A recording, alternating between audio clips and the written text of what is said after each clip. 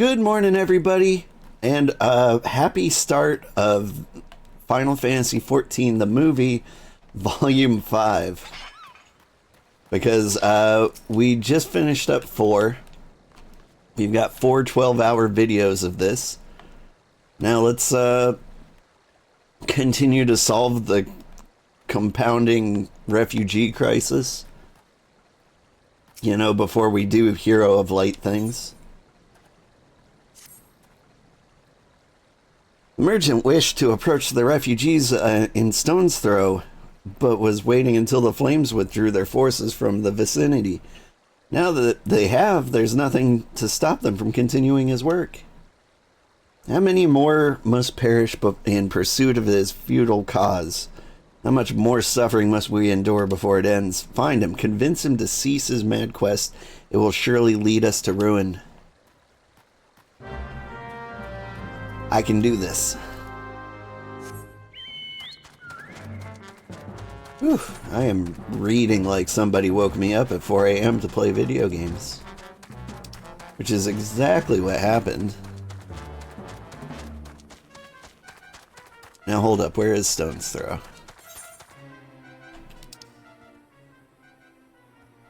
Oh. Same general area. But yeah, the Final Fantasy XIV streams have been going well. And it's actually been really interesting.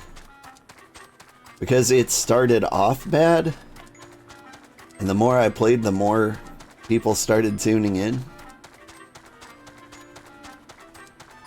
Which is really cool. Like, apparently streaming the same thing at the same time every week really kinda helps. More than I thought it would.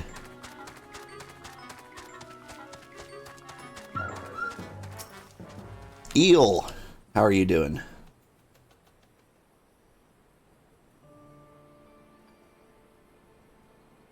Have you seen my parents?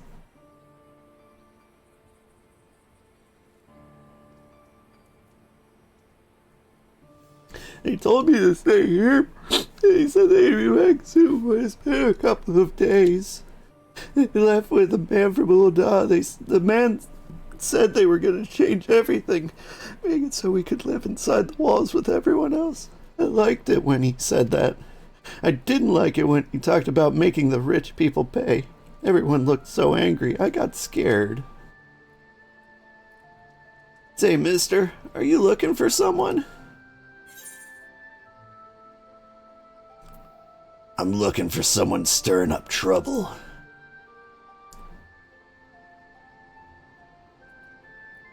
You mean the man who left with my parents? But I don't know where he...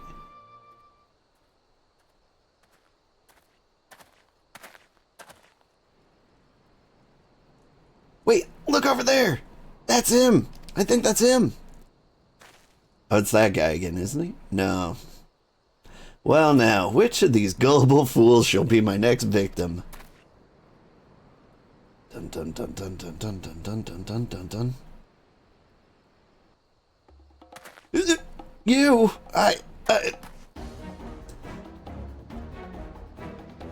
He's getting away! Go get him, mister! Sir, you just met me, but I'll kill that guy.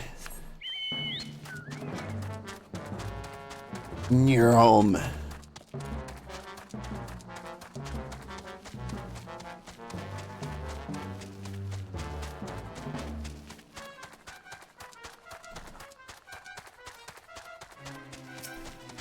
Whee!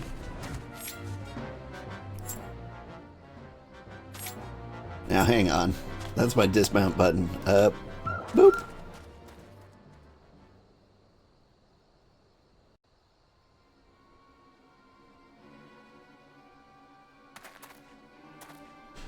You again? Why are you pursuing me? Sedition? Treason? Revolution? That's preposterous. Who has filled your head with these lies? The refugees? The selfsame refugees who terrorized the streets of Ul'dah? You have no evidence to prove your accusations, none. No, no, I will not accompany you to the Hall of Flames. You have no right to detain me. For the sake of argument, let's say I did do the things you claim. Surely, you don't think I would give Kikirn's ours about politics. It was only business. Only business.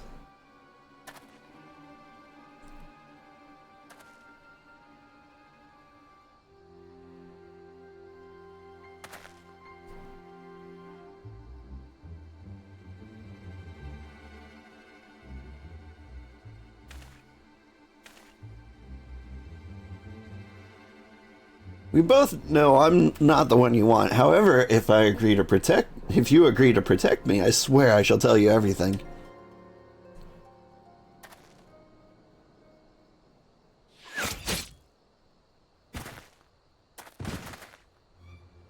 Don't worry, I won't let anything happen to you. What's all this commotion? 7 L's. Tell the others to spread out and search the area. The killer may still be close.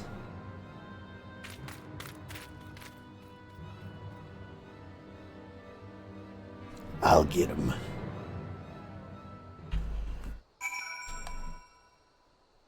Good morning, Thread Arrow. Hi, Maruku. Hi, Sugar. Hope you're doing well. I'm gonna lurkies here. Happy streaming. Thank you. Hey there, I'm socially anxious as well. It's rough, isn't it? There are a lot of people like telling me like, just don't be socially anxious. Like they're meaning it in like a more well-meaning tone. Like, hey, you should open up, meet more people, play with other people, and don't worry so much. It's just better, you know. And the kind of like, have you tried being happy to not be depressed? Like, I get the tone. I know they're well-meaning, but it doesn't work like that. Bold adventure. I would know more about your relationship with the victim, as well as the events leading up to his death. The man was responsible for the recent riots? Mayhap we owe this murderer a debt of gratitude. In any case, it is obvious you're not the one whom we seek. You may carry on with your investigation, Scion. Yeah, normal police interviews takes 5 seconds.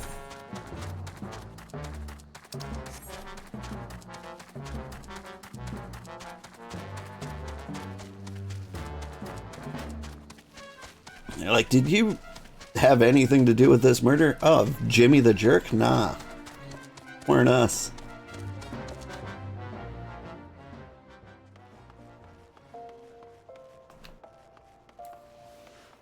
Hustle, hustle, hustle.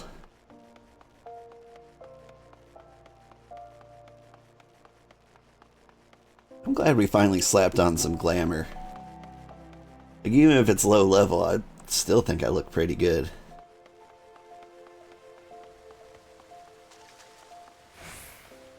Yeah, you feel it? They don't know how long it takes to open up again, right? What news, old? Where is the merchant? Murdered? Damn it all to the 7th hell. He was not simply murdered, old. He was silenced. Too many knew his face, and he was ready to divulge his secrets. Do not despair, though. He may be closer to identifying the true orchestrator of these riots than you realize. Get some more gloam in here.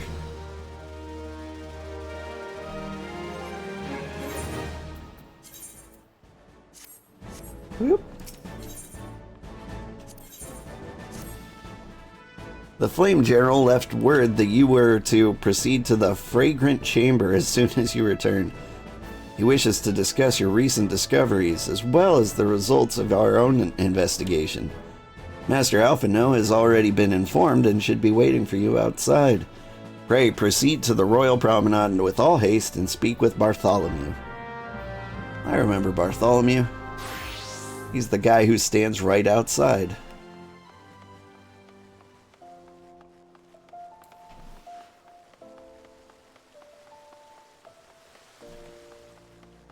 We got a new boss at work, and you can tell he's very socially anxious, but he's also like trying to like, you know, make the team a family, and he keeps planning events, but like where we all gather in person at various times. I'm like, man, I got kids. Like, can't you just let the team be a team for 2 years? We'll grow together naturally, I guarantee it.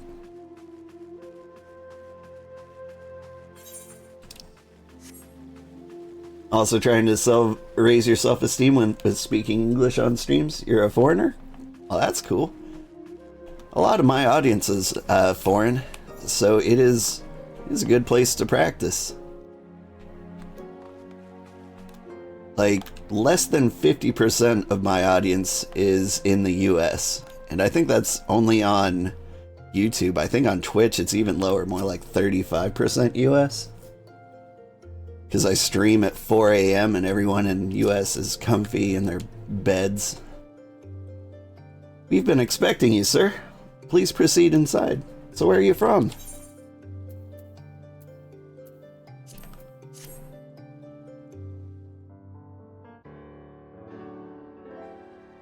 Commander Swift has kept us apprised of your recent activities. You've made great strides towards quelling the violence. Despite our best efforts to determine what provoked this uprising, the truth continues to elude us. Have you uncovered aught which might shed some light on the mystery? Thank you for the follow.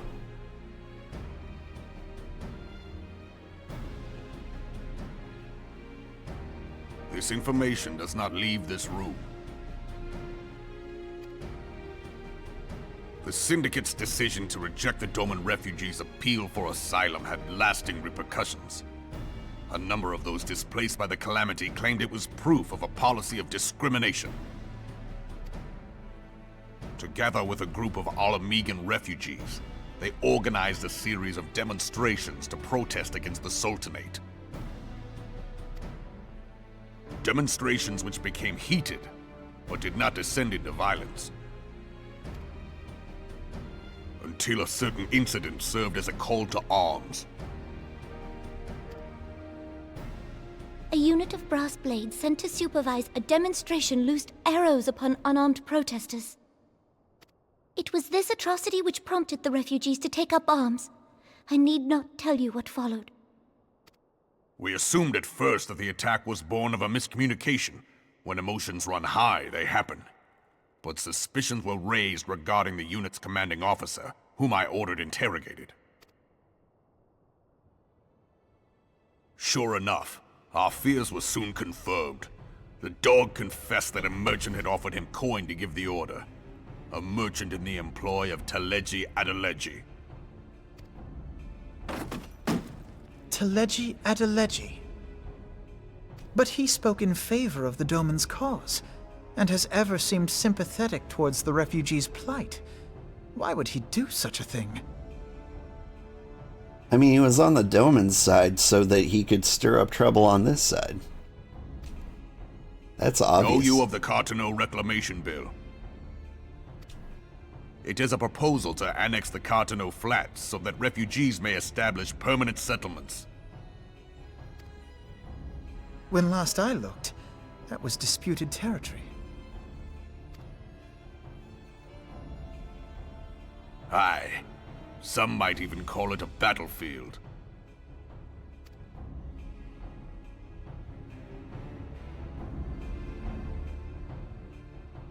The destruction wrought by Bahamut was greatest at the Cartano Flats. That much is common knowledge. What is less well known is that his rampage laid bare ancient Allagan ruins, of which no record existed. There are certain differences of opinion as to how these ruins should be handled, which is why each nation maintains a military presence in the region to this day. Yet differ though we may, we are still allies. Therefore, in the interest of preserving the Eorzean alliance, we have reached an agreement. Any conflict which may arise during the course of military exercises in the region shall have no bearing on relations between our nations. So that's how the PvP mode works. In full knowledge of this delicate state of affairs, Teleji Adeleji proposed the Cartano Reclamation Bill. A shameless bloody ruse which stands to benefit him in but one conceivable way. Money? If successful, he will gain control over the disputed territory under the guise of assisting in the resettlement effort. And you can be sure he'll build an orphanage next to every Allagan ruin.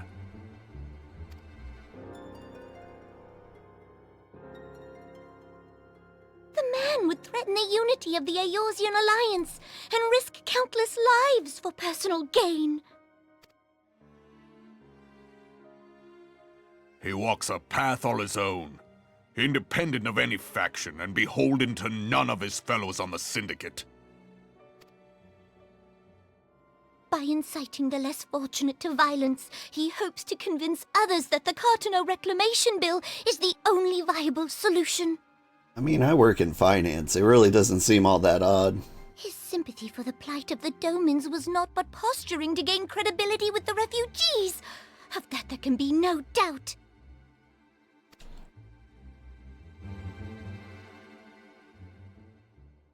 Forgive me, but what could possibly motivate Teleji Adeleji to go to such lengths?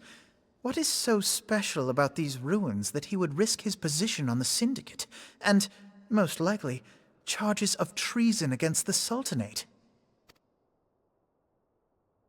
Omega. Pardon?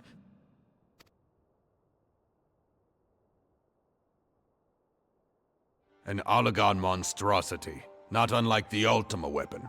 Mayhap larger, we know not. It has yet to be fully excavated. Allagan inscriptions indicate that it was created to fell Bahamut himself. If accurate, it might explain why Nail Van Darnus chose to bring the Red Moon down upon the Cartano Flats. Given the ends he went to ensure Eorzea's annihilation, destroying the one weapon which could stay the Elder Primal may well have seemed like good sense. When first I bore witness to the power of the Ultima weapon, I doubted the evidence of my senses. And now you tell me there is another such weapon. One which could contend with Bahamut. Bahamut! Aye, we were skeptical ourselves. Truth be told, until the Ultima weapon's existence came to light, we thought the inscription had been mistranslated. At present, Omega is more akin to a fossil than a tool of war, having long since ceased to function. As such, its true potential cannot accurately be gauged. However, if someone were to restore it, as the Garleans did the Ultima weapon, I have little doubt that he would wield untold power. Power enough to subjugate Ul'dah like as not, and the rest of Eorzea besides, which is doubtless why Teleji Adeleji yearns to have it. That he should aspire to world domination.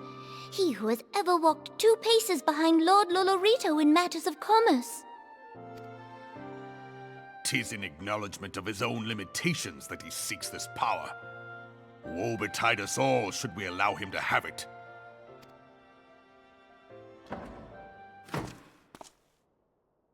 Pray waste no time chasing rats. Only a fool would believe that secrets can be kept in Ul'dah. It would seem the implications of the Sultanate's refugee problem are rather more far-reaching than we assumed. Yep.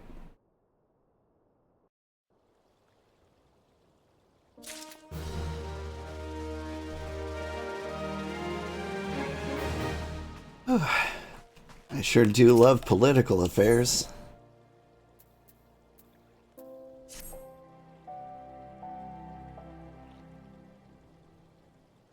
I should be glad to know the truth, and yet the thought of all this chaos was the product of one man's lust for power sickens me. How long do you think they intended to hide the existence of Omega from the Scions? That they ever felt the need to do something is most troubling. It would be in our best interest to learn more of the military activities in the disputed territories. You are, of course, the scion best suited for the task, Private Sugarheart. Do take a moment to visit the Adder's Nest and make inquiries at the earliest available opportunity. Begone, whelp. This is no place for children.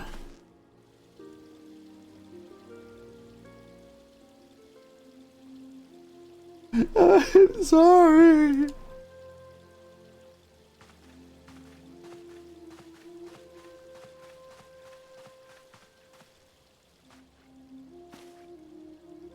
I was looking for you, mister. You said you were looking for the man who lived with my parents? You know this girl?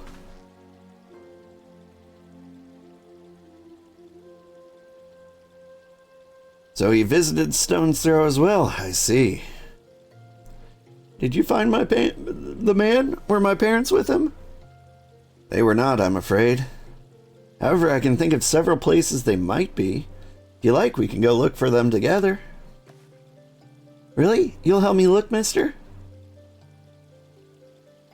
Of course, but first I must needs finish speaking with my friend. He's telling me a secret, you see, and no one else is allowed to listen. Mayhap you could wait for me by the pillar over there? We require but a moment. Okay, mister. I'll be waiting. I'll take her to the quicksand. Mayhap Momodi will know what to do. A legion of Garleans, an Aether-starved primal, even dealing with an Ascian would be preferable to this charade. Sometimes I fear Minfilia is too ambitious. We rush hither and yon in response to threats as they arise without concern for the strain it places on our limited resources.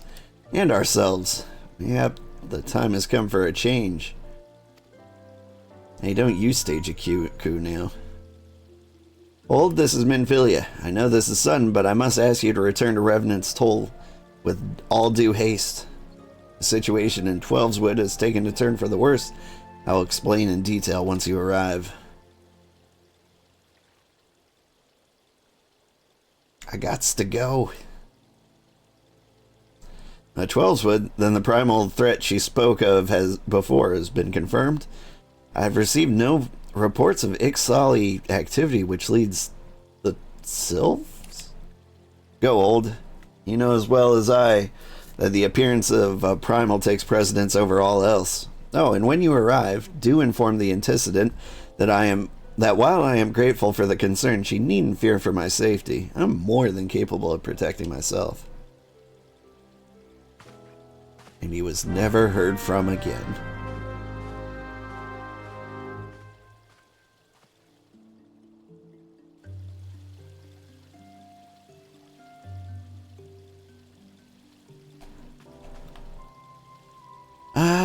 To the Rising Stones.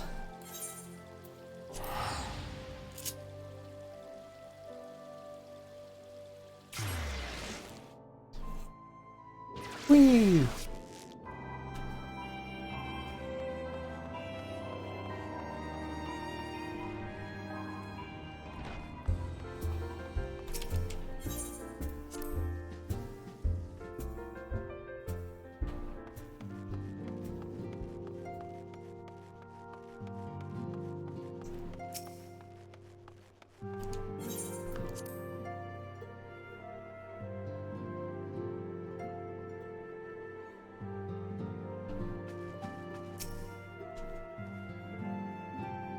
It is a relief to see you healthy and hale, Old.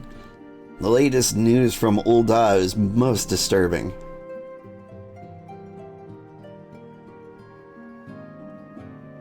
Clearly, the only injury Alphanos suffered was his ego. Doubtless, it will heal ere long. The other scions will need to be present for this meeting. If you are ready to begin, I will summon them now. I'm always going for the gloam. And I'm like noticing in like cutscenes that my jewelry is really kind of standing out here, like solid gold earrings, a nice gold choker. Is that all the gloam? Maybe I should have tried these on beforehand. I mean, I think I'd still go with them. They look good.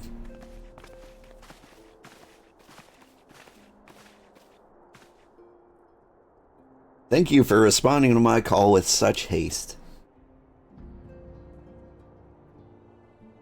Rest assured, I should not have summoned you were it not urgent. To business, then. I've received the most disturbing news from the Order of the Twin Adder. They have reason to believe that the Sylphs may have called forth their revered guardian, the primal Ramuh. I'm sorry, may have? Then it's not certain? The Elder Seed Seer informs us that the elementals themselves murmur of the Lord of Levin's return to the forest. The Sylphlands, however, display no signs of undue commotion. Forgive me, antecedent, but that fact need not contradict the elemental's testimony. Unlike his more bellicose compeers, I don't think I've ever heard those words. Garuda and so on, Ramuh is reputed to act only in the defense of children. I imagine he would soon make his presence known if any were foolish enough to directly endanger the Sylphs or their territory. The abruptness of this development concerns me. Were we not keeping a close watch on the touched ones and their movements? If preparations for a summoning ritual were indeed underway, it would surely not have escaped your notice. Oh, it didn't. I was pretty sure it was going to happen, just not this soon. I beg your pardon? You foresaw this eventuality and did naught to prevent it? I told Papalymo. I suppose I could have reported things to Minfilia earlier, but there honestly wasn't much we could do except wait and see. You know how the Sylphs feel about people poking around in their territory. They already summoned Ramuh once right after the calamity, but that was because the Garleans came tramping through the forest. And so long as Castromorian stands, the Sylphs cannot be blamed for wishing that they have to have their guardian deity on hand. In short, Ul'dah and I are in agreement. The actions of the forest folk were inevitable and unavoidable.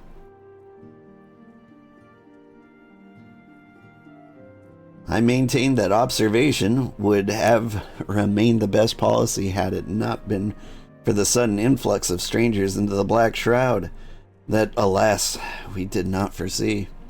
By all accounts, the recent violence in Ul'dah drove a number of refugees to seek safety under the concealing canopy of the trees. 'Tis like that the Sylphs perceived this panicked migration as yet another invasion, and quicken their efforts to summon their god. I am put in the mind of Titan and the kobolds. Once again, it is the affairs of men which have paved the way for the primal's coming.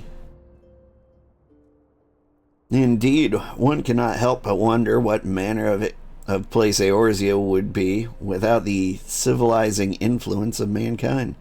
Be that as it may, this regrettable development does afford us a unique opportunity. All through your dealings with the Sylphs of Little Solace, you once succeeded in preventing the untimely conflict with Gridania. I wonder, might one who has treated the Sylphs so fruitfully in the past not achieve similar success with their patron deity? If Ramuh can be convinced of our intentions, it may be the first step to breaking the cycle of primal summoning. A fond hope. Were such a thing possible, we would have not been at war with the Beastmen since time immemorial. But maybe this time we can. Let us continue this discussion anon. We must first consult with the nation most affected by Ramuh's presence. The Elder Seed Seer has requested your personal involvement, Old. Pray report to Commander Harlaw at the Adder's Nest as soon as you are able. Steel yourself for the worst. While I hope for a peaceful resolution of this matter, experience suggests that your meeting with the Lord of Levin will prove less than amicable. In such an event, your fellow scions will of course lend you whatever support you require. Whew. Thank goodness we're going to talk. I thought we were leading to action. Can't have that.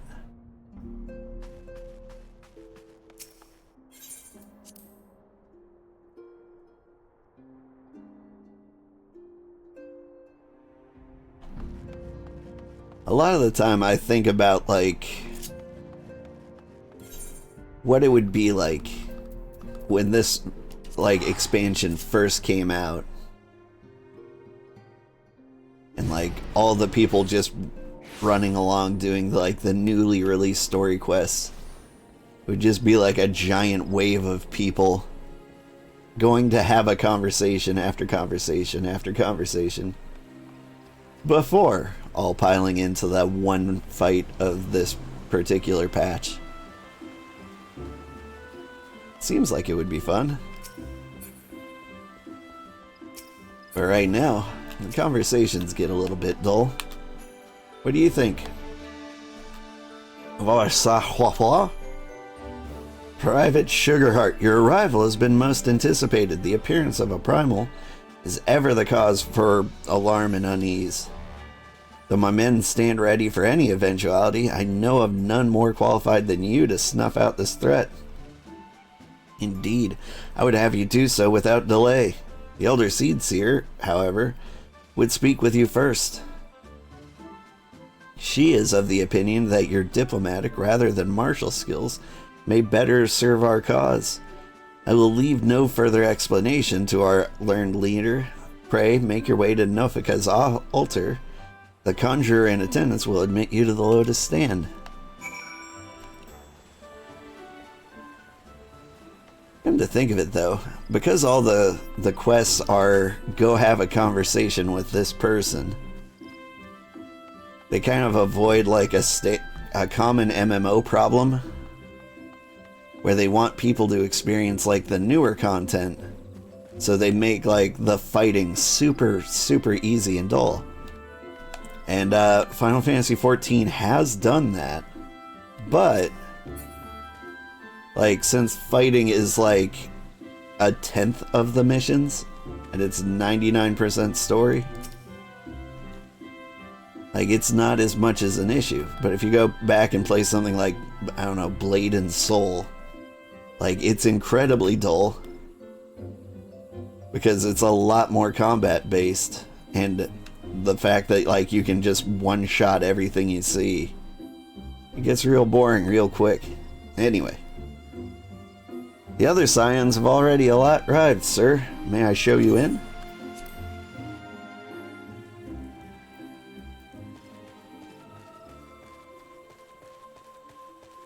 Hello, how are you? I'm doing good. How are you doing, Zinzi? Welcome. I believe this is your first time chatting. Getting a lot of first time chatters today, actually. Scions of the Seventh Dawn, on behalf of the people of Gridania, I bid you welcome. Your presence is of great comfort to us all in these days of uncertainty. I summoned you here to share tidings of a most urgent nature. But a short while ago, the great elemental spoke, and his voice was clarion in its intensity. Ramuh is returned unto the forest. Scarce had his words ceased to echo in mine ears when we were visited by an emissary from Little Solace.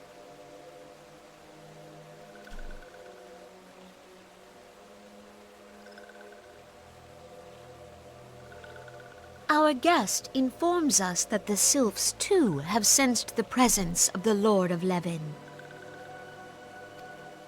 Though his exact whereabouts remain unknown, we may safely assume that the Primal was summoned within the heart of the Sylphlands. Unlike the other Primals you have encountered, Lord Ramuh is no raging avatar of destruction. He is revered as much for his wisdom as his strength, serving as both arbiter and guardian to his children.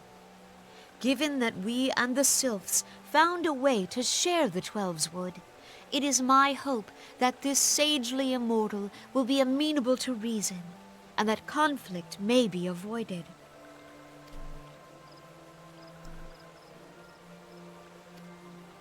Blessed as you are with the power of the Echo, you are one of the few among us who may commune with a primal without fear of influence. I would ask, therefore, that you represent us in this most delicate of negotiations. Okay. The Twelves Wood has suffered enough. Upon this, we and the Sylphs, and I would venture Lord Ramuh himself, are in perfect accord. Let us not endanger our shared home by engaging in unnecessary hostilities. Final Fantasy VI is my favorite Final Fantasy. I'll talk to you about it in a second. Dear friend, I beseech you, safeguard the peace which exists between our peoples.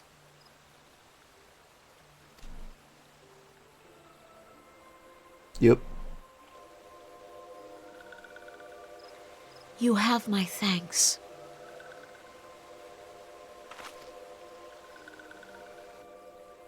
I do like the cabbage people. They're kind of Pray cute. make for little solace, then. A member of the Order of the Twin Adder awaits you there. He will advise you on how to find the Lord of Levin.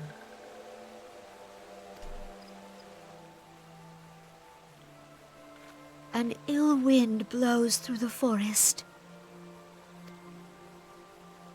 Yet, it is not only the Twelves Wood that flinches at its coming. All the lands Veorzia shiver in dread anticipation. Have care.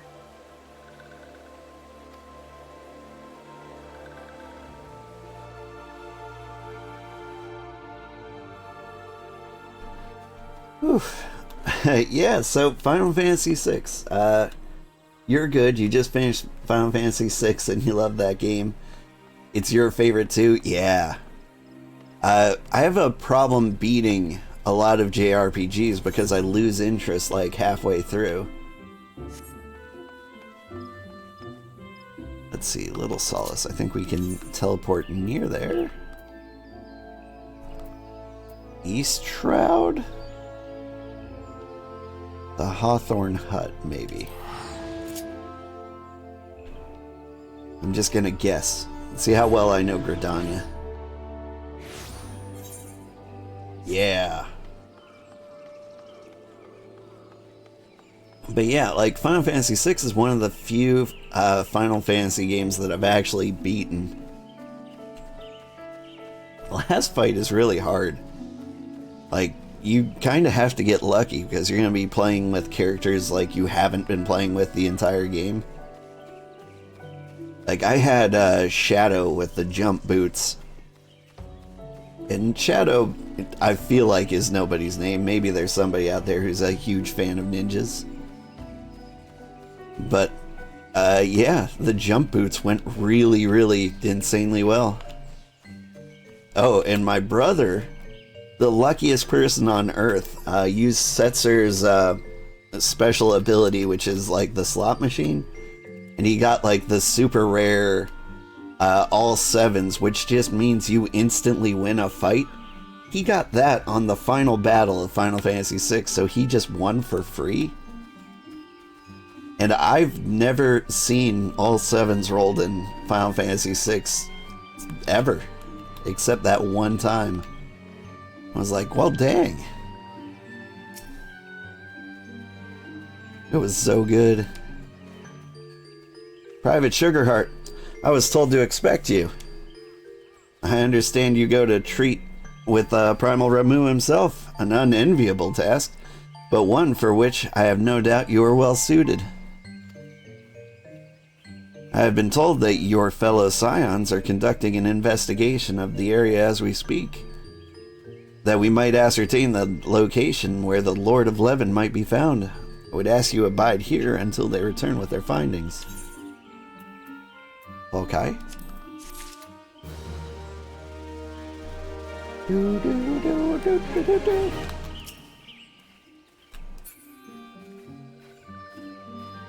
Bad Dury is dancing sprightly, but I think I saw somebody walking under the ground. I don't know if Gridania is glitched, or is this the way like hackers play? But I remember dancing sprightly around here.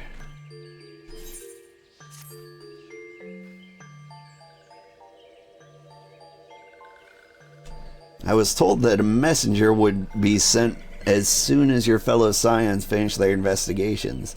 I do not imagine it would be much longer.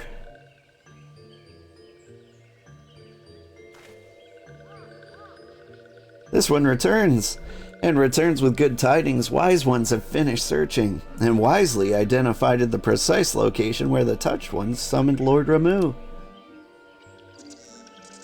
Your timing is impeccable, my fluttery friend. Might you be so kind as to escort this good man to his fellow Scions? It would be this one's pleasure, Walking One.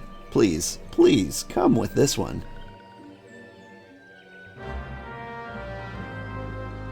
This one would love to go with that one.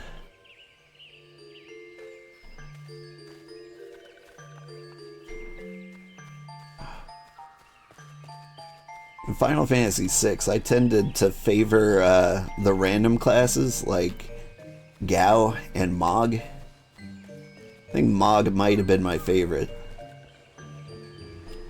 He would learn different like dances after he battled in every biome. And so if you battled in the desert, you'd learn like the dance of the desert. Or if you battled in the forest, you'd learn the forest dance. And so like it's a little blue magey, but once you like start the dance, a bunch of random things happen. And I'm a big fan of randomness. Like it's my favorite mechanic. I'm trying to think. Yeah, like the Dancer class in Octopath Traveler has a special ability where they just make random things happen. And I did play a little bit of Octopath Traveler 2. We still haven't beaten it. And I kind of want to go back to it. I got distracted by other releases. I think mainly Elden Ring. But that was a good time.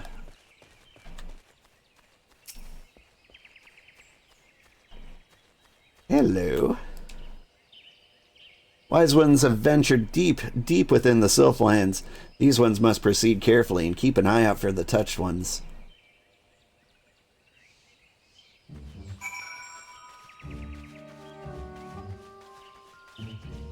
But yeah, I have a hard time beating JRPGs. I don't know what it is. It's like you forget enough of the story that you're like, I should probably just start from scratch. But there's no way you can maintain interest along as much as you did. You start from scratch because you're like, oh, I've seen this before. Leave me alone, Dream Toad.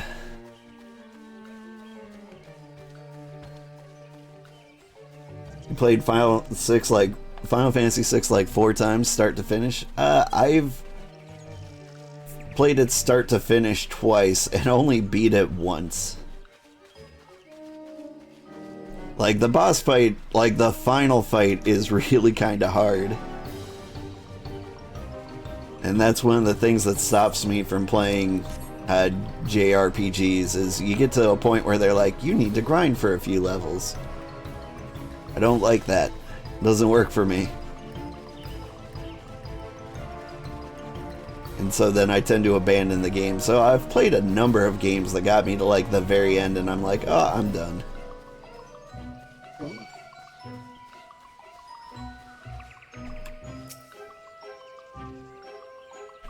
This one is sorry, but this one can go no further. Drive.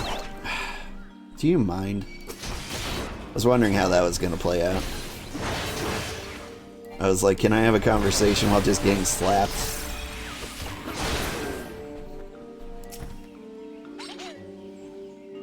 The final boss was too easy last time you played because all your characters were like level 60 and over. Yeah. See, I'm not the type to do like 100% runs. I have to like just beeline the main story or I'll lose interest. This one is most sorry, but this one can go no further. Draw too close to the Lord Ramuh, And this one may turn mean and nasty like the touched ones. And so this one must say farewell for now. Walking one will find wise ones not far from here. To the south. Go in safety, walking one. And the level recommendation is like 30 and 40. Those sound so low.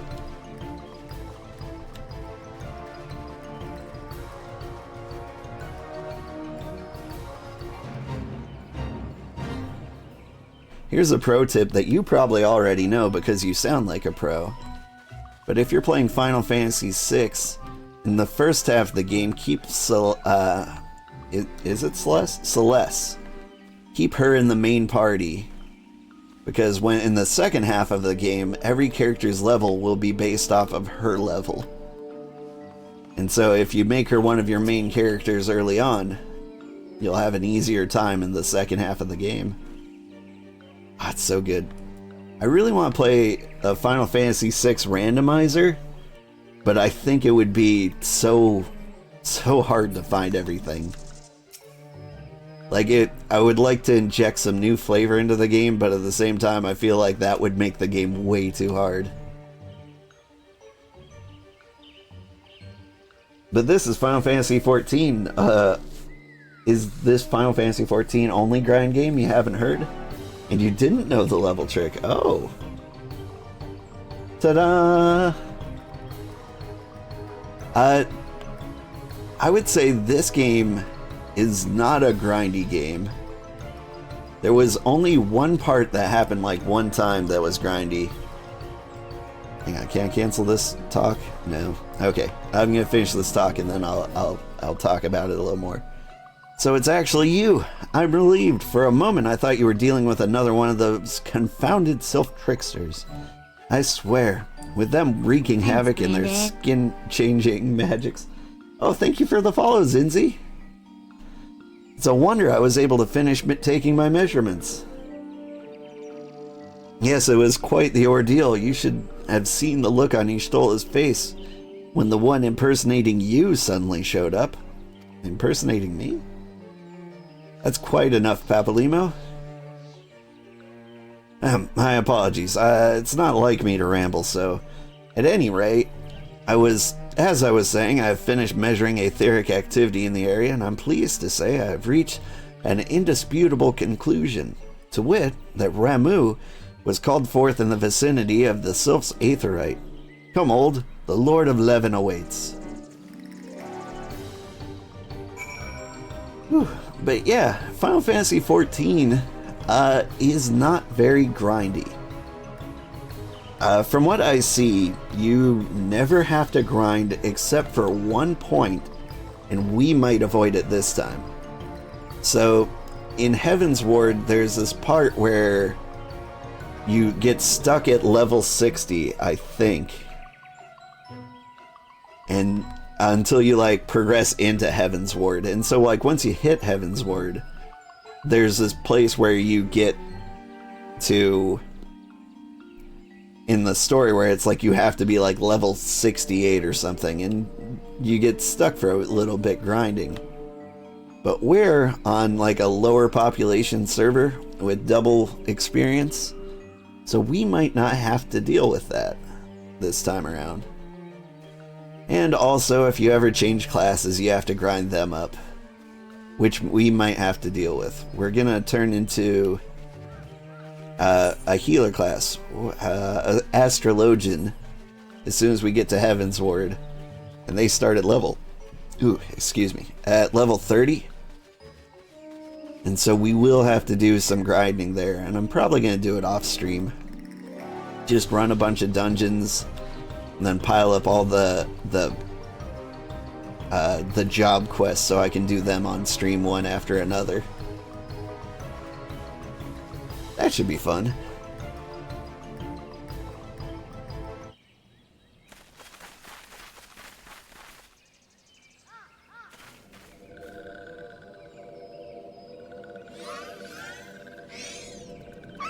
Oof, red cabbage is so much worse than green cabbage.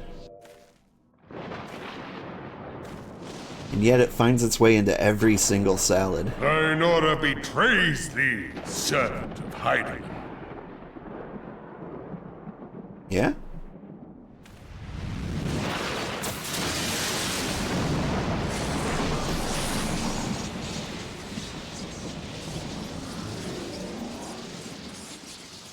My God, your beard, it's glorious.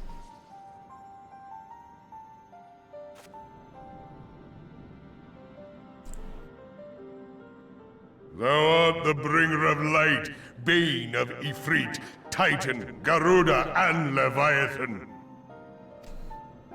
I am Ramuh, guardian of the children of the forest. Thou tramplest upon sacred soil, bringer of light. By what right doth man intrude in this sanctuary of the sylphs?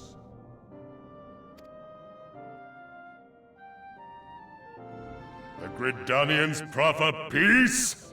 Their words are born of delusion, thine offer an insult. Thou speakest of harmony, yet carest naught for my children's desires. They did but wish to dwell beneath these boughs in solitude. Yet even that was too much to ask of man. Thus did they turn to me for succor. The sentence I pronounce upon thy kind is just. Gridanian or Garlean, it matters not. The good intent of one excuseth not the misdeeds of the other. Thy conflicts have brought naught but anguish and misery unto the forest. All blame doth lie with the darkness that resideth in the breast of man. That's fair, I guess. Whence sprung this calamitous seed? In the beginning no such duality existed. Were light and dark given form when man was born? It would explain much. Not least why strife and sorrow follow ever in thy wake. Thou canst not deny the urgings of thine own nature. Knowing that thy mere presence here portendeth tragedy, wilt thou persist in this pretense of peacemaking?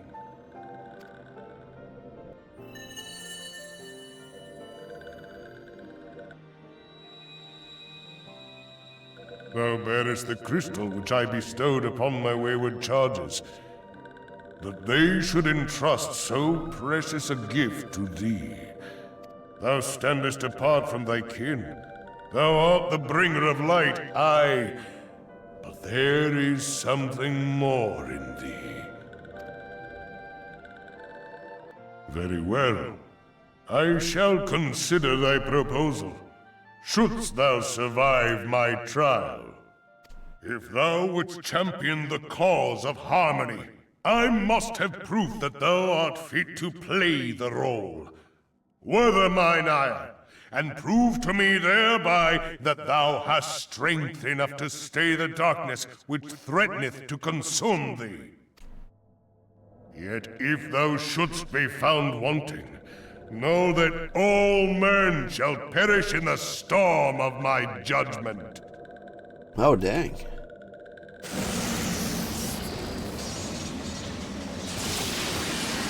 No pressure.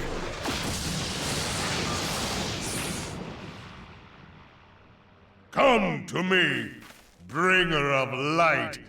I shall await thee on the field of battle.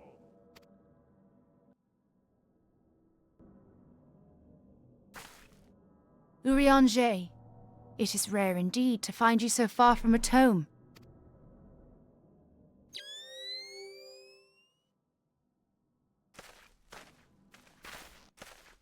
The Lord of Levin himself. Never till this day had I looked upon his visage, save in painted renderings made faint by time. Ever shall this scene remain etched in my mind's eye. Beg pardon, my lady. For the record, I did hear the question. I will answer just as soon as the story parts are over.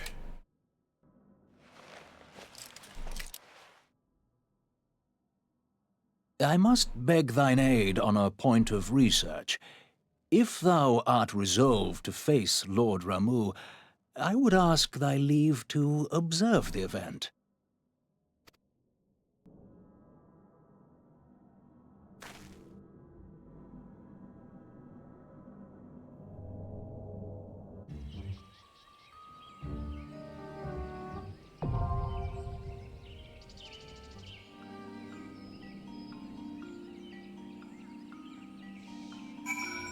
Whew. All right. So, you ask, what kind of games do I usually play? And the answer is all of them. Basically, any of the best games available are the games you'll typically find me playing. Like, tonight we're going to be playing Forza Horizon 4, which I hear is the best racing game that ever was. And I kind of agree. I played it a little bit already, and I'm excited to play it again. But there are a few games that like I kind of favor. Like I always have like a cozy game in the mix. Usually just because most weeks that I need time to like chill out. Maybe that'll change after my kids are grown and moved out.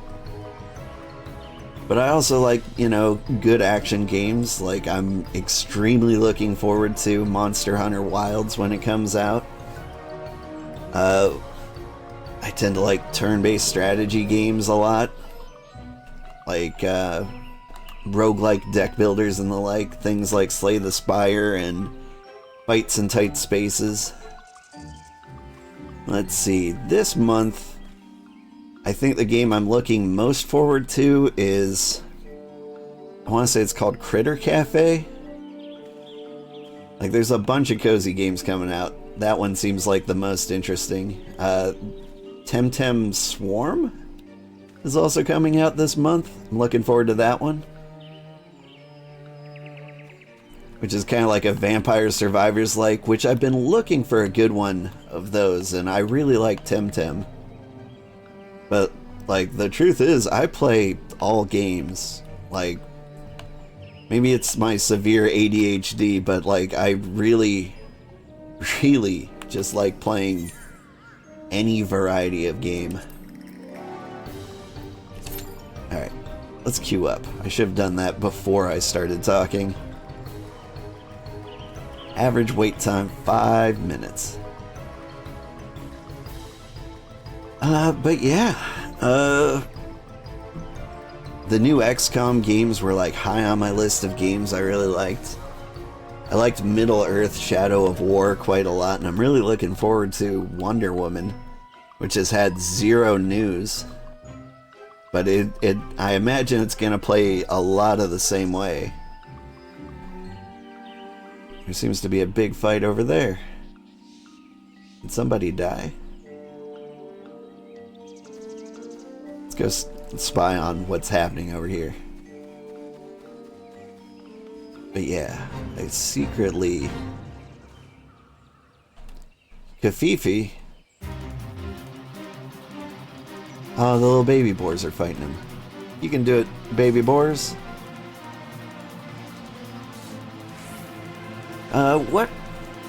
What other games do we play? I've been keeping an eye on Rogue Core for Deep Rock Galactic, which is like a roguelike version of Deep Rock Galactic. Like, I'm excited for that to come out. If it has a better like single player, I'll be very excited for it. Because I used to play a lot more squad games, things like Valheim, Deep Rock Galactic, and then like one of my squad got very, very ill, and so he stopped coming to games, and then like another one of my squad recently had a baby. My response to that was becoming a streamer, and that's. I was like, this seems like a good time. Like, I always had like a 4-man squad in my back pocket.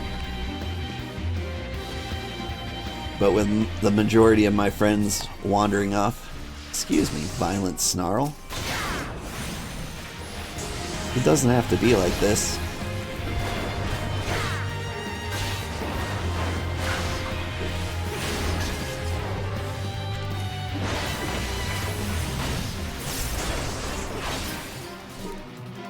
But like, I don't have a favorite genre of game, really.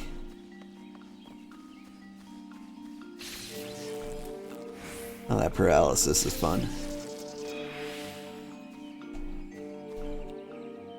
We'll spy on the pig boy from over here.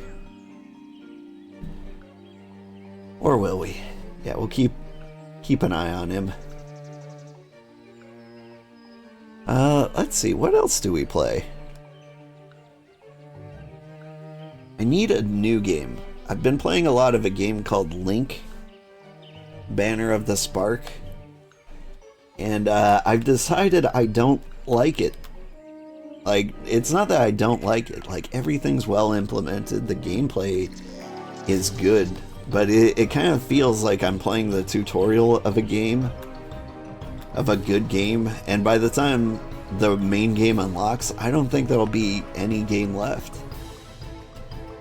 Because it's like 40% done and like in early access. So like, by the time I get to the end of it, it'll be over at the end of the tutorial. And so like, while it's a good, like objectively a good game, I'm just like, I don't want to do this. So next week I need to think of something new to put on. And what do you think that should be, Kitty? Are you saying meow? Something with cats. Well, that's a good point. I've been thinking of like playing Potionomics again. Or maybe Battle Chef Brigade. Just some like old classics. But let's see, like games that came out like yesterday. We've got Trash Goblin. Sengoku Dynasty just hit 1.0. I need to like do my research on that one, see if it was good. I wanted to play that on release like a year ago. But it just didn't seem like it was there. It didn't seem ready yet.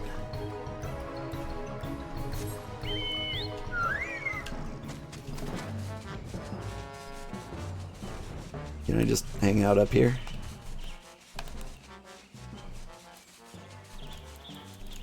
I can't. I can wiggle. Wiggle, wiggle, wiggle, wiggle, wiggle.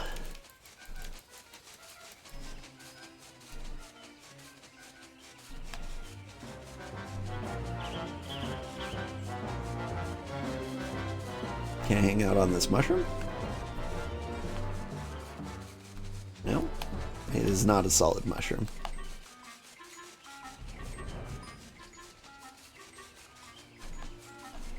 Can I hang out up here?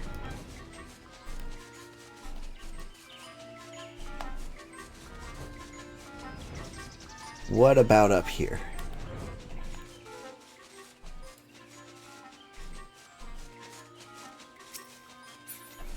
That Chocobo is funny. Isn't he the best? There we go. Yeah, I bought the collector's edition of this game when it came out like 10 years ago. And so like my mailbox is full with like promotional things. And it's like, as an apology for an outage we experienced in 2013, here's I don't know, Cloud Strife's pajamas. And I'm like, okay, that's neat. For example,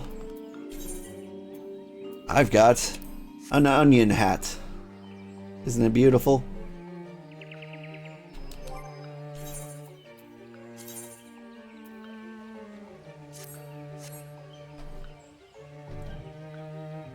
Gotta put on the full gear again.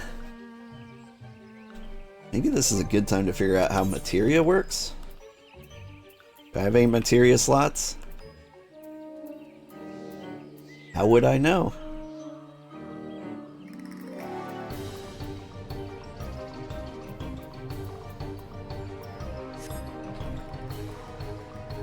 I've never needed materia. I do feel like a weird social anxiety when it comes to playing dungeons and trials and stuff like that, where like I really don't want to be the guy who messes it up for everyone. But at the same time, I also don't like pay attention to like half the mechanics. That's just kind of how I do. Where's my sit? Sit on the ground. We'll chill up here.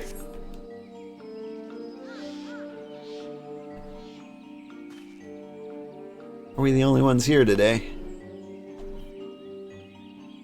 I hear the queues on this server are particularly long. I don't know if it's this server's problem, or if it's the fact that I'm playing at 5:46 a.m. But I have had queues last like half an hour before. When we did Thorn March for the first time, it lasted half an hour and then nobody actually queued up. I had to go to work. I've got time this time. Made sure to get started extra early. I was like, if I go quickly, we might be able to fight Ramuh. But then we went through like 12 quests that were like, talk to them, talk to them, talk to them. Getting a little bored of the ongoing refugee crisis though. Like, it is not the most exciting aspect of Final Fantasy XIV. I mean, the politics are important. Story building and world building and all that.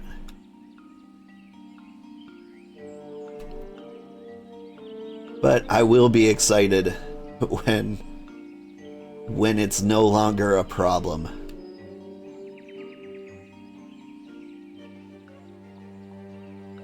Just chilling. This is the thing I don't like about the warrior is this constant like aura I've got going on. I wonder if I could disable that aura specifically.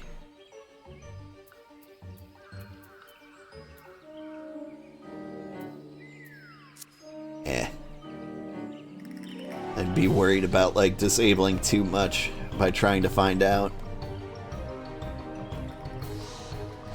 I'm like just casually sitting here like, ugh, filled with so much rage.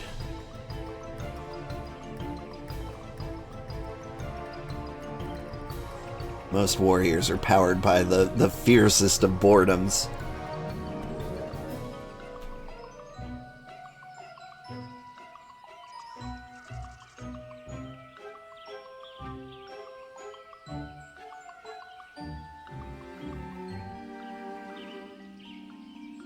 One of my videos is exploding on YouTube.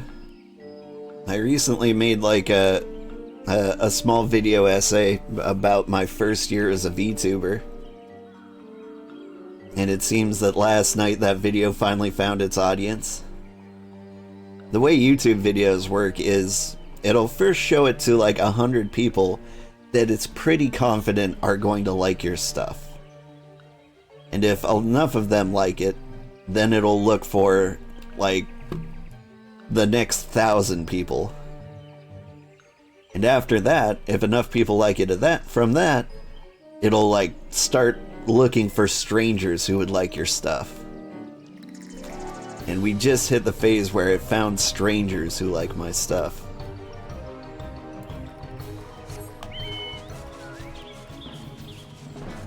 And so I think we're probably gonna find a lot of new friends.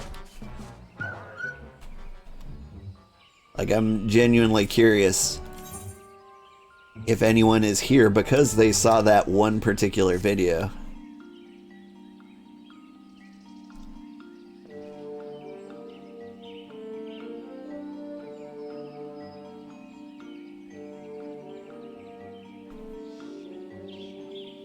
Oh, hi, kitty.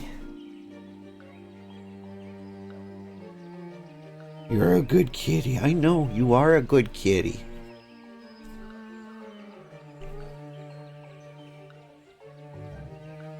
You have 3,000 hours in this game and have never knew you could be up here? I'm a little surprised myself. If we weren't waiting for Ramuh, I wouldn't have discovered this either. But it's pretty nice up here. I gotta say, for like a 7,000-year-old game, like, this environment's kinda nice.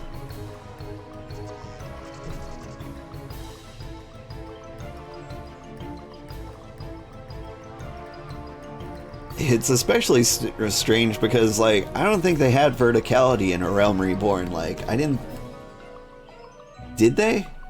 Like, I unlocked flying mounts, obviously, at some point during this quest, or, like, the main story quest line. But I don't think flying mounts were introduced until, like, Heavensward, right?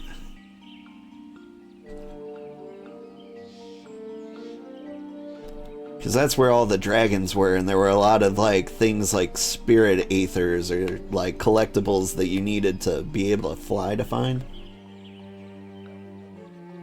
So there's no good reason to be here.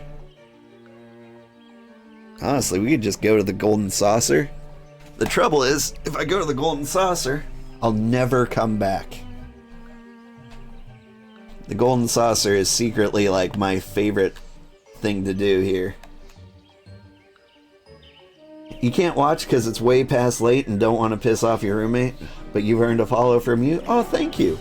I will be playing tonight at a more reasonable time. Except we're going to be playing Forza, which, you know, completely different vibe, completely different genre. But it's the best racing game in the world, I hear. I'm a complete amateur, but it should be fun. Anyway, thank you, Sal. I'll check you out too. Because your name is Sval Streams, which implies that you stream, or at least attempted to.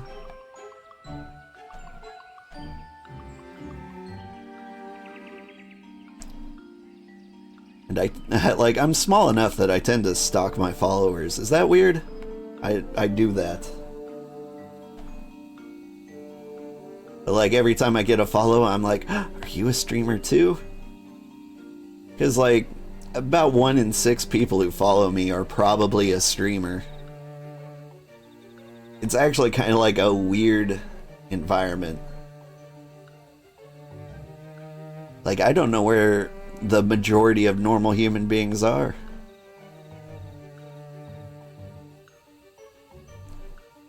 I imagine they're probably just playing video games on their own and not watching people play video games.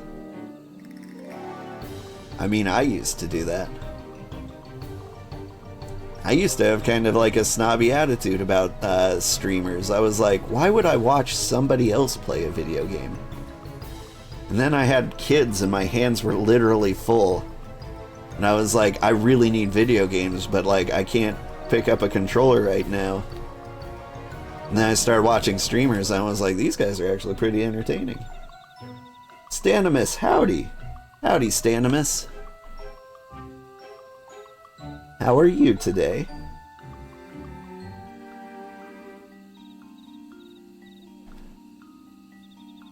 I was worried there for a second that, like, my YouTube streaming wasn't working.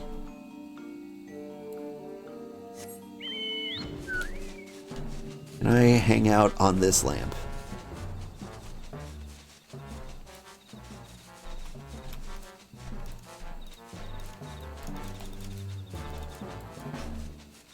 The answer is no. Not on the mushroom either. Is there any higher building? What if... Is there like a branch or something? These are... Oh, can't fly higher. What about this branch? It's fake.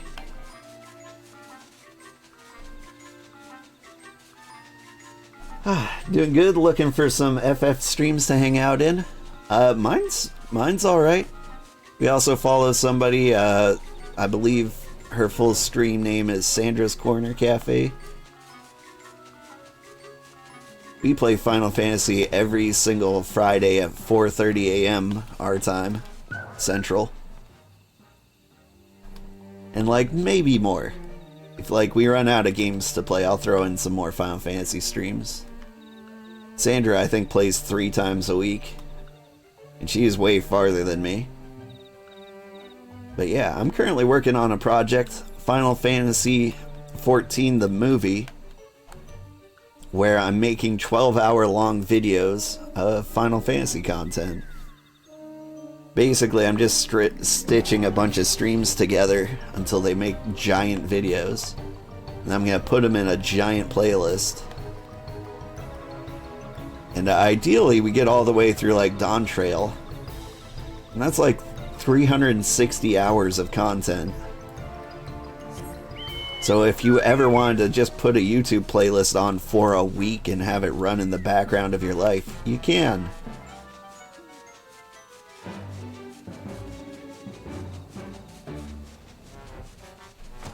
And so that's the goal. Like, we're just doing the main story. We've been queued up for 18 minutes now.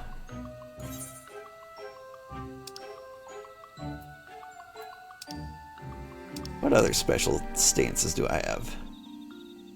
Can I water float? I can. I don't have a visor.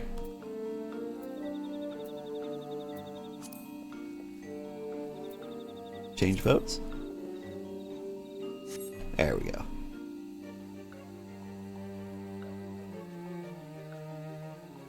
But, yeah. I like to think I'm entertaining enough to hang out with. There are bigger experts in Final Fantasy XIV than me. But I can talk about lots of other things.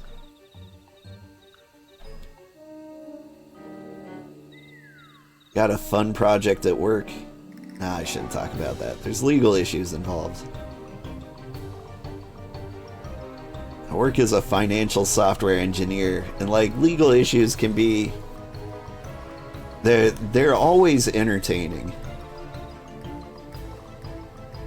For example, one time we got accused of being super prejudiced against the Irish. And that was because we had a database error where somebody didn't sanitize their database inputs, and any apostrophe would break the database. And those who don't know, if you put an apostrophe in a database, that is supposed to be a comma. Or, sorry, a comment. And it can cause database errors. And so, like, people with Irish names like O'Hare or O'Malley, they were getting kicked out of the database, and it looked like we didn't want to do business with them. And so we got investigated by the government. They're like, why do you hate the Irish? And we're like, we don't. We just hate good programming practices. That was a long time ago. We've come a long way. And hired a lot better people.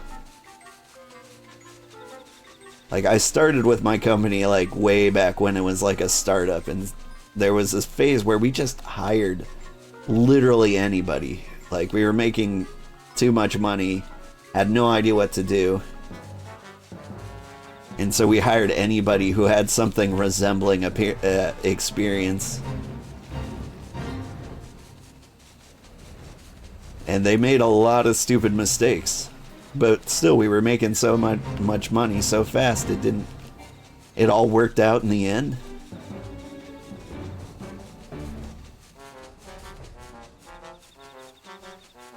Alright, where am I going? Can it be daytime in this game yet?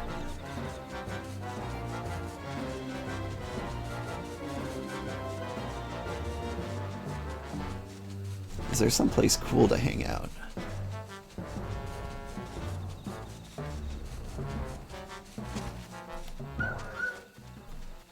You can spy on all the people coming to fight Mog. Fline. You look familiar. Fline. That's a cat girl name if I ever heard one. But she looked like a dragoon.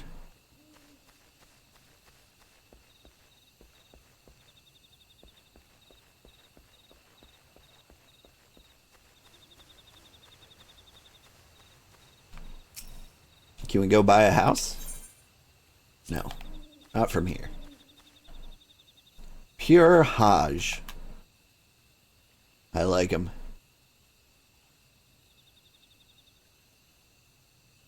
Like, this particular Lalafell doesn't look... Sunvul. Oh. I see what you're doing here. Looking exactly the same. You're not a real person. Here comes a surprise Lalafell. Apex Buck.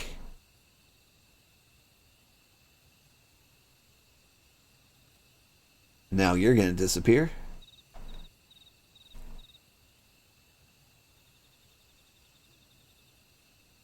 Yep. Alright. Who's buying Gil? From our good friend Apex Buck.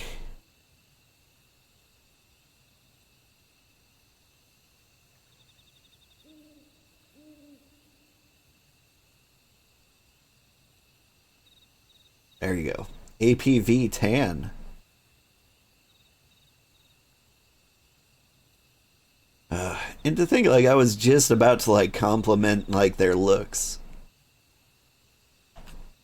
Like, I feel like every Lalafell looks a little goofy. And these Lalafells actually look kind of serious. It's probably, like, the default Lalafell skin. But I was like, hey, you look like a serious Lalafell, and I've never met one of those. I was getting so excited. But of course it turned out to be, I don't know, some gold scam. I guess they're not really scams.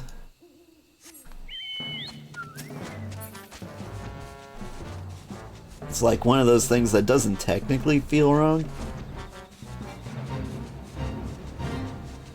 I mean, the logging off and on suddenly seems a little weird. Hey, Gabos. Mind if I join you?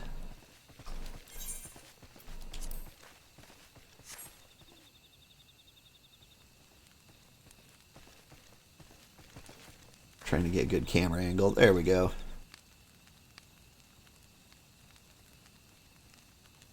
I do like the goblins. I'm very curious what their face actually looks like. Like, I want to believe that they've got, like, this giant bulbous nose, like in those gas masks. But I'm guessing, like, they actually look like goblins, and that's kind of like a plague doctor kind of mask, and so their nose doesn't actually fill it.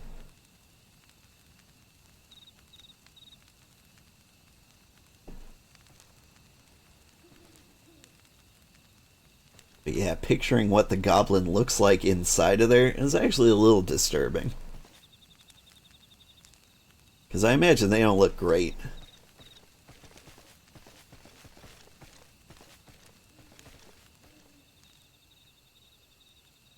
Yet with the outfit they do. Can I get a goblin mask? Is that a piece of glamour I can acquire?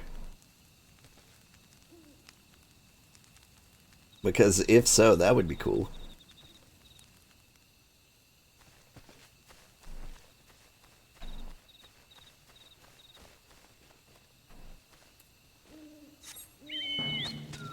Alright, time elapsed 27 minutes. It just keeps going.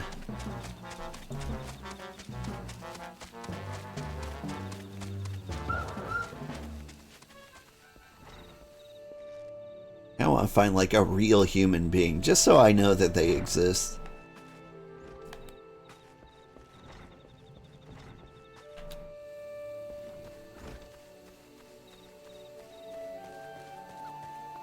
Anybody out here?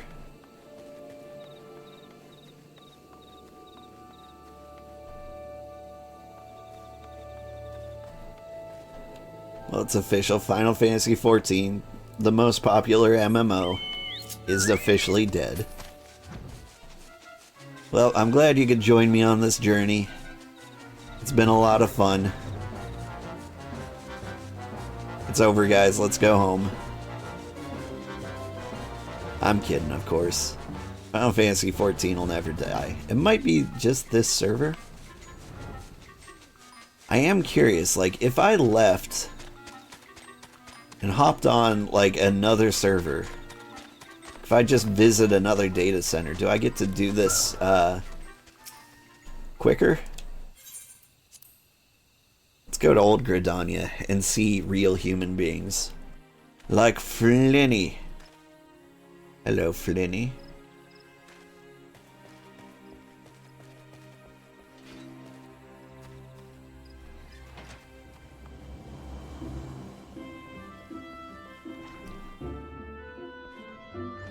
You know, I haven't been a Lancer in a long time.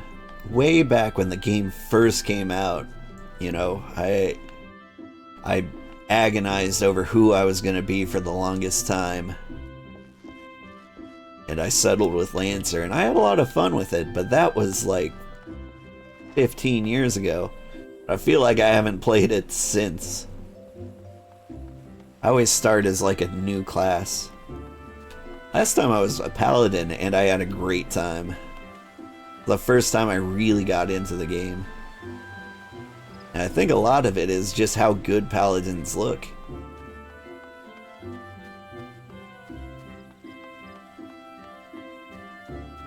And the gameplay is a little bit more engaging. You get to like run around looking cool, but also you have to like think slightly while you're playing. By think, I mean you turn tank stance on. And then you get yelled at for not going fast enough. That's not true. Nobody yells at you in Final Fantasy XIV. It's the nicest community. I think it's because a lot of normal human beings play Final Fantasy XIV.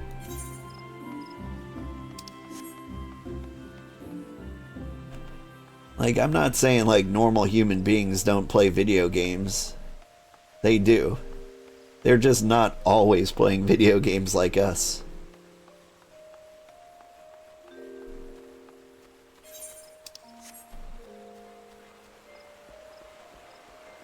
And so you get people who actually have regular social interaction with real human beings. And they're like, oh, no, everything's fine.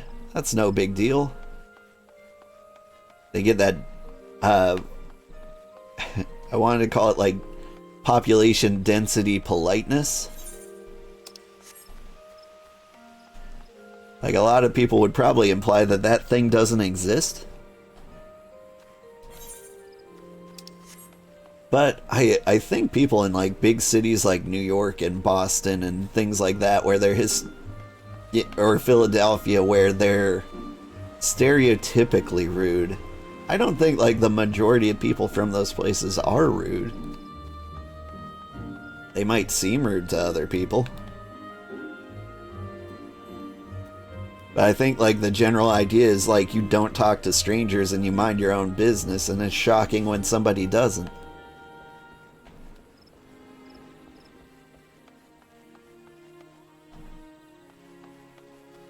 But that kind of thing happens all over. Wow, that's a cool outfit. Where do you get that coat? It's pretty. Oh, and it's just a good white mage getup. Like that's the white mage pinup edition look. Or addiction. I suppose you could have an addiction to pinups. Is it a hoodie? Like, that's the only thing that's going to attract points from the white mage cosplay. Like, the color is accurate. Like, it's a beautiful robe. But, like, without the hoodie, it doesn't feel complete. Still probably the best white mage glamour I've ever seen. What do you got? Just wearing a blue coat. I like that. Chamu Chamu. Very nice.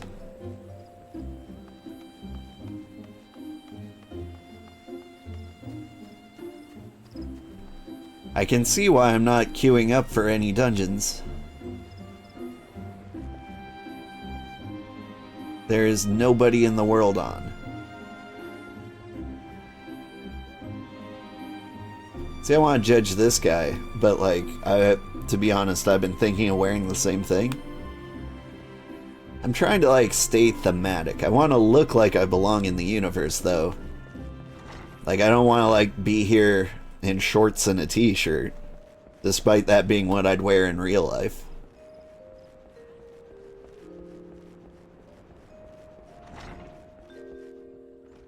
And I think there is a nice cable knit sweater. There's a big bushy beard item too.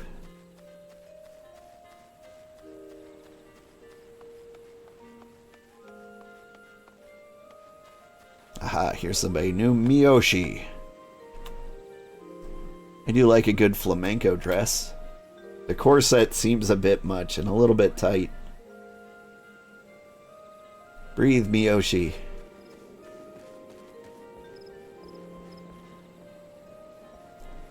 Cho Wow. Azalea Jane. Hey, that's a cool name. I'll take it. Now let's see. If I was going to be flower name, first name, what would be a good one?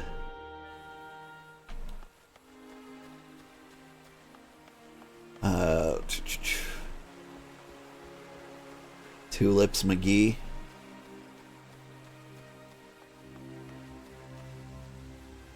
Rolando. Rolando. It is I, Rolando.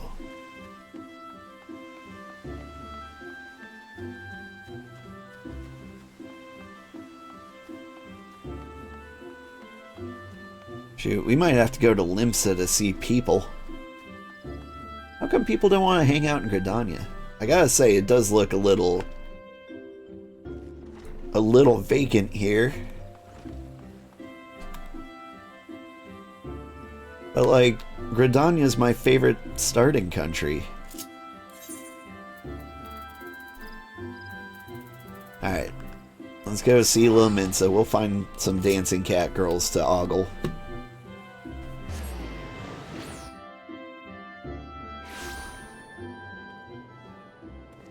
Mish Chapstick. Ja? Das ist Mish Chapstick. Yono the Kissable. And Coal Storm.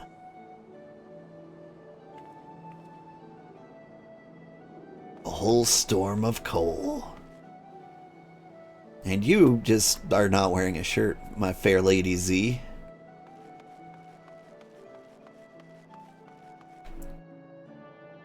I like this guy. Something about him speaks to me. He didn't go with like the muscular here. He's a lowlander. You are not wearing any clothes. Lovable Usanagi.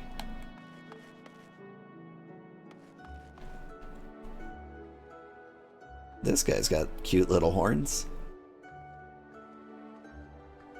What kind of fun hat is that? And I like the heterochromia too. It's always good. Always a good choice.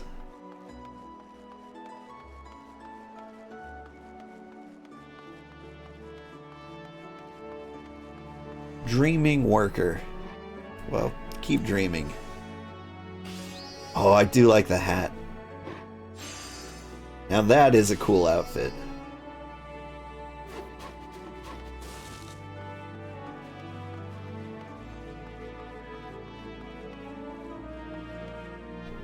And then there's this guy. Doesn't look terrible, but like, I don't know. Male auras, just auras? Auras? They just don't seem that attractive to me.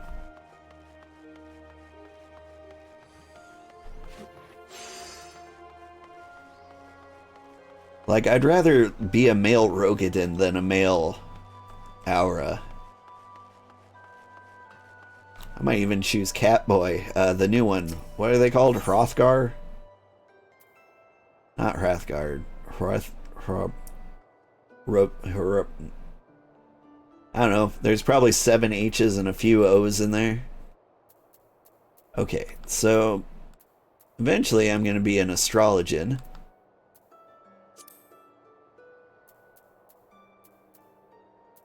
So, what do we...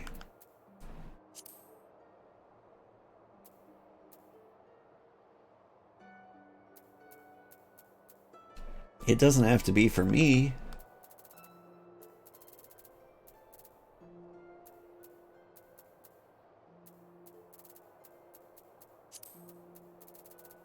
Is there a way to filter this out?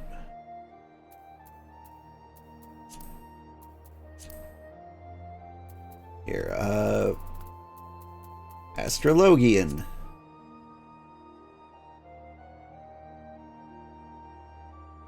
Now, what do these look like? Oh my god.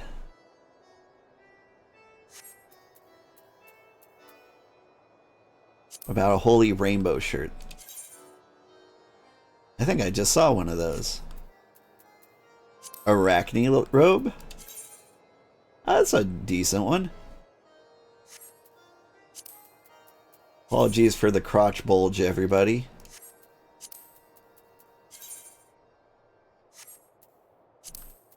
What about Vanya? That's kind of nice. Like, the color's terrible, but, like, you could do better. Or you could do worse. Bleh. Just plain robes. That one looked a little more velvety and sick, shiny? Slick?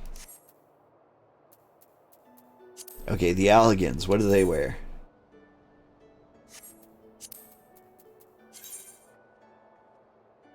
Fanciful. Actually, that one looks really good on us. Like, I feel like it wouldn't look good on a lot of people, but on us, yeah, that's a good fit.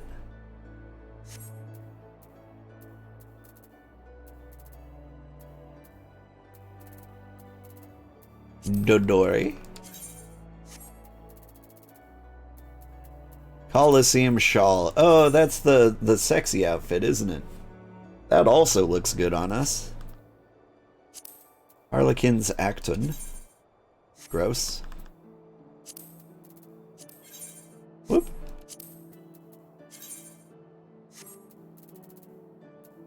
Moth-eating seneschal coat. Oh, I tried that one.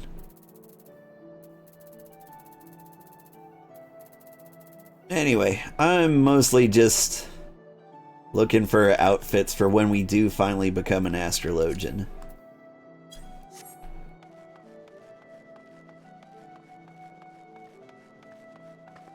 See, now that's a good look. Like, she's just an NPC, but man, if I had to choose the most attractive race, I would go Femro. That's just me. What? Okay, you shouldn't ogle. Whatever's going on there, it's none of our business. Just potatoes and laps. 42 minutes we've been in this queue.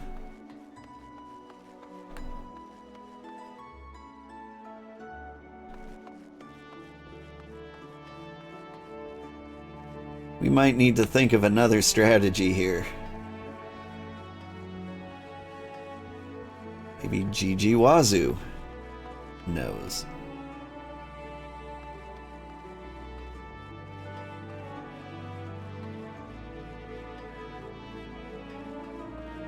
Shoot, maybe we do go start gambling.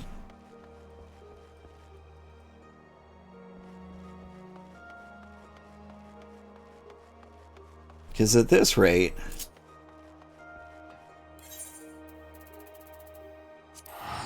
like, I have to take the kids to school and we won't actually get to queue up for this.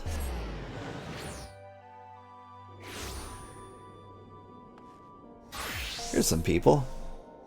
Nice outfit.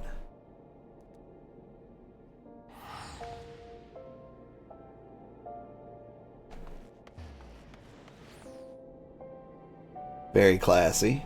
I like the hands on the hips.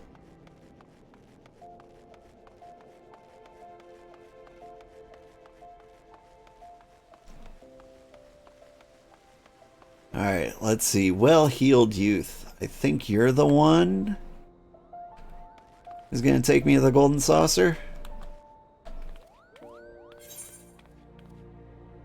Well-heeled youth on Emerald Avenue. Do be careful with those. Break anything and I shall be forced to deduct it from your salary. Beg pardon? What is my loyal manservant carrying? Why, a not-so-small fortune in prizes, ably won by yours truly in the Golden Saucer. You have heard of the Golden Saucer, nay? Ye gads, man, you might at least try to keep up with the times. It's the Sultanate's newest and finest place of entertainment. Thrilled to the sight of majestic birds roaring down the straits at the chocobo races, pit your wits against your peers at the triple top triad tables. At the Gold Saucer, you can do all this and more. And if you know what you're about, you'll walk out a wealthier man than you entered.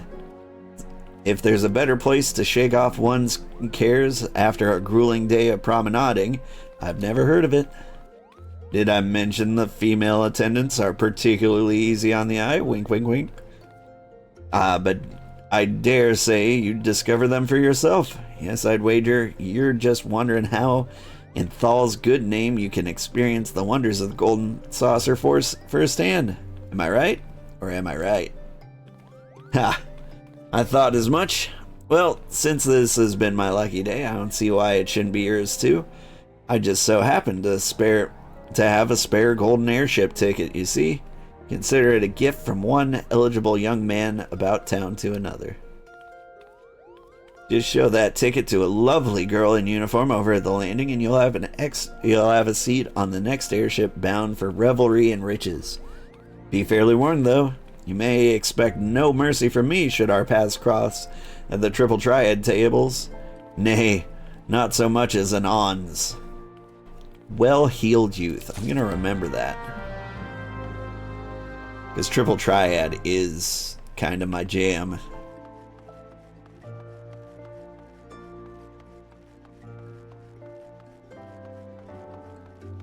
Alright, where is the fastest way to the Golden Saucer? Will you take me there? Nice.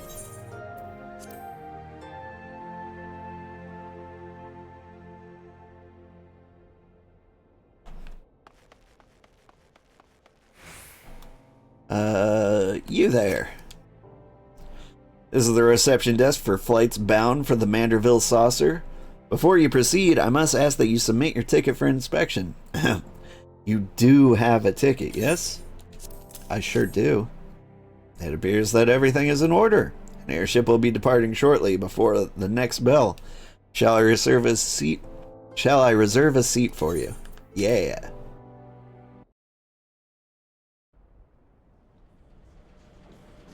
Whee!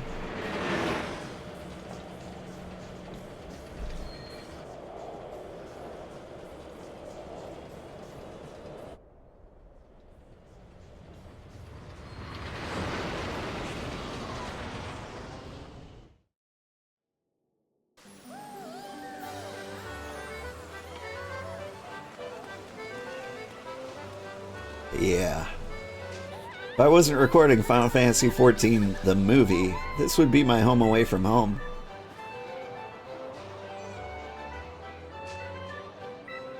I don't know what it is, but like I love it here.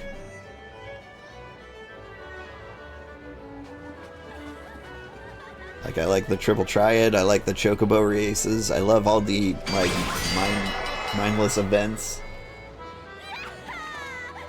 I even learned how to play mahjong here, just by sheer force.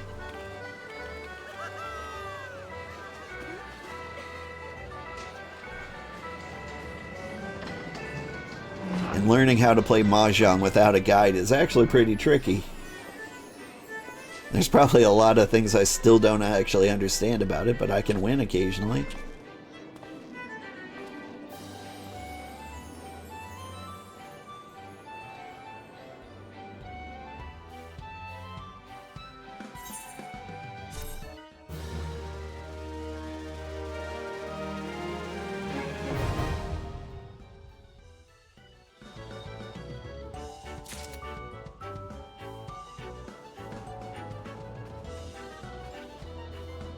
Hello, bunnies.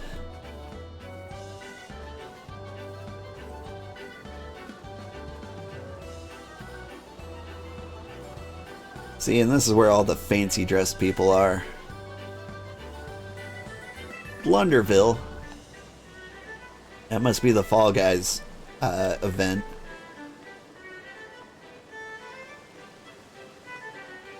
Howdy. I'd like a scratcher ticket, please. Welcome, welcome, fair traveler. Care to test your luck with a mini cat pot ticket? Yeah? Splendid, sir. Now allow me to explain. Mini Cactpot is a game of chance available to you thrice a day. Playing is simplicity itself. Just guess the value of the covered numbers to win big. If Nemia's grace is with you, you'll be rewarded with the Manderville Golden Saucer points galore. So, sir, do you feel lucky? Yes. Yada, yada, yada. Instructions. I get it. I can now purchase tickets. Afraid I lack points to play. I need points. Did I got something from you. What is it?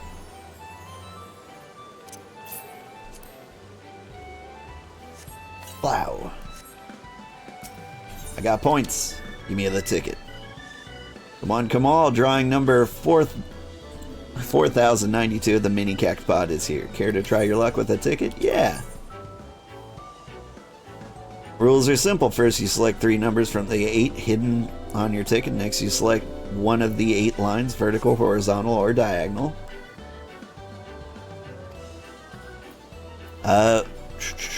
Okay. Ideally, we want to find 1, 2, and 3. If I remember correctly. And I have found not that. And so the next best is what, incredibly high numbers? I think our... Okay, once you've selected a line, all the numbers are uncovered. Yeah. I think the best bet is probably this one? No? It might be this one. 180. Pretty weak. I don't know if there was a better line. Play again? Yeah. Like, this is just free money. You should do this every single time you come here. 5, 6, what about you? Alright, I've got potential for a big one here. And I got it! I got the $10,000 one. Second try. Do. Yes, another ticket? Okay, so whenever you see a 1, 2, or a 3, you try to, like, verify a line where that could make you $1 billion. Since I found none, it's got to be one of these guys.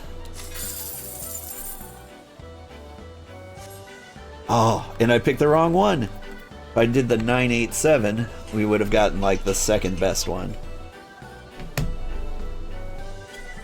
Okay, well, we won.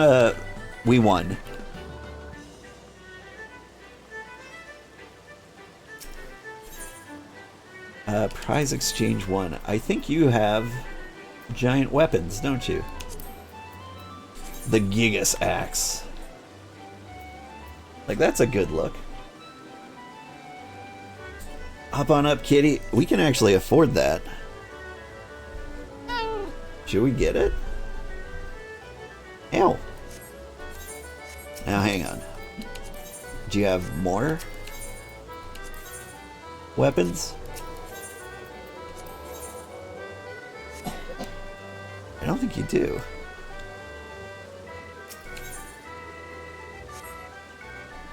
Do I want that weapon?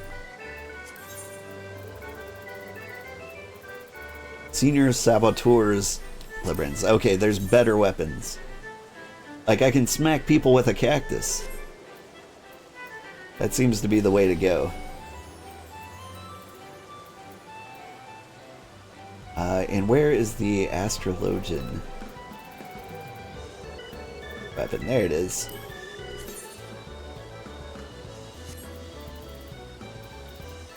Are there better? I remember when I was a paladin, I had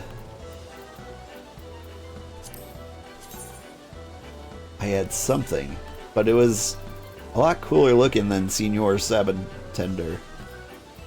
Is it Halicarnarsus? Giant axe?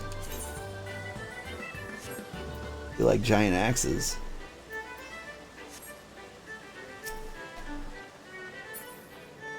There's somewhere where I can get more.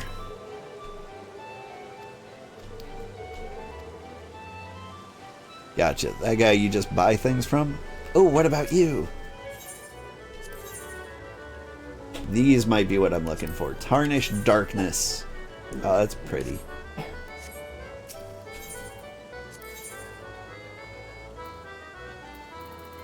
More what? More weapons.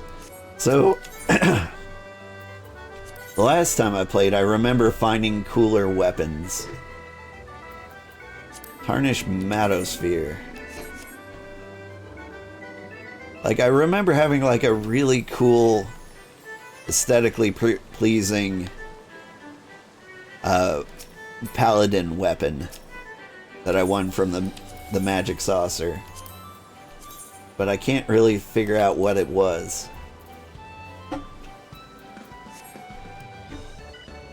Like, I remember having something very cool here. But anyway, that's neither here nor there. We've been in the queue for 55 minutes, and now it's time for me to take my kids to school. I hate to cut it here, but I've got to get everyone where they need to go. So sorry, maybe it was the Triple Triad Trader? No.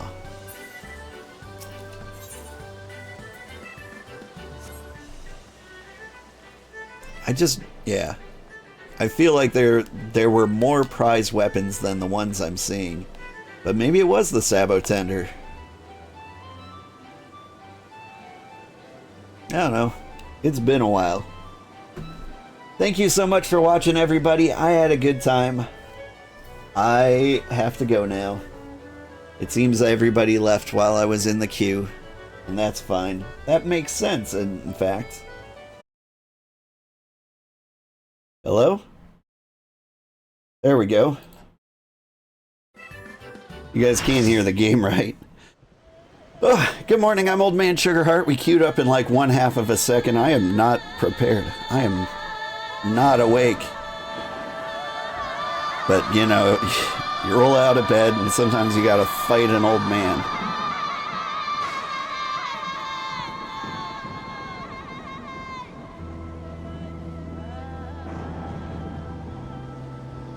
Whew. Boy, we queued up in like 1/2 a second.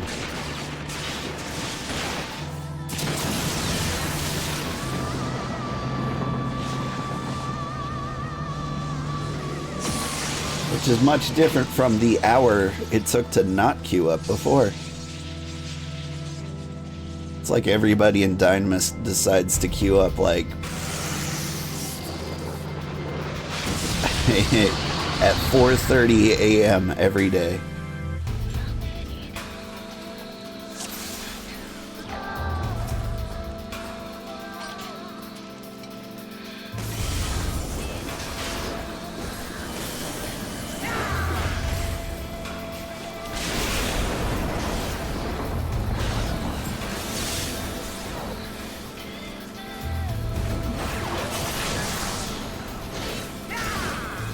Whew, I felt like I should have gotten a little more time to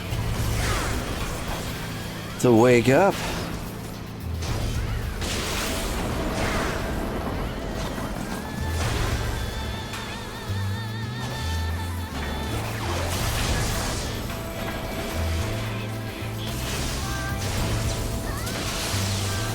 So, how's everybody doing?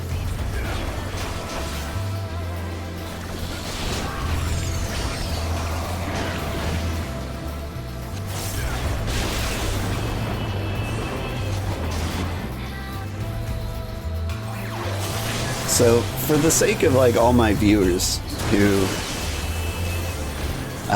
tell me not to stress out so much, what I'm doing is not studying before fights.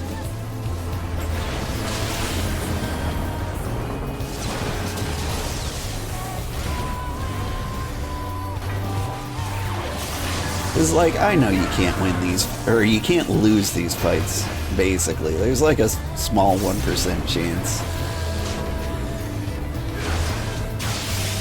But like, the healers know what they're doing. The tank probably knows what they're doing. Is that a healer standing directly on me?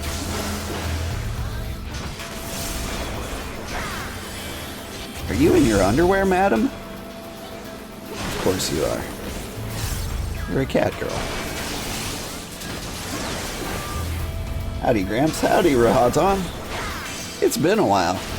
Feel like I haven't seen you since the Chef RPG days. Wait, no.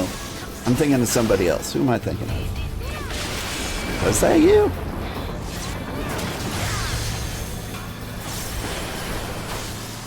Just been thinking of Chef RPG a lot. I wonder if these gals get cold with no pants on. They might.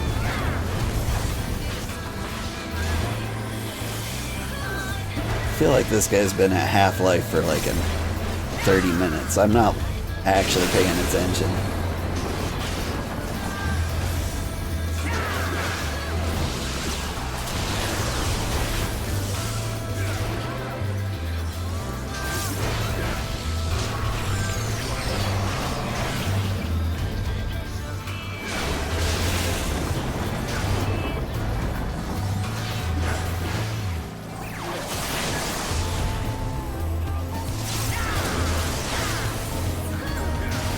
This guy's got pants. He's got his little do-rag. He looks adorable.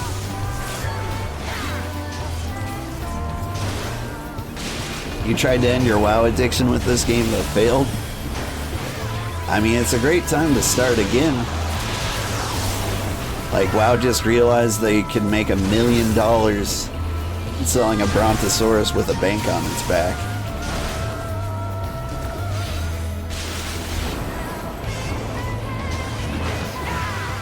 Like, it's all downhill from there.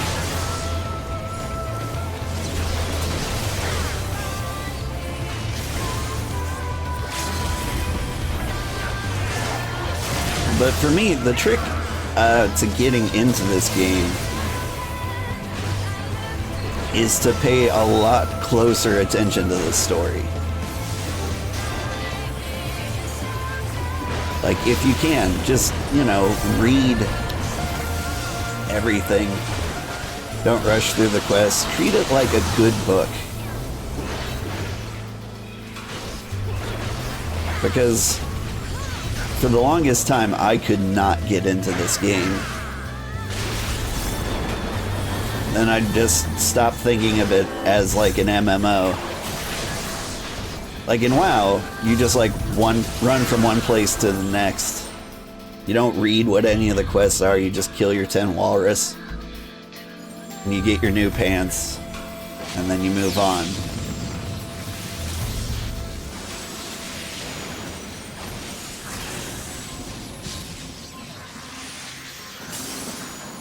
But Final Fantasy XIV is more like a book club.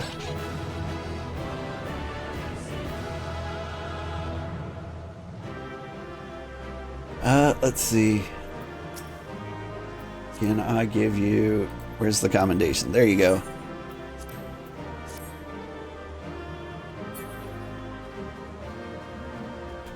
There. Do boo boo do do do. Did that count? Whew. I have taken thy measure, bringer of light.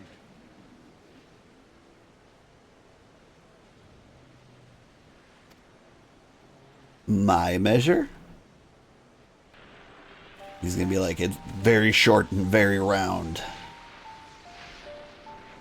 And I judge thee a worthy champion.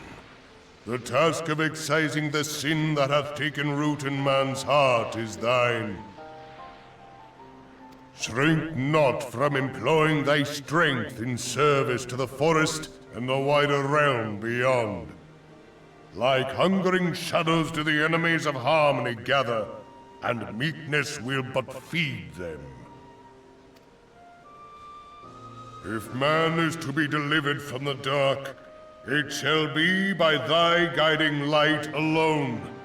Stray not from the path, for if thou dost, thy people shall be truly lost.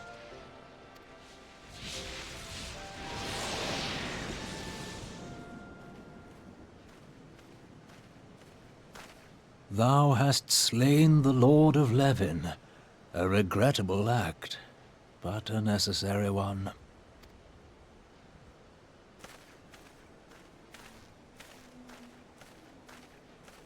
In witnessing thy struggle, a truth hath been revealed unto me.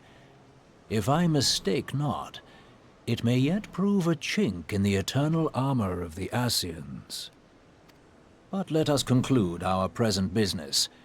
I shall expound upon my findings at the Rising Stones anon.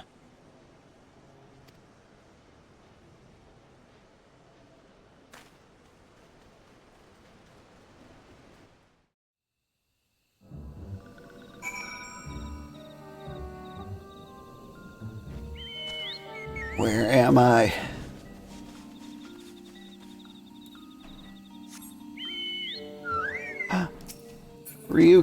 Ryu gently pats me. I think that was the other tank.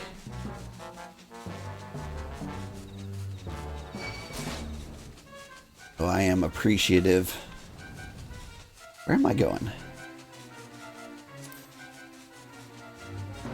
According to the map, I'm going this way, but I didn't see anyone to talk to. I see Kafifi. Can I just fly through here? Am I going to watch the Mike Tyson Jake Paul boxing match tonight? I mean, no. I never really got into boxing. I feel like if somebody read me the results in the paper tomorrow, that would basically give me everything I need to know. Like, these two people punched each other. This guy punched the hardest. The end. But, like, yeah. That was the tank we saw in there.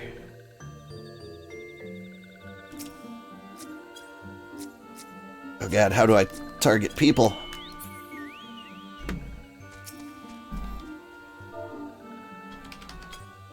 Bye.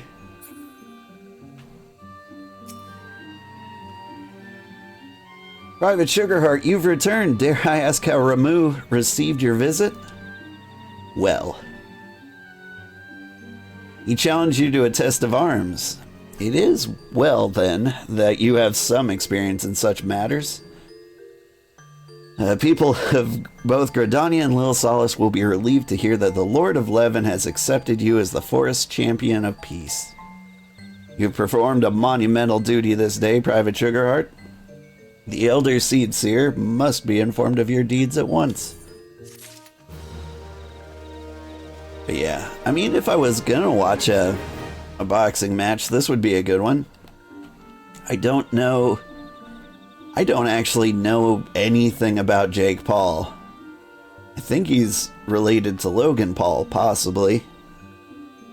But even then, I've never cared about either of them. But Mike Tyson, on the other hand, I've kind of liked his biography. If you're going to read one, he's got a pretty cool one. Plus, you know, it brings me back to my younger years when the Fresh Prince was writing a rap about punching him, and he was in Mike Tyson's Punch-Out. Like, Mike Tyson's the only boxer that I've ever really known that kind of speaks to me on emotional, or like some kind of level. Any kind of level, really, in my sedentary lifestyle. Him and Butterbean. The Elder Seed Seer will wish to hear of your experience firsthand. Pray return to Gridania and make directly for the Lotus Stand. The Conjurer at Nafika's altar will be expecting you. Fare you well, Private Sugarheart. But yeah, I know Jake Paul's the favorite to win the match, which is interesting to me because it's kind of like, it's kind of watching like my generation lose to the new generation.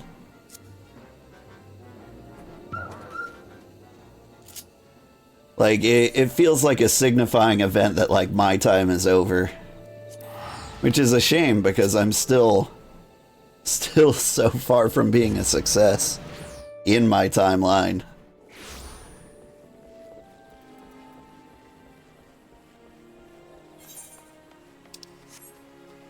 It's like, here's the best fighter from my generation. He's 90 years old. Please don't hit him too hard.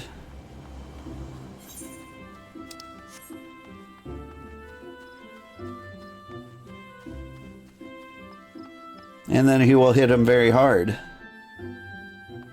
And Mike Tyson will be like, oh man. The end. Welcome back, Honored Scion. We who knew your mission have been most anxious to see you return. The Elder Seed Seer awaits you within.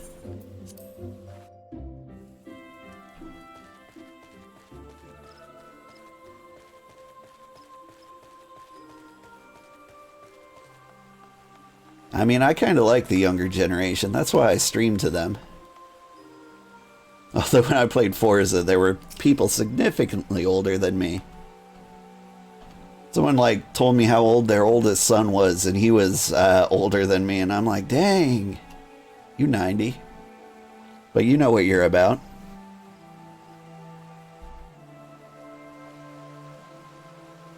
You are returned to us, dear friend, and none the worse for bearing the heavy burden which I did press upon you. Most glad am I of this. I am informed that your efforts to negotiate a peace with Lord Ramuh ended in conflict. Pray tell me, what befell?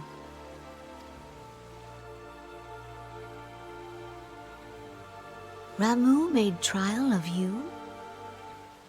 I fear there is truth to his claim. It is the darkness within us that attracts the darkness without.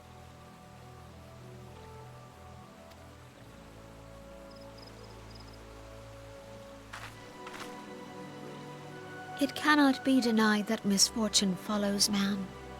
For evidence, one need only look to the conflict brewing in Cartano, or to the rising flood of refugees. Our shared struggle against the Empire should have served to seal our union. Yet the ties which bind the Alliance strain under the weight of gross self-interest.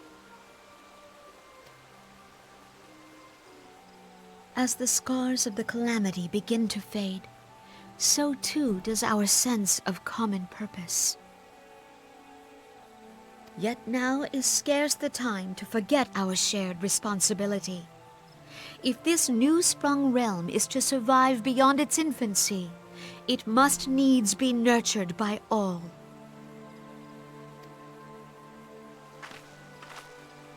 Eorzea must be as one. Yet I fear that dream is still far off.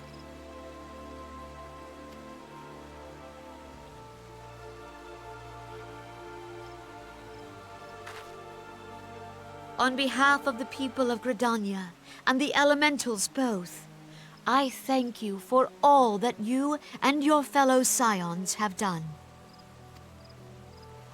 Full oft have I been compelled to look to you for aid of late, and offered all too little in return.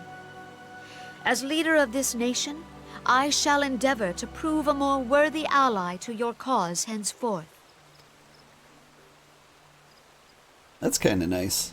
I have noticed that she does very little. Lord Ramuh has departed, yet the keening of this ill wind grows no less insistent. Voices of the forest, pray speak and I shall listen. What unseen evil begets this unease in my heart?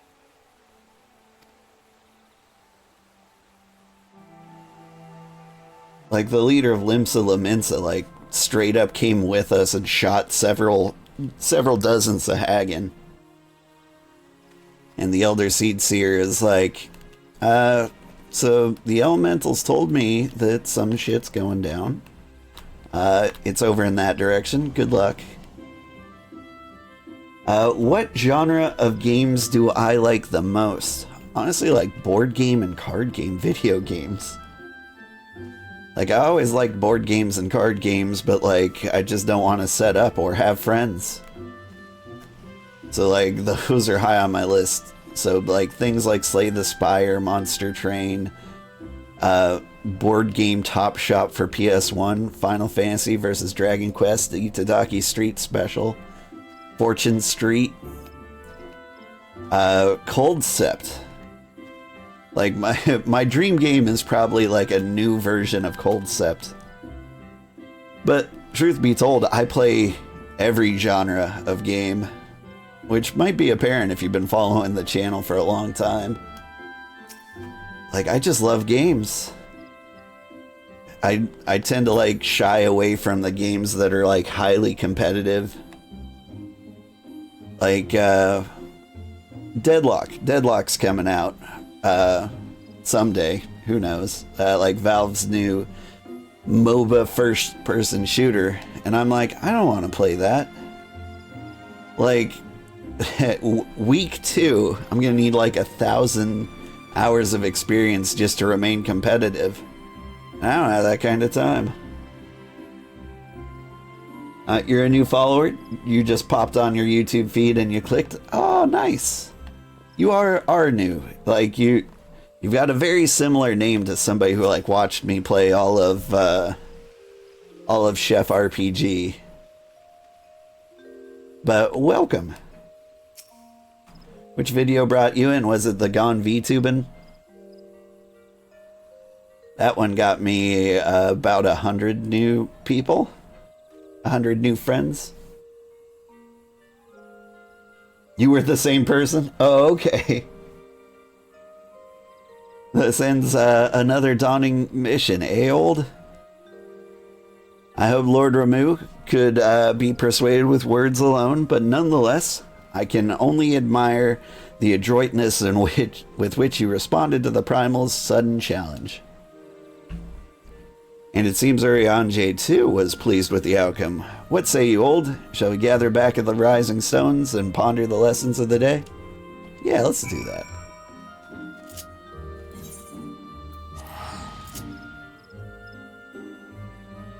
You were the same person? Gotcha. Okay, so it was you. I'm not crazy. I kind of like being a small creator because it's a lot easier to keep track of everybody.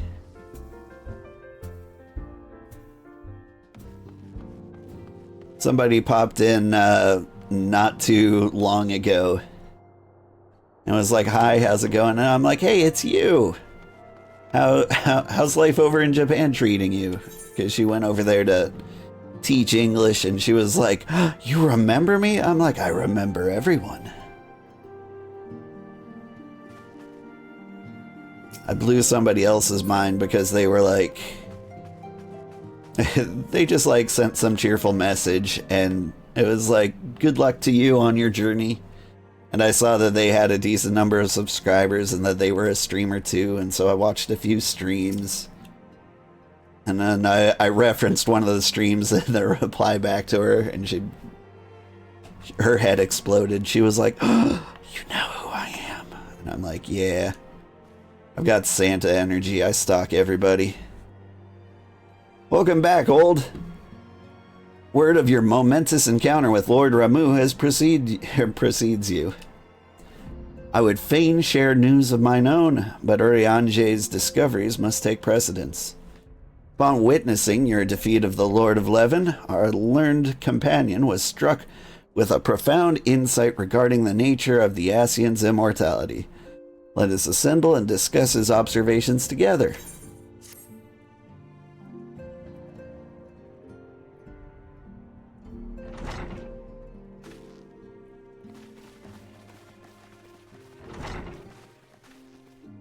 If everyone is ready, let us begin. Urianger, the floor is yours.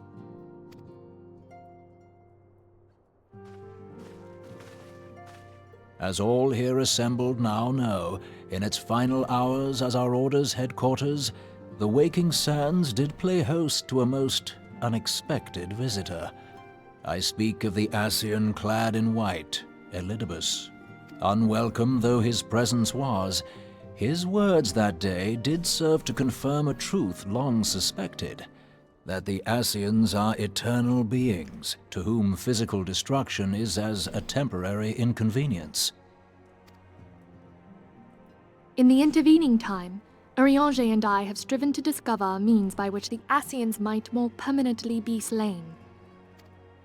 And 'tis my belief that we have found the thread that will allow us to unravel the twisted skein of their existence. In the moments prior to Leviathan's most recent manifestation, the Sahagin elder who summoned him was observed to undergo some manner of ascension. The etheric readings taken by Y'shtola at the time of this transfiguration have proven most enlightening. The disruption to the flow of ether was sudden and dramatic. So tangible was the agitation, I scarce had need of my goggles. The significance of Y'shtola's readings might better be understood in the context of mine own, taken at the instant of the Lord of Leven's demise. Unlike the primal, the Sahagin was not subject to etheric dissipation. Before discussing our new discoveries, it may benefit us all to recall what we know of etheric behavior. Things die and then they're dead. That's the behavior.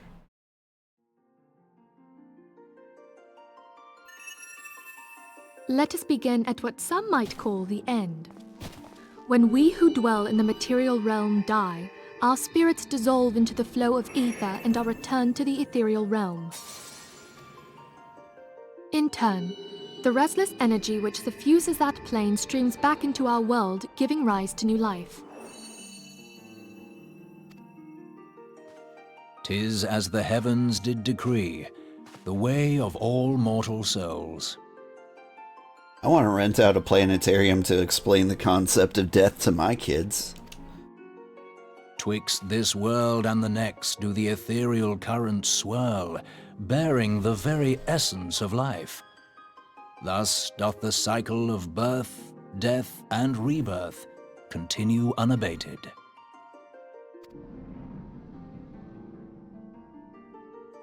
Primals behave somewhat differently. In order to manifest and then maintain a physical presence in this realm, they must consume vast quantities of ether, most often in the form of crystals. Though they may seem to live, their flesh is but ether given shape.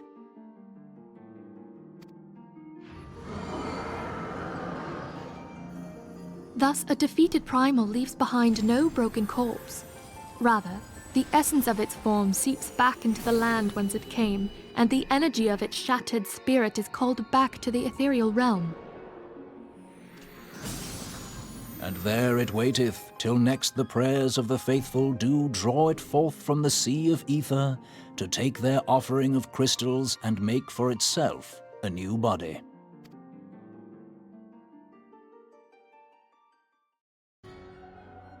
Which brings us on to the third group, the so-called immortals. They exist in a manner all their own. Quite. Even as the Sahagin elder fell to the Admiral's musket shot, I witnessed the release of an ethereal cloud, which immediately took possession of a nearby minion. A soul that dissipateth not upon the death of the flesh. The secret of life everlasting, and in the claws of a Sahagin no less. But I wonder, what would happen to one of these obstinate spirits should there be no suitable host for it to claim? If mortal death entails a return to the ethereal realm, it seems doubtful that the soul of an immortal would venture there. Nay, it merely withdraweth the distance, unto the shore of the ethereal sea, perchance, but no further. Yes, it exists in neither this realm nor the next, abiding instead in the space that lies between them. The Ascians took control of Thancred by means of a crystal of darkness, an artifact which, if our theories are correct, serves as a gateway to the place I have just described. I was hoping people had forgotten about that. I am sorry, my friend.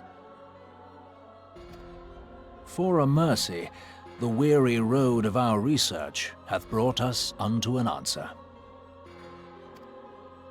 The Sahagin ascended to an immortal state, but he did not possess a crystal of darkness through which to flee this realm. Thus was he consumed by Leviathan. If we could entrap the spirits of defeated Ascians in like manner, and thereby deny them resurrection...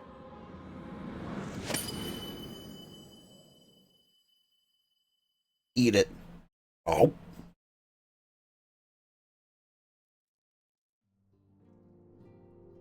Therein lieth the path to victory.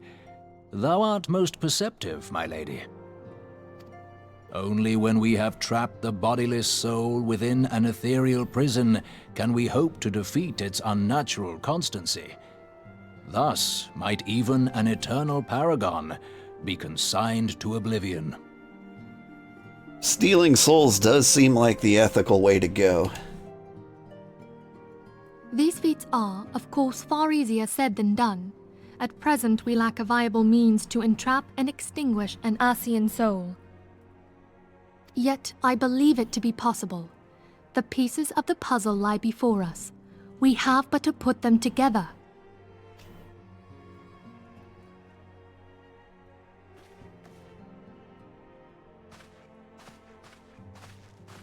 I will depart at once to convene with the sages of Sharlayan. Together shall we divine the steps by which our goals may be achieved. I have the utmost faith in you, Archon.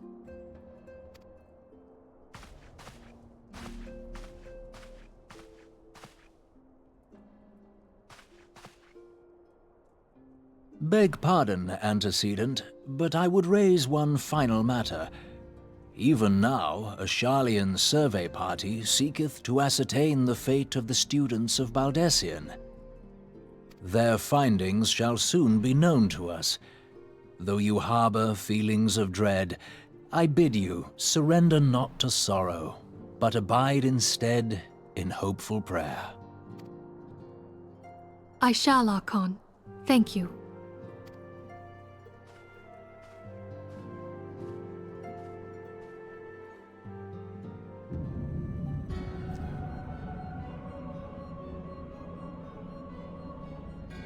Oh, it's the Black Hoodie Club.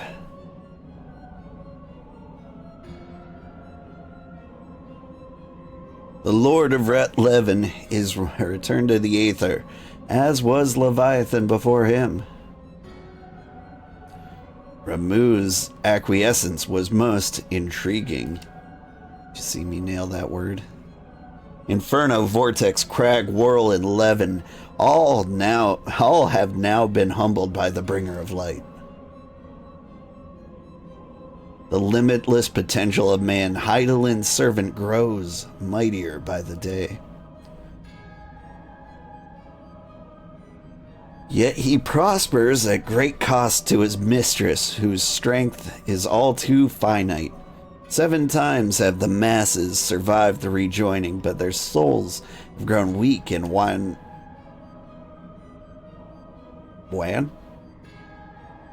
Yet, even as it enervates, the ardor empowers our master. All that remains is to nurture the strength of the gifted, to forge the final key. And that is the task to which we bend our every effort.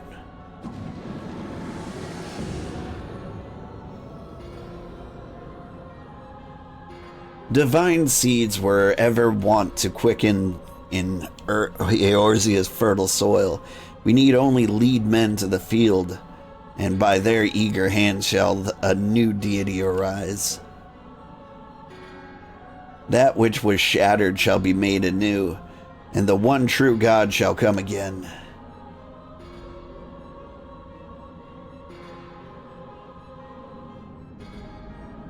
Schmeidelin, the god of darkness. Hi, kitty.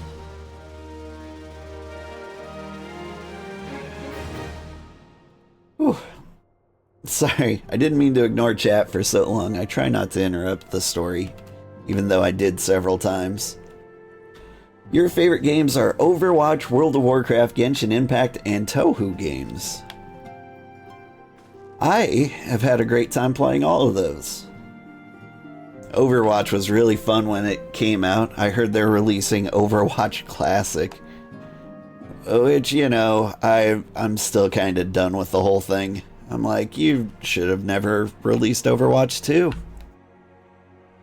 World of Warcraft, I did have fun with that. I never got super far. The farthest I got was as a Tauren warrior. I just liked being big, as you can see. Rawr. And Genshin Impact, I didn't play too much either. Like, I got to the point where it was like, things would be convenient if I spent money, and that's when I abandoned those games. As for Touhou, well, that just kind of varies from game to game. Since, like, the IP isn't owned by anybody, anybody can make a game with them. And so it's kind of, the lore is just kind of made up, it feels like. You can do whatever you want. All fun stuff. So cool to find someone playing the MSQ. You really need to refresh yourself on the story of A Realm Reborn. I'm glad. And I am a guy playing basically exclusively the MSQ. Like, that's the experiment. I'm making Final Fantasy XIV the movie. Right here, we're about 2.5 hours into the 5th part. But yeah, I'm merging everything into these giant 12-hour videos and making a playlist of them. So if anybody was ever bored and just wanted to put something playing on YouTube for 360 hours, they've got this.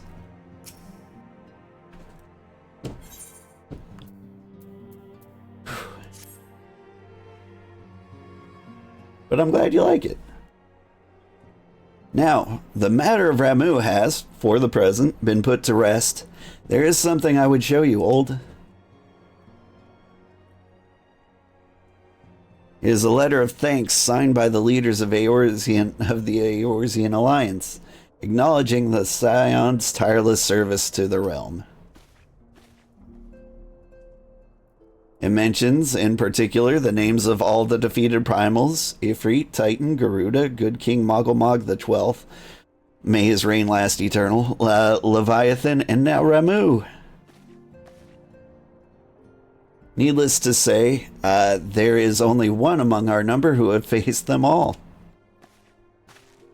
And though these words of gratitude were addressed to our order as a whole, I feel that they were meant for you above all others.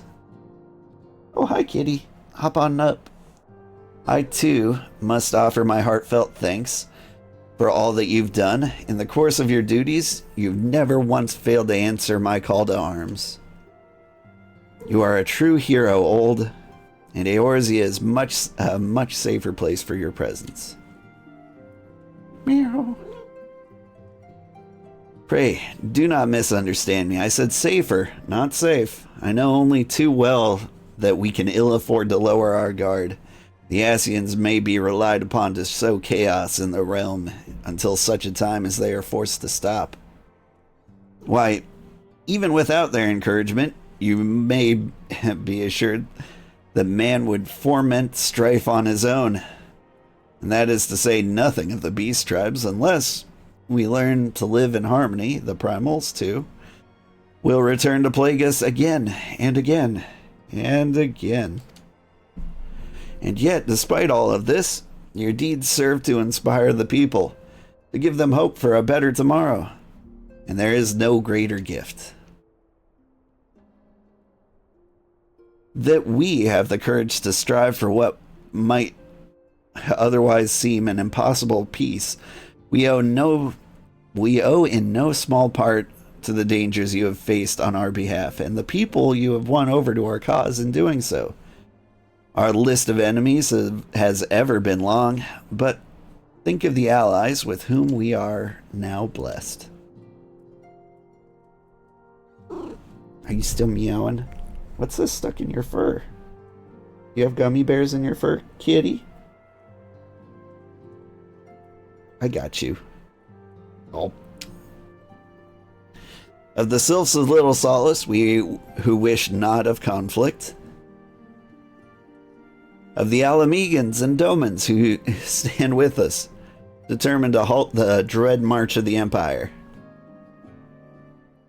And then there are the many unsung individuals who have gathered here in Revenant's Toll, honest men and women who seek to employ their skill for the good of all. Of course, you're biting me, kitty. I will bite you back, I'll do it. Of course, when speaking of our greatest allies, we must not forget those closest to us, by which I mean our fellow scions. Thanks to their many and varied talents, our order is uniquely equipped to combat the far-reaching corruption of the Ascians, and combat it we shall. Whew, I'm trying to read this while a cat is actively biting me. It's difficult. Your enthusiasm is truly heartwarming, Antecedent. Given our embarrassing wealth of allies, I trust it will not inconvenience you duly if I absent myself for a time. Riange? No. This guy. You finally worried about your sister? Alpha, no. I take it the troubles in Ul'dah no longer require your attention. There are yet some rumblings of discontent, but the air's simmering violence is largely dissipated. 'Tis to report such that I stand before you now. That, and to speak with you concerning the new organization we discussed. I have a message you from, you recall the refugee girl, the one whose parents were missing. They were found unharmed. She wished me to pass her thanks on to you. That one was kind of bothering me a little bit. Why, Alphino, am I to understand that you made an effort to remember the poor girl's name? I look forward to reading all about her in your report. I do hope you left nothing out.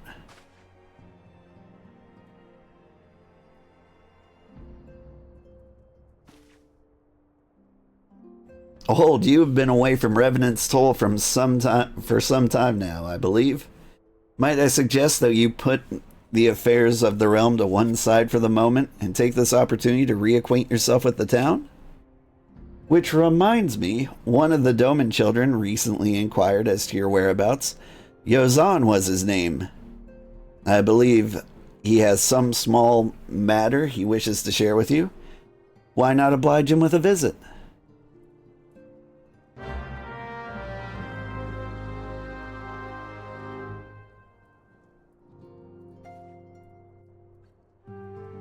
Ah, now this is ideal. My cat has hopped down and is lying on my feet and keeping them very, very warm.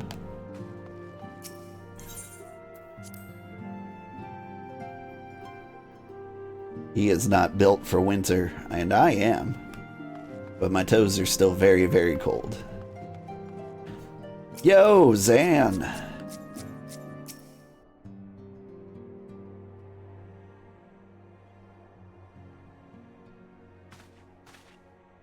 Look, it's Mr. Old. He's back from his adventures. We heard you were off fighting primals, and that they're some of the strongest enemies you could ever face. I wish I could have seen you in battle.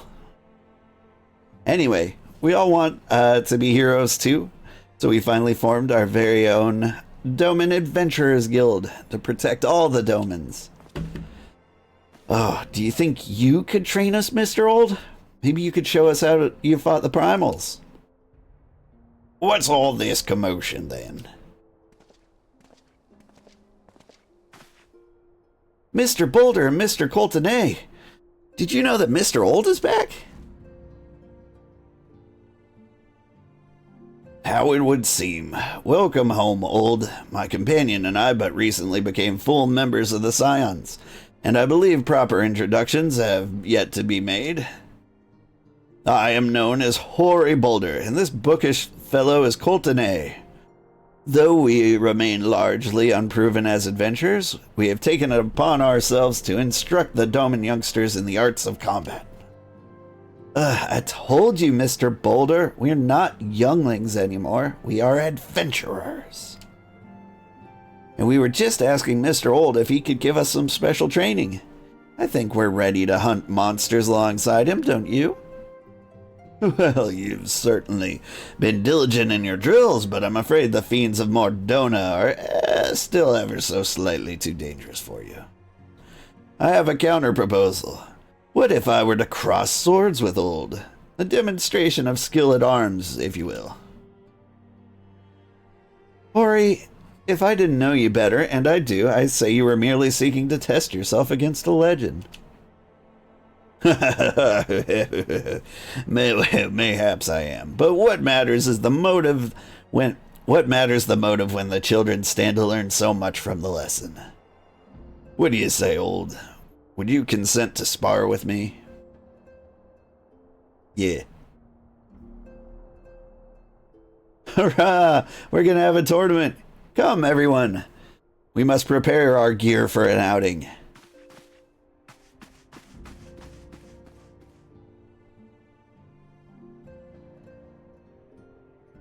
Do try not to disappoint them, then. Have faith, Courtenay. I shall summon every last ounce of my strength to make of this a worthy contest. The fields to the east town should prove suitable for our purpose. I very much look forward to our bout. Okay.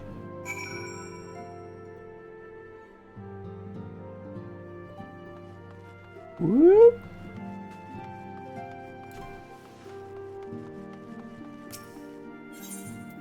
I had a thought I wanted to share, but it's gone now. There's a whole lot of story. And there's Ruruka!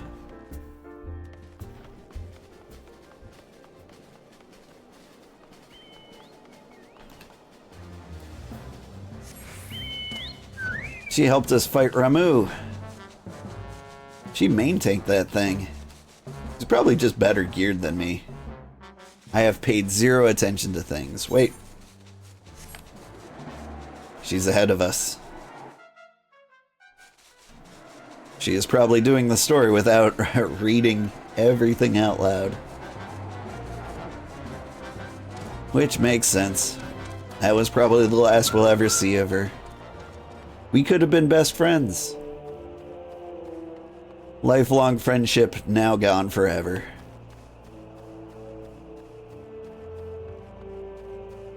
Hello? 'Twas good of you to agree to this, Old. I trust you're ready to begin? Yeah.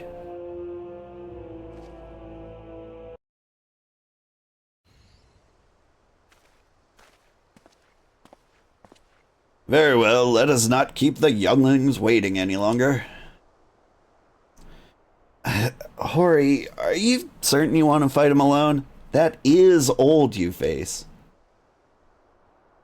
What better way to test my mettle? Pray allow me to attempt the first round unaided. After all, 'twas this hero's legend that led me to join the Scions to begin with. Without Old to inspire my efforts, I would not be half the warrior I am today. Your point is well made, but remember, this is for the children's sake as well as your own. Should it appear the contest will end too swiftly, I shall aid my spells to your blade work. Hello, you haven't begun yet, have you?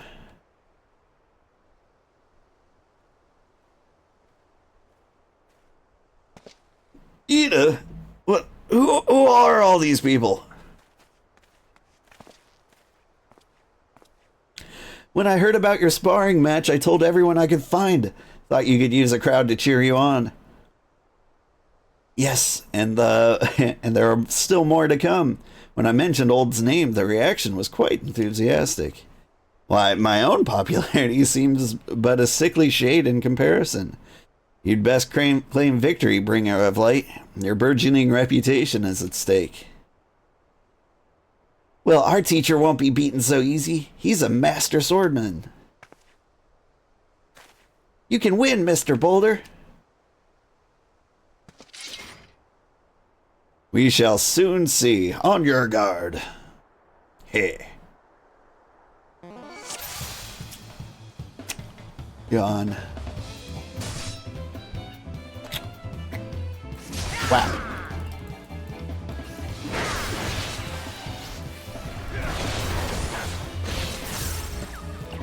I had to give him the first few hits for free. You know, mind games. Hey. Such power. Your tails barely do you justice. Mr. Boulder won't lose, will he? It's not over yet. It can't be. You're next, kids. The children have the right of it. This time I join the fray. Hori!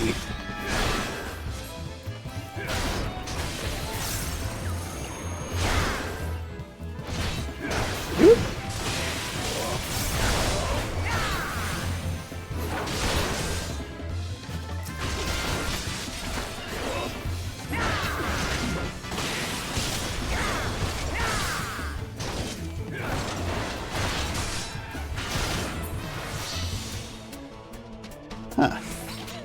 Oh no, he looks hurt.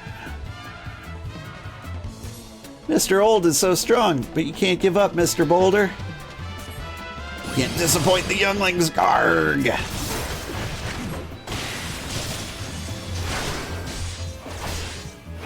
Never have I faced such strength, but the lesson must continue.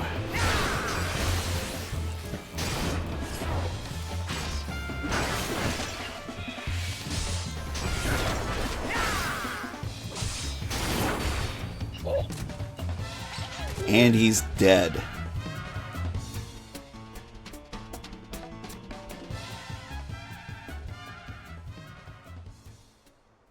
You have bested me. I yield. That was incredible. He beat them both at the same time. We knew you couldn't lose, Old. None can defeat the Guardian of Eorzea. Now I see why they send you to deal with the primals. I've much work to do if I'm ever to attempt the same.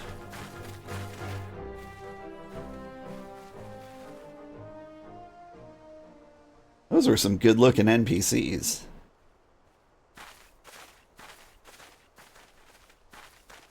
Honestly, I kind of want to steal her look. Like that black armor. Pretty nice. Yeah, see her? There she goes. Impressive as always, Old. 'Tis ever a pleasure to witness the spectacle of your martial prowess. And judging by the smiles of these many faces, they too appreciate the hard-won strength that keeps the perils of the realm at bay. Guardian of Eorzea. Yeah. That is the most fitting title. Do you recall when we first met? It was at the memorial service for the Battle of Cartno. At the time, I was yet attempting to understand this land of Eorzea. I sought to grasp the reason why Grandfather willingly sacrificed himself to protect it. I shall speak plainly. My initial impressions were less than favorable. Dire problems abounded, and yet the effort I saw expended towards their solution was haphazard and half-hearted. I thought Eorzeans were a foolish and childish people. Considering the shambles their home was in, I would not have been surprised if some had chosen to swear allegiance to Gaius and the order he proposed to enforce. The Legatus' single-minded military invasion precluded any such switching of loyalties, of course. Were it not for the desire to continue Grandfather's legacy, I would have abandoned the realm to its fate long ago. The threats were too many, the nations too self-involved and unstable. Hop on up, kitty. Yeah, I beat him. It was a good fight. It was fun. 'Twas you who convinced me the salvation of Eorzea was possible. 'Twas you who taught me, through countless acts of bravery, that what my grandsire sought to preserve was not the land, nor its history, nor any single nation. It was the people, these wonderful, oft infuriating, stubborn people that suffer blow after terrible blow, only to drag themselves back to their feet to face another day. Though he never put such feelings into words. I believe Grandfather's admiration for this inextinguishable courage grew to a fervent wish to aid Eorzea and its inhabitants in chartering a course for the future. A wish that has now become my own. I too will endeavor to take up the mantle of the guardian of Eorzea and champion these people who toil towards a better world. Our cause, however, is not a simple one. The troubles that plague us are of a scale that cannot be solved by the scions of the Seventh Dawn alone. No, what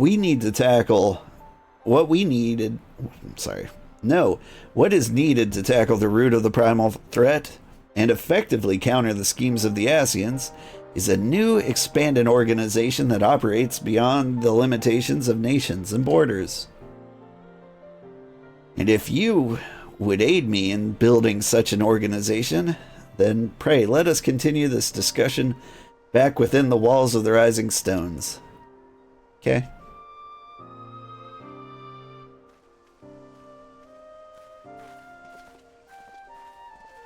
That was quite the elevator pitch.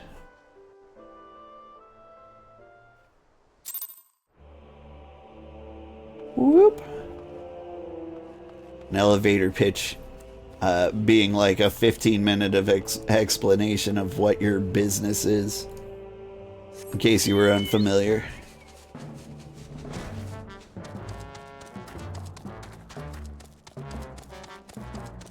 Ba-boop, ba-doop, ba-doop, ba-doop.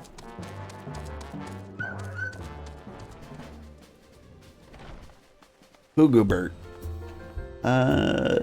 He's not in here.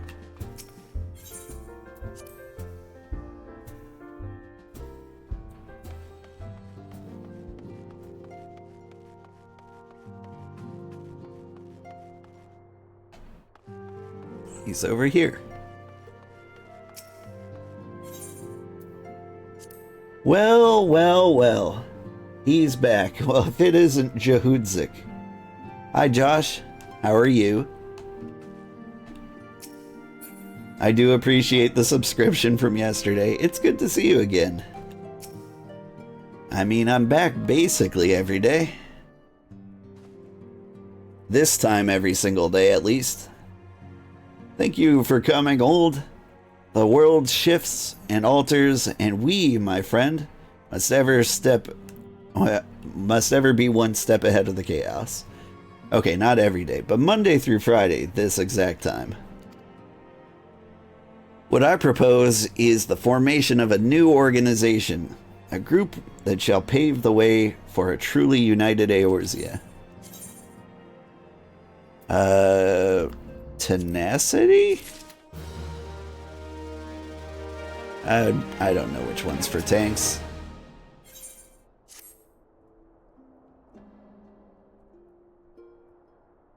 Pray forgive me if I tread over old ground, but I would first speak of the grand plan. Since the advent of the 7th Astral Era, the leaders of the three nations have been deliberating over an accord that seeks to bring disparate forces of Eorzea together into a single entity. A realm-wide grand company, if you will. The military might of such an institution would be drawn from every corner of the land and directed against threats that no single nation could hope to overcome alone. Yet, while the purpose of this hypothetical organization is undisputed, the logistics of its formations have become the source of endless debate. And the longer these discussions continue, the more I sense the impetus toward unification draining away. Thus, I have been campaigning for the creation of what might be considered a trial company. It will be on a much smaller scale than what we hope to eventually achieve, but capable of the same manner of unrestricted operation according to the Scions. 'Tis my hope that the successful utilization of such a force will lend momentum to the lagging deliberations. Also, being primarily a military outfit, I mean to assuage. How do you pronounce that word? Assuage fears of its misuse by placing the fledgling organization under the authority of the antecedent. The Scions work tirelessly to protect Eorzea and its people. But as you yourself have witnessed with the refugee revolt, there are limitations as to what we can achieve. With this new company under the Scion's command, however, we will be capable of responding to a wider range of difficulties without straining our resources or overtaxing your formidable talents. The goals of my proposed organization and those of the Scions are ultimately identical, a point conceded by all concerned. But before I can move forward with establishing this precursor to true border-spanning grand company, 'tis yet necessary that I visit the three leaders and gain their official approval. A tiresome and time-consuming task, which is why I would ask that you accompany me on the journey and attend to the business of recruiting our inaugural members while I am otherwise engaged with bureaucratic formalities. Thank you. 'Tis reassuring indeed to know that the bringer of light and his discerning eye will be selecting our future allies. Our first destination will be Limsa Laminsa. Let us rendezvous at Bulwark Hall. Okay. Let's just drain all the goodwill I just built up over the last, 50, 60 hours. Boop-a-doo. Likewise, good to see you streaming again. Hope all is well. All is well.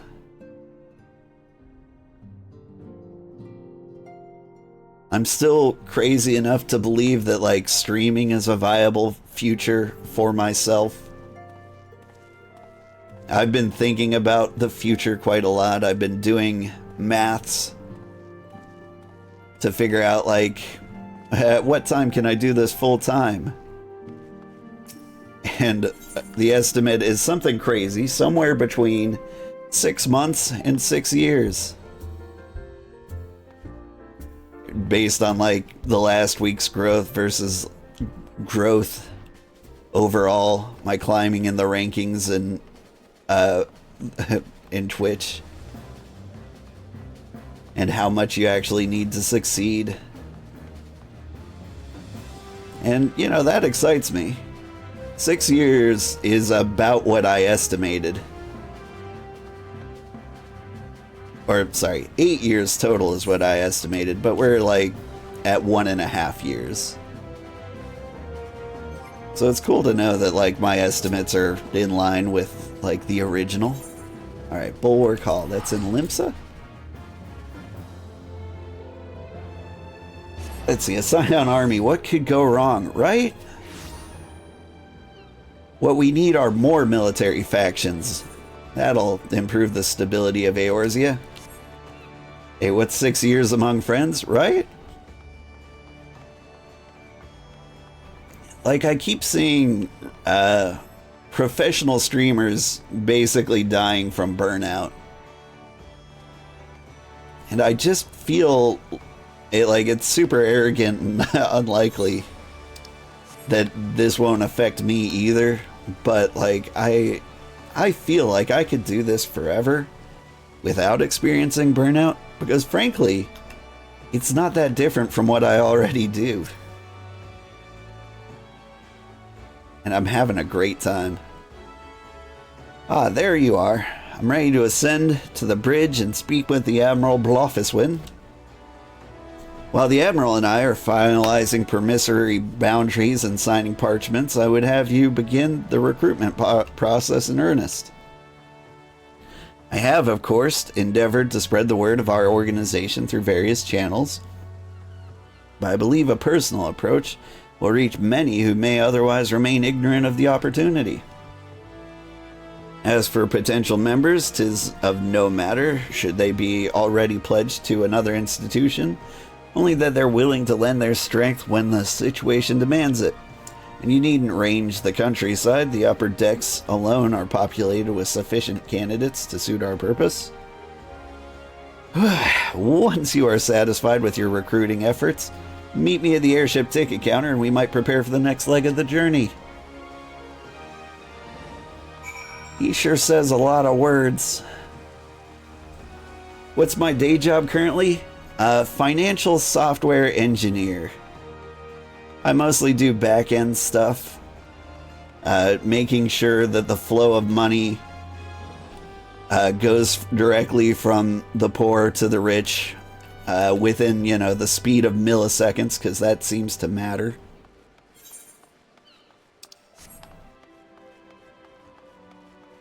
And so you can imagine, like, I'm not super content with my day job, and so, like, basically, literally anything would make me happier.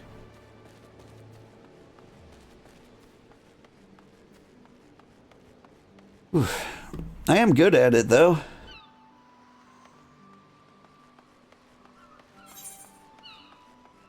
At least that's what I'm told. People believe I'm good at it, and that's important enough. Software engineering is such a weird place. Like, everyone's either, like, overly arrogant and proud of themselves for their abilities, or terrified that someone's going to find out that they have no idea what they're doing. What I've discovered is that none of them know what they're doing, myself included.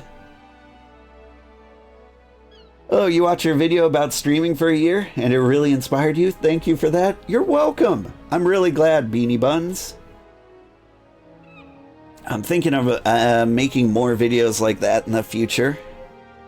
And I really do think it's possible. A lot of people get discouraged from streaming, I think because, like, it seems so unrealistic. Like, to be full-time, you need to be in, like, the top 10,000 streamers on Twitch. And out of 7 million, that feels impossible. But if you ever feel bad, like, just look at the people who are below the 10,000 threshold. Like, if you can see them and be like, you know what, I think I can do better than that, which you probably can. Like, the bottom several million are all really bad streams. Hope that streaming works for me. I hope it does too. Dropped you a follow but didn't even realize I play your favorite game. I play every game. That's what makes me so fun.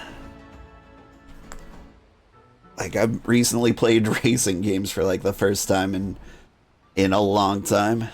I've recently played fighting games for the first time in a long time. And horror games. Usually there's something cozy on the menu, but aside from that, yeah, I play whatever sounds like the most fun at the time. Sorry, an organization with the freedom to operate with territorial impunity. I must say, your proposal intrigues me. Yeah, obviously we should speak to, like, the shady characters first for the new army. But the Krakens are well known. But the Krakens well know that there is a time to act and a time to watch. And I'm afraid this trial company of yours falls into the latter category.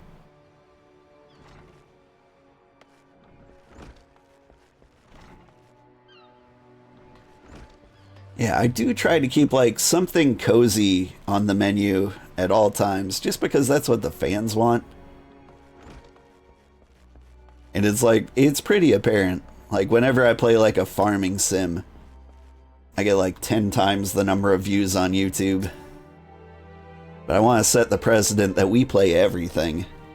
That way, like, I don't like get famous playing cozy games and then I play, you know, Space Marine 3 and blow everyone's mind and they're like, what are you doing? You were supposed to be cute. Master Alphina's new organization. Yes. I had heard of the formation of this trial company was in the offing.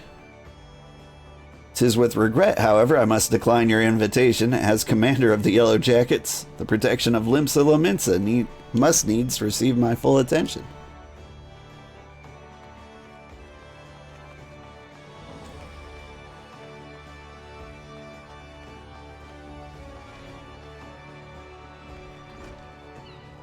One of my strategies at work is basically, whenever anybody asks me to join a task force, I say yes. Mostly because, you know, all the work's the same no matter what you do. But it's really good resume butter to say, like, you remember all the most pressing problems that ever faced our company? I was on the team that solved all of them. And they were several different teams.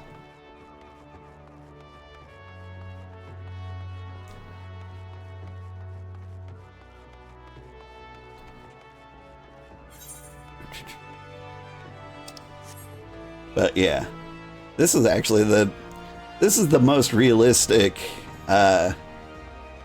result I've ever heard. Of course, nobody's going to join, like, be member number 1 of the new army. Can they be on our squad? Look at those squats. Have a problem with that? Lovely. Eh? Who in the bloody hells do you think you're talking to, Drylander? I'm a pirate, not some sodded knight in shining plate. And if you're looking for a self-righteous fop, try knocking on that dandy Cavalion's door. I did. I'll talk to him first. But I want the pirates to hang out with me.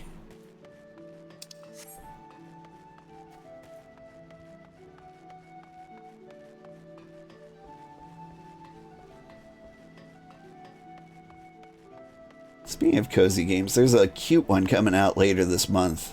Critter Cafe. I think it's going to be pretty cool. Petite Island came out, I think, yesterday.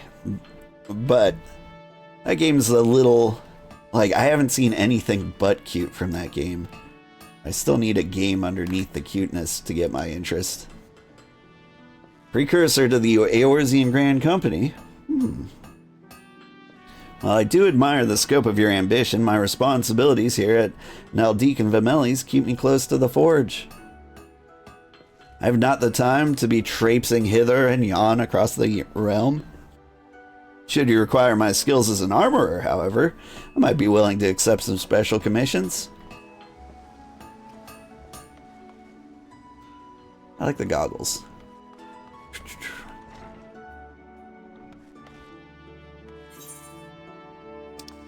This way.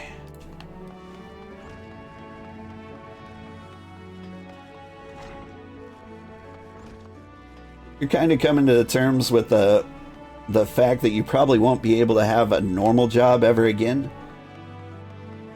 But streaming is fun and allows for so much creativity, so you're going to keep on it? I'm glad. And if you're streaming on Twitch, I'll drop you a follow after this. And we can support each other. Actually, that makes it feel like you've got an obligation to me. I will support you in your endeavors. You don't have to follow me. I know you already said you did, but Sugarheart gives his support out for free. And to everybody. Hey, how's it going? Hey, Sugarheart, good morning. Better late than never. But you made it again. Ah, you missed the fight with Ramuh. We beat up an old man. Which is a behavior I don't encourage.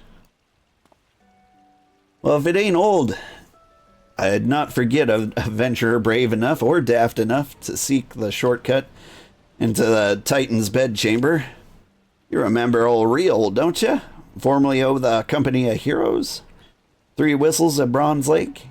Aye, it ain't often I drag me arse out of Limsa for a drink, but I'm glad I did. How you fare these days? Huh? You're looking to put together a new crew. Top tier work, huh? Sounds like a right lark it does. Alright, laddie. Count me in. The heroes may have gone their separate ways, but I ain't ready to climb into my grave just yet. Alright. We did ask the coolest people in Limsa if they wanted to join. I think I'd like to invite the chef at the Bismarck too. Real! Yeah, you're a big fan of Real? Does he come up often? I mean, he's charming. Like, I do remember him, but like, I don't remember seeing him ever again after this.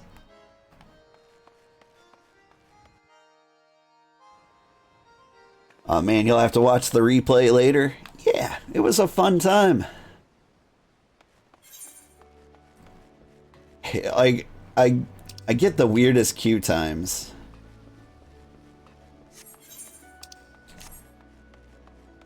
So like, last week, we sat in the queue for over an hour and didn't get in. This morning I like log in and it just throws me right in there. Like, it was an instant queue. I'm still trying to figure out how this works. I think the advice I get from most people in Dynamis is, well, like, if you don't queue immediately, switch data centers. And that's what I thought I was going to have to do. But, like, man, it threw me in there all weird. And Windows installed an update and Streamlabs, like, shut off my mic. It was a rough morning. Old, your recruiting went well, I trust. I'm curious as to how my proposal was received by the rough and ready folk of Limsa Lominsa. Ah, a member of the legendary company Heroes indicated his interest. Astonishing. I knew enlisting your aid was the right choice. A few could boast the acquaintance of such an elusive character. I, too, was successful in my task. The Admiral consented to sign all the documents requiring her approval. I can only hope that my visit with the Elder Seedseer proceeds as smoothly. Pray, continue on to Gridania at your own pace. I shall await your arrival at Nofika's altar. Oh, I'm on Dynamis? Will I accept a present? It depends on what the present is. The answer is probably.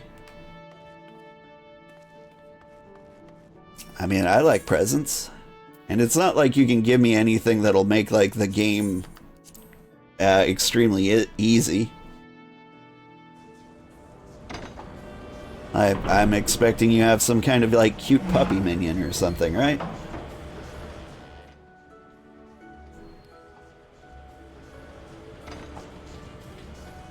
Yeah, I'll accept any present.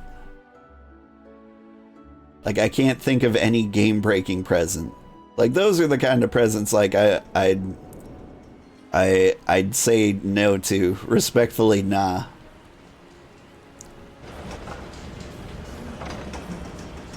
You give me the axe of instant transmission to level 90, I'd be like, no thanks, I'm good.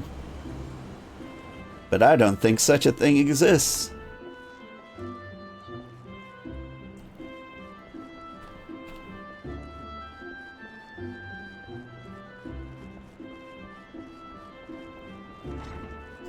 Like, even Gil is not like a huge benefit.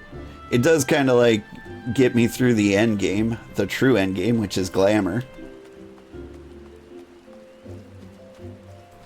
It'll probably end up, if it was money, that would go directly to a pretty outfit for our run as an astrologian for Heaven's Ward. Where am I going? What am I doing? Who am I? Oh, can't go to Dynamis? I got it wrong. You need to make an NA alt for these sort of things. You would have given me an extra emote. Oh, is it the cool one where, like, the kitties make, like, a little creepy face? Or is that, like, a kitty-specific emote? Because I've only seen cat girls do it. Hey, it's our friend Ruruka. She was in there when we fought Ramuh. My audience with the Elder Seed Seer is due to commence momentarily. I would be grateful if you would once more see to the task of recruitment here in Gridania. You do have that one in your retainer? I don't even know what that means. I've never actually played with retainers. Is that a huge mistake? Should I be doing retainer stuff?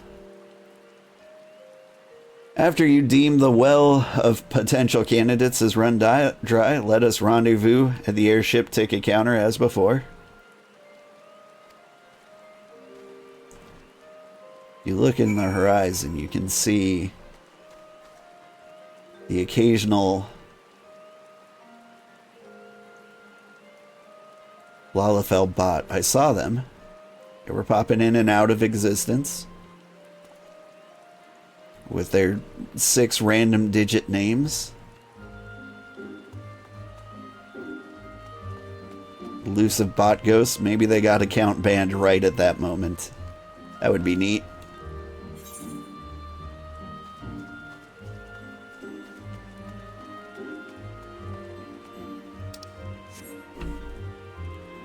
Oh, sorry. I was eavesdropping on Ruruka's conversation. But that would be impolite. I think she might be role-playing. This seems like a great game to roleplay. Like, I could see you really getting into it.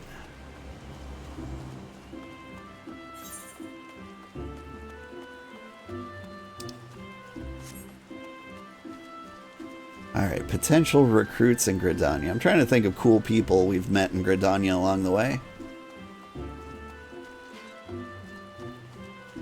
Ooh, what about that lady who got her friend's head cut off?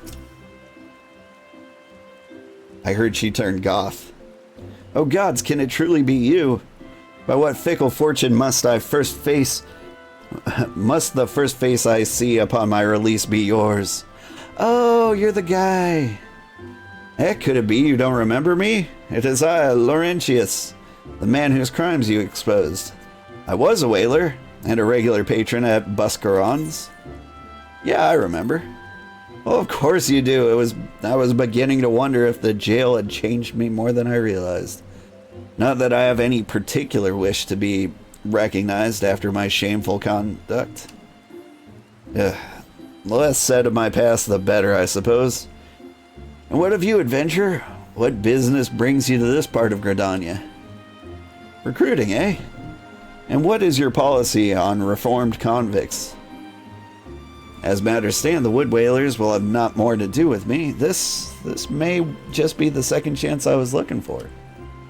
Revenant's toll, you say? I shall leave at once. You shall not regret this. I promise you, I am a changed man.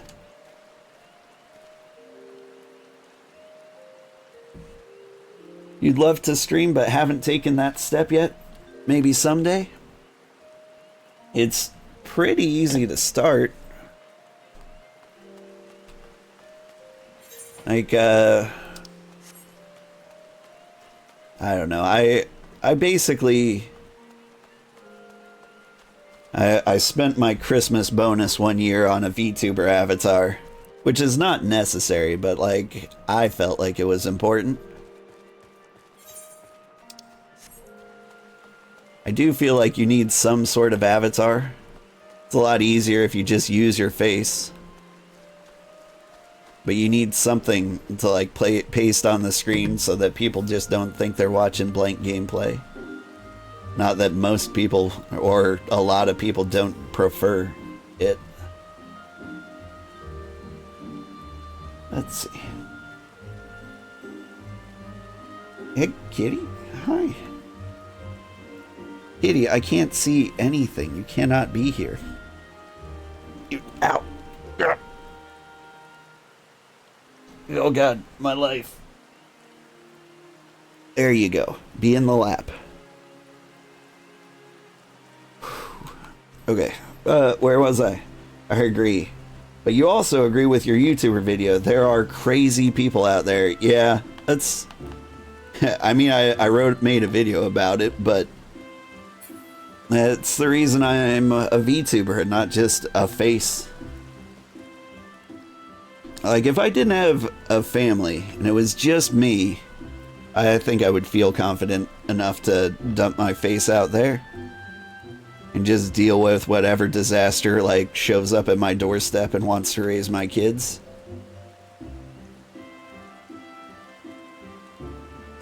Speaking of raising kids, Alien. That's a fun name. Grandfather. You must call it a day. Let us return to the guild and rest ere your tormented back gives up on you for good. I am terribly sorry. Were we just... old, is it? It's been some time since our paths crossed outside the Copperbell mines. Man, that was a long time ago. Why, you were barely more than a novice adventurer then. But look how far you've come. Mother Meown tells me it was you who felled the fearsome black wolf.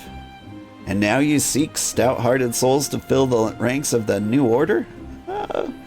Well, your cause is undoubtedly just, and my old companion here would be much relieved to see me in good hands. Yeah, I'll do it. It's the very thing I've spent my entire adventuring career working towards. I shall join your company just as soon as I've seen Ul'dah safely home. Nothing I like more than trying to pronounce the names in Gridania. What's my cat's name? His name is Baldanders. Named after my favorite monster in my favorite game, Cold Sept. So I wouldn't really know where to start to get one for a decent price without getting scammed. So I did a lot of research in the matter. If you're looking for a cheap VTuber avatar, there's contract work sites, like, trying to remember the names of them.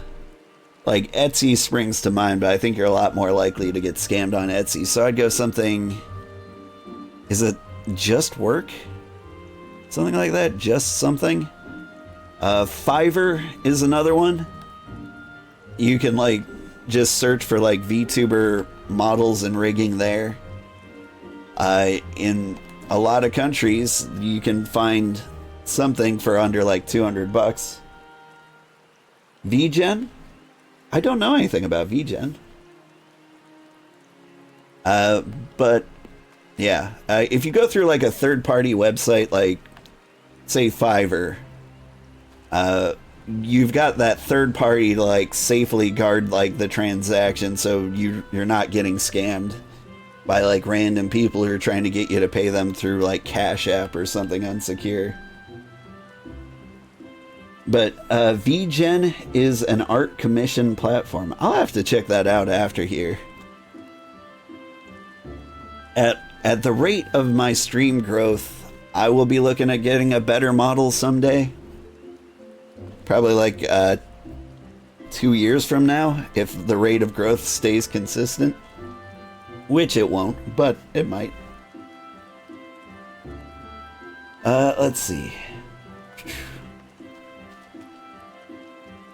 Yeah, I do love my kitty. And I really like my derp emote. It's actually him. I submitted a picture of my cat to the emote artist. So the derp emote is Baldanders. He's a big fluffy guy. He's very old. He's about 12 years old now, give or take. You would offer this old man's place a place in your company of champions? I'm both puzzled and honored by your invitation. Like, every good military needs a butler. Pray forgive me, young master, but I cannot accept. I have sworn to abide here for whatever scant years remain to me, and bear the responsibility for the evils my lady has wrought upon the land. Hey, thank you for the follow, Udi. I'm happy to have you. Are you the Udi from YouTube? And also, did I pronounce that correctly?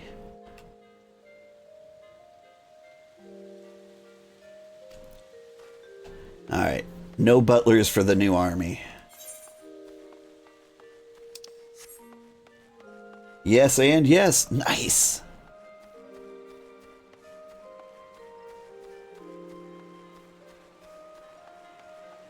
I don't have much of an American audience when I stream at 4:30 in the morning. And so, like, I always have no idea how to pronounce things. Because, like, this time is about lunchtime in Europe. But it's also, like, the evening in, like, the Philippines and Oceanic region in the Pacific. And so I get a lot of things I have no idea how to pronounce. Basically, every pronunciation in the world. Like this lady, whose name is Swingewield. Tis not often a guild officer, such as myself, gets recruited. And this company of yours certainly sounds to have some promise. But its duties appear less than focused. I must refuse your invitation until such a time as your organization is more organized.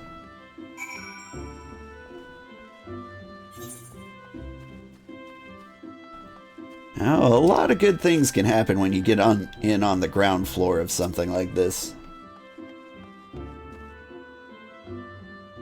You're Brazilian, and I pronounced it as an American would. Nice.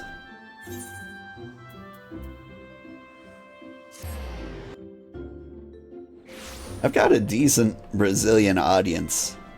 I don't know why Brazilians like me. Frankly, I don't know why anybody likes me, but some do. But yeah, I used to hang out with the Romance language department of a nearby university because my old roommate was a Spanish teacher, and I ended up hanging out with lots of Brazilian people, lots of Spanish-speaking people, lots of Russians. It was a very it was a rainbow coalition of partying. It was great times. I even learned to samba, but the Russian girl kept kicking me in the shins, like real bad. Like she would kick me in the shin and insist I was doing it wrong. She kicked me so many times. Let's see. You're from here in the States, but you're usually up early for work, so it works out. That's why I'm up. This is the only time I get to myself with kids and a day job. What news, old? For my part, the Elder Seed Seer was most amenable to our requirements. A former wood whaler and a seasoned adventurer, our company will not lack for variety, that much is certain. An interesting harvest indeed. Shall we strike into Ul'dah while the iron's hot? Let us meet at the Royal Promenade and endeavor to conclude our remaining business. Our journey draws to a close.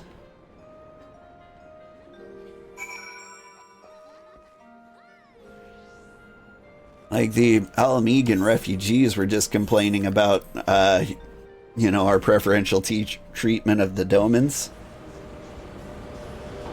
If we extend this offer, it's strategically and politically sound. And Final Fantasy XIV is nothing but complex internal politics and team building exercises. Same for you at 7 a.m., but you start at 7. Oof. I showed up on your YouTube recommendation, so I guess YouTube is recommending you to Brazilians? Yeah. So, like, in YouTube, you tend to get, like, clusters of similar people. So, like, one of my biggest fans, who found me very early on, is in Brazil, and she works as a mail carrier. And so she's up early and just basically puts me on in the background as like a podcast. And so it will recommend me to other Brazilians who like cozy games and I don't know, dull old men. I'm not exactly sure how it's typecasting me, but like once you get in someone's watch history, and the more time you spend in that person's watch history, the more people like them you end up with. Like one of the easiest things to do to like support a streamer is just watch. Because like for my Brazilian crowd, I think I have to thank like my Brazilian big fan that showed up early on. Ul'dah, the Gilded City, where one's fortune defines one's worth. I hope some manner of fortune is with us, and that this final leg proves as successful as the previous two. Might I suggest descending it to the lower level before beginning your recruitment efforts? I do not think the Sultana will take kindly to us poaching from her personal guard. Let us meet back here at the promenade where our respective tasks complete. Good hunting, old. You'll recommend me to your Final Fantasy buddies? That's nice. Thank you.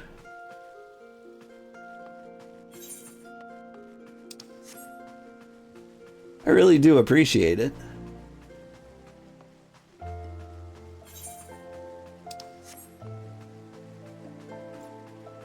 One of the mistakes I think early streamers make is they ask strangers to like and subscribe. They'll ask like friends and family. They'll be like, "Hey, I'm starting streaming. You should watch." And like maybe like 1 in 100 of your acquaintances will be like really into it. And everyone else will just kind of like and subscribe because you told them to. But really, streaming to people you've never met, and like people who genuinely like you for no particular reason, like it's often better than like recruiting from friends and family. Did that ramble make any sense? It's a theory of mine. The thing is, like, friends and family, like, they like you, but for different reasons than for, like, what your hobbies are. Yeah, if they subscribe and don't watch, it kills the algorithm. Yeah, that's been my experience. Oh, what a happy coincidence. You remember me, perchance? I'm Orson, of the Church of Saint Adama Landama. Thank you for your timely rescue. I must also thank you for preventing that fraudulent priest from preying on dry bones less fortunate. A most upsetting business. Are you here with your companion, Thancred, was it? Ah, 'tis new companions you seek then. Your proposed organization sounds a powerful force for good, but my place is at the church with the children. Nevertheless, I wish you well in this undertaking. It reminds me, like, I've got a friend who knows I stream, and he's constantly, like, telling me what games I should play, and I've played them a few times, and then, like, I'm 99% sure he's never watched any of them, and so I'm like, I'm playing these for you, but, like, do you actually care? Like, why are you recommending things you're not going to watch? I'm sorry, you wish to recruit me? Is this some new fashioned manner of propositioning a lady? Well, I'm afraid you're wasting your time. This lady has already spoken to you. Good day, sir. Oh, Yellow Moon, one day you will be mine.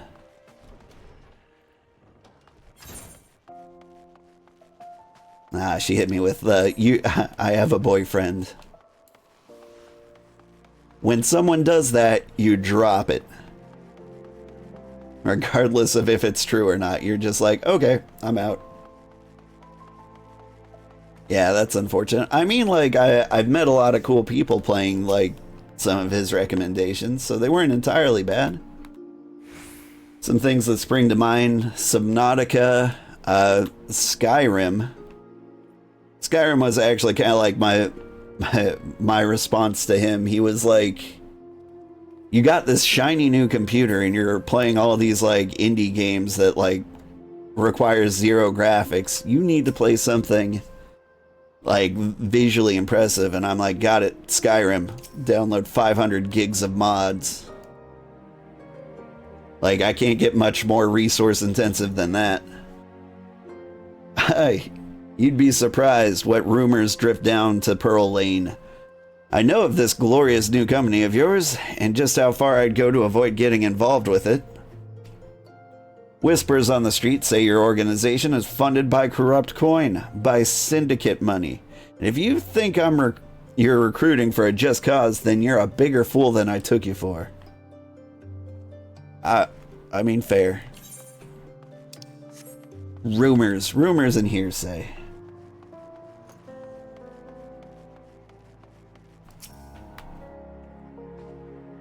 A company that looks to cure the ills of the realm entire. Listen, friend, I can scarce bear the complaints of the stall next over, let alone the conundrums of a neighboring nation. Why am I recruiting street vendors? They've got a job.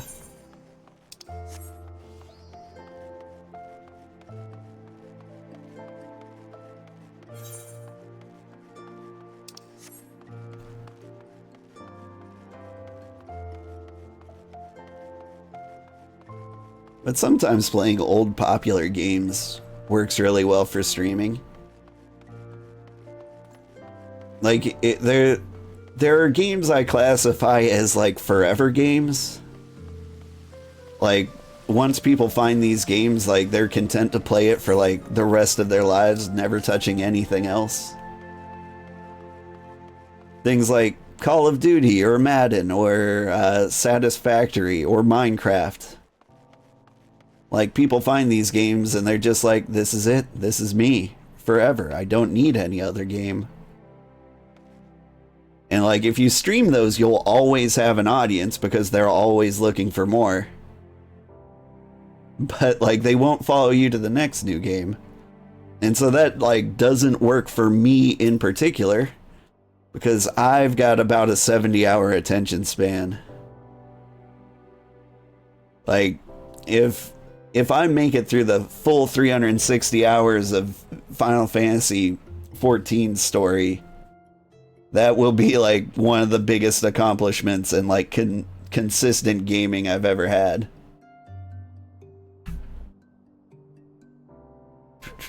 it also depends on how big the pool of streamers are for that game. There are a lot of great indie games out there that have much smaller pools than big AAA titles. Yeah.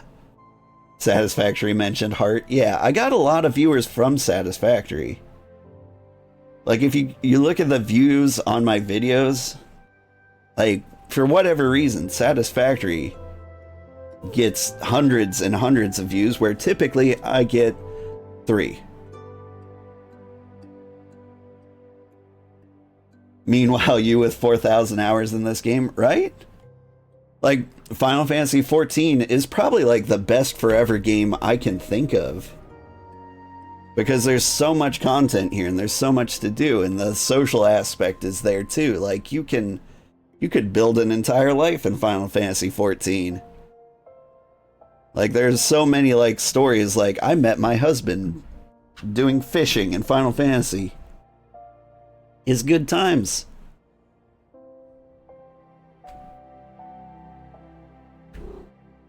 And people like that are often just always looking for, like, new content in Final Fantasy XIV. Someone, like, popped in and said they were so glad I was playing MSQ because they needed a refresher on their Realm Reborn story. Like, it's reasons like that that have made Final Fantasy Fridays successful. And I'll keep doing them probably forever because, like, I keep getting an audience. Oh, wait, you're the man who came to Little Alamigo looking for that masked devil. Who knows what might have happened if you hadn't? I'd probably be dead. And a whole lot more of my friends besides. We were such fools. Any road, the disaster really got me thinking. About our homeland, about the outsider who saved us from ourselves, and I realized how easily I'd been manipulated and vowed to make myself a more worldly man. So here I am. A new company of champions? And you say it will take me to all corners of the realm. That sounds exactly like the kind of opportunity I need. And don't worry, I'm not the same stripling you met in Alamigo. I've prepared myself to fight the evil I now know is out there. Alright, yeah, see, that was the little Alamigan refugee I knew I could recruit somewhere. Where's the elevator? Genuinely, I have no idea where I am. Here. Boop-a-doo.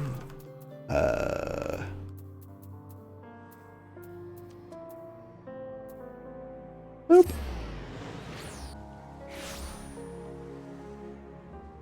But yeah, like, so playing a forever game will get you a lot of views. The problem is, like, people with their forever game mostly will not follow you to other games. Like, there's going to be a decent number of people who are watching me play Final Fantasy just because it's Final Fantasy. But a lot of them are not going to cross over to see, like, the cozy games or the horror games or the racing games. And that's fine. I've just got to appreciate those friends for what they were. Just, you know, people who saw me doing a thing that they loved and wanted to support me. I like that.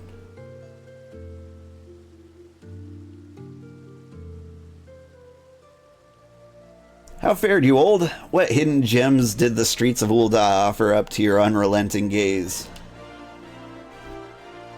I found a dude. A single Alamigan youth. Well, you've certainly given us an admirable start, even if our ranks are still yet somewhat thin. In these troubled years following the calamity, talk of Eorzea's salvation must seem akin to grasping at clouds.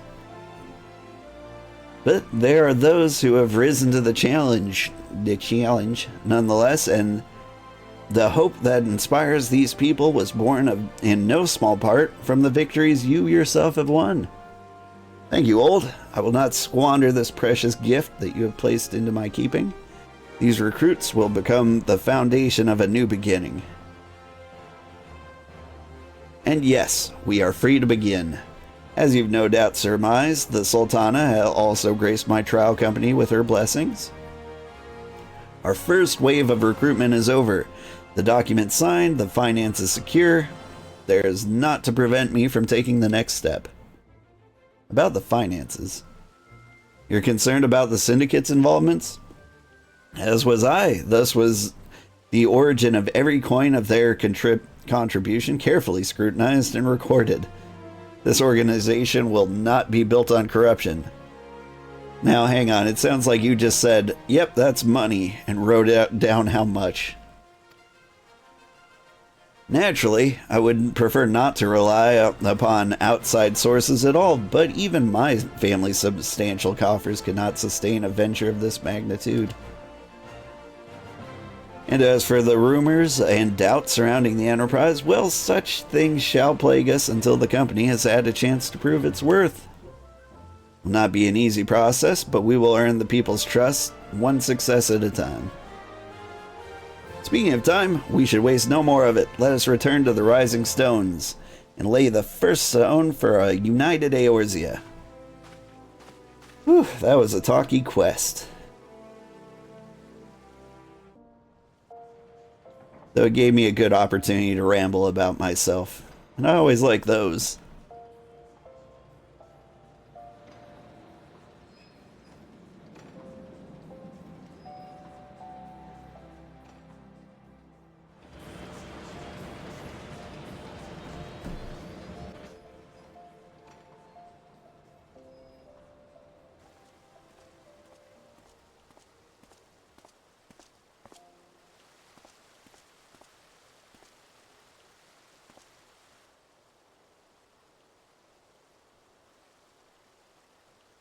Tell me, General, what think you of Alphino's bold endeavor? I think it is more than bold, Your Grace. His organization would pave the way for a united Eorzea.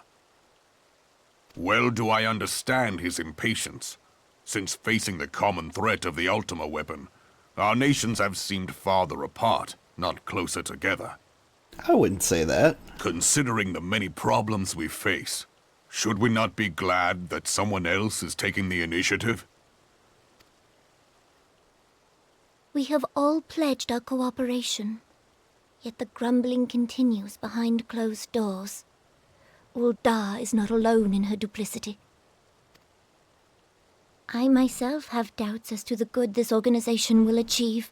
Same. With the inclusion of the finest soldiers of the 3 grand companies, it promises to be a fearsome military body. But whom will it serve? Even under the watchful gaze of the Scions, it is not unthinkable that such a force could perpetrate a great wrong. Does it not concern you that a significant proportion of its financial backing came from the coffers of the Syndicate? That those unprincipled worms might forge this extraordinary gathering of warriors into a private army? I have trust in the Scions, Your Grace.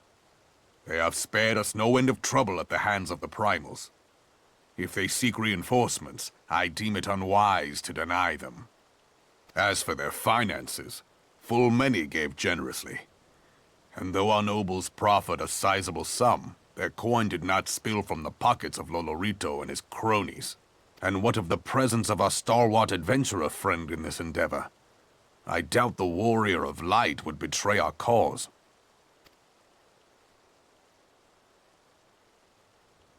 Yes, there is that, I suppose.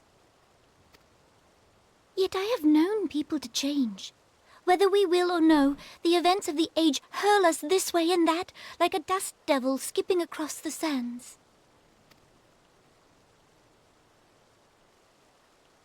Cannot be done about Telechi?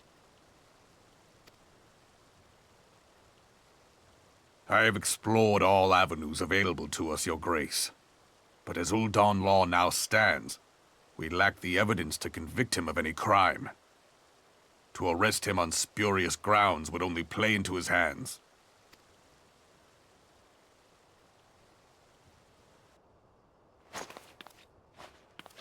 He has all but committed treason, and yet we can do nothing?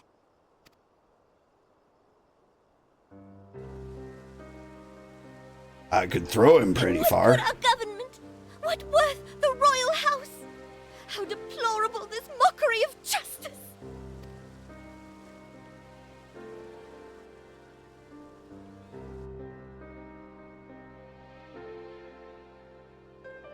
Aww.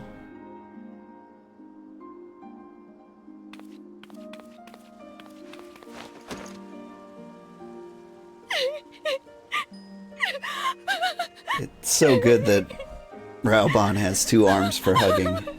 Have faith, Your Grace. It is not over.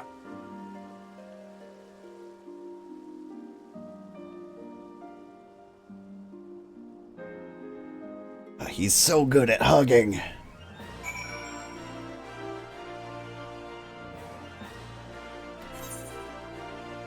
Let's see. Where am I going? Rising Stones. My alarm did go off, and I do have to get the kids to school, but I have to complete the quest first. The fate of Eorzea is way more important than, you know, 2nd grade.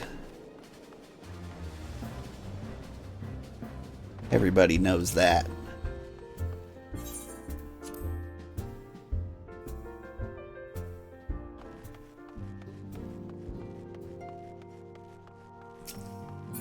Surely the teacher will understand. I don't know, I've gotten a couple of angry letters from my daughter's teacher in particular about her tardiness.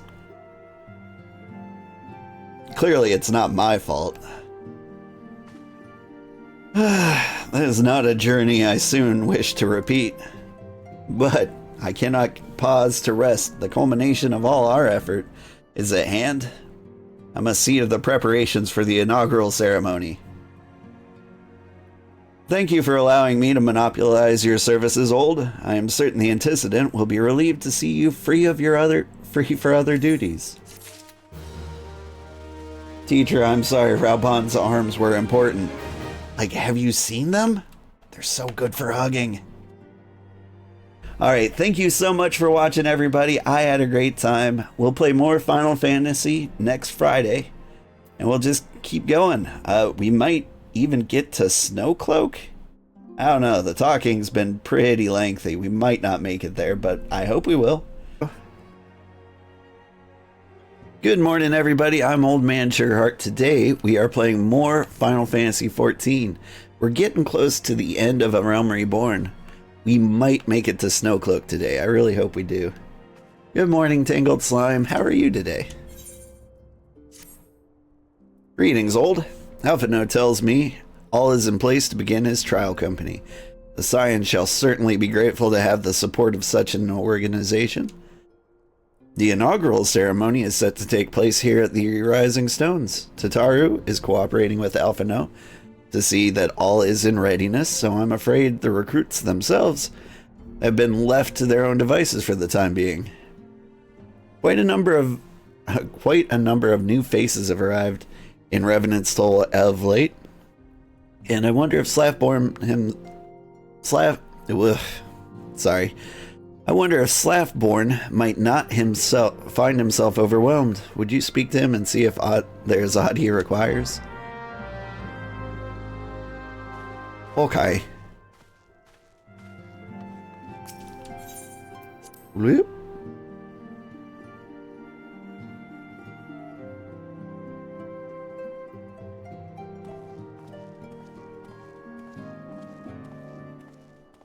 I am very tired this morning, but I'm hoping. I really wanted to get the 2 hours in, you know? Like, my life will be incomplete if I rest through video games. I can't do that. That Slaffborn hung out over here. Am I mistaken? Ah. He's got his own door.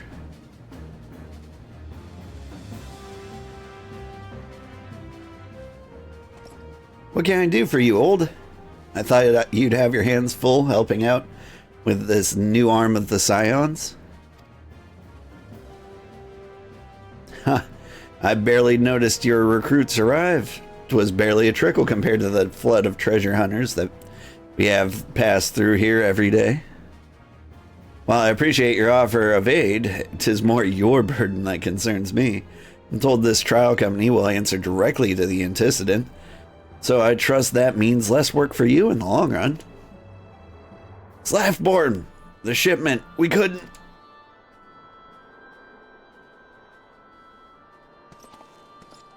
Gods, woman, what befell? We... we were bringing the shipment to Revenant's Toll, provisions earmarked for the frontier effort. But just as we crossed over to Mordona, we were set upon by brigands. I believe they may have been heretics. There were too many. There were too many. Too many. We only escaped with our lives by abandoning the supplies. Pray forgive us. There is not to forgive. Provisions can be replaced, but smart soldiers are hard to find. Take your rest, and I'll have someone along to tend to those wounds. What to do? If heretics are involved, then this is like to be more than a case of simple thievery. Ishgard will need to be informed. Whence did these supplies originate? Meanwhile, the three behind her are bleeding out. House Fortemps. We collected the provisions from Camp Dragonhead proper. Understood. I shall see that they are apprised of this development. Old, were you not on good terms with the Knights of House Fortemps? I will be sending them a missive immediately, of course, but I would also have you travel there and offer your considerable talents. Yes, I realized I contradict my earlier hopes to lighten your load, but I need someone who can bring this incident to a satisfactory conclusion.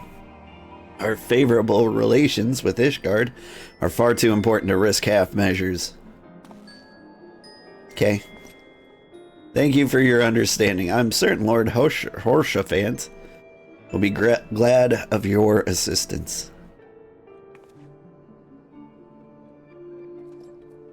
Woo!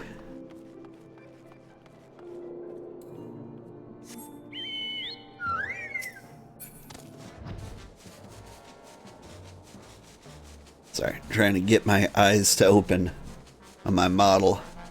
Sometimes he betrays how tired I am, like by accurately portraying my eyelids. And I can't have that.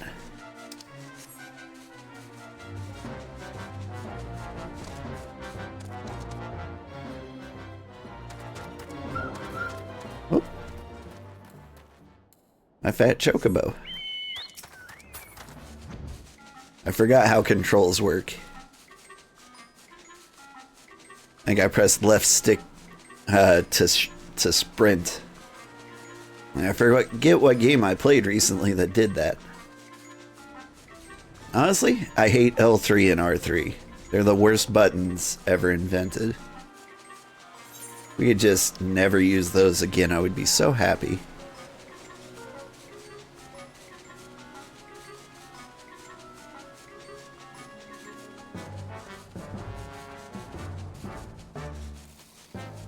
It strikes me that Camp Dragonhead's the one with the Aetheryte crystal right in the middle of it. I could have saved myself a lot of time. Shoop.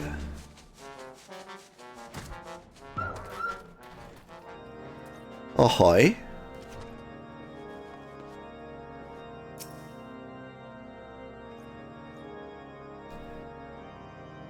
Well, if it isn't my fine friend old Sugarheart, would you care for a plate of roast karaku? Some mulled wine?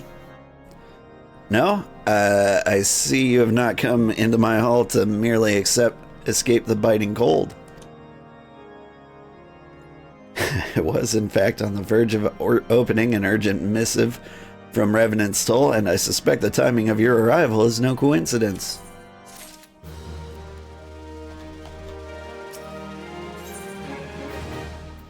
Ooh, pretty hats.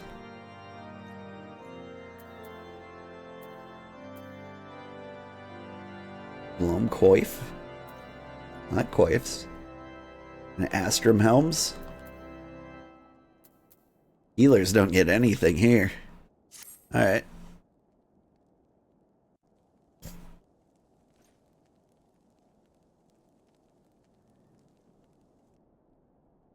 The incident with the new frontier hands? No, you need not elaborate. I have been following their progress with no small amount of interest. Brave men and women all. They do our nation a great service. The existence of a fortified outpost in Mordona will do much to dissuade the Empire from trespassing on Kurthus soil.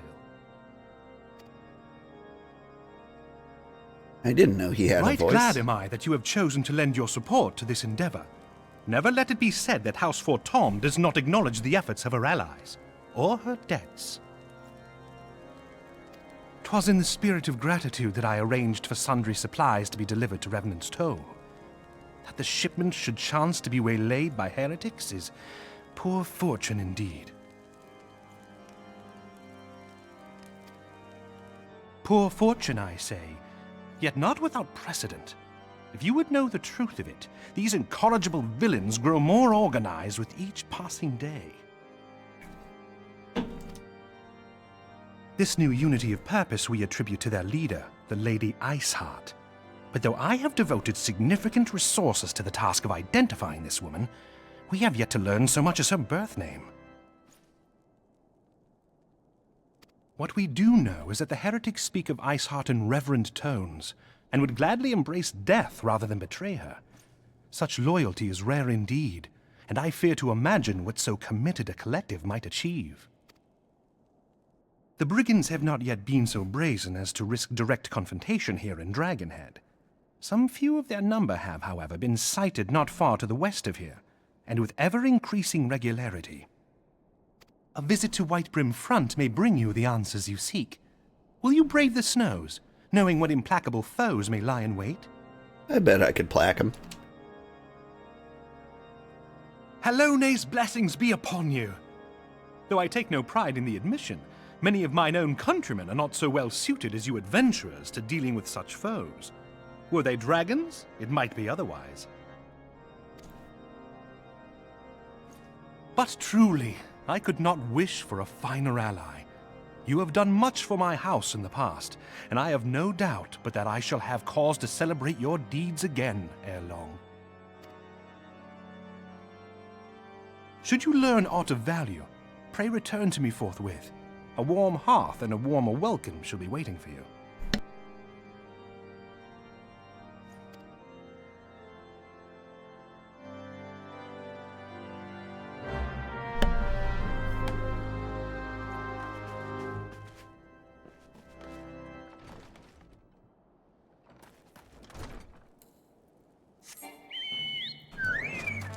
Speak with Drillamont at Whitebrim Front.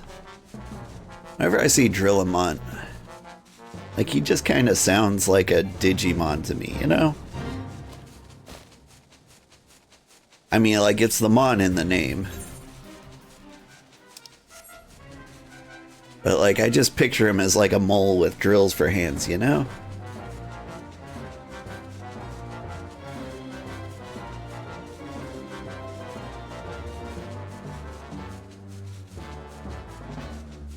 I think he lives in here.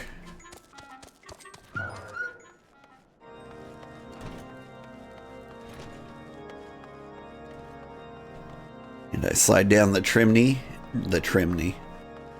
as is tradition in my family.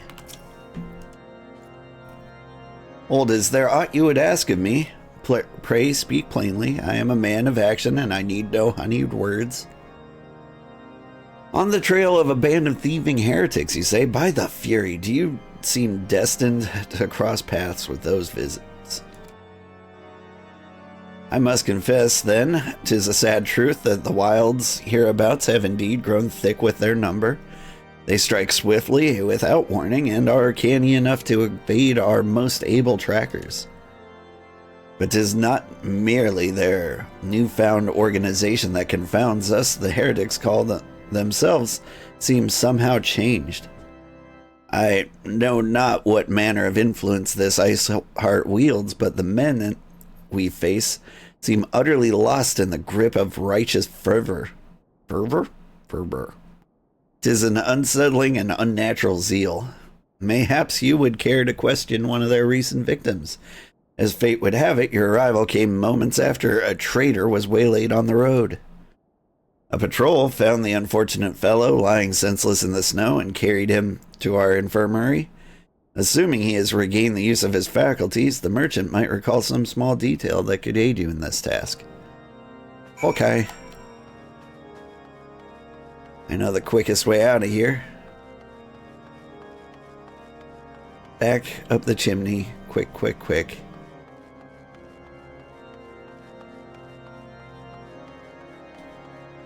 No stepping back from that ledge, my friend, for old Saint Nick. Blah, oh, my legs!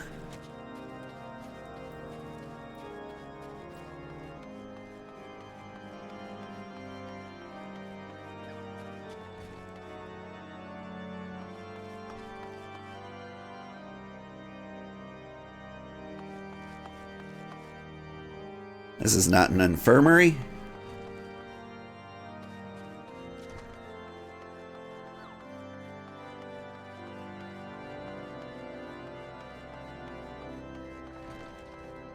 Meanwhile, somebody has fallen asleep on the pipe organ again.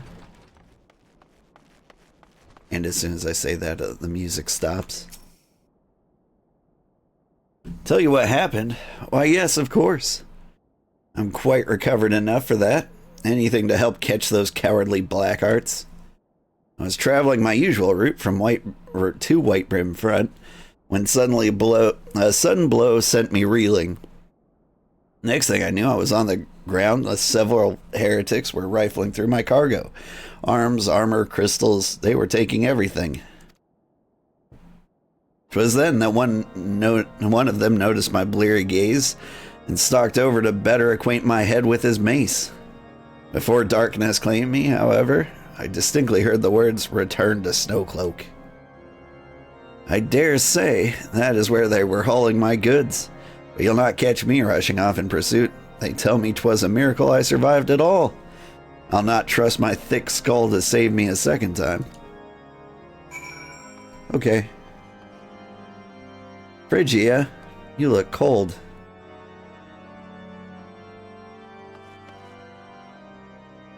I will have my revenge. Okay. I too dream of revenge.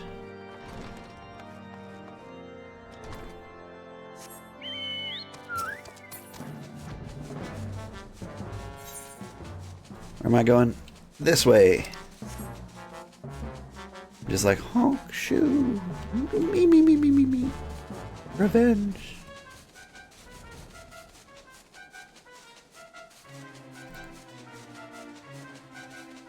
I'm trying to be silly. I feel like it's coming off unnaturally.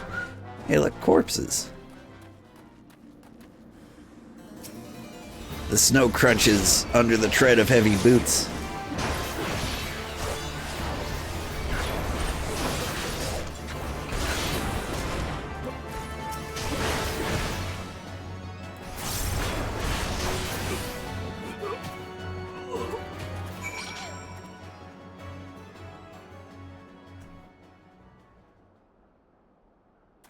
Welp.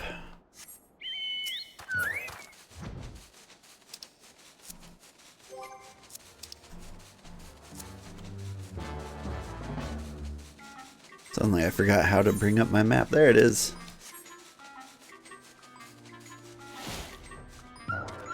I can only bring it up when I'm not thinking about what button it is. God, draw your weapon, foul. Wait, I recognize you, adventure. You are come seeking heretics? I am come. Then we are share a common purpose. We were on patrol when we chanced across one of their raiding parties and pursued them here. By rights, we should have had them cornered in this ravine, and yet they are gone, vanished like icy wraiths.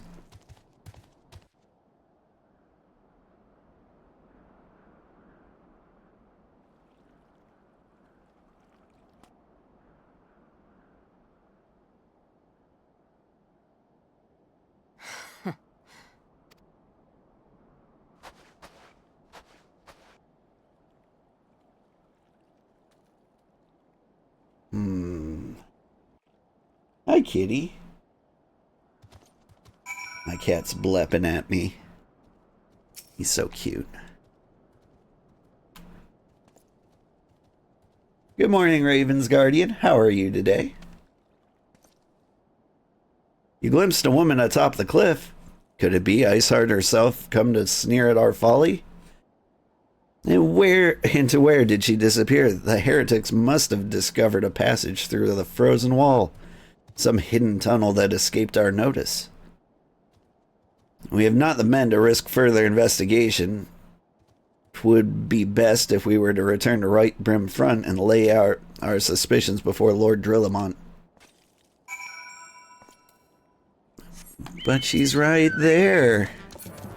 And Lord Drillamont's just gonna send me alone. I mean, to queue for a party, but still. You're good? How am I? I'm doing okay.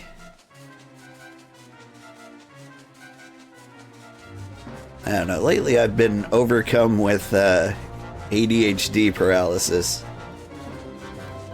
I've got about 100 things I should be doing, and I end up doing none of them because each one of the things makes me think of another thing. And so, like, every day after work, I just kind of like stand in place and stare blankly as I run through a game plan in my head that never ends. As I try to decide which of the things is the thing I should be focusing on.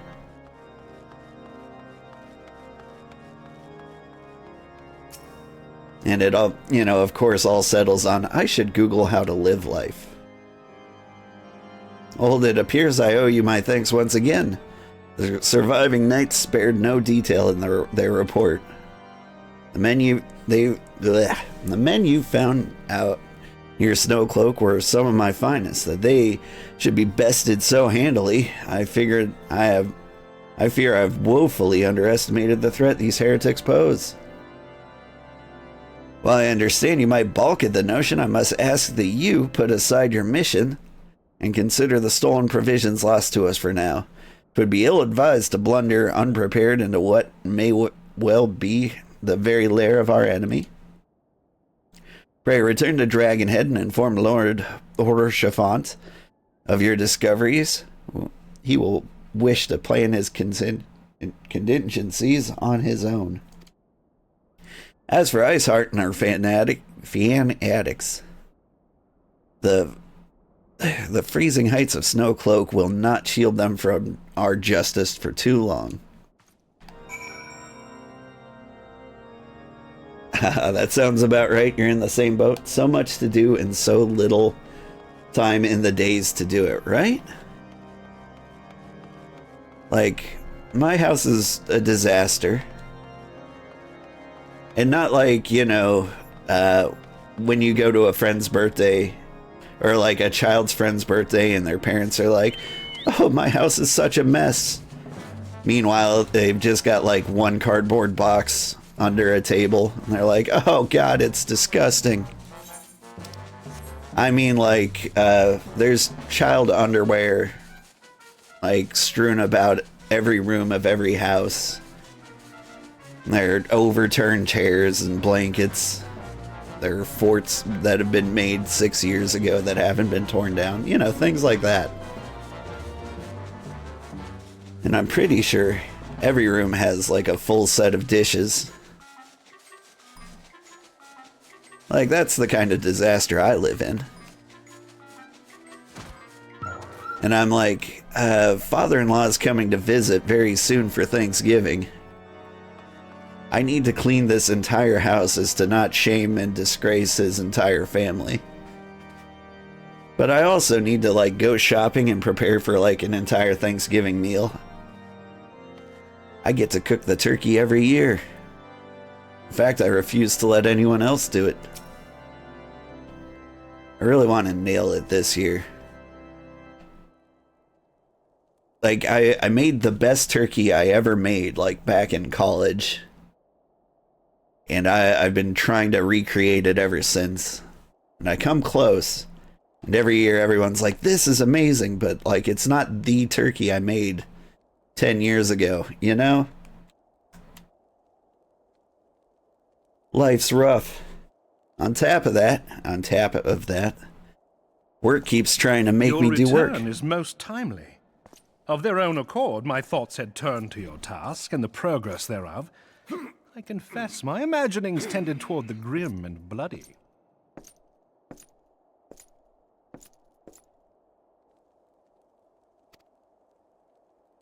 I mean, I did kill 2 people. But you are here now, and I suspect such frivolous wonderings do little justice to the reality of your travails. Tell me, what did you learn of Iceheart?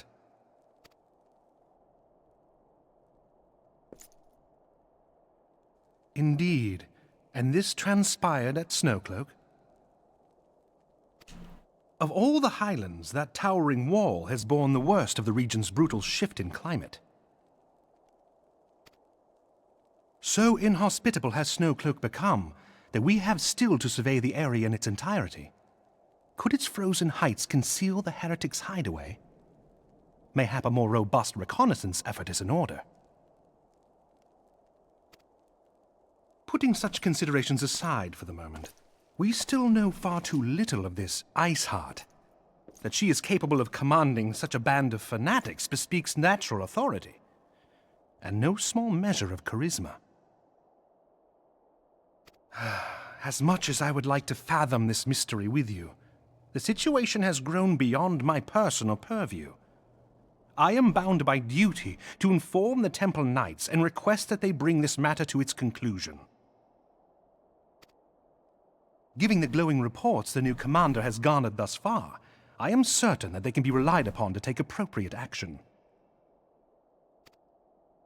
Though Iceheart's true identity yet eludes us, you have provided us with a point from which to begin. Sometimes it takes but a single stone to prompt an avalanche. On the matter of the stolen provisions, I have already made arrangements for a second shipment to be sent to Revenant's Toll. I could not well allow such an honorable venture to be undermined by one miserable setback. Okay. He was talking, but I was thinking about turkey.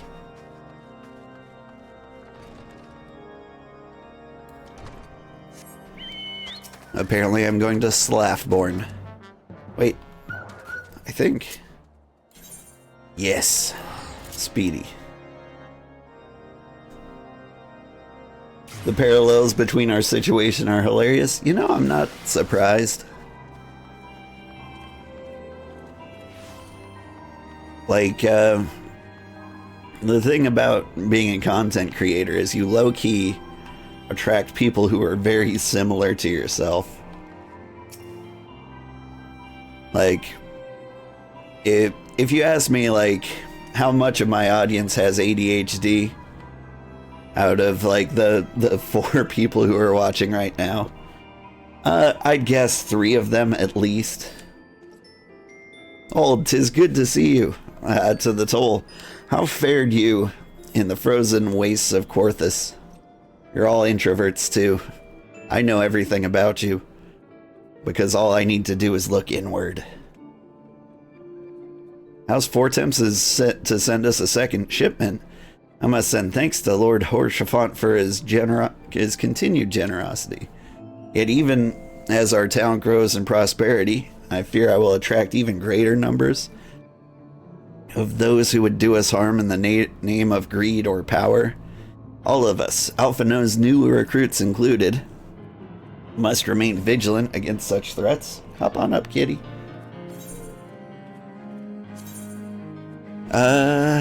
Yeah, I'll take a new hat. We'll wear a crown and show off our pretty face for a little bit. Actually, that's a pretty good look for me.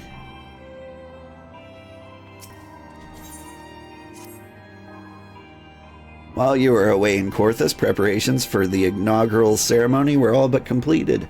Although Tataru does yet seem somewhat flustered. I've taken enough of your time. Why don't you head to the Rising Stones and see if your frantic receptionist could do with a hand? Bow, dow, bow, bow.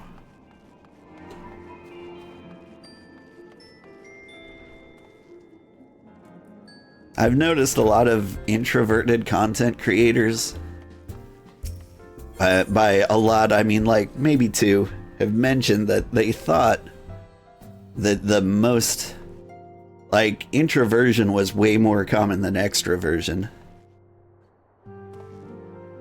Only to find out they were wrong. But, you know, they base it on, like, their audience, their experience with the people they've met in the universe. And, like, a lot of people, like, extroverts just aren't here watching you play video games. And that's fine. The world needs them. I need them. They do sales, I just do the programming. These parchments need to be sorted, and these documents, why are they even here? Oh, I'm so sorely tempted to file the lot in my waste paper basket. Oh, old, you startled me. You wish to lend a hand? Splendid. Would you be a dear and hand these forms to the new recruits? They're scattered about Revenant's Toll, and I haven't the time to track them all down. The recruits know to don their garb immediately and assemble here in the Rising Stones. You'll want to report directly back to Alpha now if you do not wish to miss the ceremony. Wonder if the Scions will ever have matching uniforms. A well-funded organization is a well-dressed organization, I suppose. You know, one day we'll form the Sugarheart Corporation. And I do think of uniforms sometimes.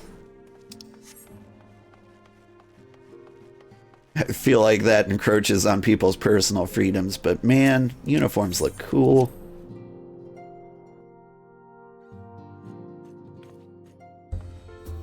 You could believe that. For the introverts are there for the most of the time. They just lurk. You do that a lot, especially on larger channels. Yeah.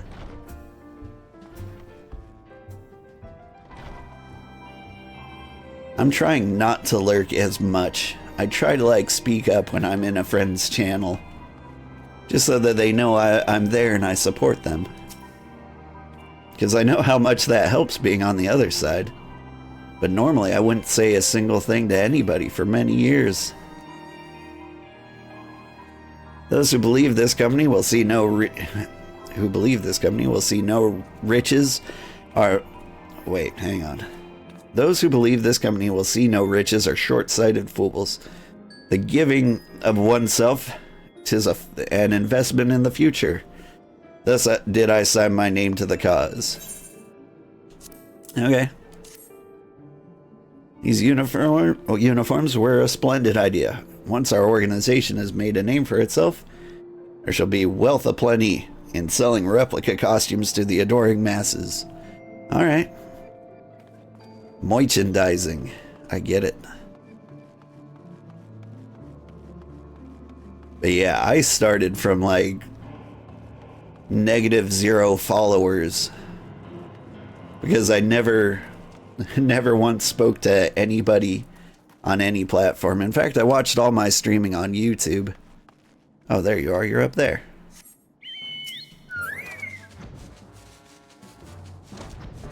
Like, I've seen a few people try to, like, do a debut with literally no one.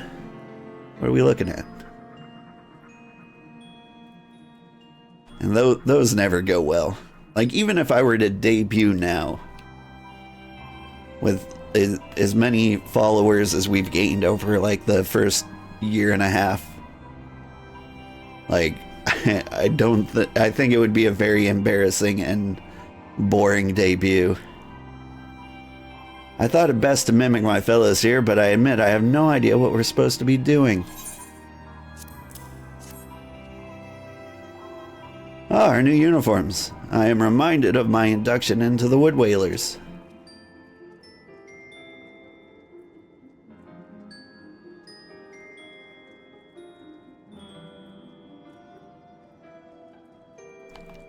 I'm scared of heights. I can never be like this little potato here, standing on the wall like that. In fact, if you catch me on a wall like that, I'd be sitting down. Maybe crawling around, you know.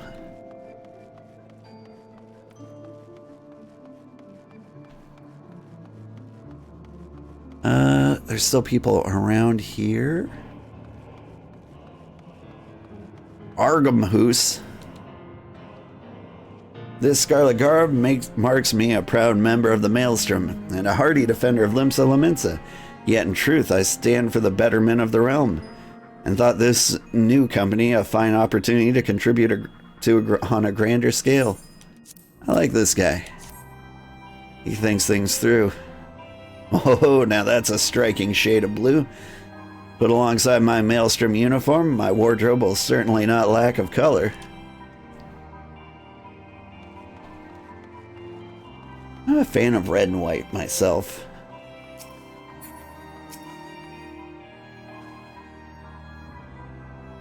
Little Alamigo could learn much from Revenant's Toll. This town can be so alive in the midst of such desolation. I've never won aught so voluminous. Well, I'm sure I'll grow accustomed to the extra cloth in time. Just put on the pants, man. You're making everybody uncomfortable.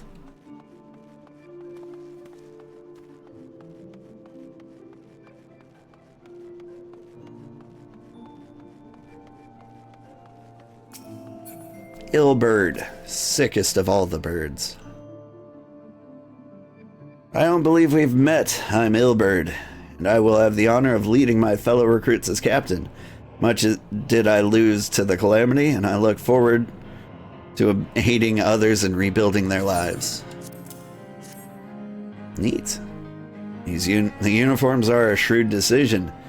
There's no easier method of creating a common bond among what is essentially a band of strangers. I mean, I do like that. Who is up there? It's my friend Alien.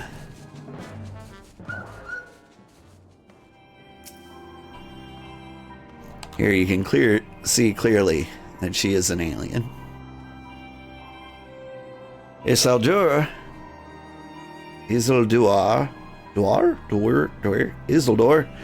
has at last retired from the adventurer's life. Though I shall miss his wisdom and irrepressible spirit, I am excited to forge my own path forward. There you go. Yes, the uniform, thank you. Truth be told, the thought of pledging myself to such a lofty organization is somewhat intimidating. Alright.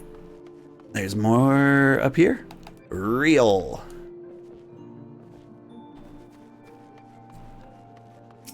Howdy, cool guy. Hello there, lad. Looking for me, was ya? Well, I'd suggest giving a whistle, but I'm not sure as I'd hear it amongst all the bustle. No-ho! Proper uniforms and all.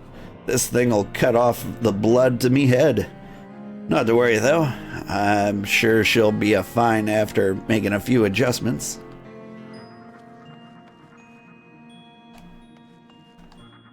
Who am I missing?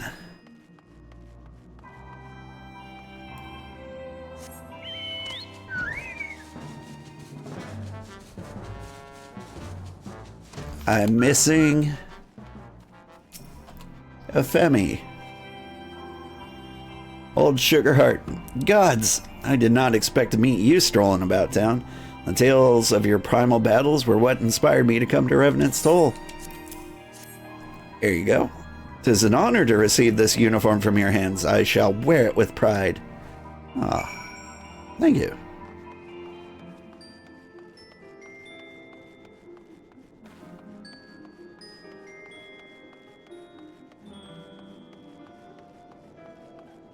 It's cool that most people kind of recognize the deeds that you've done in the game. They're like, oh, you're that guy who killed God the other day, right? Big fan. Because, you know, in some games they'll be like, what do you want? This game is like, oh, dang, it's you. The guy who did the thing.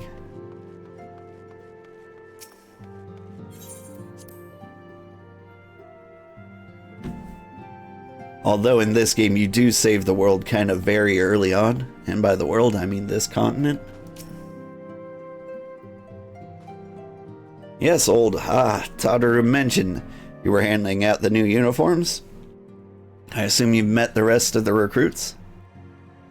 Some few answered the call to the arms I put forth through the established grain companies and such. We're not yet an army, but there is much a small core of elite warriors can achieve. I mentioned I thought of a name for the company. It is my hope that it shall be soon known across the breadth of Eorzea. The moment of truth draws near, old. Once the last of the recruits have gathered, I shall make the official announcement. You don't want to run that name by me so I can shoot it down?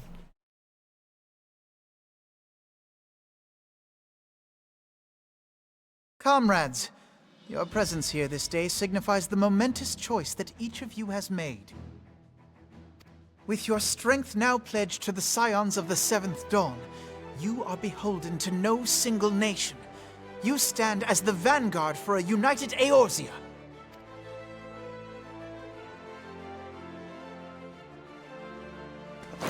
From this moment forth, I declare you Crystal Braves.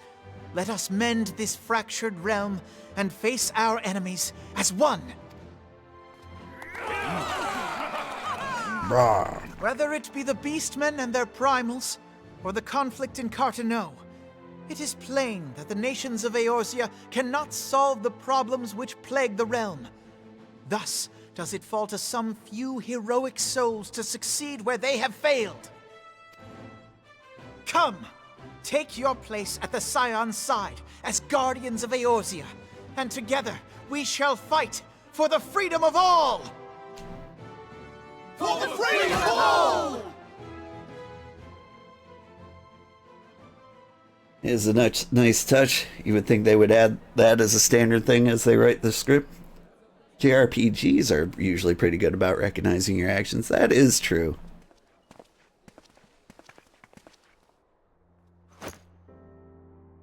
A rousing speech, Alphino. Or should I say, Crystal Brave Commander Leveilleur? I might be thinking more of like Western sandbox RPGs, like Skyrim, you know, when you eat a dragon's soul and then someone's like, let's mug him. Please, Antecedent. The title is honorary. I shall not be leading the troops into battle, as it were. We are of the same purpose.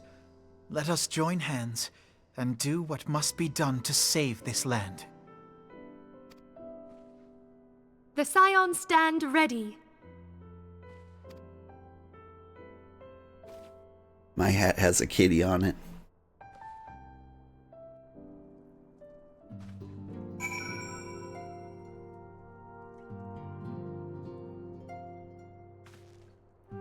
Quote, the hero of Eorzea. My hat has a kitty on it.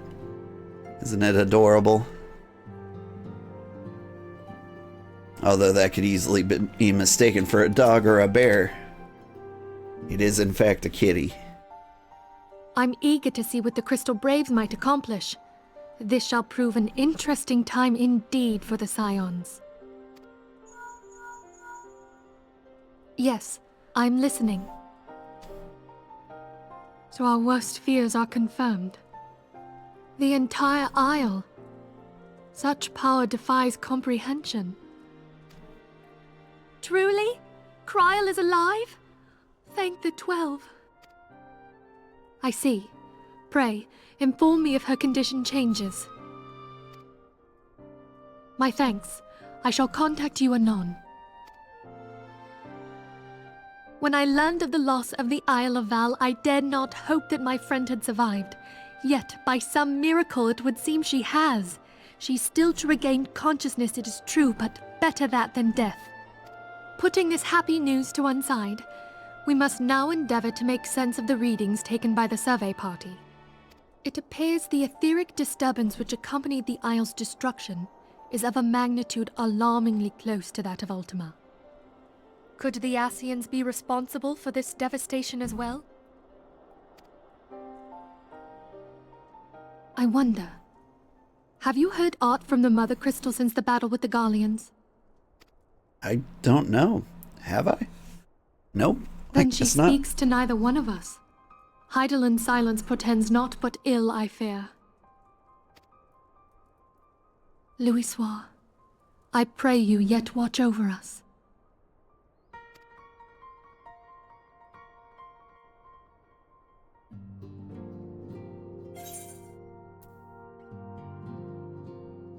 Let's see. Archer. Astrologian.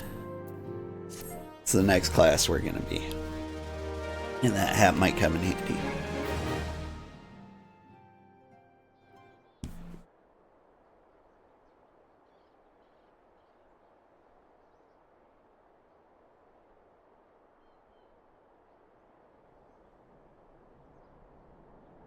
Oh, he does leave his desk occasionally.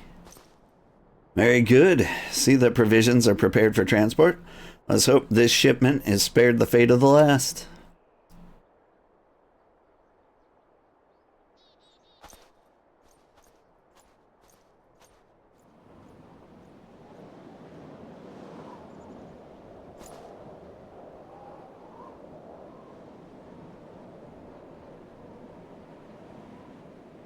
Winds are uncommon fierce this day. We're gonna go there someday and spend a decent amount of time there.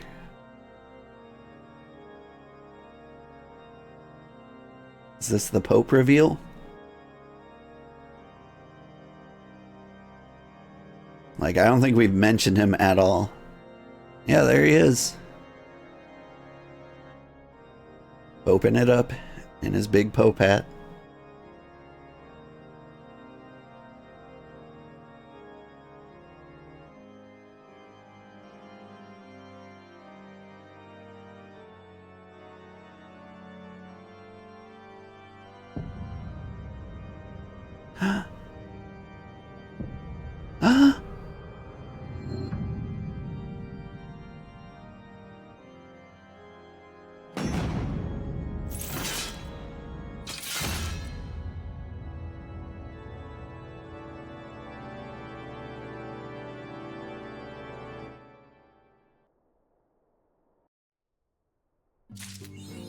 Only took about 100 hours.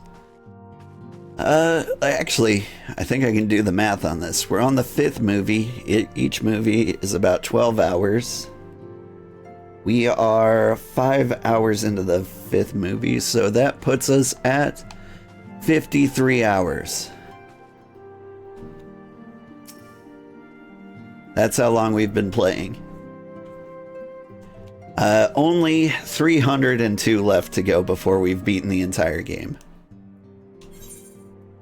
At the current rate of 2 hours every Friday, that should be done in 3 years. Welp, better get started.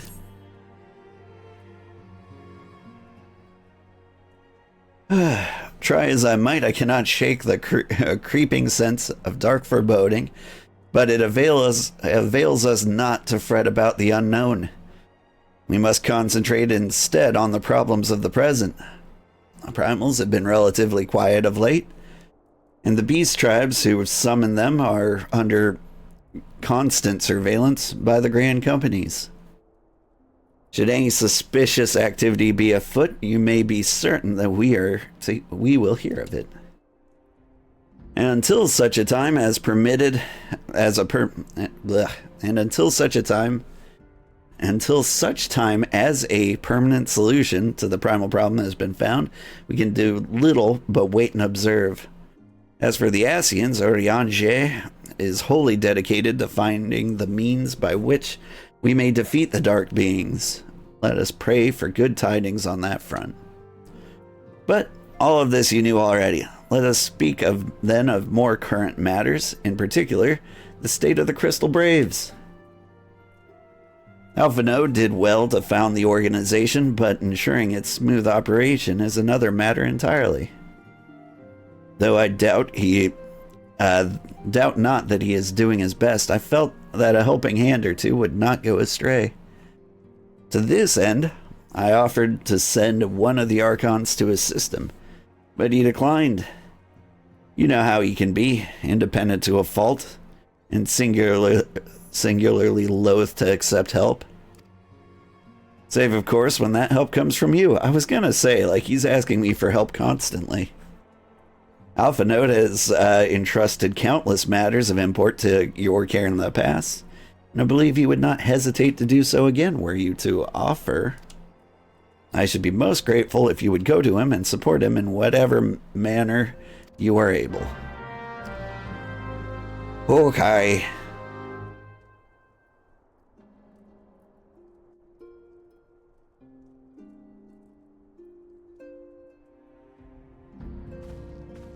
There's also like the small chance that I suddenly become a successful streamer overnight.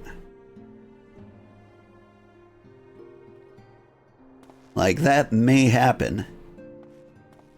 And if that does happen, my 2-hour Final Fantasy streams will turn into 8-hour Final Fantasy streams. In which case, maybe we could do this in 2 years? I don't know. The most conservative estimates I have of when I will be a successful full-time streamer is like 6.5 years from now. Like, enough to quit my day job, that is. Well, at least it gives you a roadmap for the future. I still have a lot to catch up on YouTube. I'm only on video 15 of this playlist. I hope you do. Yeah, I think you have the personality for it. I think so too. It's been very reaffirming. Everyone's been so nice and like telling me to continue. Like, honestly, I expected a lot more hate than I got. Like, I thought the internet was largely a rude place, but I don't know, maybe it's the new generation. But people just seem to be a lot nicer than I expected. I shouldn't believe the internet about, like, how awful all people are all the time. Like, I played a fighting game recently, Guilty Gear Strive, and that, when I played like 15 years ago, that was one of like the meanest and rudest communities I've ever been a part of. And so I expected to immediately get just torn to shreds on the internet, and instead I got tons of support and like people saying like, you should play more. Like, even though like it was my first time playing in like 12 years. Like, it's just cool how everyone's been super nice. Like, I do think this can work. If only I didn't have my full-time job getting in the way of things. It's going to be a very slow grind up until then. What was I doing? I had a thought. Alpha Node, interrupt me. What is it, old? Do be concise, I'm rather busy. Oh, I know. You said you're only on video 15 of this playlist. I recommend you switch to the Final Fantasy XIV, the movie playlist, for this particular game. Like, the main playlist is like mostly an arranging of like all of the quests in the main storyline. In case somebody like gets stuck on one, they can like find that exact quest in the list.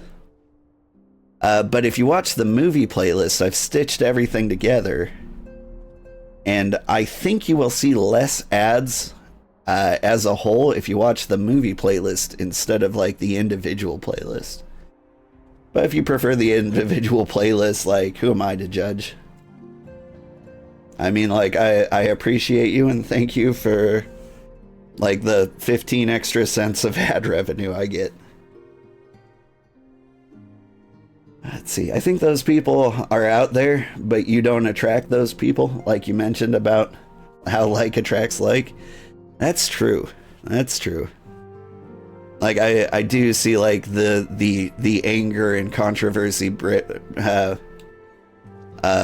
based streamers having just some of the worst communities I've ever seen in my life. I'm glad I'm not doing that. Was it, old? And do be concise. I am rather busy. You would lend a hand, you say? I see. Well, now that you mention it, there is a matter that wants for attention. Given its sensitive nature, I was hesitant to entrust it to my braves, but the demands upon my time are such that I had little choice. Which is not to say that my men want for labor, though we are but newly formed. There is already a great demand for our services, and we are hard-pressed to answer all petitions. But I digress. The fact is, I would sooner attend this particular matter myself. But my presence is required elsewhere. That being the case, I have entrusted its resolution to my second-in-command, Captain Ilberd. Tell him that I sent you, and he will furnish you with the particulars. My thanks in advance, old. There is another trick into not getting, like, terrible people into your community. There are certain platforms that deliberately try to put things that make you angry in front of you because you are more likely to interact with them. Two of those places would be like Facebook and Twitter. Now I have both a Facebook page and a Twitter, and I do basically nothing with them. Like, the only thing I post on Twitter is my schedule, because, like, some people prefer Twitter as, like, their news source, and I would highly recommend against that. But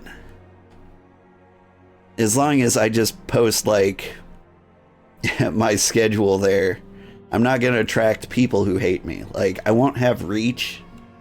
I'm not going to become famous on Twitter.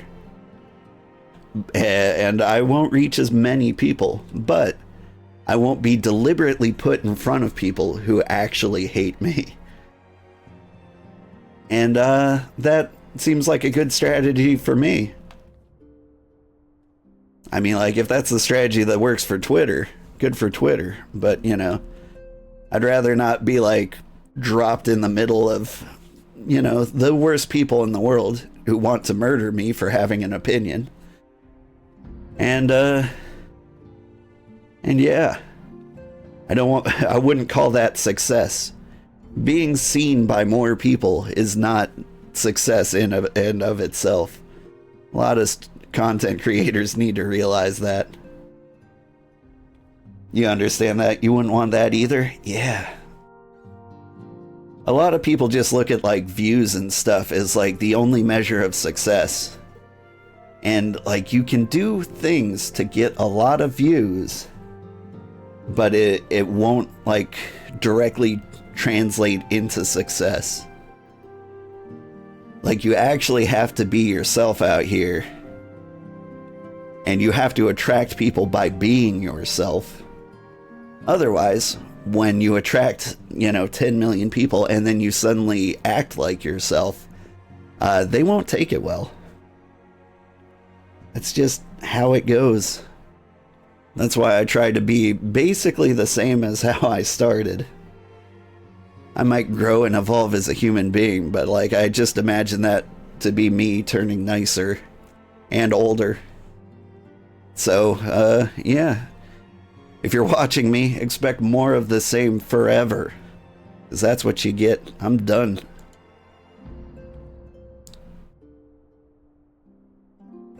My VTuber is an actual representation of who I want to be. Hail to you, Scion. How might we serve you? You have a voice too?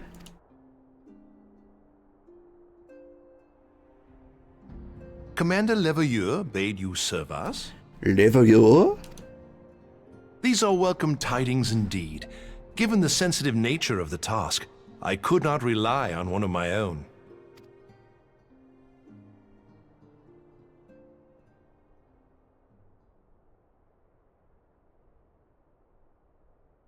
That which I'm about to tell you, I tell you in the strictest confidence.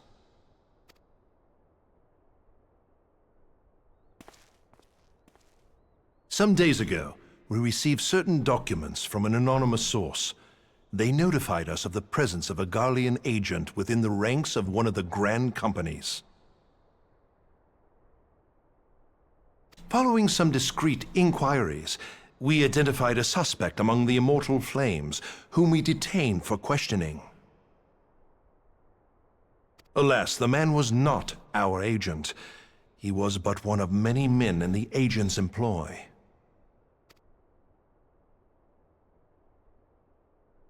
We pressed the traitor for a name, but he had none to give.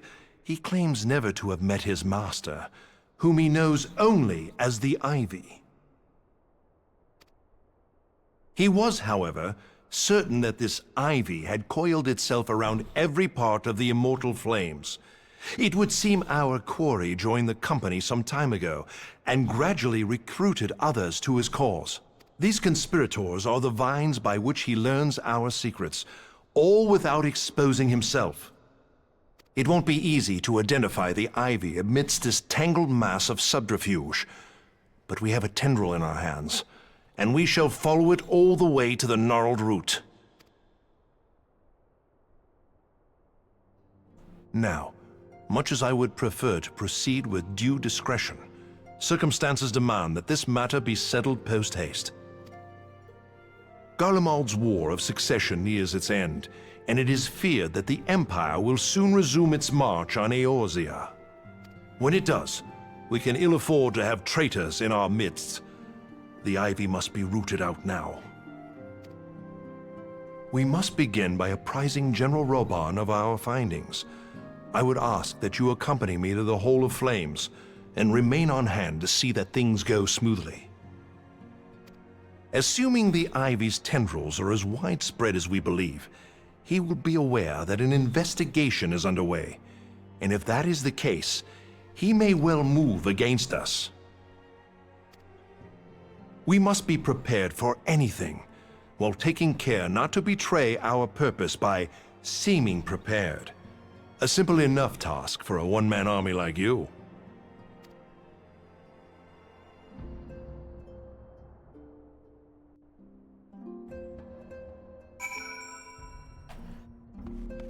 Woo! Alright, where am I going? All the way to the Hall of Flames. That's a walk.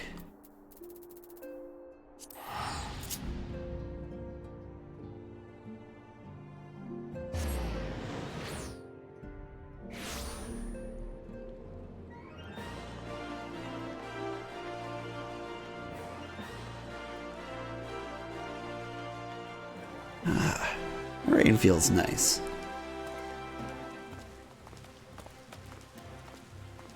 Like, it's imaginary rain, but like, I like bad weather like this, especially in times where like I feel like I need to do a million things. Like, bad weather makes me feel like the rest of the world will slow down for a little bit, you know, out of fear of getting wet, and so like I have time to breathe.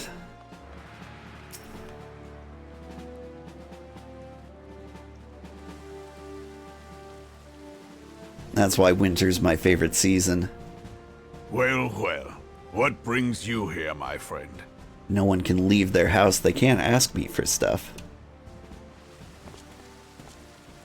And I can just keep playing video games. He is here at my behest. Greetings, Reborn. It has been a while. Hilbert, you old scoundrel. When they told me you'd be visiting, I scarce believed my ears.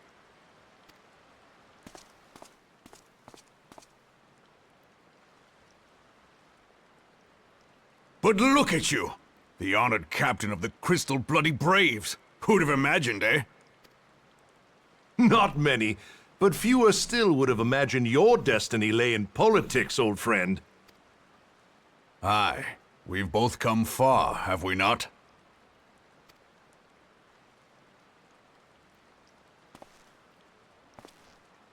Lest you wonder, Hilbert and I go back a long way. We've been friends and rivals since we were lads.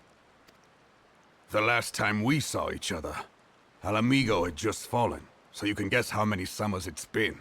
And in all that time, not a word from the fool. Ah, well, my dealings tended toward the modest and mundane, unlike some I could mention.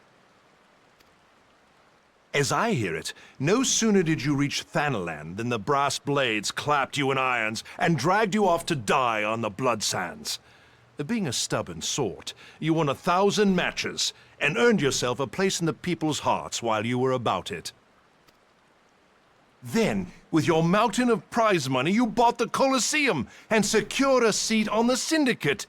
Those balls, brother! Rags to riches does not do it justice. You're a hero to the common man. Bah, spare me. I am no hero. If anyone is worthy of that title, it's our friend here. Next to him, I'm little more than a glorified butcher. You're a You, great Ul'dah, butcher. You sell yourself short. By all accounts, you are an adventurer of some standing. I like to think that I did my part for the greater good. But if you're no hero, then I'm no adventurer, not in this company. Anyway.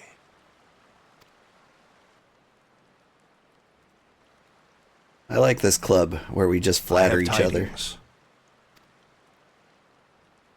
So there has been progress.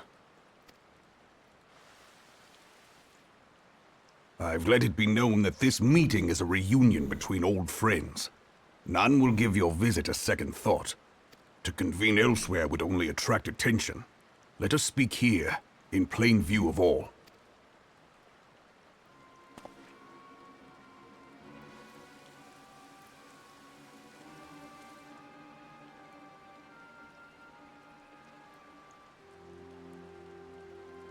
So it is we who have been compromised. Teleji Adeleji's machinations have shaken Ul'dah to her foundations.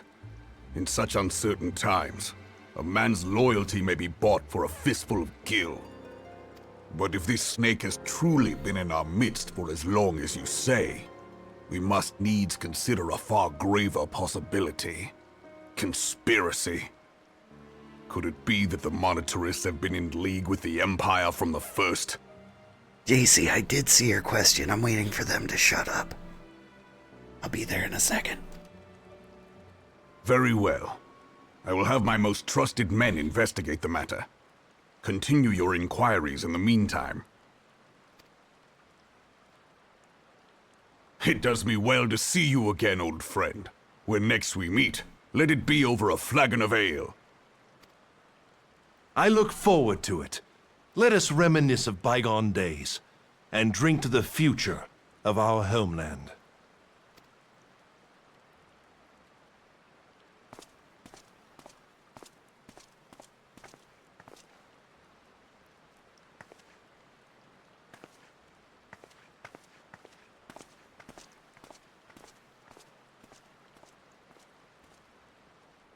Flame General. You wear the mantle well, old friend. I must work hard if I'm to keep up.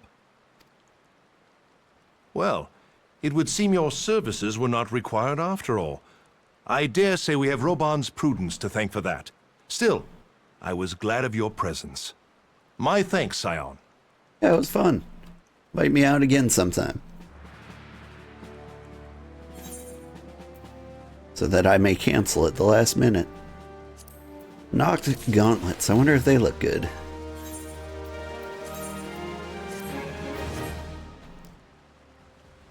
Spiky. But they match.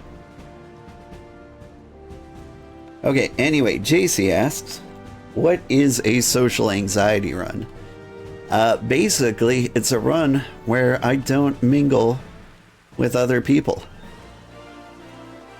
So, Final Fantasy XIV at one point released an update where they said, like, all of the main storyline quest was soloable. Meaning, like, whenever you did a dungeon, you could recruit a party of NPCs, and that sounded great. Because that gives me the time to, like, walk through, check every corner, really, like, soak in the environment. But, I feel a little bit lied to. Once we started doing trials, I discovered that, like, those weren't soloable content yet. And so, like, it's not the end of the world. But, like, every time we fight somebody like Mog or Leviathan or... the next one is Shiva. Like, we have to, like, group up for those. Like, it's still not bad. But, like, I've got social anxiety to the point where if I need to queue up with other people, I have, like, a desperate need to, like, study, like, the night before. Learn everything I'm supposed to do so that, like, I play my role correctly and I don't break and I don't like wipe the raid or trial for everybody. Like I just would it would kill me to be the reason that everybody else lost 15 minutes of their day, you know? And I know that's not like a huge deal and I'm working on that, but that's, you know, just kind of part of who I am. I'm trying really hard not to study before trials because of the encouragement I found from everybody on YouTube. Whenever somebody watches my videos, they're like, don't do that. You don't need to do that. And I know I don't need to do that. But like, man, if we wipe once and it's my fault, I'm gonna feel terrible. Yeah, you totally get it. You too? Yeah, it's just... like, I don't know, I have so little time. I hate to be the reason somebody loses some of their valued time. But, like, Final Fantasy XIV, if you feel that way, Final Fantasy XIV is one of the nicest communities I've ever seen in any game. Like, it's really easy to make friends. Nobody holds anything against you. Especially if you've got a little sprout next to your name like I do. Like, everybody's kind and understanding. And it's ideal. But that just makes me want to not let them down even more. Like, if they were jerks, I'd be like, well, suck it, jerks. I lost and everybody died. But most of you deserved it. Now if I suck and everybody dies and they're like, oh, it's okay, little guy. And I'm like, no, not you. You totally get that. You're also like that. But you found that most people in this community are so understanding. They are. This is the best community. Our hunt for the Ivy begins in earnest, Scion. Suffice to say, we must tread warily. One misstep may cost us our lives. Our business here is concluded for the time being. Let us return to the Rising Stones and report to Commander Levalier. Can do.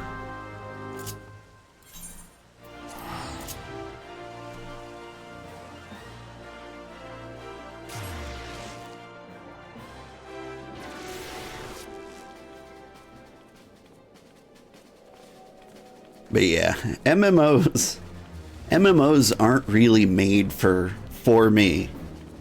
I love them, as I love all games. And like, there's just something comforting about having like real human beings running around the same environment. But I kind of like it more in like the Elden Ring sense, like where I see like ghosts of other people going through adventures and hardships alongside of me. But like, I don't actually have a desire to interact with them. I just like knowing they're there. Which is weird. I get it. Welcome, Sprout. Thank you, Panina. How are you? Panina Chinaka. I appreciate you. Welcome. Like, what do sprouts call non-sprouts? Do I call you flowers? Daisies? Bouquets? I don't know how to refer to my senpais.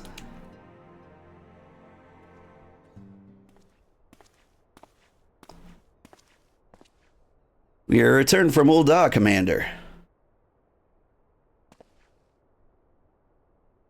And not a moment too soon. Something's happened. Trouble?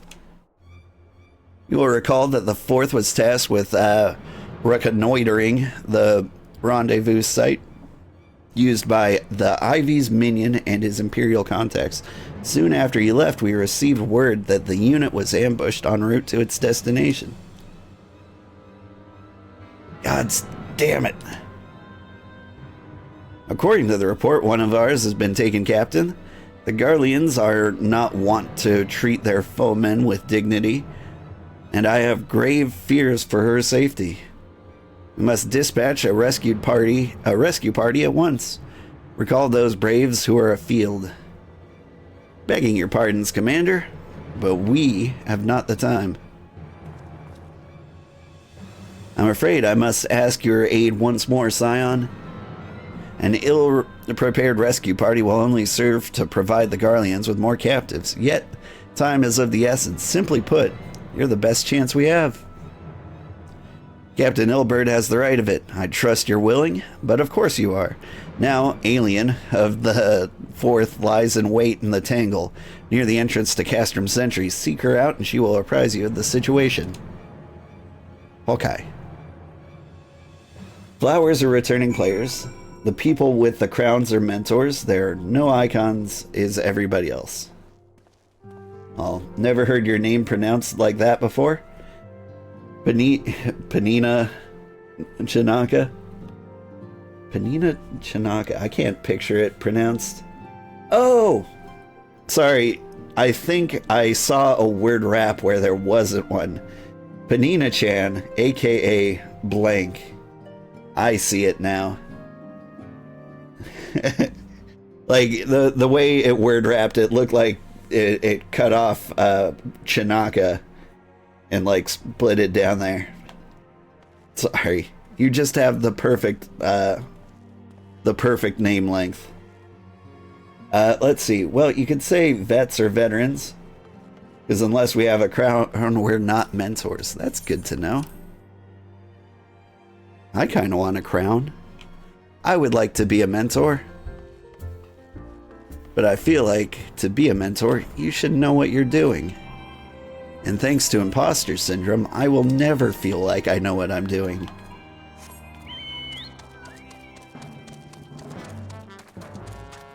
Otherwise, there's another name, but not sure if you know that one yet at this stage in the story. Well, we'll figure it out. So I have played before. Like, the farthest I've ever gotten was Stormblood. So I've beaten Heaven's Word. Heaven's Ward? That's as far as I've gotten. You gonna fight me, Mud Puppy? I didn't think so. You would aid us in the rescue mission? We are in your debt, Warrior of Light. Now, time is against us, so allow me to brief you on the situation. Oh, then you know? Warriors of Light. Oh, okay. Shoot, am I a Warrior of Light? I've done Warrior of Light things. I feel like Warrior of Light was established pretty early on. Like, maybe they didn't believe me at first, but like, early on in the game, when someone was like, you talk to crystals? You're a Warrior of Light. Anyway, the Garleans fell upon us without warning, wounding poor Resh and hauling her away to the castrum yonder.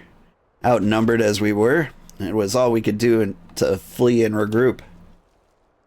Even as we speak, the Garleans may be interrogating Resh, or worse, with her hurts. I fear she will not long survive their attentions. We must rescue her without delay. Our order may yet be in its infancy, but we are bound. But the bond that binds us is as strong as mithril. None of us will stand while a comrade suffers. We, the remnants of the 4th, will infiltrate Castrum Sentry. Please help us find Resh before it's too late. I mean, like, how about you guys just wait here? I'll take care of it. They're like level, what, 40 in there?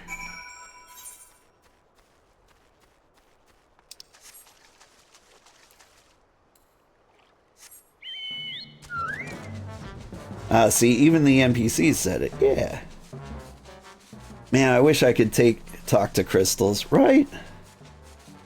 Also, meowdy, other warriors of light. It is unusual for me to have like a big enough audience that people can talk to each other. It's weird when it happens for me, almost. I'm used to talking to myself with no one around.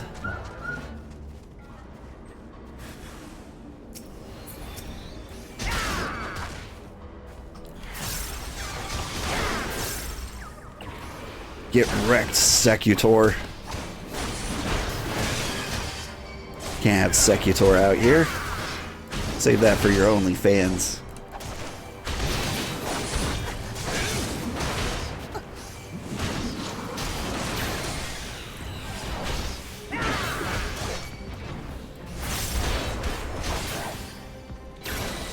Look at me spamming all my damage mitigations. I gotta keep this health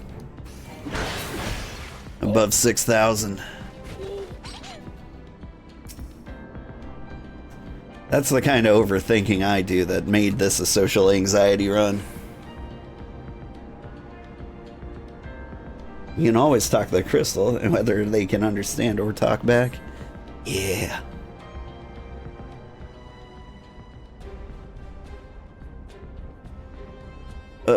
Where am I?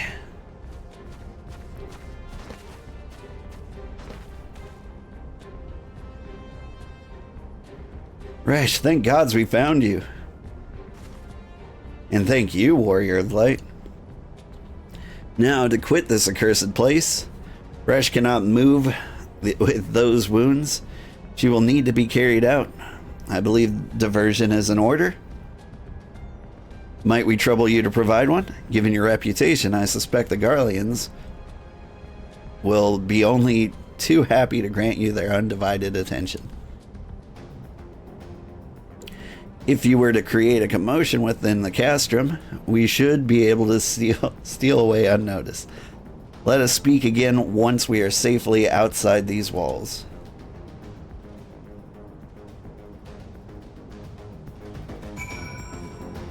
You talk to yourself too, but it's more concerning when multiple of you respond back. True. Old Sugarheart looks awesome though. Well, you got a sub out of me. Would love to see your journey. Oh, thank you. I do intend to play through the entire MSQ.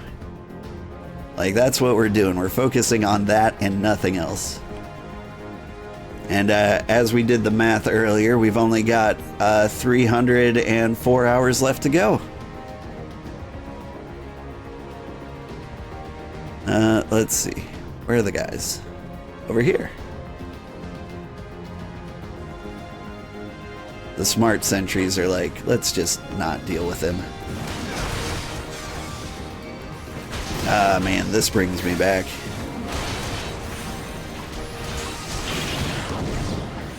It was a lot more dramatic the last time I was here. You also love my VTuber? Thank you. I'm a big fan of it. My artist did an amazing job.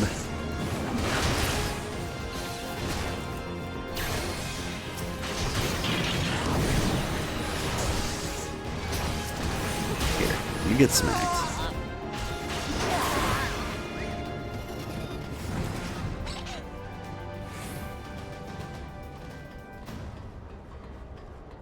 Guys, I'm just gonna walk through here, okay? Oh, wait. What level are you? 47. I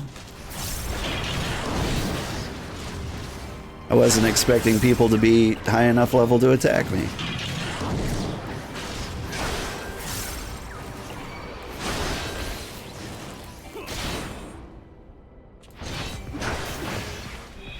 Who is my VTuber my VTuber artist? I commissioned some stranger in Indonesia to make me this VTuber model off of some commission site, you know, like Fiverr or Upwork or Etsy. She does good work. but like for $100, this is an amazing work of art.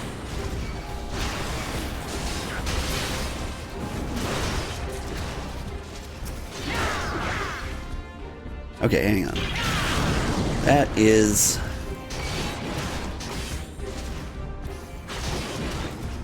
I'm trying to do my damage calculations here. Hang on. 163 for both. Versus... I'm trying to min-max here. Stop doing things.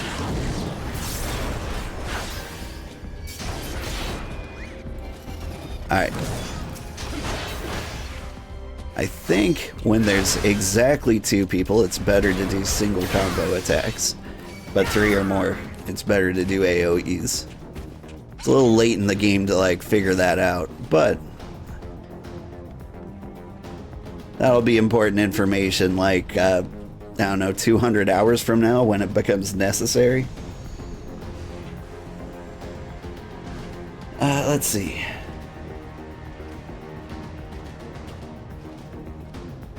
If I ever need help, you're happy to hop over from Crystal? I feel like at some point, like my Final Fantasy audience is growing. Like for some reason, it's working. Like I think it's the consistency and being on at the same time every day, or every Friday at least. And so like at one point, I feel like I will have enough people to like fill an entire trial. Like people who have established that they're cool and kind already.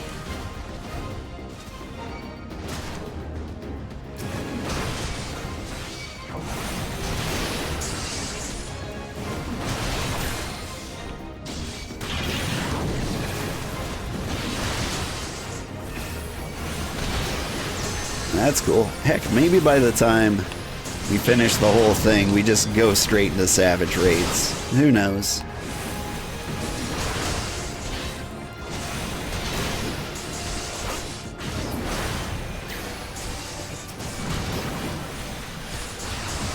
I need a red hat and a suit for Christmas. So, my VTuber artist did create like a Santa hat version. She asked like which one I prefer, whether I want like the Santa hat on or off, like just without me asking.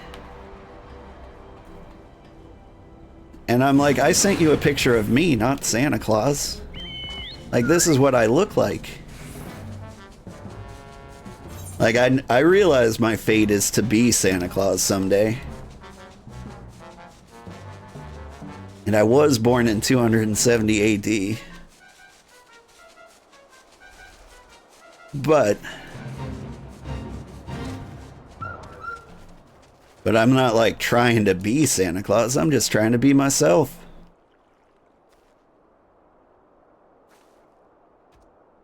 I've awaited your return most anxiously, my friend. You've done us a great service indeed. Thanks to your aid, our comrade Resh is safe, and we suffered no further casualties. Words cannot well express my gratitude. All that's left to report is to report the mission success to Commander Levayew. I shall go on ahead to the Rising Stones.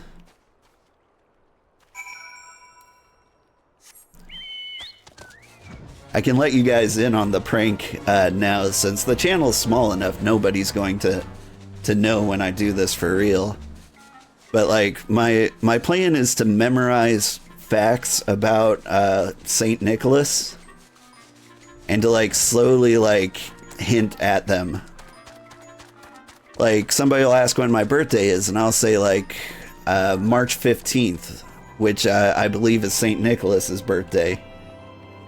And I'll just drop hints like that one after another. Like, where did you grow up? And I'll say, I don't know, Hamburg, Germany. I forget where St. Nicholas is from. But like, I need to learn all these facts and memorize them so that I can prank everybody by just like building this conspiracy that I am Santa Claus.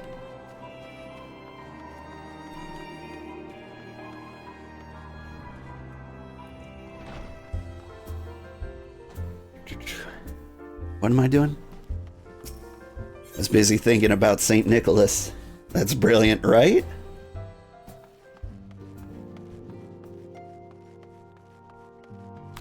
I recently signed up for a Blue Sky account, and I was happy to see that, like, when you put in your age there, you can slide all the way down to 270 AD. That was fun.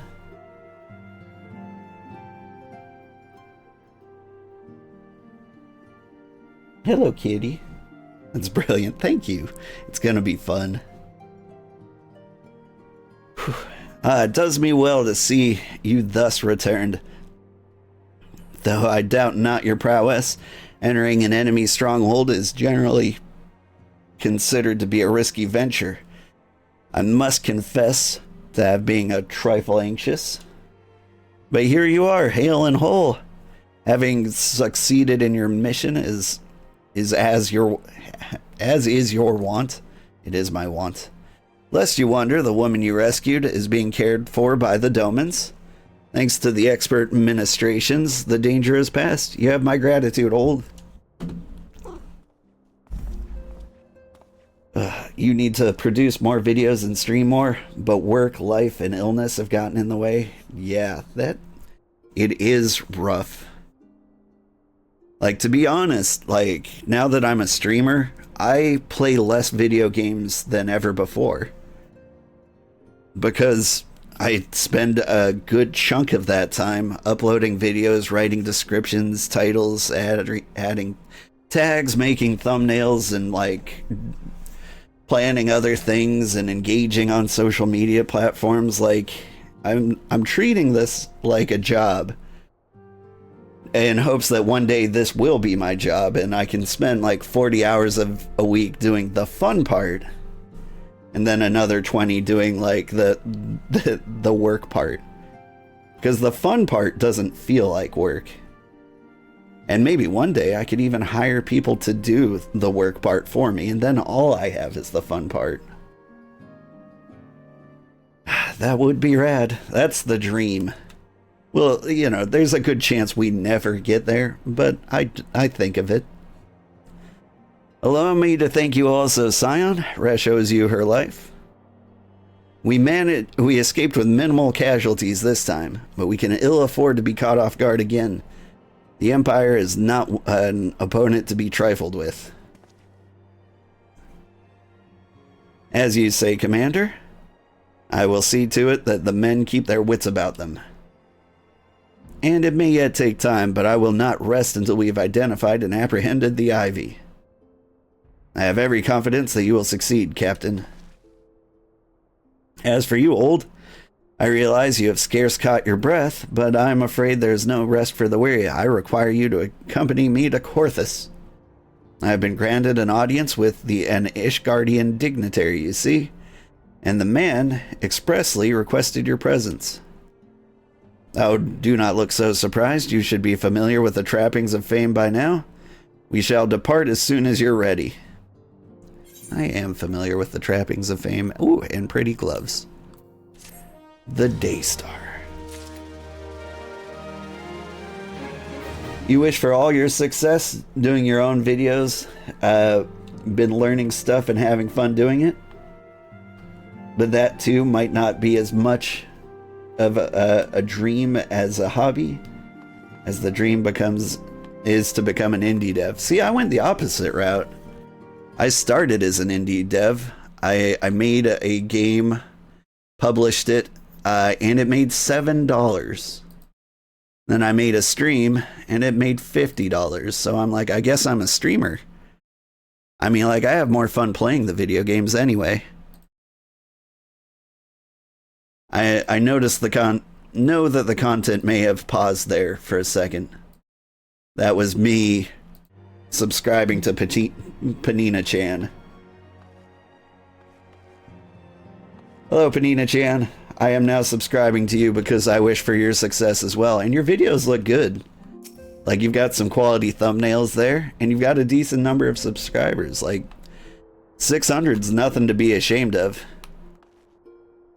648, I should say. Like, every single one counts at that phase. I remember it like it was yesterday. Because it was just last year. I was at the exact same spot.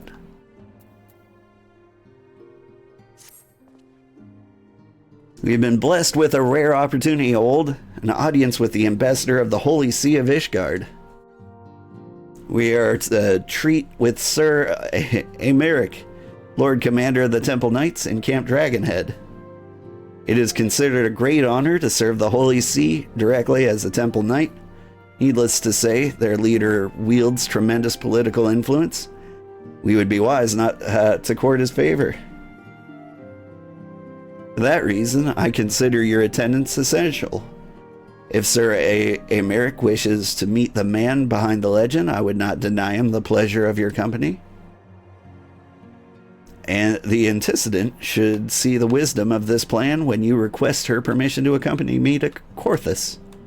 Mayhap you feel this would be a waste of your talents, which could doubtless be put to nobler use. If so, I should remind you that more good can be accomplished with a stroke of a pen than the thrust of a sword. The way you keep phrasing things, Alphino, makes me seem like you're using me as a prostitute. I'm just saying, maybe change the phrasing to be less innuendo. Just a little bit. Alphino is legitimately offering to pimp me to Korthus. I don't like the turn this company's taking. Well, I'll be wary of your videos. You don't want you to be spoiling yourself on your content before you get to enjoy it yourself. It's true. I've been good about like not spoiling parts of the story. Like, there's a guy named Cider Spider who has some like really great videos, like Mad Because Small, and I love them. He's done one for like every expansion, but I had to stop watching because like I didn't get that far in the story, and I'm excited to get there again. OMG, you love Cider? He's so good. And he started doing his achievement hunt videos. I've watched them all. Poor guy got burnt out and is quitting for a little bit to like pursue other things, and I will watch his other things because I like him as a person. And so I'm excited to see him try to like put some new spins on his career, but I really do want to see him get every single achievement in that Final Fantasy XIV. Dude's hilarious. I love him. You follow Cider? You got to res him once in Bosnia? That's awesome. OMG, you touched a celebrity in game. A meeting with an Ishgardian ambassador? By all means, I think that's a wonderful idea.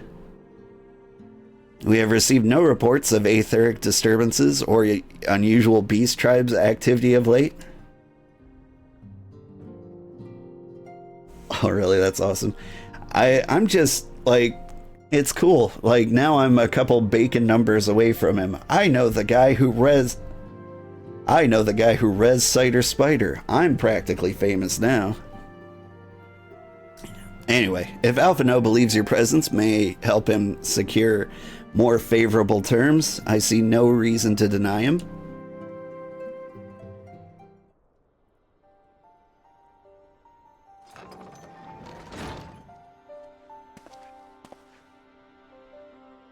Antecedent, I take it Old has explained the situation? He has yet. Welcome though these overtures are, I cannot help but wonder what prompted them. The Ishgardians have spurned all contact with the other city-states for decades. Why reach out now?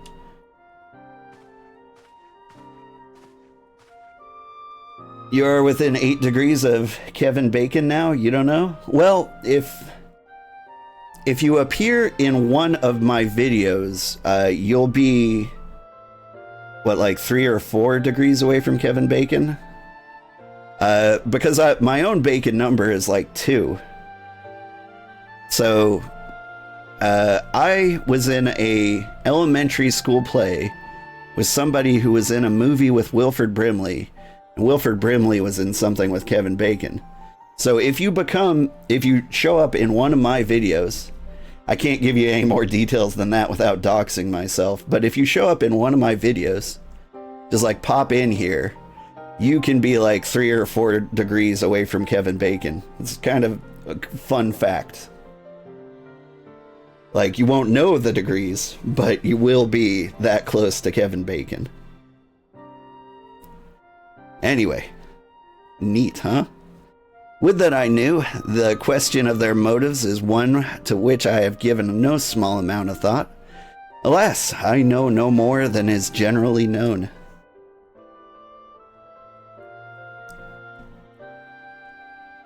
Don't tempt you. You can hop over from Crystal in a heartbeat. No, go ahead, do it. Come by. We'll share a wave. It'll be fun.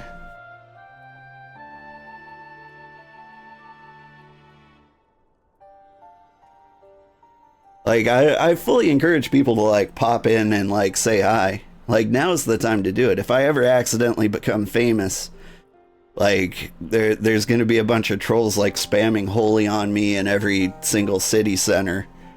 And then, like, the screen will be too blind to see. But if we're just going to, like, hang out and, like, show a nice wave, that sounds great. The notoriously reclusive nation of Ishgard, situated at the center of Abalathia's spine. Ruled by the Ishgardian Orthodox Church, at the head of which presides the Archbishop. Members of the original Eorzean alliance formed in the wake of Alamigo's fall some 2 decades ago. Friends of convenience who withdrew from the alliance as soon as the Imperial fleet was routed at the Battle of Silvertear Skies.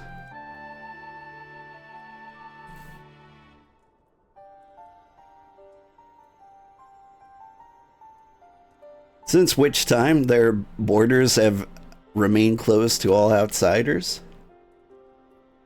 They have rejected every one of their former allies' calls to reopen dialogue, turning a deaf ear to their neighbors' pleas even when calamity loomed large.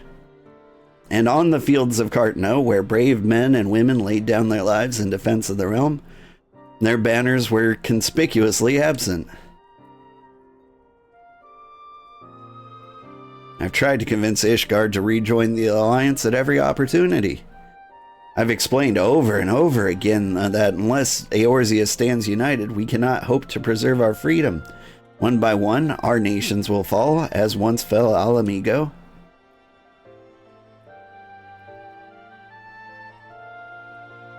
And what have mine efforts yielded? Why, naught. Surely this can be considered a step in the right direction. I should hope so, rather than the lowly messengers we have been fobbed off with in the past. This time, we shall meet with a man of genuine influence. Of course, I am not so naive as to think that they come to us out of the goodness of their hearts. We have something they desire, though I have yet to find out what. But such is the nature of diplomacy. They will bring their agendas to the negotiation table, and so will I, along with a handful of inconvertible truths. The Empire will soon be at our doorstep once more. Indeed, you may be assured that we will expound upon this point and others. Let us depart for Camp Dragonhead Old. Our friend Lord Horshafont is expecting us. Since our quest to recover the Enterprise, I understand you have further ingratiated yourself with the man. Excellent work. His fondness may prove useful to our cause.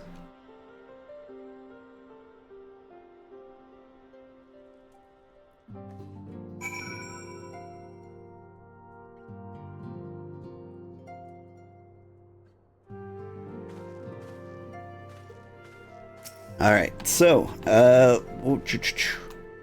if people need to know where I am in Helicanarsis on the Dynamis server. In case you were planning a surprise visit. Camp Dragonhead is where we're headed. Boop. Let's see. Yeah, somebody at one point asked, what's a social anxiety run? So, a social anxiety run... Hello, Celia Rose. Like, now I'm gonna be paranoid that every single person I meet is somebody watching the stream. I know they're out there. But a social anxiety run is basically me trying to play the entire main story quest while not playing any of the content with other people.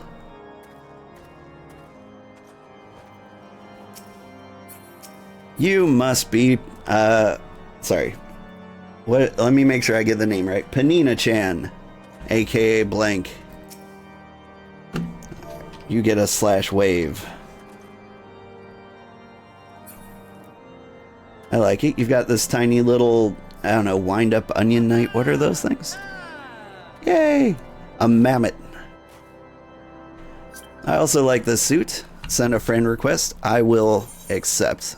I like friends. I've made a few friends. Got a couple out here.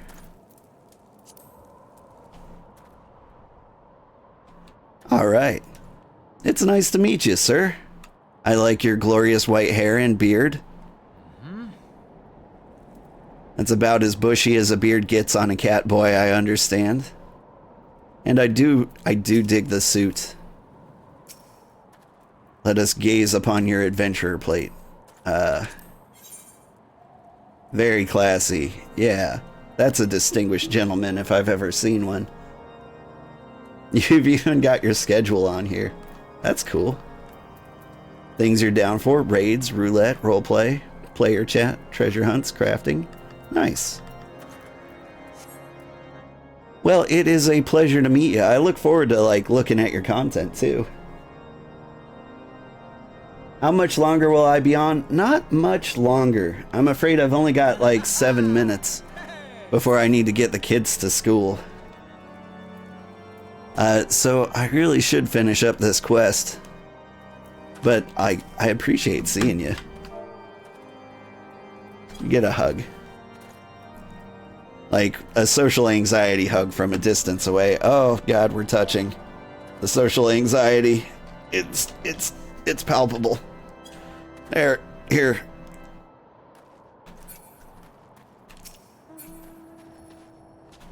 Thank you for popping in. I will check out your channel later. Alright, everybody check out Panina-chan, aka blank. If you click on his name in the chat, you should be able to, like, find his channel. Alright, am I intending on playing next week, i.e. Black Friday? I will be, yeah. I will be on the same time every week, Final Fantasy Fridays, 4:30 a.m. Central Time, until 6:30 a.m. Central Time. Every Friday, 2 hours. We are playing this indefinitely. And, like, the stream keeps doing better and better. Pretty soon, like, it's gonna bankroll the subscription. And then I've got no excuse but to keep this up forever. Oh, that was fun. Thank you. You're welcome. It was nice meeting you. One of these days we'll have enough friends that, like, we can do, like, the higher end content if we get to that point. It's nice to have that option. I hope you guys are all still around 2 years from now. Did I explain what a social anxiety run is? I think I gave it, like, the quick pitch. Ah, old, ever a welcome sight. Our hearths have been stoked to blazing in preparation for your arrival. It would not do for such a distinguished personage to catch a cold whilst enjoying our hospitality. The gesture is much appreciated. I fear I shall ever struggle in the cold climes. Ah, good. Master Alphino. An honor, as always. Likewise, Lord Horshafan. Forgive us yet another imposition. I fear we have relied overmuch on your aid. You so generously assisted us in locating the Enterprise. Nonsense. Any debts incurred have long since been repaid. Besides, who can say what the future may bring? Hey, you've been playing Final Fantasy XIV almost non-stop for 3 years straight. Took a small break last month, but now back to the grind, right?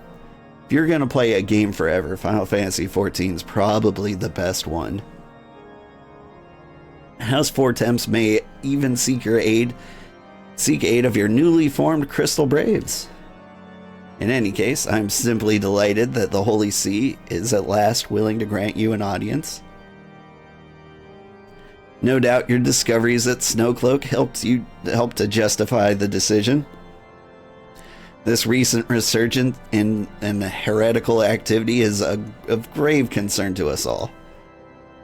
But to the matter at hand, Sir Americ arrived at Camp Dragonhead earlier, and I am told he is eager to meet with you at your first convenience. You're doubtless weary from your journey and desirous to rest a while by the warmth of our hearth. But if you're willing to forego such comforts, pray inform the knight stationed outside the intercessory.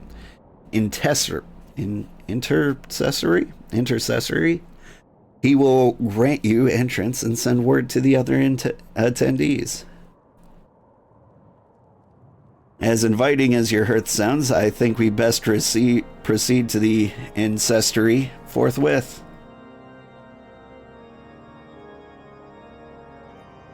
Brother, join me in the incestory. Intestinary. No, don't join me intestinally. Please. Brother, no. Sorry. Well, I'm a wholesome streamer. Yep. We've been expecting you, sir. Pray take your ease inside, and I shall summon the others into the incestory.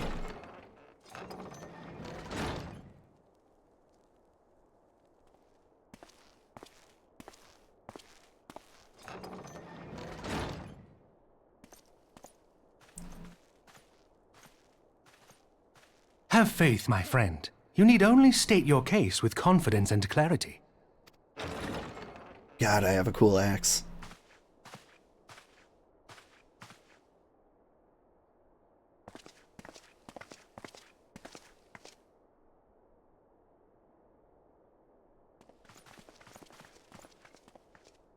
Commander Leveilleur, it is both an honor and a pleasure to meet you. I am Emeric, Lord Commander of the Temple Knights. Alphino Leveilleur, at your service. Your reputation precedes you, Sir Emeric. I think we will find that we have much in common.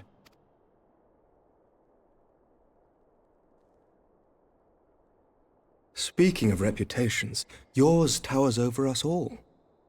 Does it not? Yeah, I'm pretty cool. It does indeed, Lord Commander.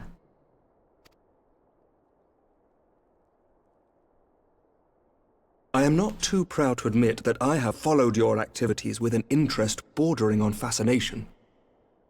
Full glad was I to learn that you would be joining us. Now then, shall we begin? Yeah. We know full well that the Garleans will return in force ere long. What is more, we have yet to achieve a lasting victory over the primal menace. The beast tribes continue to summon their gods, and each incarnation is stronger than the last. Ishgard is not immune to these threats. I must reiterate that it would behoove your nation to rejoin the Eorzean Alliance. Once again, I must respectfully disagree. On what grounds? Despite their presence in Kurthus, the Ixal do not concern us. The territorial claims pertain to Gridanian lands, and it is the people of Gridania whom they harry. Consequently, the Holy See judges this to be a Gridanian affair, and Ishgard does not intervene in the internal affairs of other nations. Even were that not the case, our forces are wholly committed to the Dravanian conflict. We have not the knights to spare. You keep forgetting that Sam Riegel was his original VA. Now that you mention it, his voice does sound really familiar. As for the Garleans, we are not ignorant of history. We have observed the rise and expansion of the Empire, and we agree that it is only a matter of time before they resume their campaign in Eorzea. Then surely it would be in our best interests to present a united front.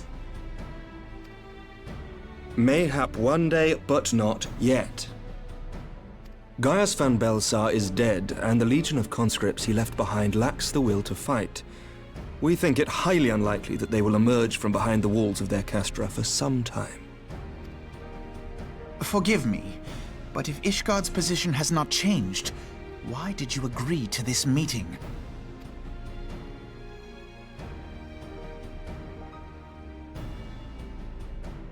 This It was could have not been an only email. as a representative of Ishgard that I came here. Pardon? I gotta stop talking over their talking. It is not within my power to change Ishgardian policy, regardless of my personal feelings. There is, however, one area in which I may exert a measure of influence. Concerns have been raised over the supplies House Fortin has offered to Revenant's Toll. These have led to calls for restrictions on the provision of aid to foreign powers.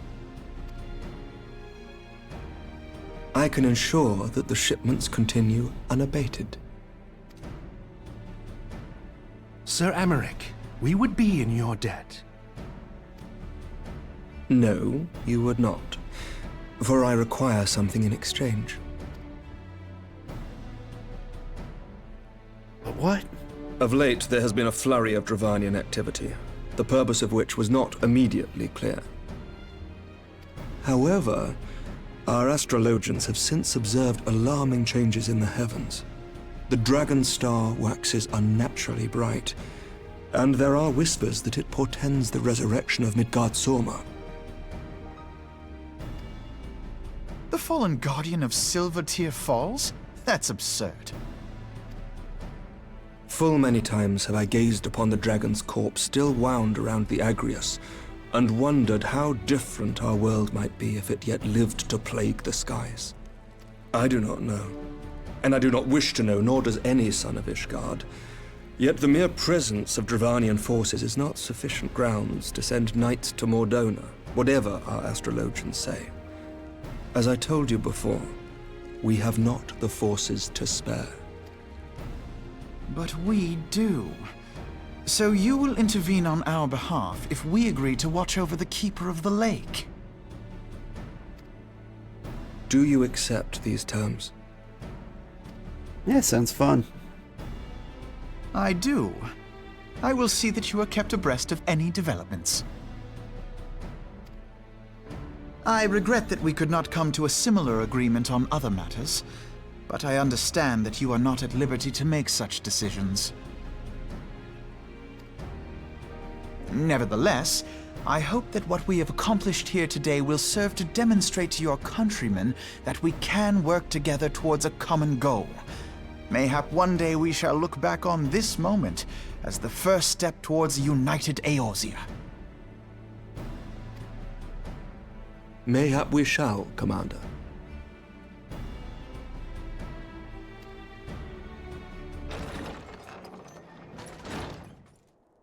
What is the meaning of this? The caravan, my lord. It's been attacked. It was Iceheart, my lord. What? By the Fury! All our precautions were for naught?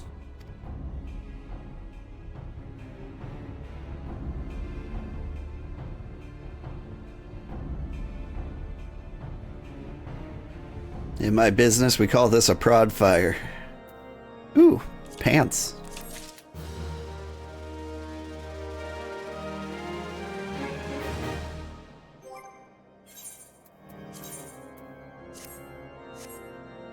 Wait a second. Where are the pants portion? I seem to be exposing my thighs to the open air. This, Welp. This is my life now. But yeah, I would like some more passive-aggressive office behavior. As per my last missive, this meeting in the intessory could have been a missive, a written letter. My original estimates that the project should take a fortnight have not changed. However, if you insist on plaguing us with these meetings, I will have to upgrade the estimate, the prior estimate, to 2 fortnights. Yeah, Final Fantasy XIV pants, in quotes. I mean, you're welcome. As you can see, I've got a decent thigh gap here. Despite my preference for sweets, I still seem bikini ready. But are you ready for my bikini? I don't think you're ready for this, Jelly. In any case, join me next week, Black Friday, where we will play this some more. Good. Alright, proper intro. Good morning, everybody. I'm Old Man Sugarheart. Today we're playing more Final Fantasy XIV. If we're lucky, we can do Snowcloak and the amphitheater. Let's see if we can. Ooh, pants. Whew, just when we were starting to make progress. And to make matters worse, the caravan they spoke of was bound for the Revenant's Toll of all places. Honestly, were I so inclined, I should think the gods were conspiring against us. Happily, however, I am not. I would know more of this attack. Let us speak with Lord Hoshorfont and find out what he has learned. Okay. Ooh, Hoshorfont? Horse pants? Are you over here? No, he is in here.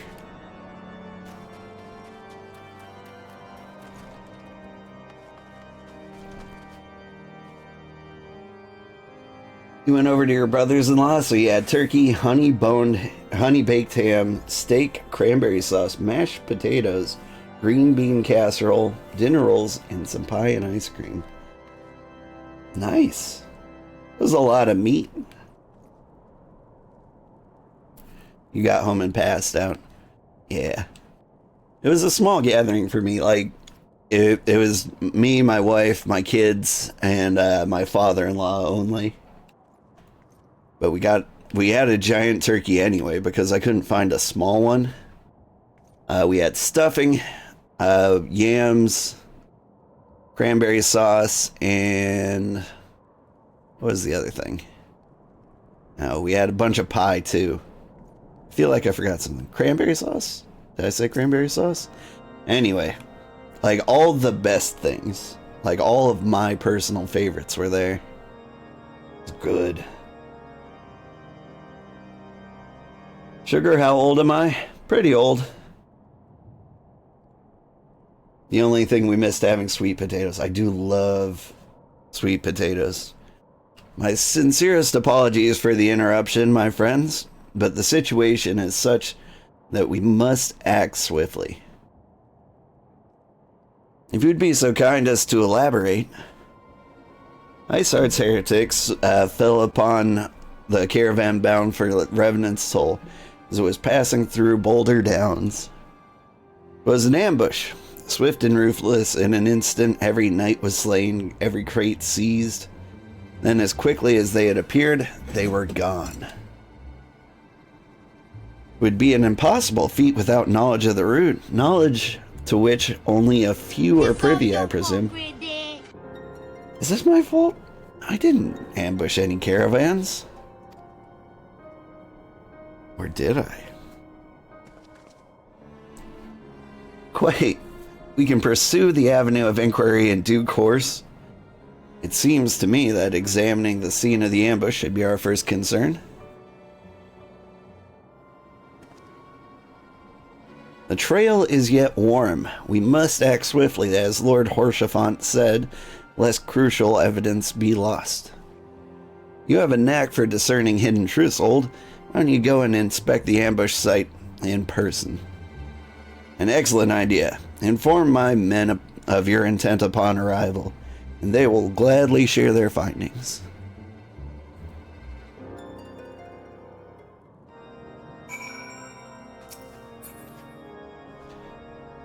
Whew. Alright. So I'm not super old yet. I do have my fair share of gray hairs. But the idea is, I made my VTuber look like how I expect to look when I'm successful. So like 10 years from now, I want to look like this guy. I probably still won't be entirely gray by then, but I want to be.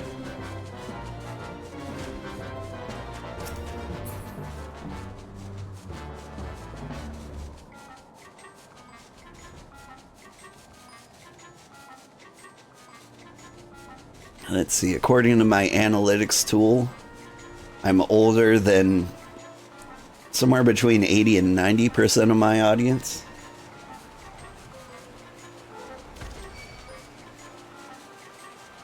Every now and then I have like a 90-year-old pop into chat and he's like, "You're just a little pup." And I'm like, "But, alright. Have you considered maybe you're extremely old? And that I may be old as well? Move along, adventure. There's nothing for you." Eh? Lord Horshaphant bid you to speak with us. Then you must be... Beg your pardon, Scion. As you can see, they left nary a crate behind. Tipped the wagon for good measure, even. Whole thing's a bit odd, if you ask me. Would have been easier just to steal it. Though a damned sight harder to conceal it, I'll allow. Reckon they came prepared. Probably with wagons of their own hidden away off. But pay no heed to my ramblings. Absent of proof, 'tis not but a speculation. Might be as the squire receiving care at the observatorium could tell you something more factual. That is, if he's awake. Unlike myself, he was there during the attack. Not that his presence amounted to much. Don't throw shade at the guy. He's just been mugged.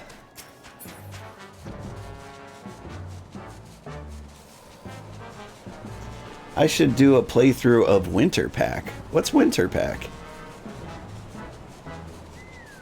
That one doesn't ring a bell. Is it not on Steam? Very few things go through Steam without my notice. I kind of obsess over new releases. Like, I always check, like, the top 20 games coming through, or at least I judge them all by their cover without even looking at the inwards.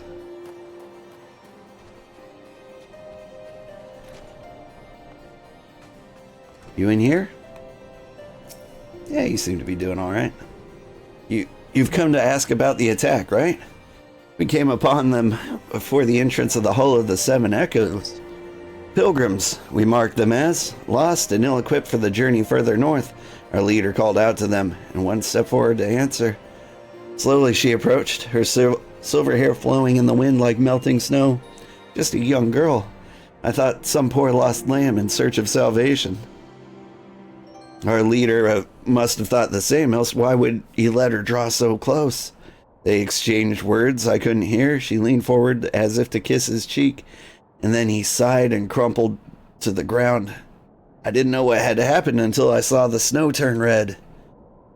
And then there was red everywhere I looked. I tried to fight, but took a blow to the head. And by the time I came to, the others were dead, and the heretics were just unloading the wagon. They could have killed me, so I just laid still and listened. Iceheart's people spoke of deliverance and resurrection, and they spoke of Shiva. Alright. Wait, did he say he was moving crystals?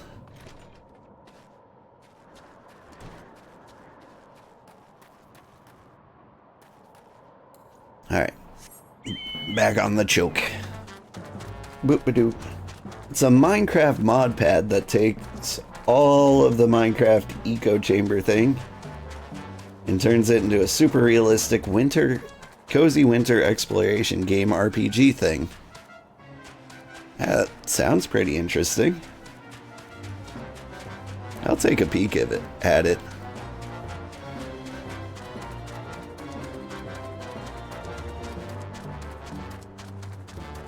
I do tend to avoid things like Minecraft and Roblox.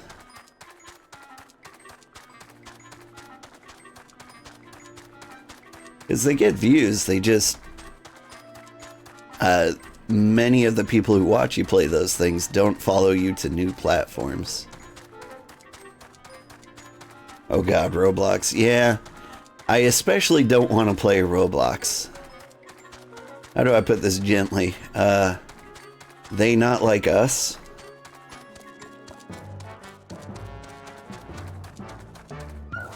I don't play Roblox for the same reason I don't let my kids play Roblox. It's just filled to the brim with pedophiles. Just tons. I think there was an article. It might have even been in Forbes. But I'm not going to dive into it. Don't let your kids play Roblox. Ever. Ah, you've returned. What news have you for us? Seems that Lady Iceheart does not scruple to sully your hands with blood. Who is this Shiva the heretic spoke of? Have you not read a single line of the Enchiridion? Enchiridion, Master Alpha no. Shiva was the traitor to kith and kin, an apostate who laid down with dragons. Now, we cannot expect all foreigners to know Ishgardian scripture so well, particularly when it concerns the patron saints of heretics. Wait, you say she is their patron saint? Oh, no. It all makes sense now. Lord Horshaphant, what was the caravan's cargo? If I recall correctly, the Diamond Forge had requested a rather large quantity of crystals. Do you not see? Iceheart and her followers intend to summon Shiva, as a beast tribe would primal. Why else would they go through such lengths to secure crystals? I shall inform the Lord Commander at once, Lord Horshaphant. You would agree that discretion is of paramount concern? Of course. I trust we can count on your continued support, Master Alpha no. The Scions of the Seventh Dawn are sworn to combat the primal threat. Our support is given. I will need to send word to my brethren at Revenant's Toll. Our entire order must turn its efforts to the prevention of this summoning. Naturally, that includes you. Though, as I'm sure you would not miss this for the world. But pants. The Daystar pants. For one day we'll be an astrologist. And they're gonna need pants. Good morning, Duncan MacLeod. How are you doing?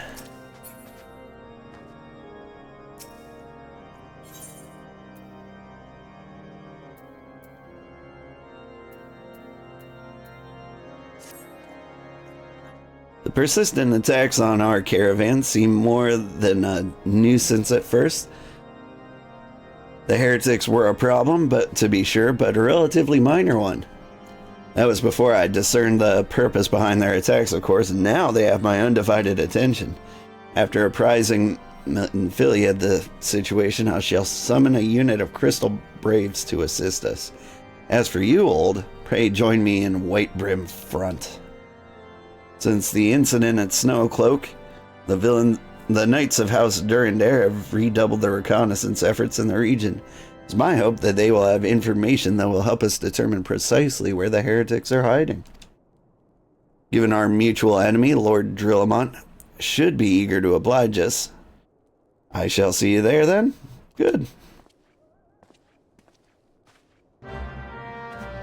Boop-de-doo.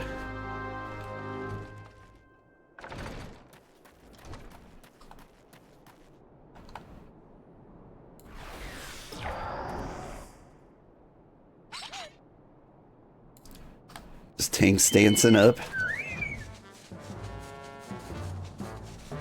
I'm pretty sure I have to do that again when we get into the dungeon, but just so I don't forget.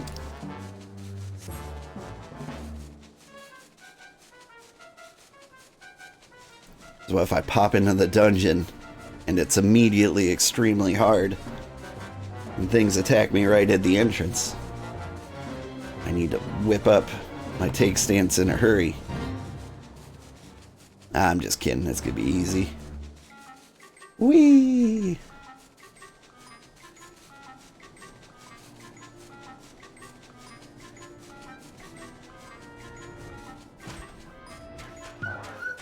Now, let's see. If I remember right, Snowcloak is a little bit gimmicky. Think I have to slap snowballs at somebody at some point? Whoa! Kell of Kells, rating with 23. Thank you so much. Wow, Kell of Kells, welcome. I am Old Man Sugarheart. I play a variety of games. Today is Final Fantasy Friday. Hello.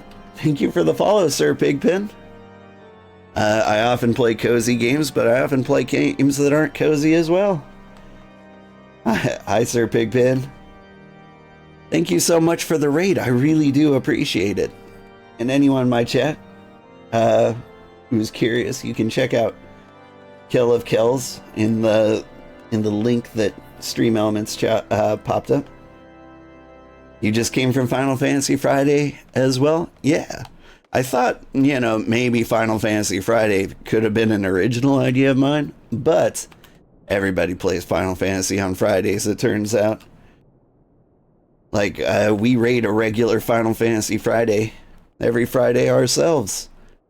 So if you want more Final Fantasy, even when I'm done, I will send you to more Final Fantasy Friday with Sandra's Corner Cafe. It's just all Final Fantasy all the time in here. I hope you had a good time. What were you doing in Final Fantasy? Where are you at? The Scions of the Seventh Dawn wish to join the hunt for Iceheart. Your assistance is more than welcome, my friends. Considering the report I just received, I dare say your timing could be no better. We're all ears, Lord Drillamont. A band of pilgrims was seen transporting a large number of crates. Oof, I cannot speak today. To the west, their garb appears to match to the description provided by the squire who survived the attack. Alas, our scouts lost track of them at Snowcloak, the self-same frozen wall, which we... It is still my fault. You're still blaming me for the robbing of the crystals, are you? Our scouts lost track of them at Snowcloak, the self-same frozen wall that which we speculated might conceal the heretics' hideaway. Suffice it to say, the disappearance of these pilgrims and their provisions all but confirms our suspicions. I've heard enough. My knights will join the hunt.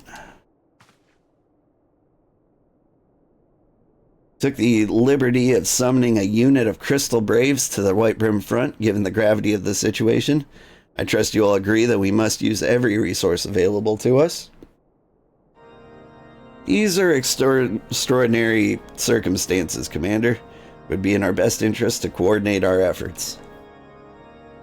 Such was my intent from the start, Sir Amaric. And so it begins, my friend, though I dare say it will prove an all too brief collaboration. Iceheart will not elude the combined forces of the Crystal Braves and the Temple Knights for long. Nevertheless, a wise man does not wager all upon the success of a single solution. There may yet be subtler means by which we can locate the heretic's lair. Mayhaps Lord Drillamont has one in mind?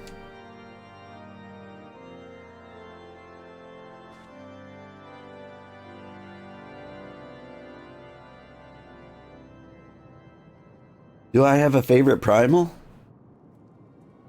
I usually go by music, in which case it would be Shiva or Mog for me.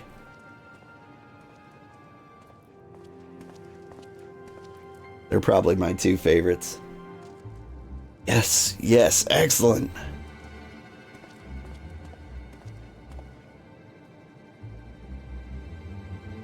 Then there's the bug guy. I think his name starts with an R. My lady, everything has been accounted for. If there is aught else you would have us do, pray speak, and it shall be done.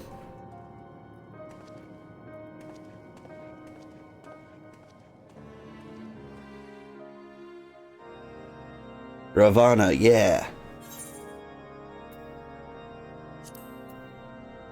He's got some pretty fat beats himself, if I recall. New pants.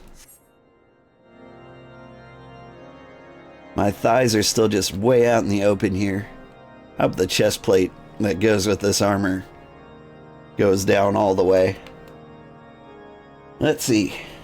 Yellow Kills, you did have a good time. You finished Endwalker a couple of weeks ago, but you're doing older content for a bit before moving on to post-Endwalker. Got your butt kicked by a post-Shadowbringer's duty. Ooh. One of these days, things are going to get challenging for us.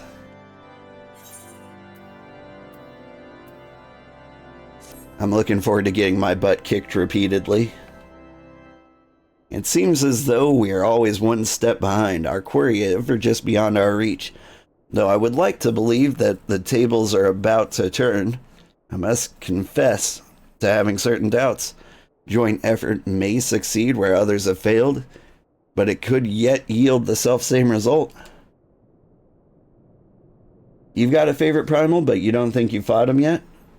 Go ahead and drop the name. You're not going to spoil anything for me.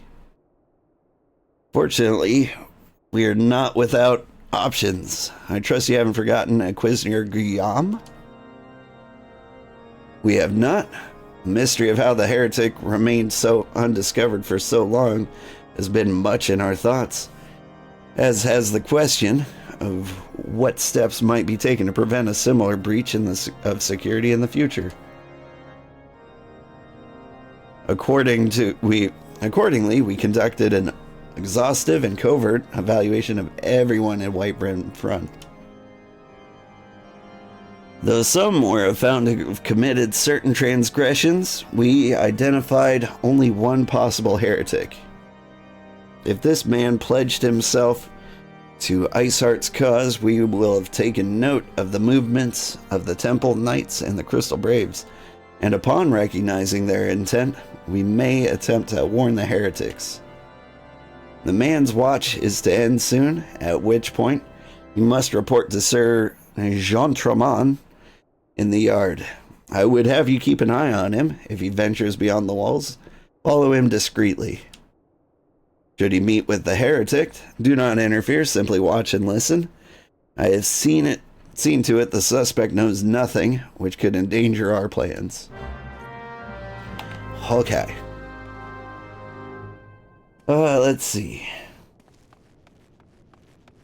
Am I doing a replay of the MSQ? I have only gotten to Wait, am I in the basement? There is a basement? I was like, where are the stairs down? Have I lost my mind? Oh. I have lost my mind. I've only gotten to, like, halfway through Stormblood. Like, I believe in Stormblood there's an underwater dungeon, and I think that is the exact point where I stopped. And am I doing a replay of the MSQ? I am doing a full playthrough of exclusively the MSQ. Like, I'm skipping all the signed content except for, like, job quests. But, like, I just wanted to go through the entire story of Final Fantasy XIV in its entirety, all the way through everything. It'll take, like, a full 3 years at 2 hours at a time. But, like, my goal is to piece together a bunch of, like, 12-hour movies and put them in a playlist so you could just put on the playlist and have something going on in the background for 360 hours. You know, if you just want some background noise. So yeah, you're not going to say the name of the primal then? Okay. It shall be a surprise. Right. Now we are going to observe a suspected heretic. Is that them? Let's observe. You look like a heretic.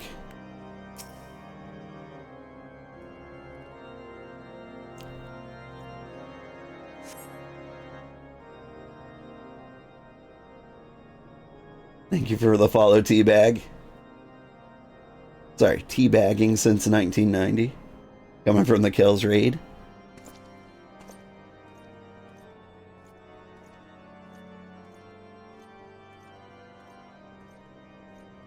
Teabagging is a homie. I believe it.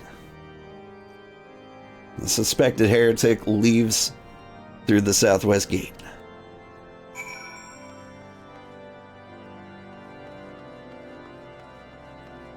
That's southeast. This is southwest.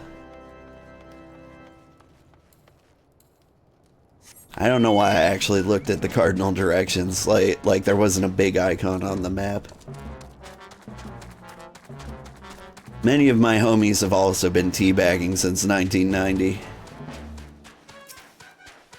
It's just the thing to do, you know? I see you.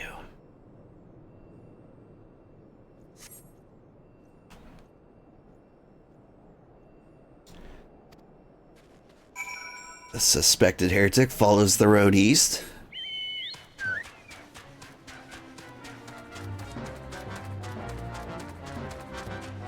He'll never see me in my conspicuous ride.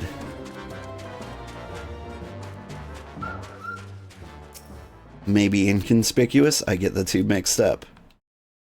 Which is no good. Because one seems to mean the opposite of the other. The suspect is headed south. Do I only use Twitter or do I have a Blue Sky account too? I have both. Because I imagine a lot of people don't want to move to Blue Sky, or a lot of people aren't aware of it.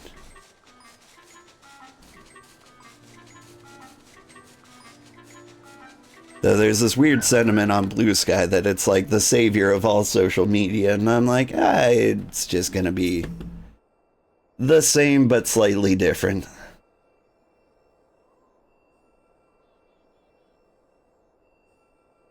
The blue butterfly is too toxic right now. You'll wait until the devs get their ish together and help fix some problems. Yeah.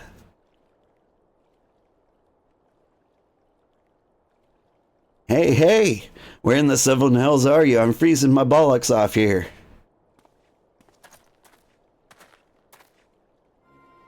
I'm here, you blundering oaf. Why are you late? Standing on the wall, why else? I have duties to fulfill, you know? Your sole duty is to the... Bloody echo. Lower your voice or they'll hear us in White Brim Front. Yeah, of course. The Temple Knights are in Snowcloak. This is what you bring to me? We already knew about the... Our comrades in Boulder Downs will use the tunnels dead before you know what's happening. Nevertheless, if you waste my time again, is that clear?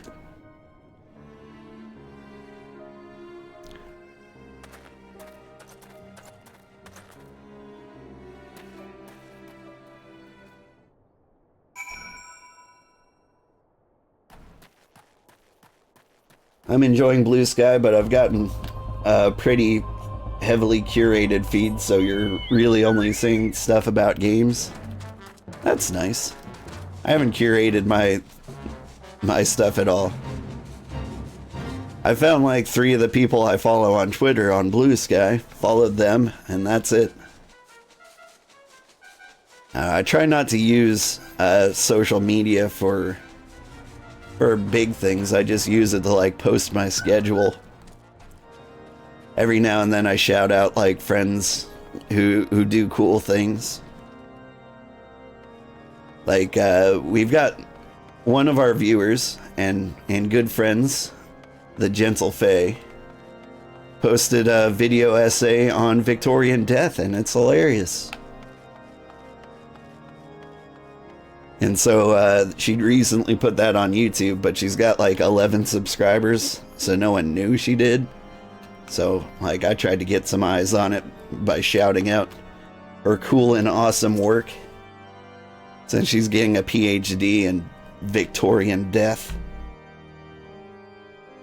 You followed me on Blue Sky? Thank you. I will follow you back.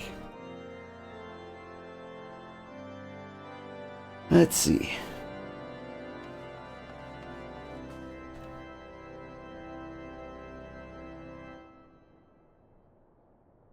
The first 6.0 trial is insane. It is, but you're not saying the name because it's a spoiler for Sugar. Oh. Ooh. I appreciate that. Well, did your investigation bear fruit?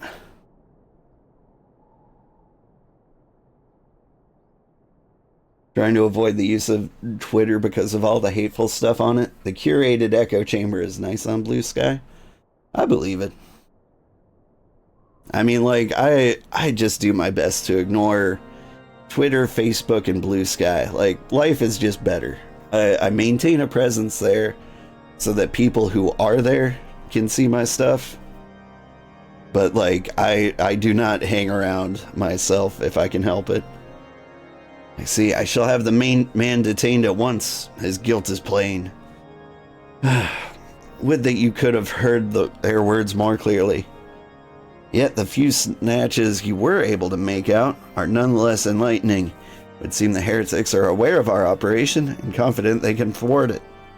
Their comrades in Boulder Downs are key to their plans, which means it is key to our plans that they be rooted out and put to the sword. Stab them. Why didn't I think of that?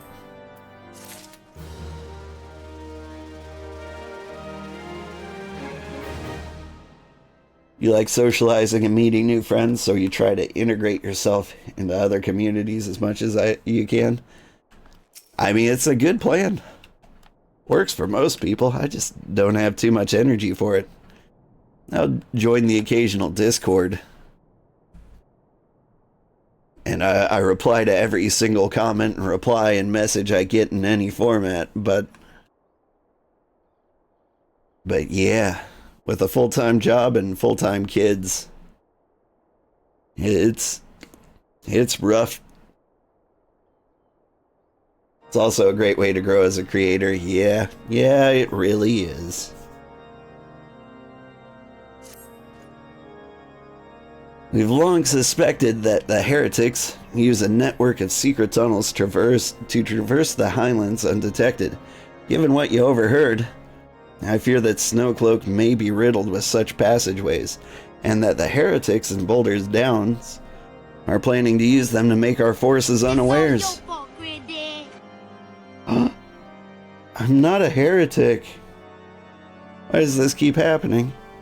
Needless to say, we cannot allow that to happen. A contingent of House Durandare knights are on patrol in the area. I shall order them to begin searching for the heretics at once. But knowing nothing of our enemy's numbers or readiness, I cannot say for sure that they will be sufficient. It would put my mind at ease if you would consent to assist my knights in the search. I know they would take courage from the presence of a storied warrior. Pray, rendezvous with them at Boulder Downs. If Halone is kind, we may catch these heretics before their plans come to fruition. Show them no mercy, Ul'dah. The lives of our allies are at stake. I made the forces unaware? I was unaware that I made the forces unaware. Maybe my unawareness is contagious.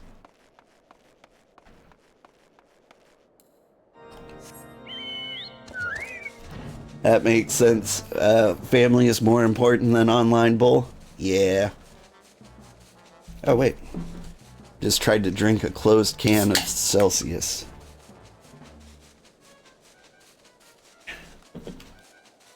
It's important to stay hydrated. Also slightly caffeinated. I'm still trying to, like, shake off the turkey.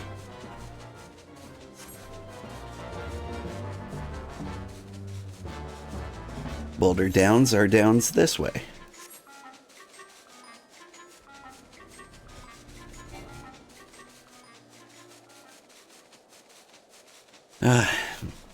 Then again, I also have my crippling social anxiety.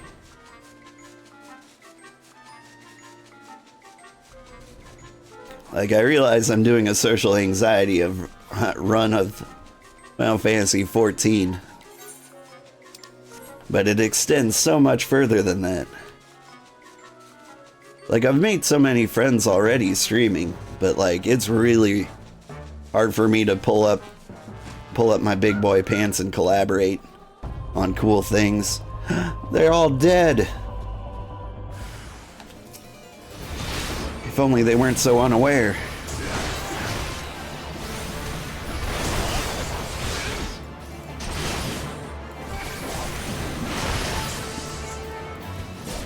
These guys are hateful harriers.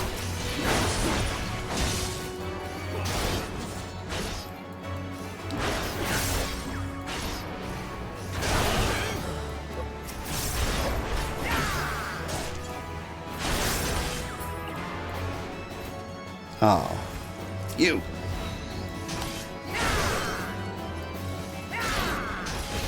Get hated on.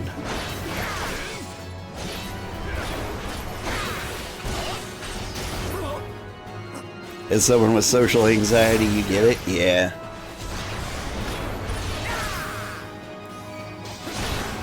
So many people just want to do things all the time.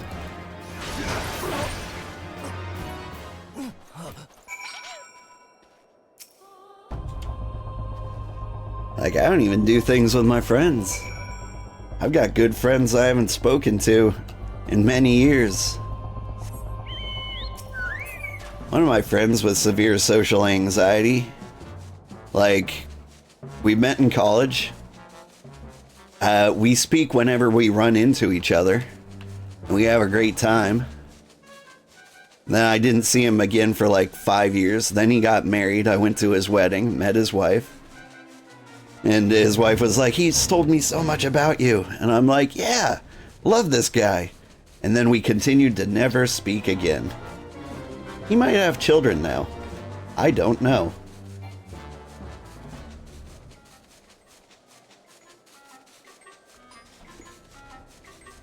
You don't get it at all? Well, yep.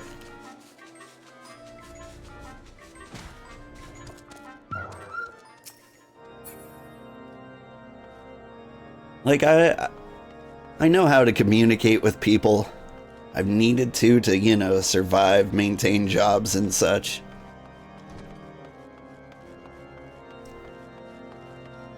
But, like, I'm just so, I don't know, worried about what people think of me. Worry about people's feelings and their comforts and all of that. And so, like, just hanging out with people stresses me out. My knight sent no word of your coming, old.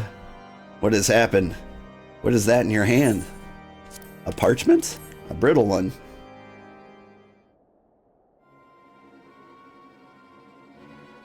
By the Fury, those were veterans with 50 years of service. And now they lie dead in the snow. Their bodies must be recovered and... No, we have no men to spare. Not now, not while Iceheart prepares to summon an abomination. The heretics you dispatched were not of sufficient number to contend with the combined strength of the Temple Knights and the Crystal Braves. There must be others. I'll wager they are on their way to Snowcloak as we speak. To make matters worse, it seems the traitor you followed managed to pass the heretics something of value after all. The parchment you recovered is a timetable of the guardsmen's watches at our outpost at Snowcloak. The traitor was stationed there long before he aroused our suspicions. Would that we had caught him sooner. With this information, the heretics would know when the watch was its weakest. They could use their tunnels with impunity and prepare the ambush.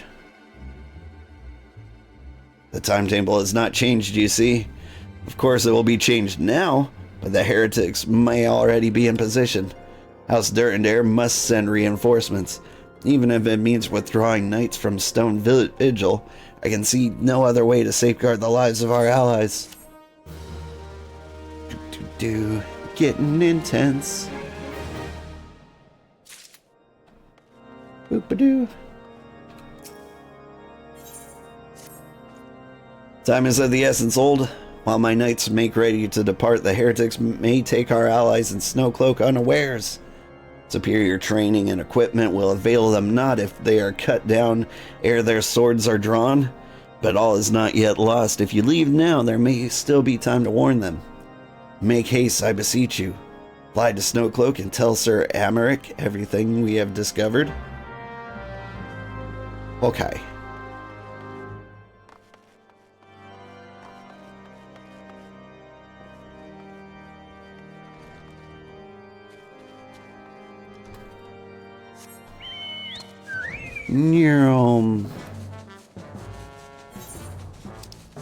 You may wonder, why would I take on streaming as a profession?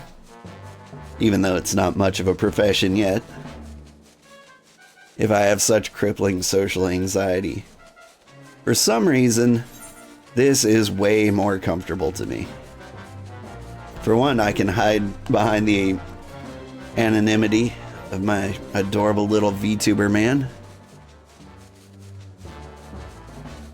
Oh, he's a Snowcloak.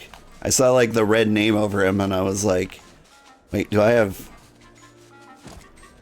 He's not a Snowcloak. What are they called? Crystal Brave? I thought he was a bad guy and I was like, well, I thought he was on our side. Well, this is a welcome surprise, perhaps the only one thus far. As you can see, we have yet to uncover any hidden... Yes, look behind you. You have my gratitude. What? Truth be told, we suspected the heretics might be plotting such an attack. Now we have confirmation. I shall place my knights on the high alert. Has Commander Leveilleur been informed? The Braves must be made aware. I think I missed me handing him something.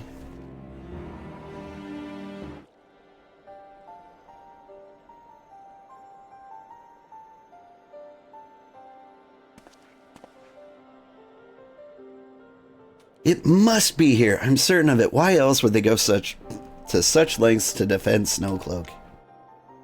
'Tis but a pity this discovery comes when our enemy has us at such a disadvantage. Forewarned though we may be, the heretics know the terrain far better than we.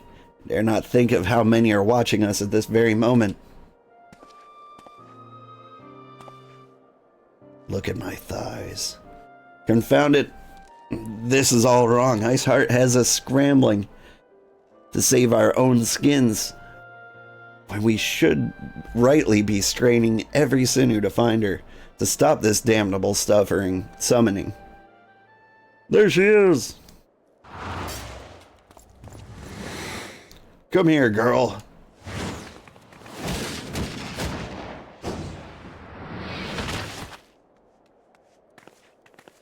Were they calling Alpha Noah girl? That was close. They didn't hurt you, did they? Only my pride, Ida. I think they were calling Alpha Noah girl. There were others nearby. We must see that they are given a similarly warm welcome. Commander Levelier.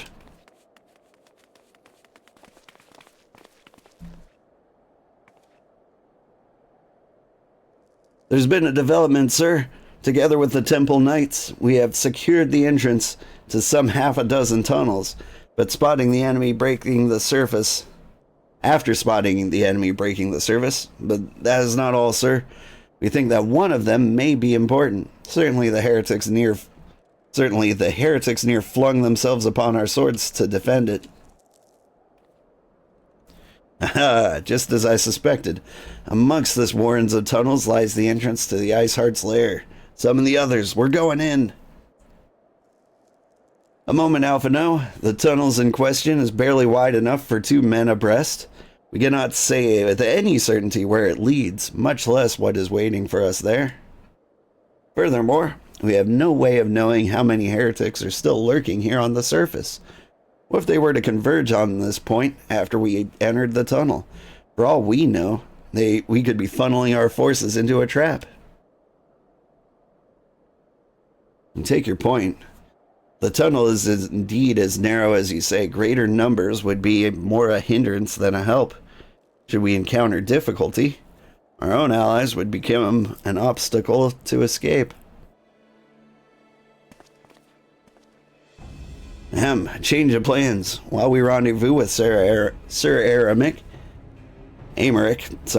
and keep the heretics at bay here, you will go wherever that tunnel leads. You find Iceheart at the end of it, do not let her escape. You venture into the unknown. See that you are prepared for anything. I will suggest you call upon your allies. No, not too many, or Papalimo will sulk.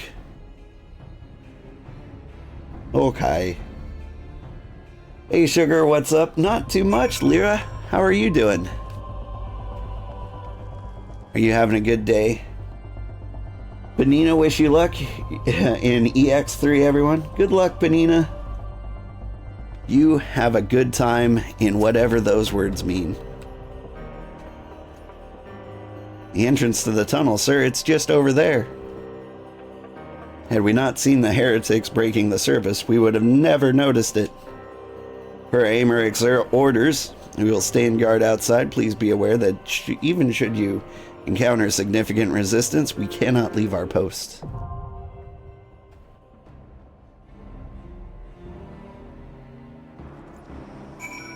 Whoop.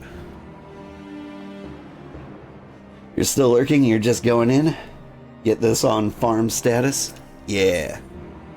Do a good time. We're going into Snowcloak with a party of NPCs.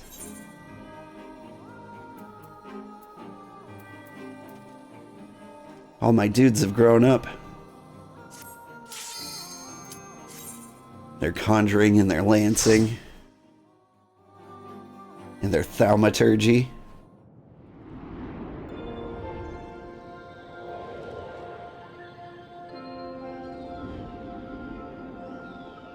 I like Snowcloak. I feel like he gets a bad rap.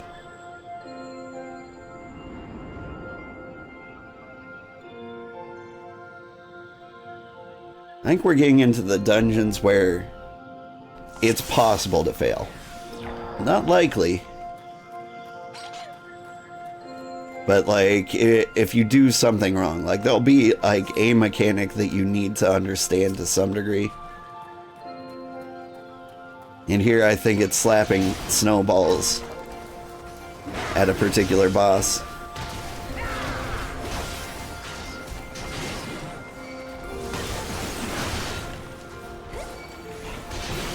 Come on, Gabo.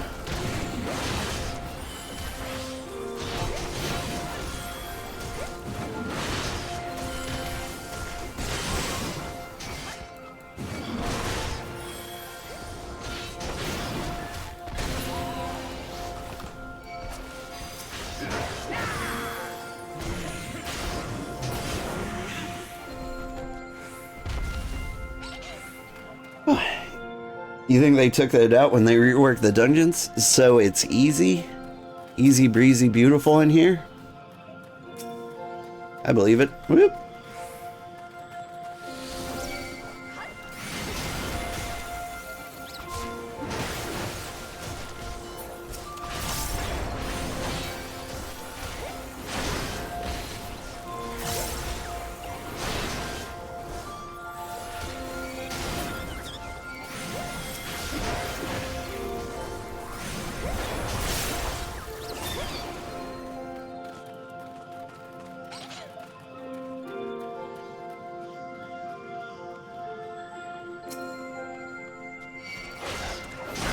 The music is very twinkly. I like it in here.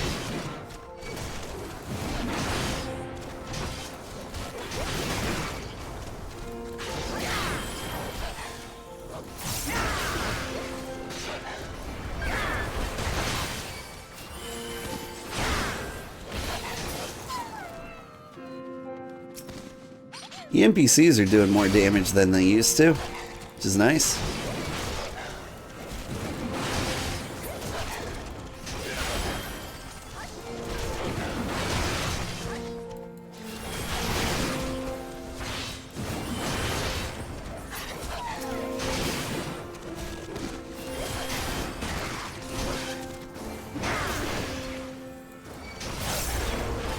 I think the thaumaturge is hitting for like 2,000 there.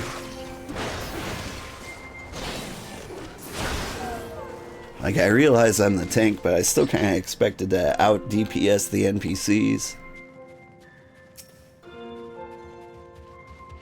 A white bear.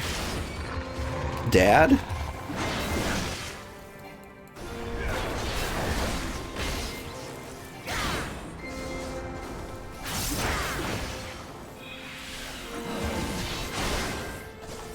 Nope.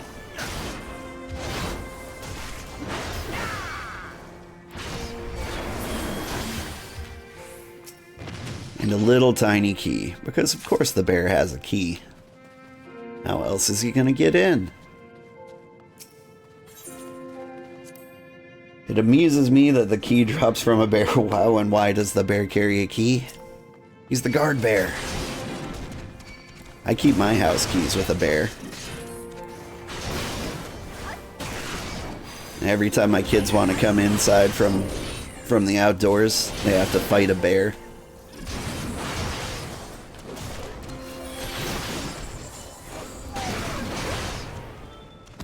Like, if you can't beat a bear in a fight, like, how are you gonna expect me to give you breakfast?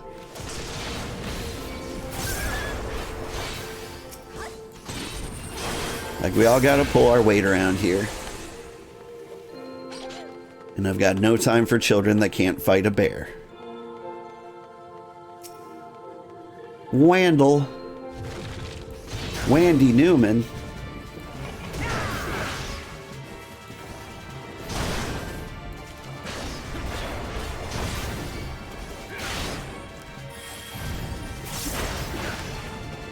Wandy, why?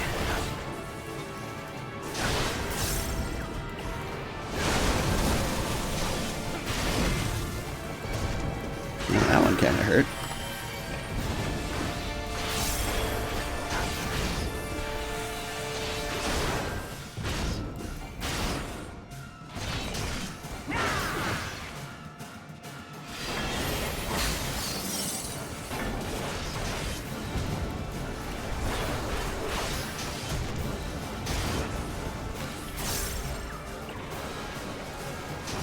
Oh, wascally Wandle. Go back from whence you came.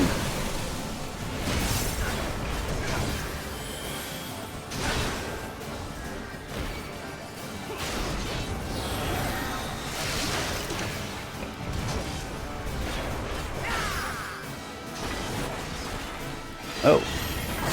It's a little frosty on the outside.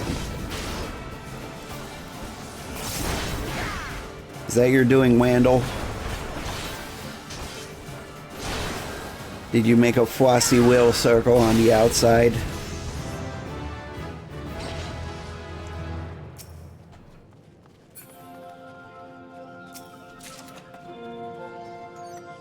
Some shoes. Are they better than my shoes? They are not.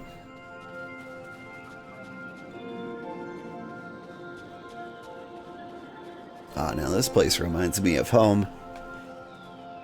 Ah, it's just like where I grew up.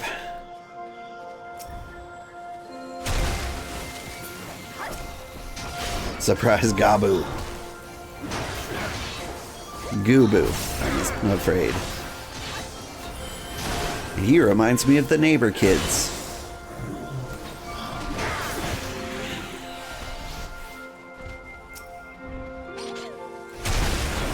Oh no! Double Goobu.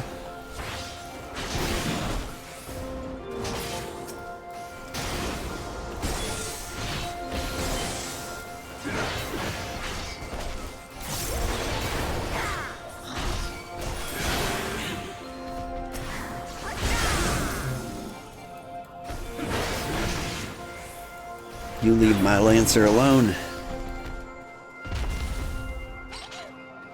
Wonder if I can fall off these cliffs. Wonder if I can get knocked off these cliffs. Oh wait, that's a gimmick, right? Come on, pay attention to me.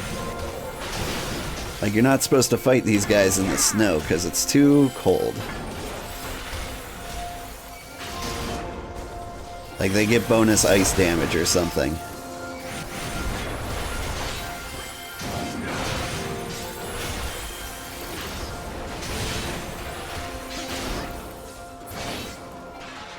Does that ring a bell? Does that sound like a truth? Where did this come from? Why must the heretics reside in such bitter climes? Yeah, I get frostbite.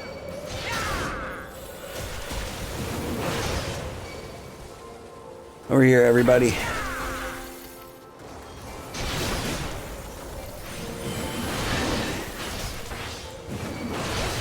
Oh no! You're not a Goobu. You're just Goobu-sized.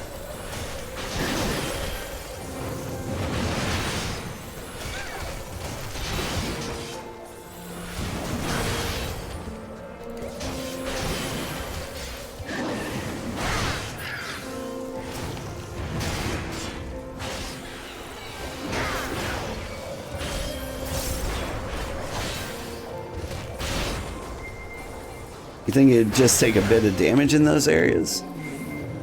Like if I sit here? Oh yeah.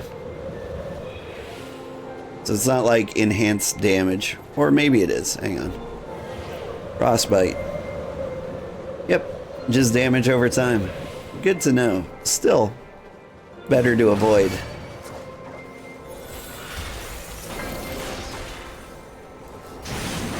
You know what?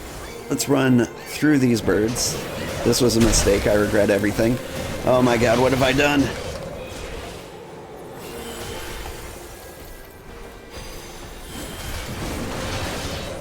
I have made a mistake.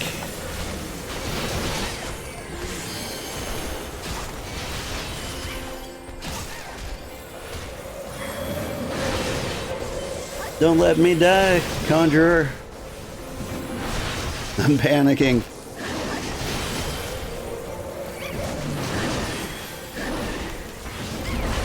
Get my heels up. I was like, I should get to the other side of this frostbite. I'll be safe there. Meanwhile, my Conjurer sitting right in it. Welp.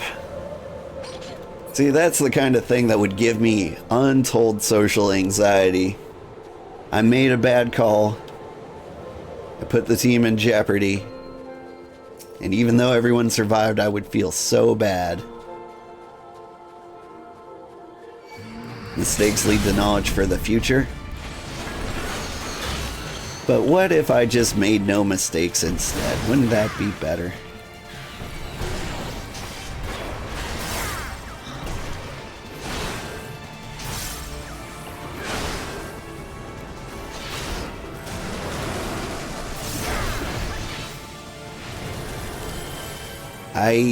Yeah. Oh god! It didn't work as I thought. Oh well. I mean, this guy's taking plenty of damage from us now. Let's just hit him.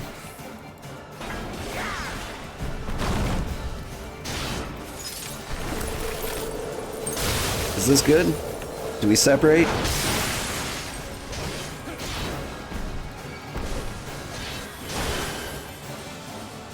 When in doubt, mimic the NPCs.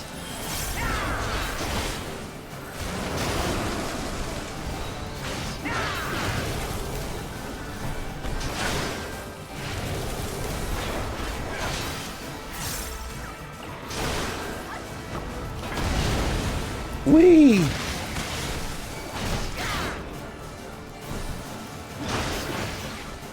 Yeah, this fight does feel different than the last time I did it.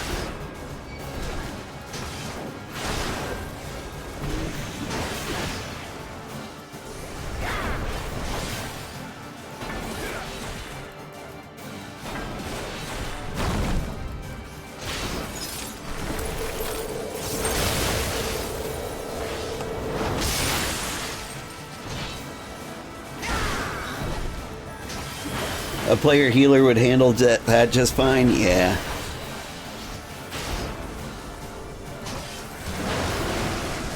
That's been my experience too.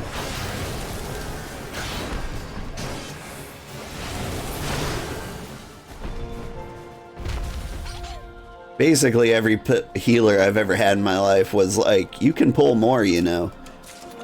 And I'm like, okay. And then I listened to them and I tried to pull the whole zone and we get wiped and they're like, that was my bad. And I'm like, I feel like it's partially my bad. I'll accept some of the responsibility. But I know a good healer can just handle everything.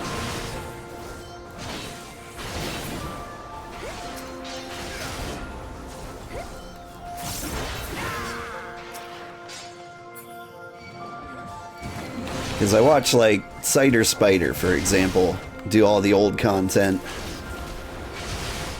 And there never seems to be any issue.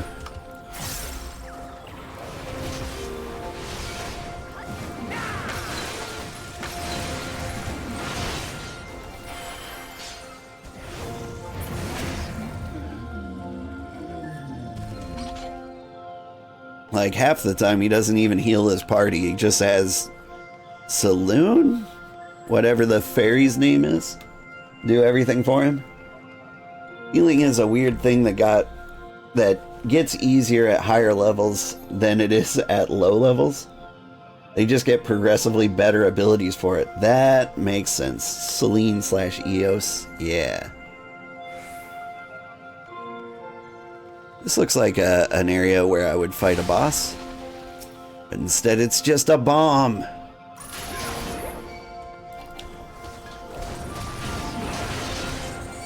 I guess they're all going to detonate right on top of us. Wipe the whole team.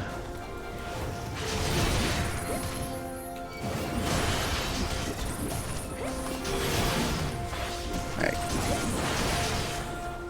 Consider this. I leave.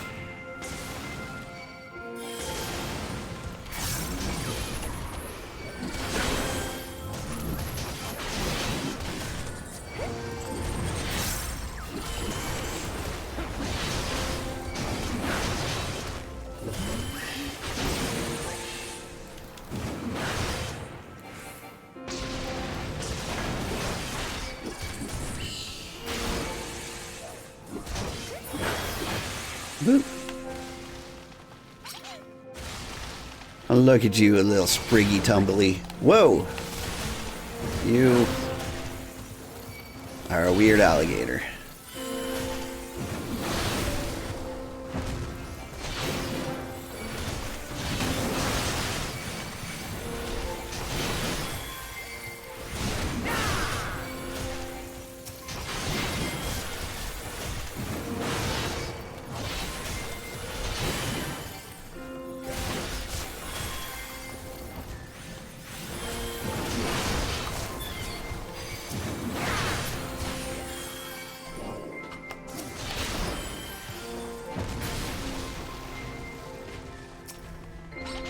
You're an even weirder alligator.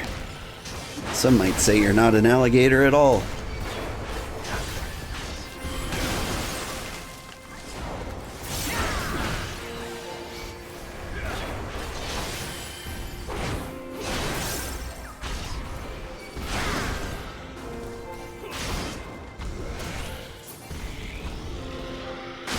See you later, alligator. That's a little dove.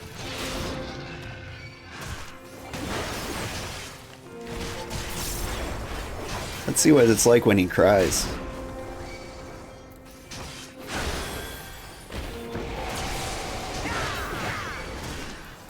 You think Cider prefers Celine?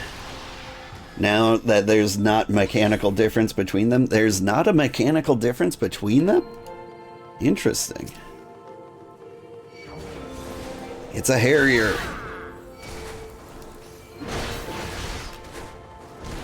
One of the hairy ticks.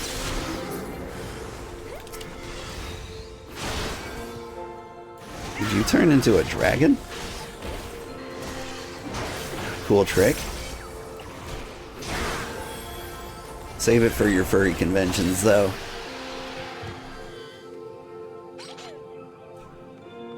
Alright, I bet one of these guys has a key. Is it you?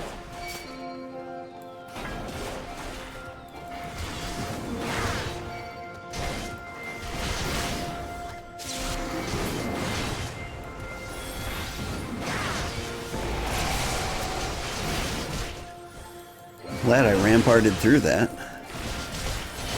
I could use some heals.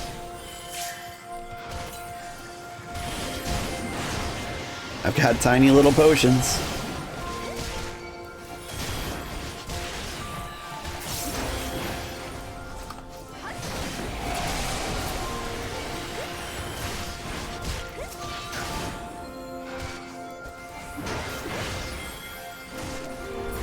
I think maybe I need better potions.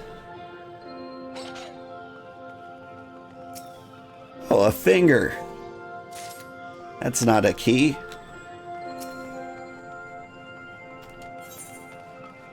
There used to be a difference, but they made Scholar simpler again. That's kind of a shame.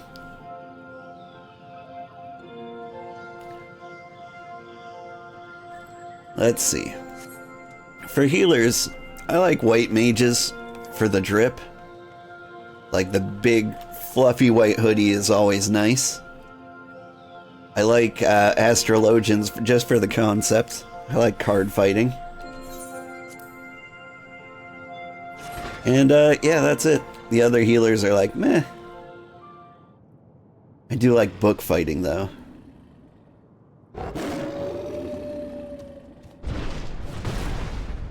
Like if it wasn't for Astrologian, Scholar would probably be my favorite healer. Alright. Now you do things, right? I imagine you're gonna drop some ice from the ceiling, and you're gonna think it's funny and clever.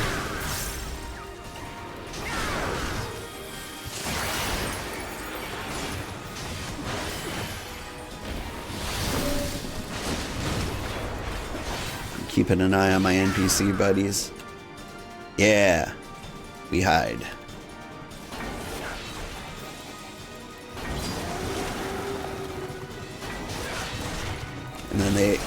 And then I'm frozen.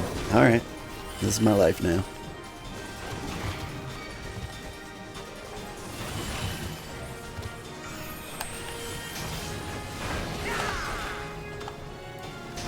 Boop. Got that rampart off at the last possible second.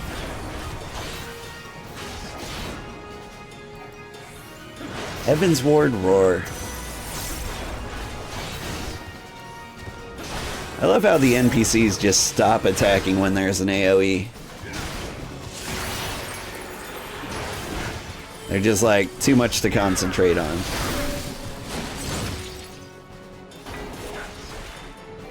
Oh, there's a good one.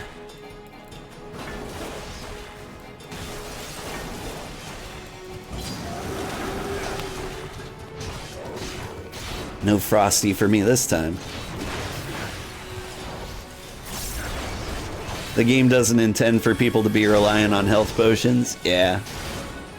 I just keep them around for emergencies. Is arm length a good thing to space out? Oh my god, it hurts.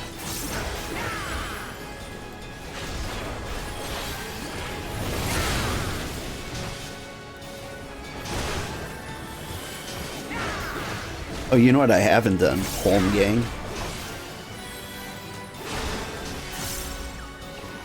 I don't think I've ever used that ability. I keep forgetting it exists. But maybe today's the day I become immortal. Just for a bit, you know?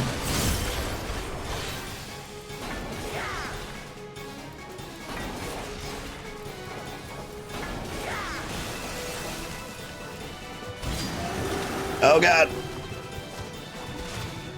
Home gang? Home gang? Home gang? Home gang? Home gang? Home gang? Home gang? Ugh.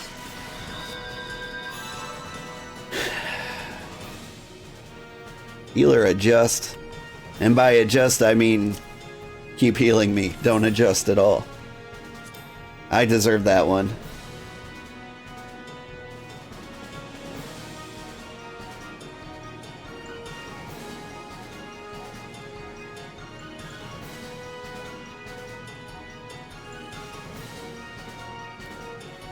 Just a healthy jog through Snowcloak.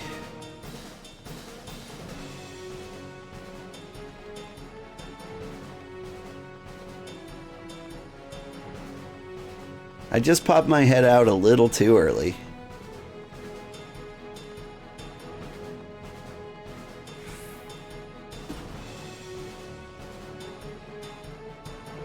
Alright, round 2.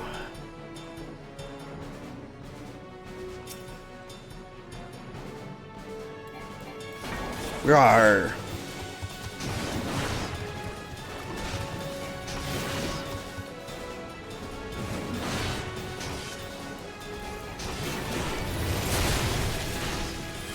Oh wait, why am I doing AoEs? There's just one of yous.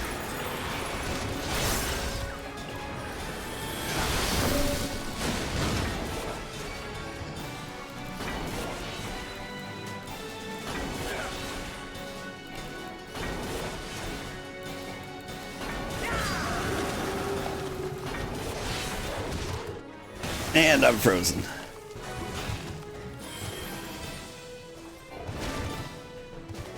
Please continue to heal me forever.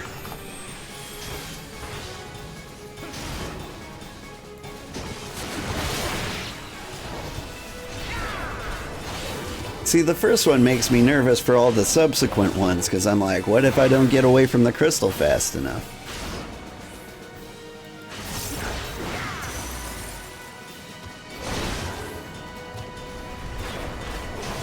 And so I tried to get away from the crystal of the last one super fast, and then I died it.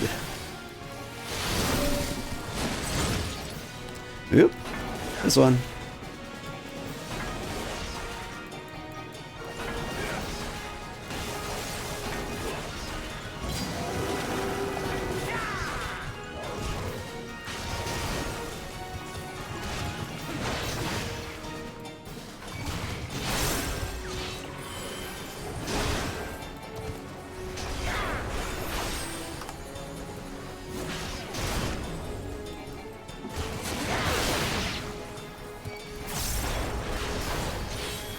Man, that one kind of hurts.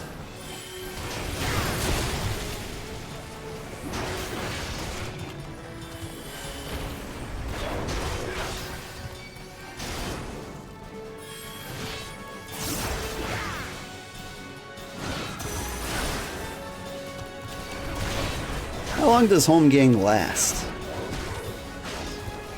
Out of curiosity. I guess we'll find out. Oh no! It's this one all the way over here.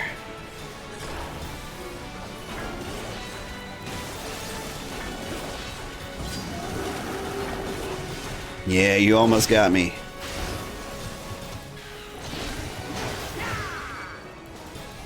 Home gang doesn't seem to last long at all.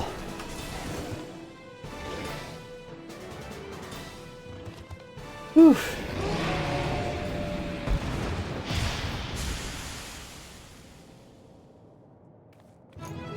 You keep backup healing potions as well. You do mentor roulette, and it helps when people are struggling. Yeah. Sometimes you just need that little baby heal.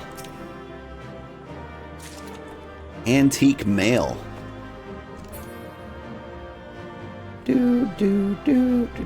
I give the commendation to actually the thaumaturge. I like the DPS. I like seeing numbers above 2,000.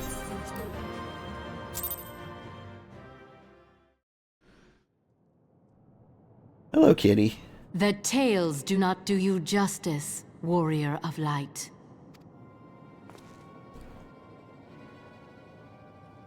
Yes, I know who you are, and you know who I am. I was given the name Izel, but I earned the name Iceheart.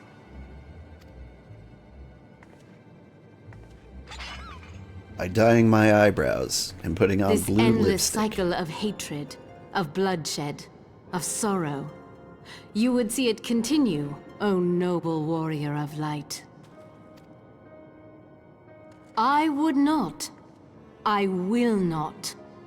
I will bring an end to this war between dragon and man, no matter the cost.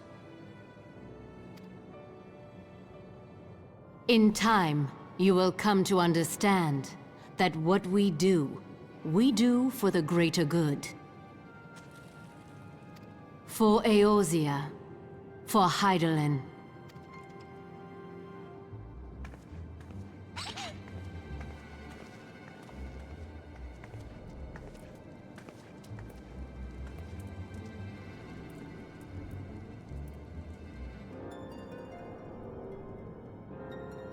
That's a pretty crystal.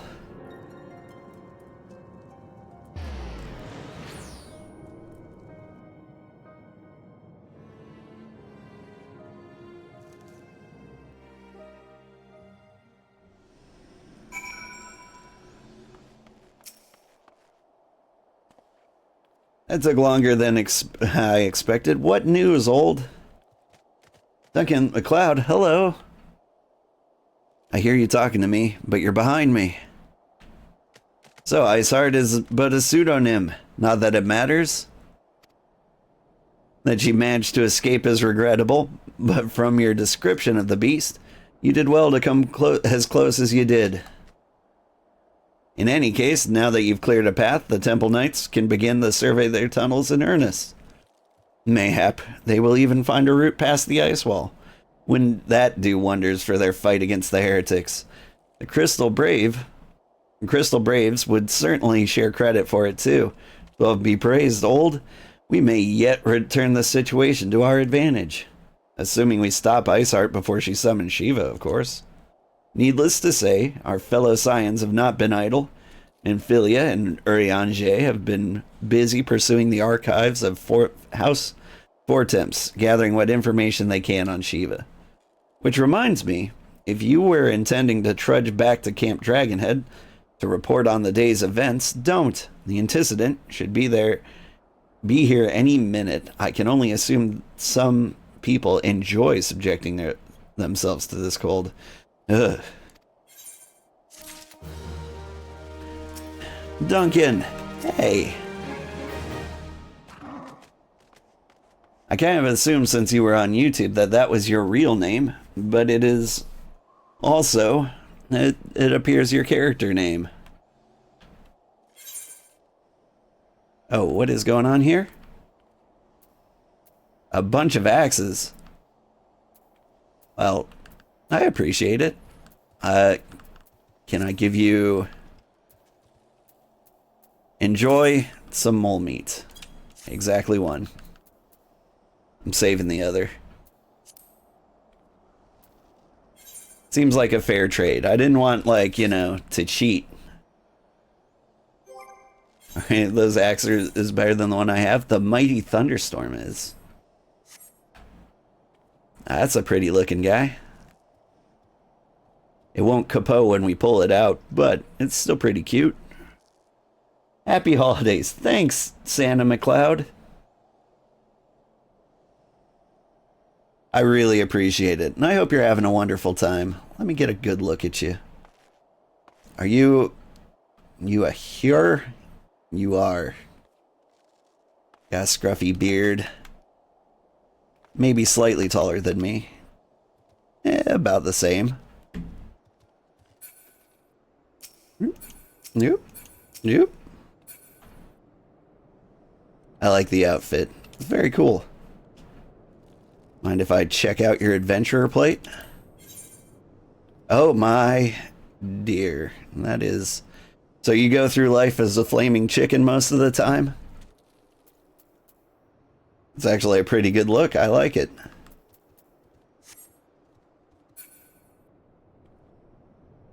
Yes, you're a Highlander. Highlander's the way to go. Like, the other guys just look a little too soft, you know? A little too dainty. A little too princessy for the adventuring. Oh. It is... I feel the power coursing through my veins. That's cool. That is neat.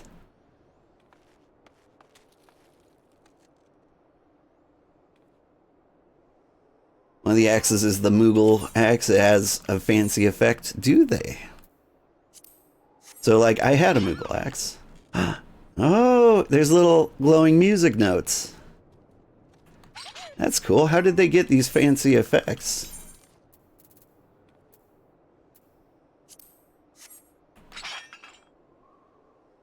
This one's pretty cool.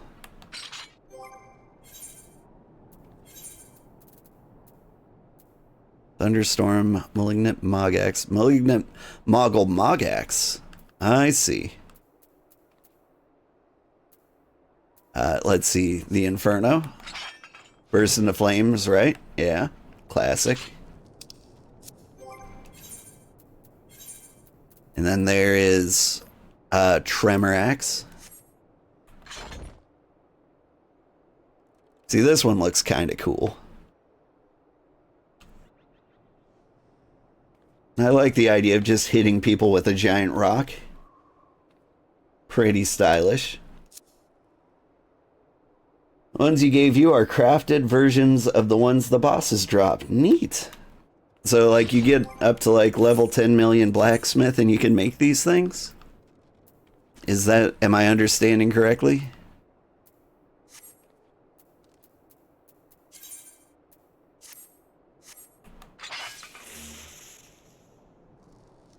I think we'll go Mighty Thunderstorm for a while. Like, I think it'll be fun to be a little sparky. But these are very cool. Thank you very much. And Merry Christmas. Happy Black Friday to you, Duncan. Yeah, you made them. They're possible to make at 50, but easier at higher levels. I can imagine. If some of the materials are hard to grind. But they are very cool. Very stylish. We will now go through the... We'll kill Shiva in style. That's what we'll do.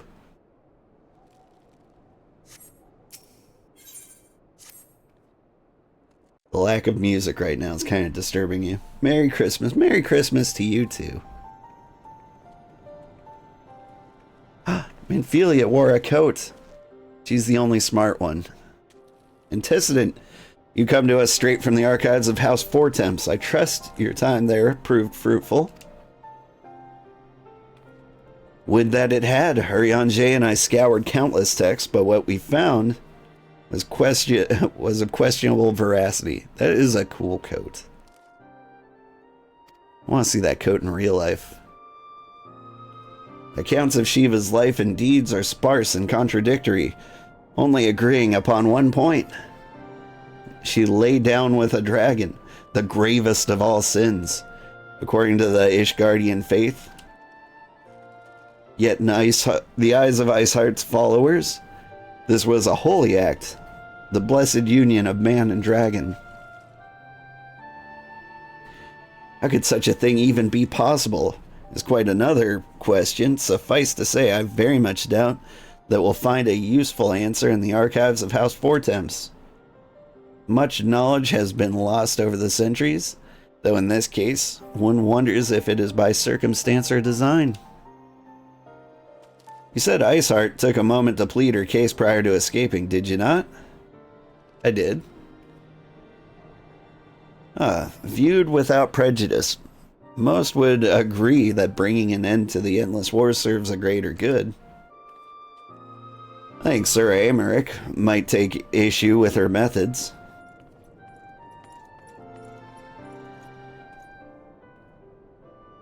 I do not care if a few stragglers manage to escape until the sappers confirm the tunnel is safe. The men are not to search it. Yes, Lord Commander.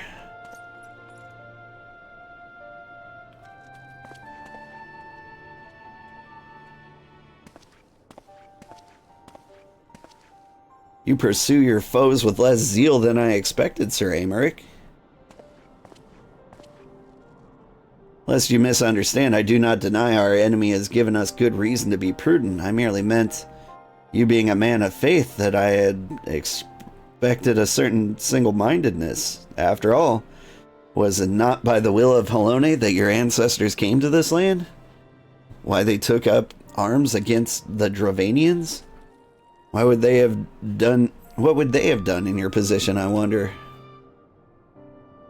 There are those who believe that faith is a renunciation of free will, that unquestioning devotion is required of all who would live in a life in service to the Fury. Such righteous fervor may well serve a knight on the front line, less so a leader of men. We are all at liberty to interpret the scriptures as we will. I choose to believe that the Fury would value the lives of her followers over the deaths of her enemies. But I would not presume to speak for the Knights of Eld. 'Twas a different time, nay, different era. The scripture tells us only so much. Hey, hey, Sugar. Hey, Jehuzik. Josh, is it? I think. Would that you told us more. It's Josh or Justin? I can't quite remember. I think it's Josh. Joshua.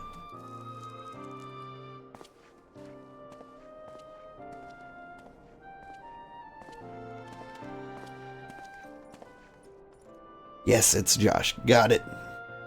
That man is awfully pragmatic for the servant of the Holy See. A welcome trait at the negotiation table, to be sure. Less so when one's enemies are making ready to harness the power of God. Mayhap he does not truly believe that Iceheart's plan can succeed. Truth be told, I too remain somewhat skeptical. Not skeptical, that's different. Shiva was real, a living, breathing woman. That there can be no doubt. In this respect, she differs from every other figure that have been summoned, each of whom was worshipped as a god. The sole exception being good King Mogulmog the 12th, and the myth made manifest in response to the fervent supplications of the Moggul's Guard. Saint Shiva may differ, but what of the heretics? They are a tribe of outcasts at war with a mighty nation who yearn for the resurrection of the one who embodies their beliefs. That is not placing one's faith in a higher power, then what is? Crystals and conviction, Minvilia, they have them both in abundance.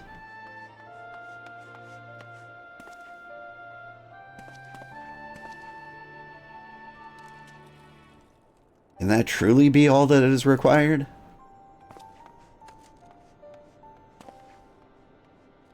My survey team has concluded a preliminary analysis of the Aetherite Iceheart used to escape. They believe that she teleported to another Aetherite, somewhere not far to the west.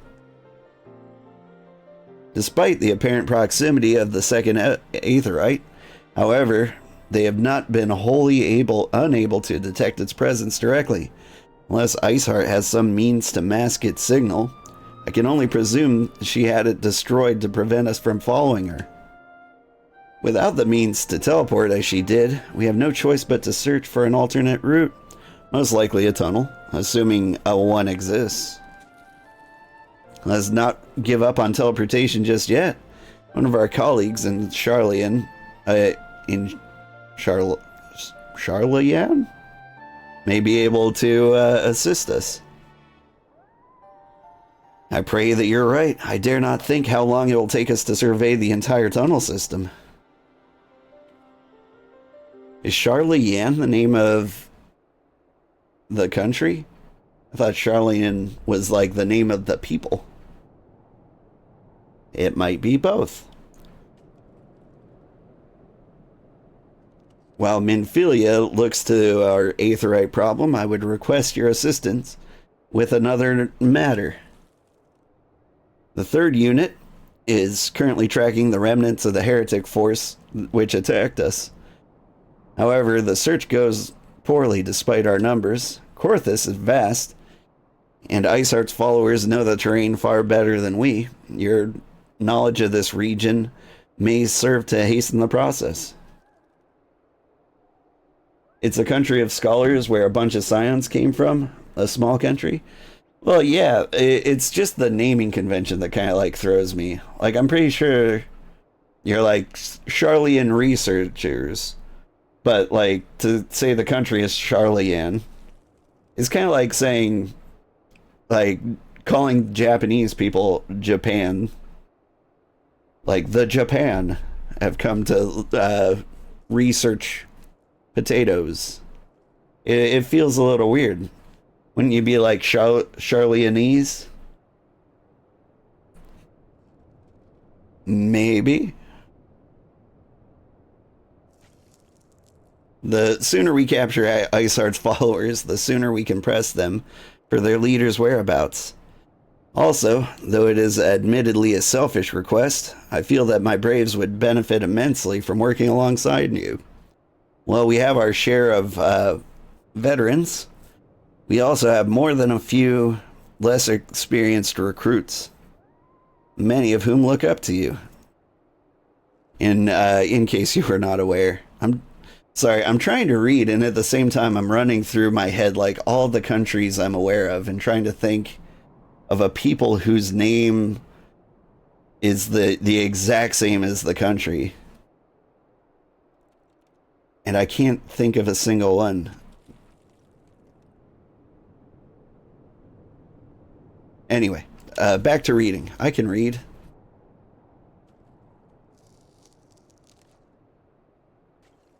Good, I knew you would understand.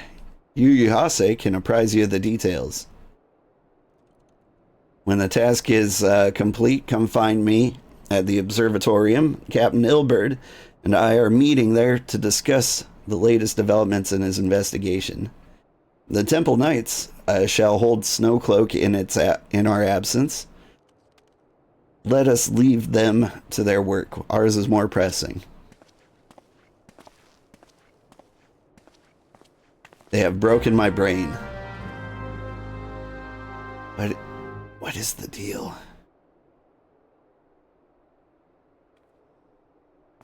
I'm trying to think of a country that ends in "an." Japan was the first one to pop into my mind.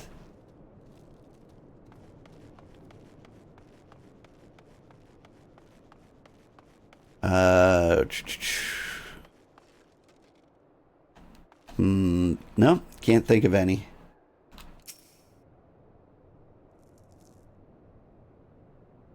There you are, old. Commander Leveilleur instructed me to wait for you.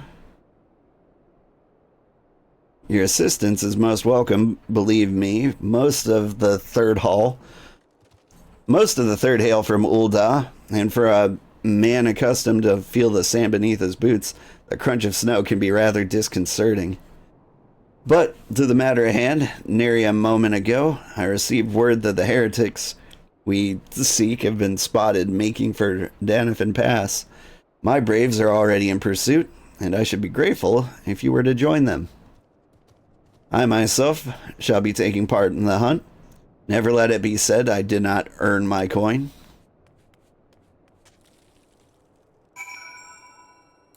To Danafin Pass, then.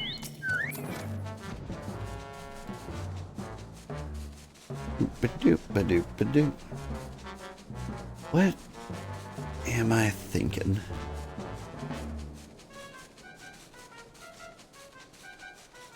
Like, what's another country that ends in "an" aside from Japan? I don't know that there is one.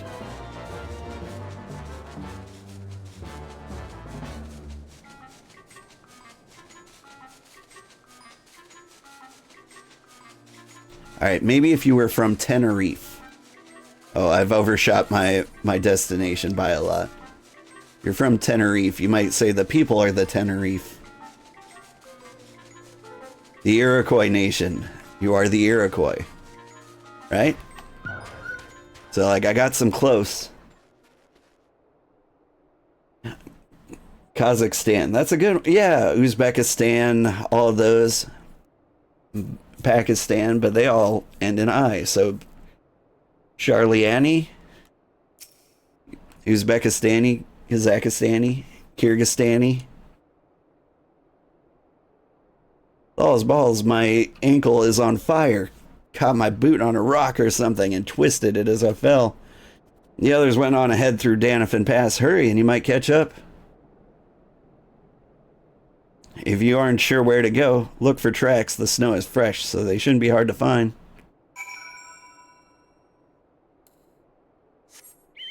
All the stands, right? Yeah. I think I was onto something with like the Iroquois,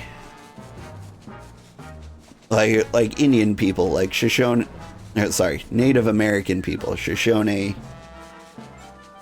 Crow, Iroquois, Salish. Like those are people who are named after their nation.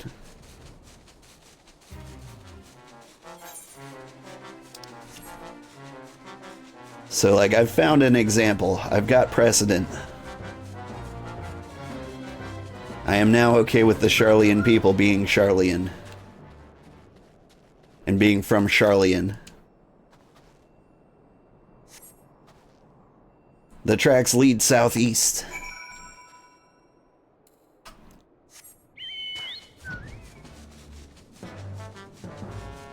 I wish I knew more about Native American history. You'd think being an American that'd be a thing you learned in school. Not very much. Zion, what are you doing here? The heretics? I'm not sure. There's a great scaled beast and Yuhase, I think he went east on his own. The heretics split up, so we did too. Oh, you better be okay, Yu. Yu Yu Hakusho. Are you okay? It's always hateful harriers.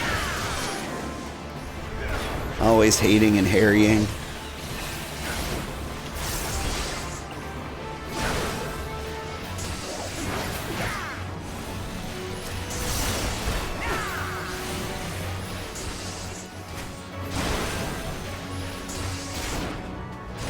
Get kicked.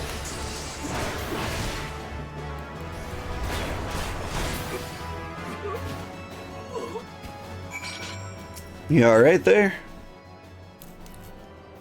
Where was the spirit gun? How embarrassing. I was so intent on following the heretics' tracks that I almost failed to notice they doubled back. Almost, mind you. One tried to sneak up behind me and got a knife in the gut for his troubles. I thought myself alone, so I started searching the dead man's knapsack for anything of interest, and lo and behold, before his friends found me, I came upon this. Withdraw in groups of 3 or less to the observatorium, give the signal and wait. The merchant will be watching. Be late and be left for dead. Speaks for itself, does it not? They can't possibly mean to rendezvous inside the place, so we should restrict our search to the surrounding areas. ear ears. Let me rephrase that. You should restrict your search to the wilderness around the observatorium. I will need more than a moment's rest to recover from these wounds. Weak stuff, Yo-Yo. Get good.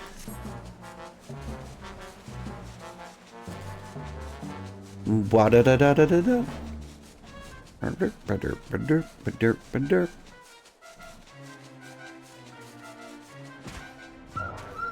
Hello, suspicious people.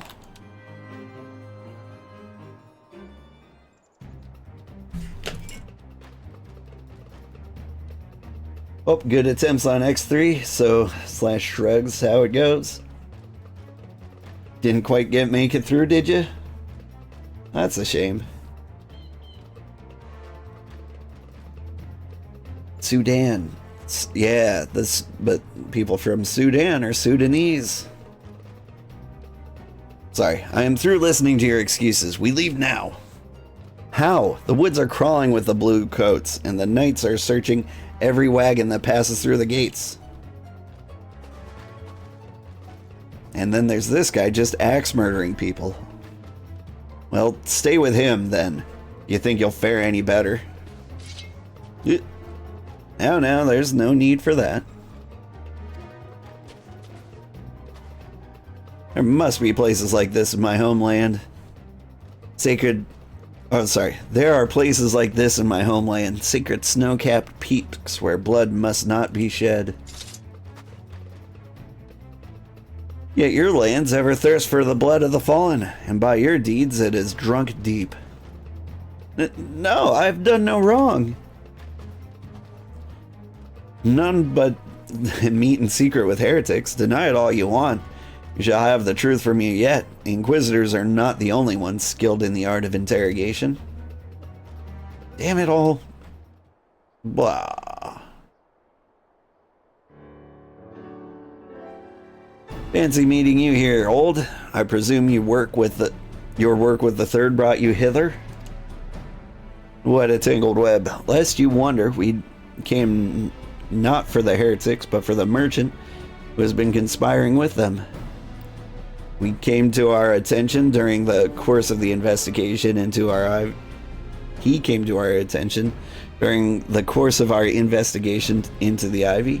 It beggars belief, I know, but it seems our favorite Garlean spy may have been providing assistance to Iceheart.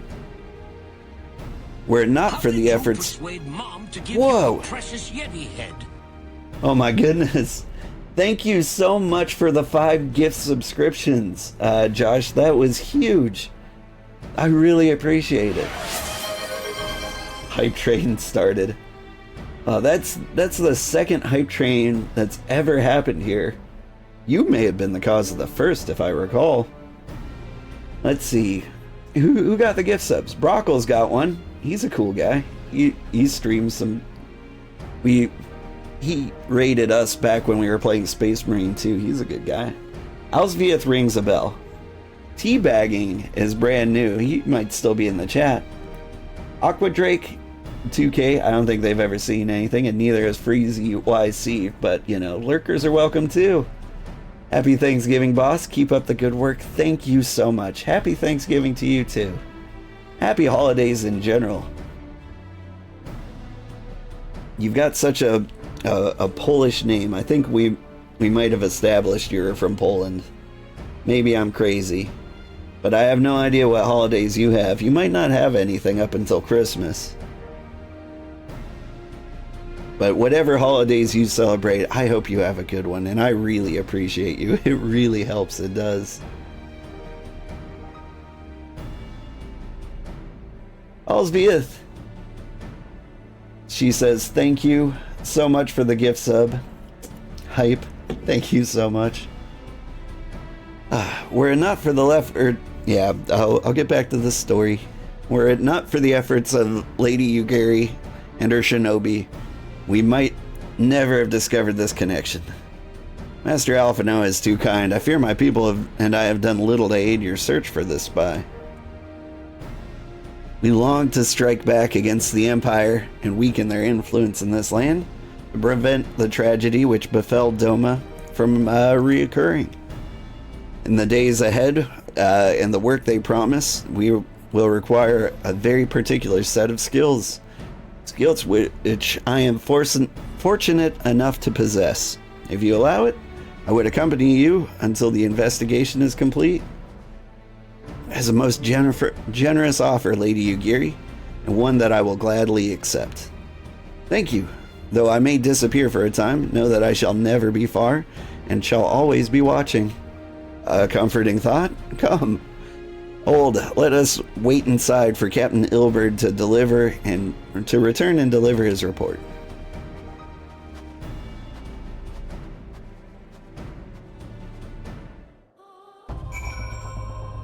Woo!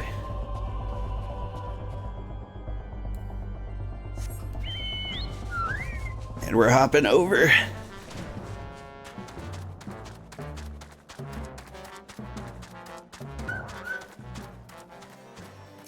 And here is Alphino. Captain Ilberd seems confident that the merchant's resolve would swiftly crumble when pressed. If so, we should have new information ere long.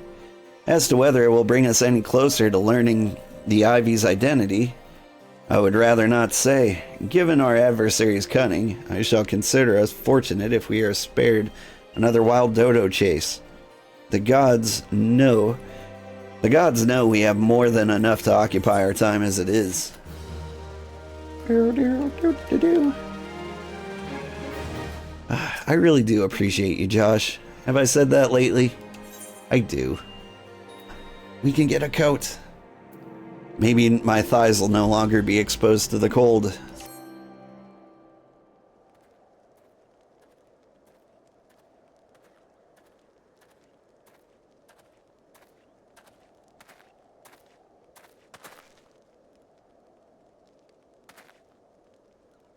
Captain Ilberd, your report, if you will. Likewise, thank you for the streams anytime. And I mean it, I do intend to do this forever. Hey, Commander, firstly, with regard to the heretic we captured, I regret to say that the man could tell us not that we did not already know of Shiva. We have since handed him over to the Ishgardian authorities. Henceforth, the Holy See will pursue the matter independently. Our inquiries concerning the Ivy, however, have proven more fruitful. We have ascertained the channel by which the heretics acquired their information on the shipment routes. Go on.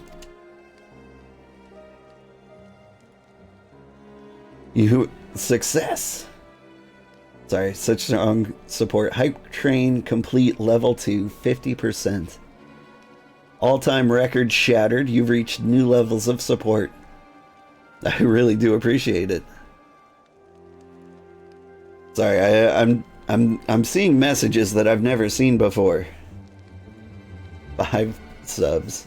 That's really cool. Emotes are being delivered to the supporter. You get emotes? That's neat. Cool. Anyway, you will recall that the flame was first identified as being in the Ivy's employ. From him, we are able to trace the trail of conspirators, each taking us closer to his master.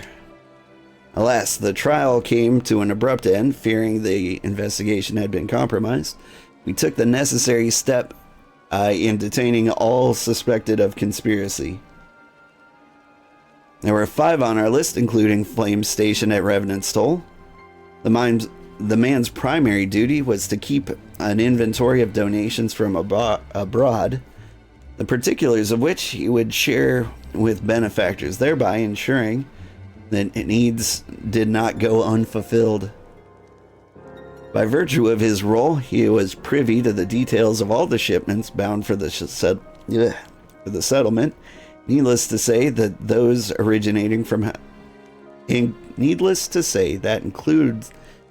those originating from House Fortemps. He knew the precise route the caravan would take, and he sold that information to a merchant. I think I can guess which one. None other. With a little encouragement, he soon confessed to knowingly aiding and abetting the heretics. Well, that is one mystery solved at least. But what of Ivy? Yeah, are we any closer to prizing off his mask? I dare say we are, Commander. Our relentless pursuit has forced him to commit a grave error. In a desperate bid to cover his tracks, the Ivy resorted to exercising certain administrative powers available only to high-ranking members of the Immortal Flames. If you consider that our investigation is known to barely a handful of them, the field of suspects is greatly narrowed. You mean to say that the agent is among Raubon's innermost circle? Someone who has been with him since the Immortal Flames establishment? 'Tis the most plausible explanation. The infiltration likely occurred during the company's founding, with the groundwork for the act being laid beforehand. To slip into a position of authority unremarked and remain above suspicion all these years. I too was surprised, though I really shouldn't have been. Of the three grand companies, Ul'dah's was ever the most vulnerable to infiltration. Both Limsa, Lominsa, and Gridania have long-standing armed forces that lent themselves to the formation of the Maelstrom and the Order of the Twin Adder. To all intents and purposes, it was the same people, loyal ones, mind, under the same leadership. Only the banner was different. Not so the Flames. Ul'dah's military was made up of disparate orders, most of which were glorified mercenary companies that answered only to their own paymasters. Hardly an ideal environment in which to establish something as high-minded as the Grand Company. The difficulties Raubon faced when founding the Immortal Flames are well known, even after he had convinced his fellow syndicate members to share the cost. There remained the small matter of finding enough bodies to fill the ranks. Indeed, and given the pressing nature of the Imperial threat, that meant recruiting every passing sellsword. Amidst the chaos of its founding, it would have been child's play to infiltrate the company. Good deal easier then than now, eh? The Immortal Flames have been caught between conflicting interests, the public and the private. Though the Monitorists ultimately agreed to support the organization's founding, it was not out of charity that they did so, but simple self-preservation. Had Nail van Darnas's ambitions been less apocalyptic, you may be sure that they would have never risked supplying Reborn with an army. 'Tis but a wonder they did not attempt to extinguish the flames the moment the danger had passed. Returning to the present. Even as we speak, the Doman allies are shadowing several high-ranking flames, any one of whom could be the Ivy. Desiring to deal a blow against the Empire, the refugees were eager to lend their aid. I expect to hear from them ere long. Very good. Pray continue your investigation with the first. Meanwhile, have the second attend to the unrest. The third can join the fourth in inspecting the crystal shipments. Not the sixth, though. He's afraid of 7 because he ate 9. If they notice anything unusual, I want to know about it. If Shiva is summoned in like manner to the other primals, the heretics will be looking for further supplies. Understood, Commander.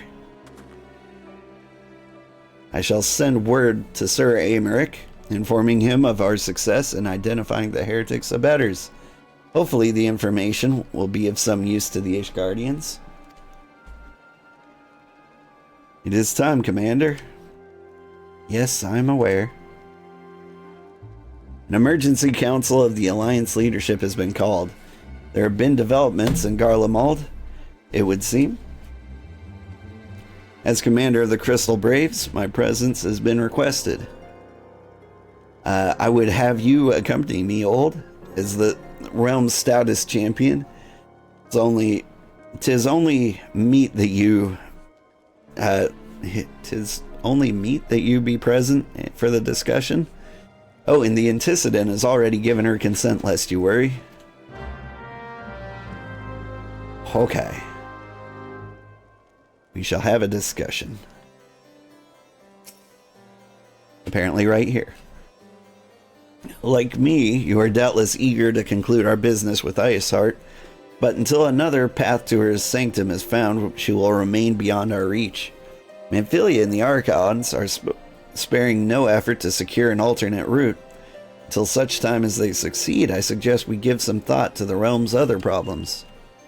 I shall go on ahead to Gridania in readiness for the coming council. Meet me at Nofika's altar, and we shall make our way to the Lotus Stand together. Oh, hi, kitty. Is it time for breakfast? He says yes. Yeah, I'll quit soon. I wanted to squeeze out another 15 minutes, because I don't have to take the kids to school during fall break. Whoop.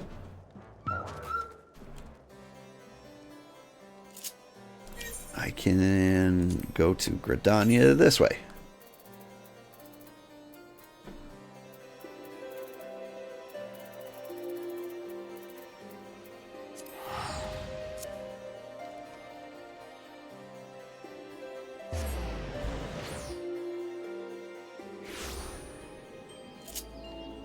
Hey, it's a Fall Guys hoodie.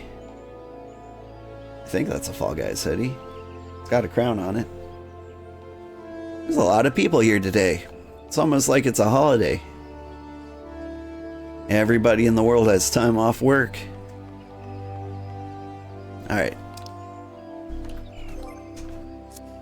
Speak with Alphino in Old Gridania. Is that through here?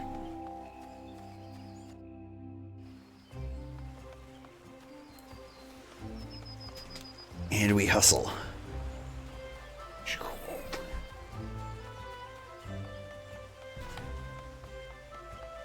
It is nice to see green again. It feels kind of warm and nice.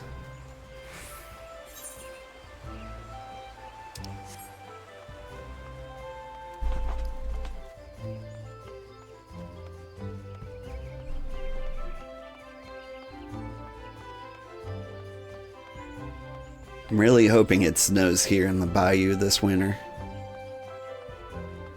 I haven't gotten snow in a while.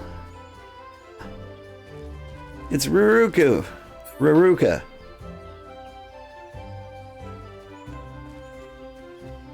We saw her in a previous playthrough. She was here then too. My thanks for coming, Ul'dah. When you're ready, speak to with the conjurer yonder. She will show us the way. Show us to the Lotus Stand.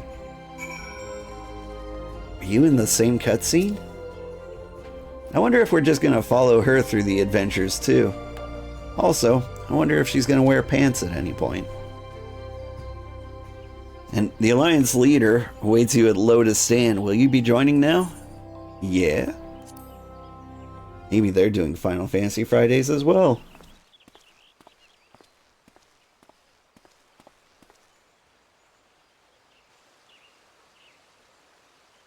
Change has come to the Garlean Empire, and we must discuss the implications. The rumors are true, then? The War of Succession is ended? It is. A new emperor reigns in Garlemald. Who? John Garlemald. The birth and all too rapid expansion of the Garlean Empire is commonly attributed to the strategic brilliance of Solus Zosgalvis, yet he did not rule alone. Several members of the royal household also distinguished themselves during his reign. Nevertheless, it was the eldest son who stood to inherit the throne, until his most untimely passing. I thought us fortunate when I learned that the Emperor had died without naming a successor.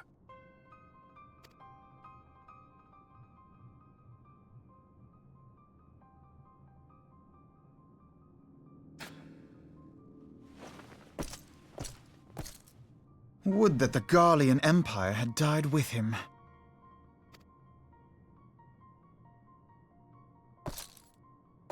Dude's got an angry face.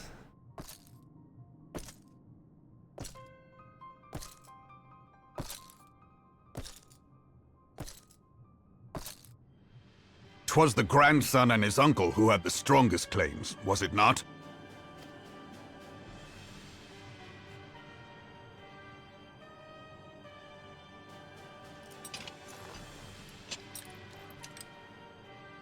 Indeed, yet claims count for little without the power to assert them. High Legatus Varus Ye Galvus is a respected military leader. Not so his uncle. And can you imagine going through life with a face like that?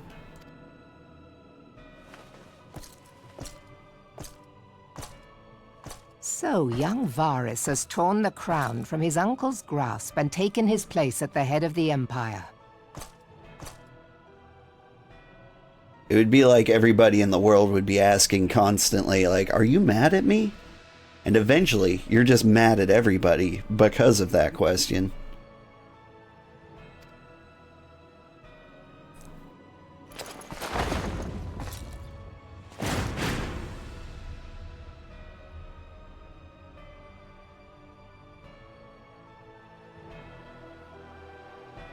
Self-fulfilling angry face is what we call it. Also, hello, Amar. Given the troubled nature of his succession, the new emperor will require time to seal his grip on power. Yet have no doubt but that he shall, for there are none left with strength enough to oppose him.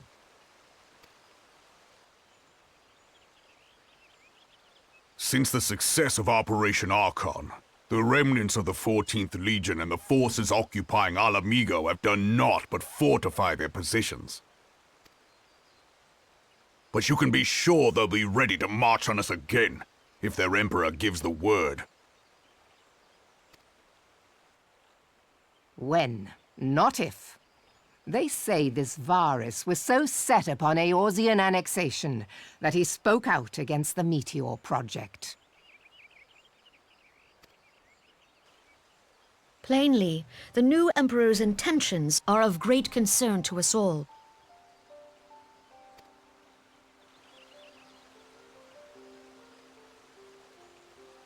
I propose that we set aside the Cartno dispute for the present, and discuss what measures the Alliance might take to prepare for a resumption of hostilities with Garlemald. Moreover, I move that we re-examine the question of how our former allies in Ishgard might be persuaded to retake their place at our side. Could Eorzea but stand as one, 'twould deal a grave blow to our enemies' ambitions.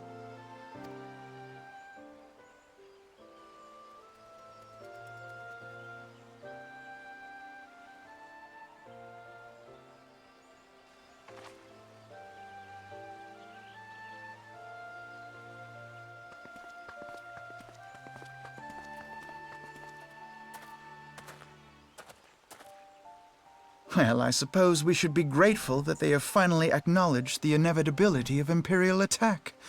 Who knows? They may even do something about it. If only the leaders of Ishgard would follow their example and stop hiding behind their gates, praying for the coming storm to pass them by.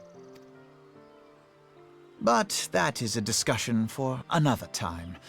At present, I am more concerned by the fact that the Alliance's mooted preparations will be made known to the Garleans many moons before their coming. So long as the Ivy eludes our grasp, no secret is safe.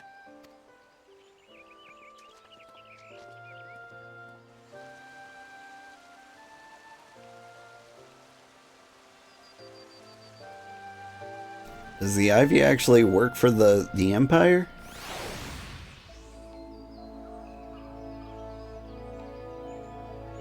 Like, I seem to have forgotten. Oh, hey, it's Ruruka. Howdy. She really is just kind of chilling out here.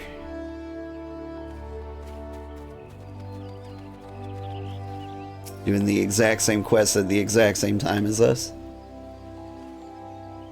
It will not have escaped your notice, but that the nations of Eorzea are no nearer to being of one purpose, despite their protestations to the contrary. Plainly, the threat of the resurgent Garlemald is not enough to stir them. And the reason for this? Deep-rooted mistrust among the citizenry. The nation's leader can come to all the understandings they like, but their unity means little and less to the common folk. Take the Laminsons, for instance. Though Admiral Merleweeb outlawed piracy over a decade ago, foreigners still picture the nation as having a haven for grog-swilling, wooden-legged cutthroats. And likewise, the Grodanians are mocked as hermits who talk to trees. And the Ul'dahs are scorned as swindlers who worship coin. Not that such sentiments are entirely without grounds, of course. Take that the pillar of Ul'dah society, Teleji Adeleji, for example. But that is beside the point. The fact is, the people are wary of outsiders whether they have cause to be or not. On that basis, one could argue that the conflict at Cartno is a necessary evil. Each nation has its own warmongering faction that advocates the acquisition of Omega. In order to placate them, we present them with something resembling warfare, and thereby curb their appetite for full-scale conflict. But enough idle musing, let us speak of a more pressing matter, the Ivy. Since we spoke at the observatorium, Captain Ilberd has further shortened his list of suspects, and by happy coincidence, the one he deems most likely, the most likely candidate has lately come to Gridania. The hunt nears its end, old. All that remains is to corner our quarry. Seek out Ilberd at the Adder's Nest. He'll give you the particulars. Should there be any developments in Korthus, you may be sure that I will send word without delay. In the meantime, I wish you success in apprehending the Ivy. Hawkeye. Speak with Ilberd in New Gridania. We'll walk. It's a lovely day.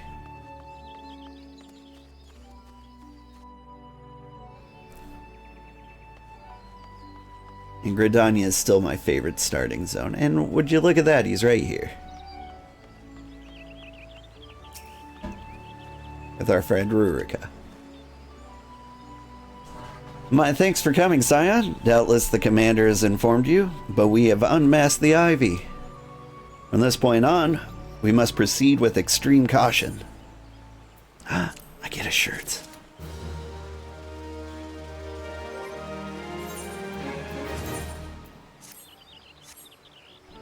Oh, I look good. My armor has a six-pack. My thighs are still exposed. But dang, how do I look, daughter? You like it?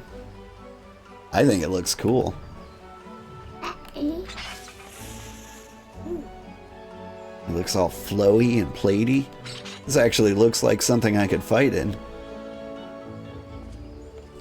Well, it looks like something I can't move at all in, but it looks like it'll take a few hits. I actually look like a tank. Good morning, everybody. I'm Old Man Sugarheart. Today we're playing more Final Fantasy XIV. This is probably going to be either the conclusion or the beginning of one of my Final Fantasy movies. We are so close to the end of A Realm Reborn. Today, I think we're going to make it all the way to Ak-Afa Amphitheater, which is really... Every time I say that, like, my mind butchers the words. I keep thinking, like, Ak, or Admiral Akbar, Amphibian. It's just... It's hard for me to think of Ak-Afa. Hello there. Hi, Vero. You could be better.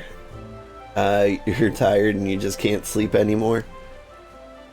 Yeah, I'm the opposite. It was a big struggle to wake up. I haven't been getting sleep all these weeks. Friday night's good, though. I can sleep on Friday nights. It's allowed. But I did agree to do something with my kids Saturday morning. Never mind. Just constant suffering for old man Sugarheart. But I hope you do better. Alright, let's get into it.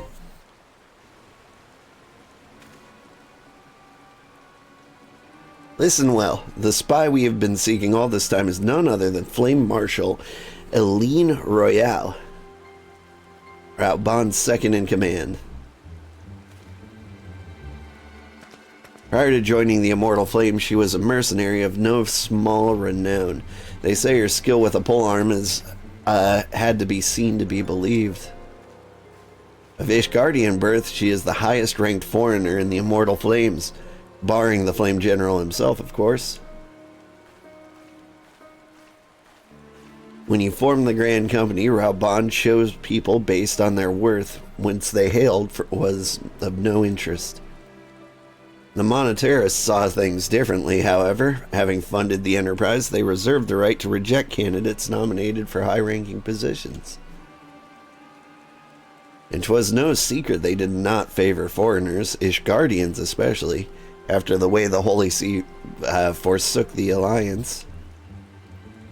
Yet the Monetarists did not raise so much as a murmur of protest when Royale was appointed to her post. Passing strange, is it not? Could be that Ivy has some hold over the Monetarists?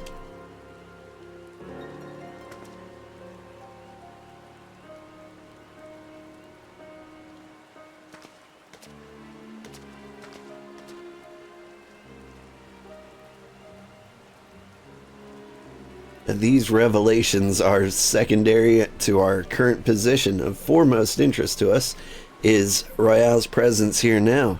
As you may be aware, it is the duty of the Flame Marshal to command the Immortal Flames in the absence of the Flame General, while Raubon attended the Council of Alliance Leaders. She should have remained in the Hall of Flames. The woman has no business being in Gridania, yet she is here nonetheless on some pretense. She is up to something, mark my words. Even as we speak, I have a dozen men trawling the Flames records for evidence of Royale's guilt. If we can catch her red-handed, we have all the proof we need. Which brings me to the plan. I have people watching the city gates, the airship landing, and the docks. Every point of egress. She cannot leave without our knowledge. Hi, kitty. Hop on up. All that remains is to shadow her until she betrays her true purpose. Can I rely on your eyes, Scion? Okay. Hello, kitty. Yeah, my thanks. Let us go, then. And take care not to alert our quarry.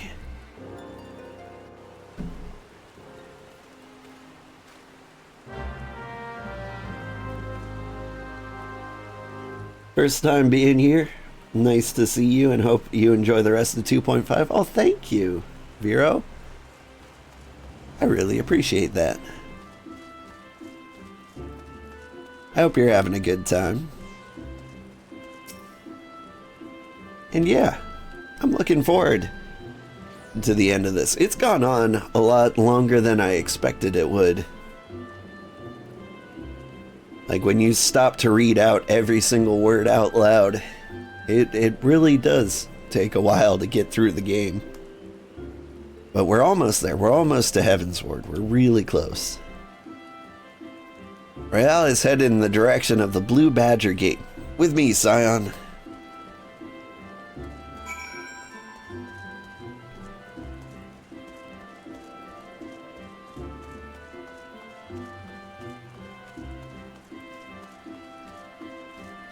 We debated taking like a month off in between expansions, but Final Fantasy streams do well enough that like I feel like I can just keep this up forever. What do you think, Ilberd? So Royale has entered the Carline Canopy, meeting someone perchance? Or could it be she means to board an airship? Pray look for her within. If she's not on the upper floor, try the landing below. Well, one of mine is stationed there, and she may have seen something. Femi is her name. I shall remain here in case Royale reappears. Roop?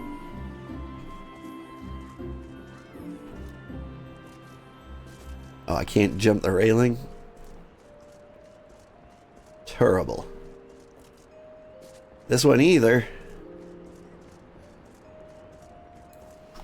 Hustle, hustle, hustle.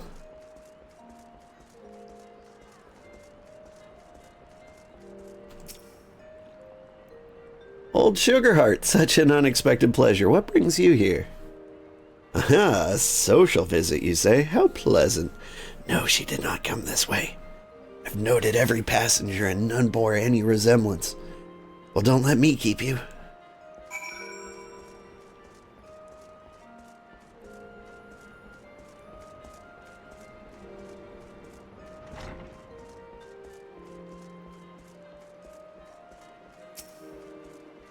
You ain't here, bruh.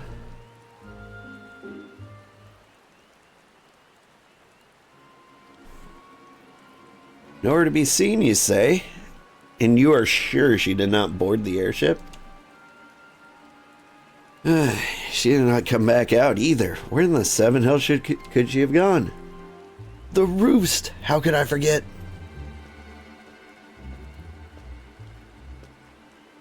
Greetings, good sir. Might I interest you in some Muntui tonic? A cup of day imbues a man with great vigor. You take my meaning. Perhaps another time, friend. Wait, that necklace. You're a Shonobi of Doma. The woman you seek has left Gridania by way of West Shore Pier. She was attired as a merchant, but these eyes are not so easily deceived. You may wish to take your search to the East Shroud. Rest assured that we shall continue to support you from the shadows. I think the 12 for the Domans, were it not for their unique talents, Royale would have disappeared without a trace. I will take the pretty dress, thank you.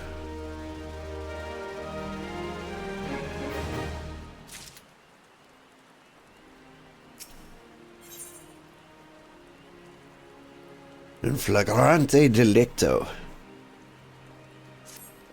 Is that French or Latin? Our hunt leads us to the East Shroud. Scion, I suggest we follow Royale's example and take the ferry from West Shore Pier. You'll doubtless wish to make certain preparations. See to them while I go on ahead. I shall wait for you at Sweet Bloom Pier. Okay.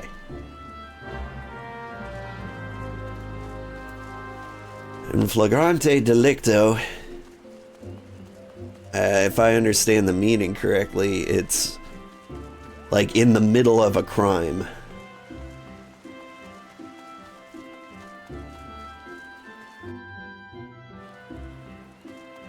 So let's go do some criming then. Do.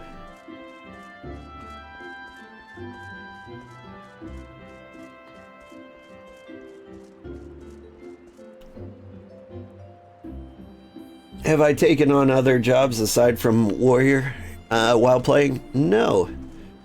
What I'm gonna do is change jobs every expansion. So for all of A Realm Reborn, we've been a warrior, and I'm gonna be like a different type of job for everyone. So like we went tank. For Heaven's Word, we're going to go healer, and then I think we're going to go melee DPS, and then I've got range DPS, magical DPS, or magical range DPS, and then I think we're out of expansions. I'm missing something here. I feel like I am. Take me to Sweet Bloom, please. So yeah, and it's going to be a class that kind of fits the expansion. So the plan for Heaven's Word is we're going to be an astrologian. And then for Stormblood, we're probably going to go ninja.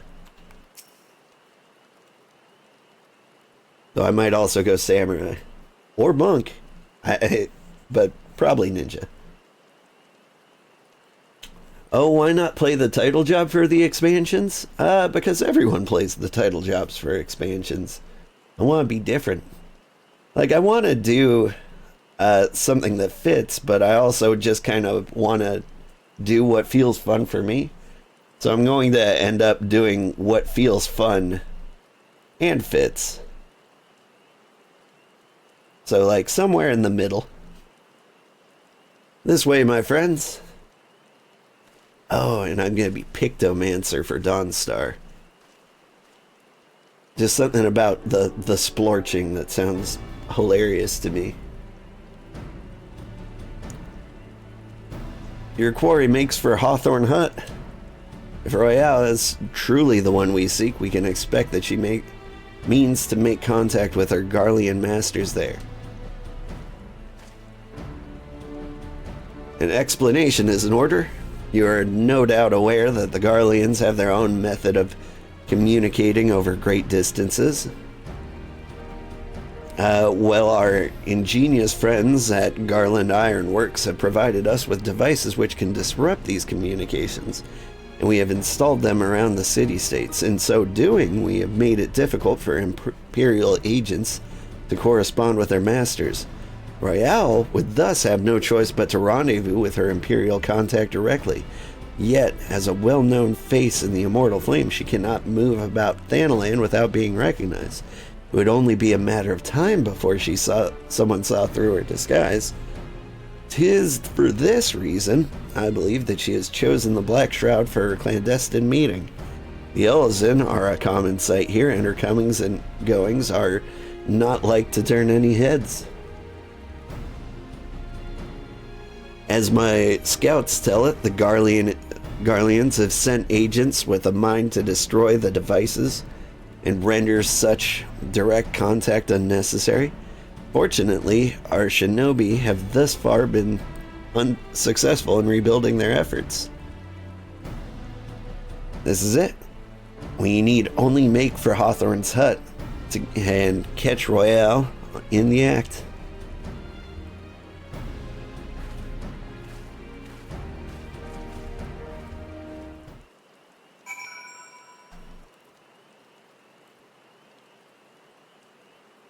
Let's see.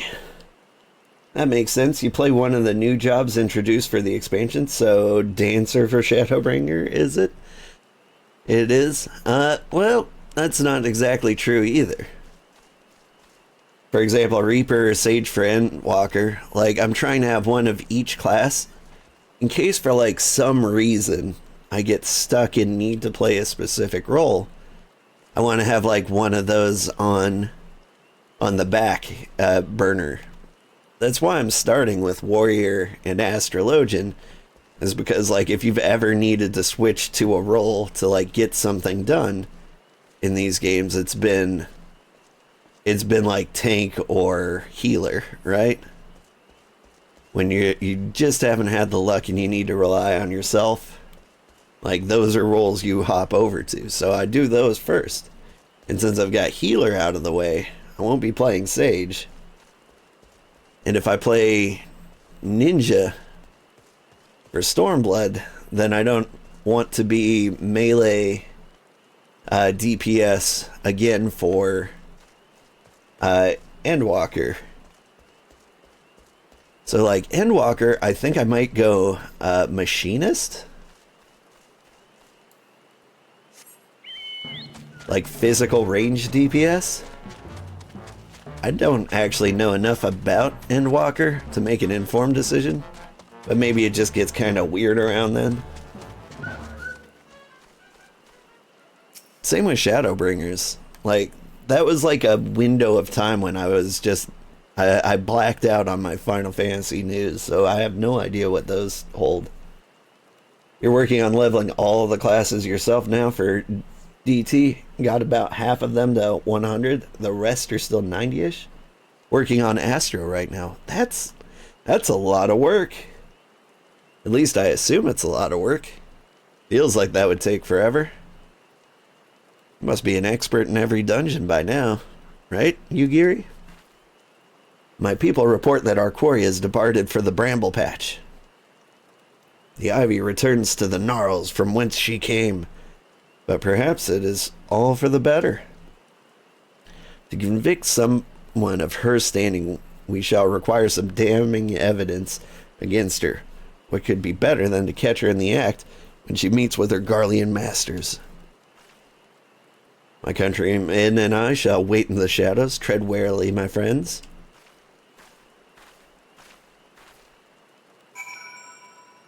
How much do I remember from my old playthrough? Quite a bit. Like, I'm doing my best not to spoil things for viewers here.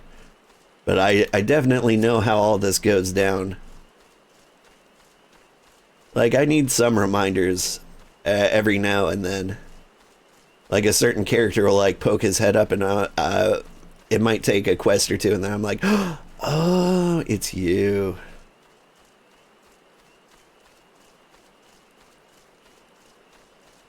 Leveling all the classes is not so bad. You get the armory bonus once you have one class at the level class caps for all the other levels below. So extra XP plus sleep XP and food XP? Interesting.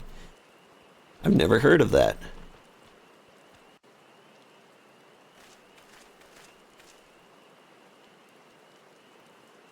Just beyond, Royale is in conversation with an individual clad in the manner of an adventurer, an imperial intermediary, no doubt. This is it, with me.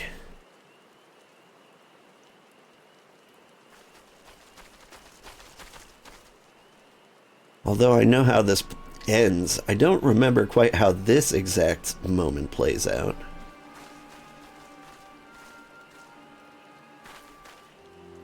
Flame Marshal Eileen Royale, you are under arrest for treason and espionage. You are followed, you bloody fool.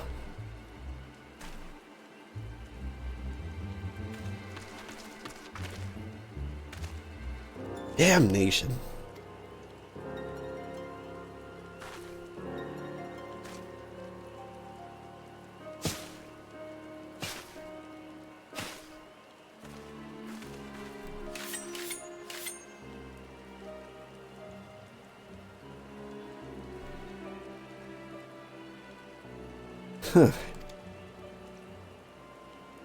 You're unarmed, my lady, and scarcely garbed for battle, but if you wish to fight, you're welcome to try.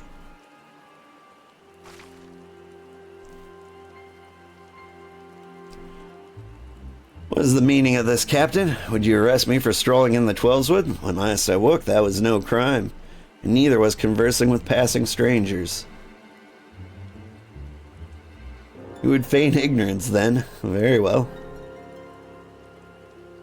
If you do think of something to say, there will be plenty of time to say it later. Now come quickly, or I shall make you wish you had.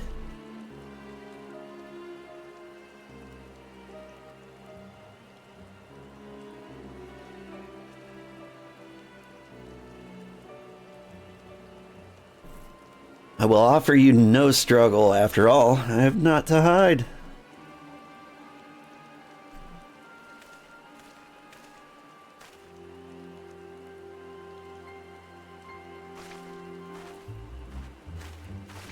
I saw that sideways glance. What does it mean?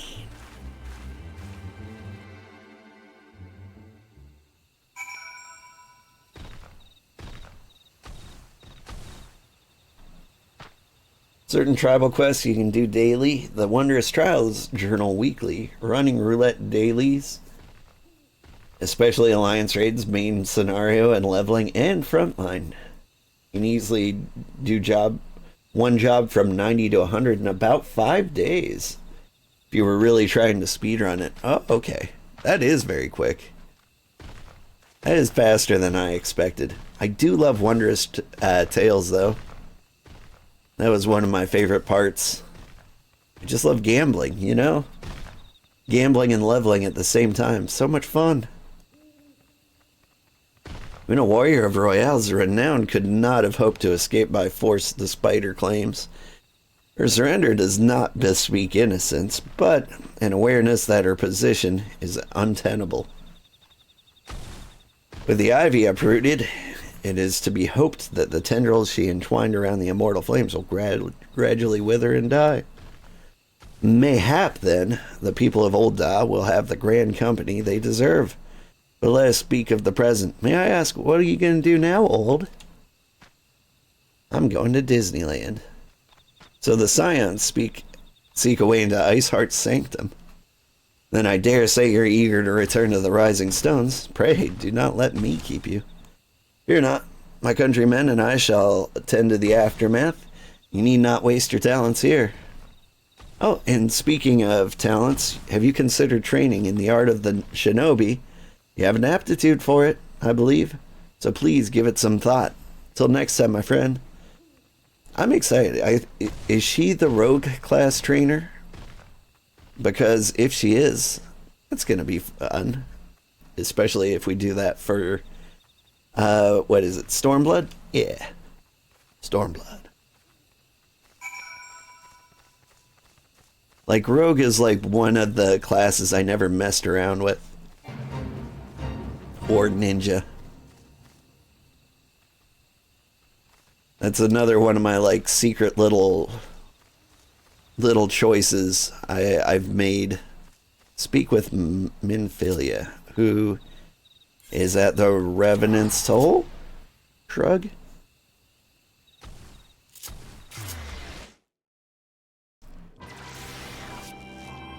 But, like, I've played several classes a lot, and so I'm not planning on playing those classes again. Those classes being like, oh, monk, paladin, what was it, dancer? Those were classes I played on my last playthrough.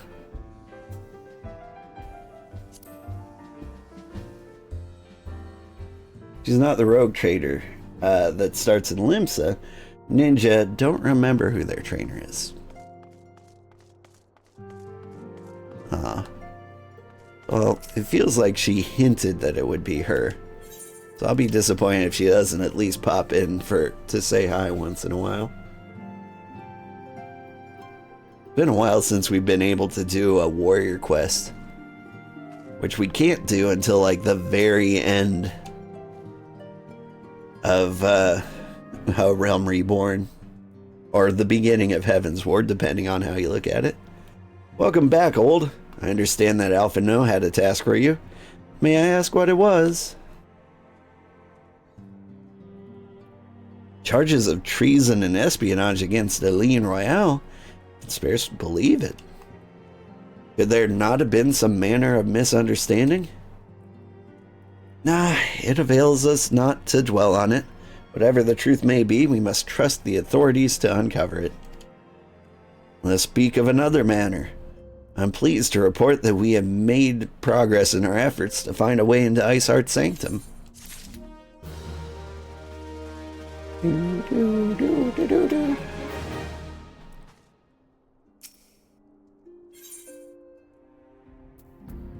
What is that? Oh, bacon broth. Come to think of it, when was the last time I ate food? Surely I've got something in here. I could eat some fine wax.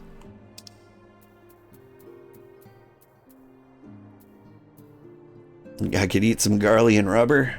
Or fish soup. That's crafting related. Bacon bread. Good to know all the good food has food in it. I have a weapon coffer. Since when?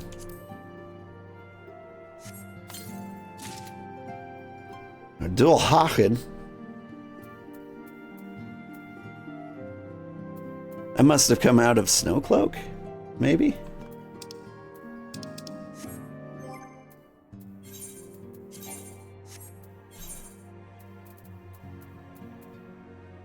Are you the Hawken? You're a good-looking Hawken.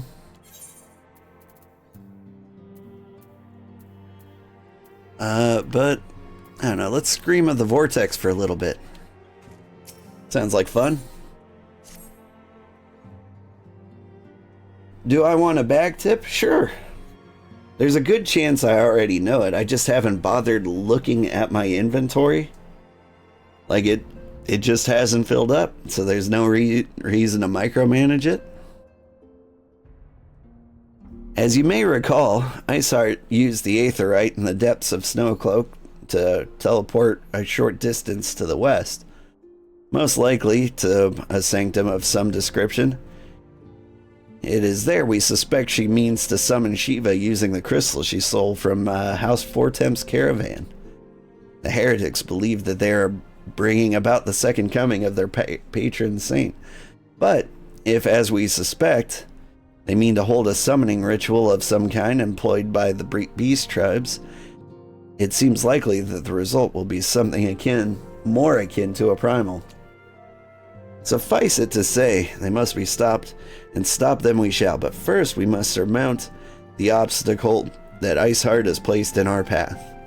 Ordinarily, it would be a simple matter to tap into the established Aethernet, and thereby follow our query.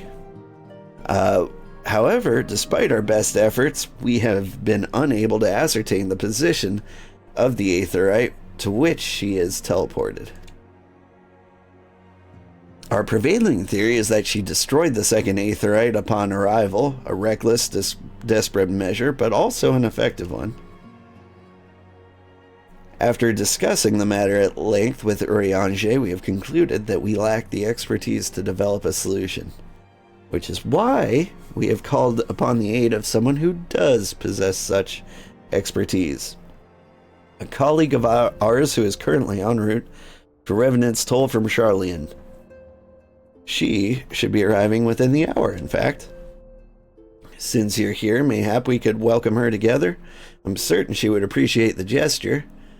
Let us make our way to the northern gates and await her coming. Okay, so open the character settings, item settings, inventory interface, and change it to open all. Okay. That being the character configuration? You said character settings, so character settings. Inventory settings. Subcommands.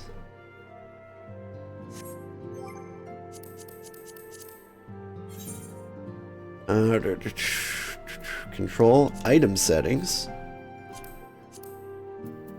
Inventory interface. Open all.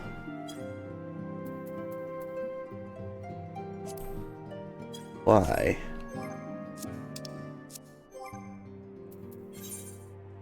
Oh, that's much prettier. That was a good tip. I didn't know that one. All right, let's sort everything while we can. And that looks much nicer. I've even got a couple minions just lying around in here. And I can't believe I've got 82 Vesper Bay Aetherites.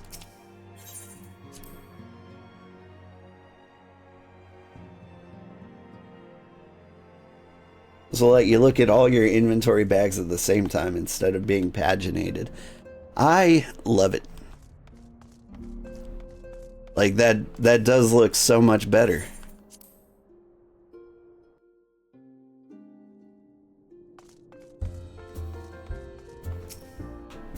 Whoops.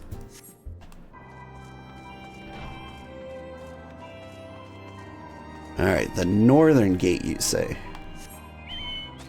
This guy's looking a little purple today.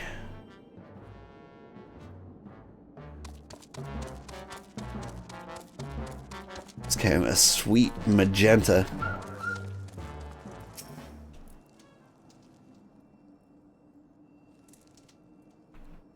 I mean, there's benches right there, Minfili. Can we sit down?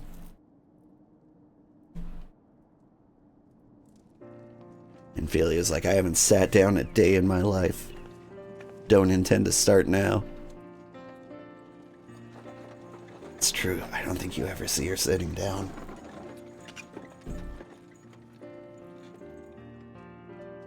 Is that her? She has a nice mustache.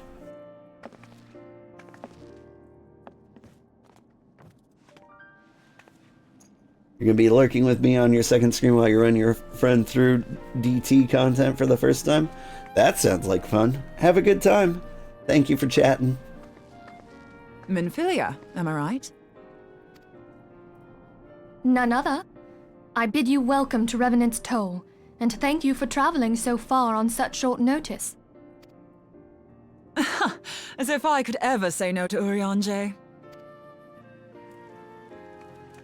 Moonbreeder is an accomplished Sharlayan scholar, and an authority on Aetheryte technologies. She has played an invaluable role in our search for a means to capture Ascian souls. Charmed, I'm sure.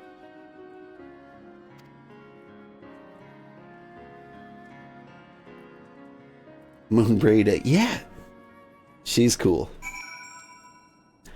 She's not my favorite, like, Femro. Like, that's still Merle Weeb. But being a Femro is fun. That's what I was on my last playthrough. And it was fun just being a huge woman. Like, every time you're in a cutscene, everyone's, like, breaking their necks to look up at you. It's great. You love her hair? It is nice hair. I'm always afraid to pull off the half cornrows. Wait, those aren't cornrows. I don't know. That hair's really giving off her bald spots. I thought she had like cornrows on like half her hair and then like the drip on the other side. But it's a nice look. Kind of cyberpunky. Let's return to the Rising Stones at once. We have much to discuss.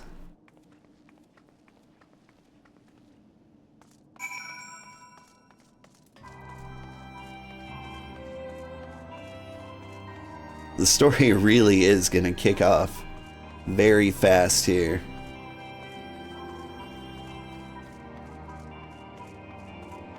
Possibly like the most exciting part of the story that I've encountered.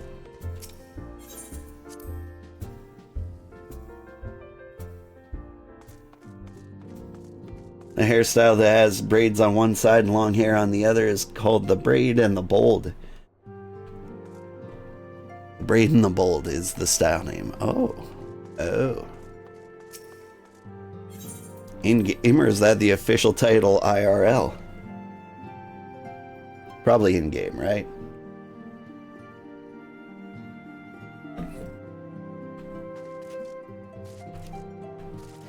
I can't stand on your desk.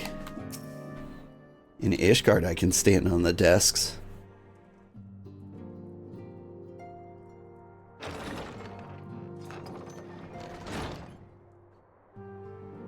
Moon! Gods, it's been ages! Oh, longer, sister. A joyous reunion indeed. Well, of course it is. Moon and I are like twin sisters. You can buy Moon's, or you think it's possible to buy Moon's hairstyle on the market boards? I didn't know there were purchasable hairstyles. It's a shame I already have the best one. God, I look handsome. Save in appearance and aptitude.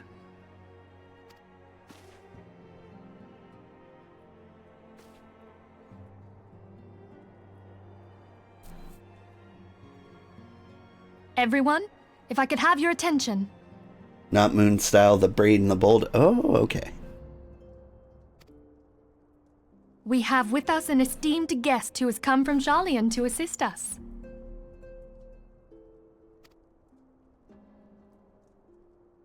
I bid Moonbreeder join us here that she might share with us her extensive knowledge of Aetherites.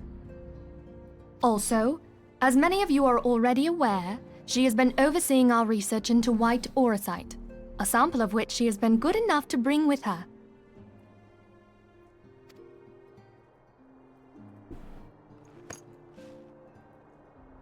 Well, I had to come, didn't I? You'd have to be bloody daft to turn your nose up at a chance like this. Where better to conduct my final tests than a land so steeped in ether you can taste it? 'Tis plain the passage of the years hath done little to dampen thy youthful spirits. You called me nothing old? at all to reform thy youthful manner.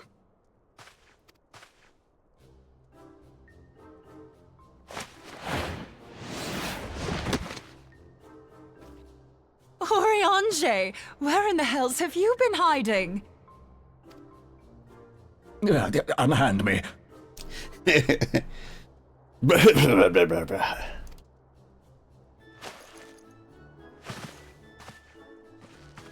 I come all this way, and that's what you have to say to me. I much preferred when you were pleading with me to drop everything and hurry to your side. What was it you said? None save thee can satisfy this need. Go on.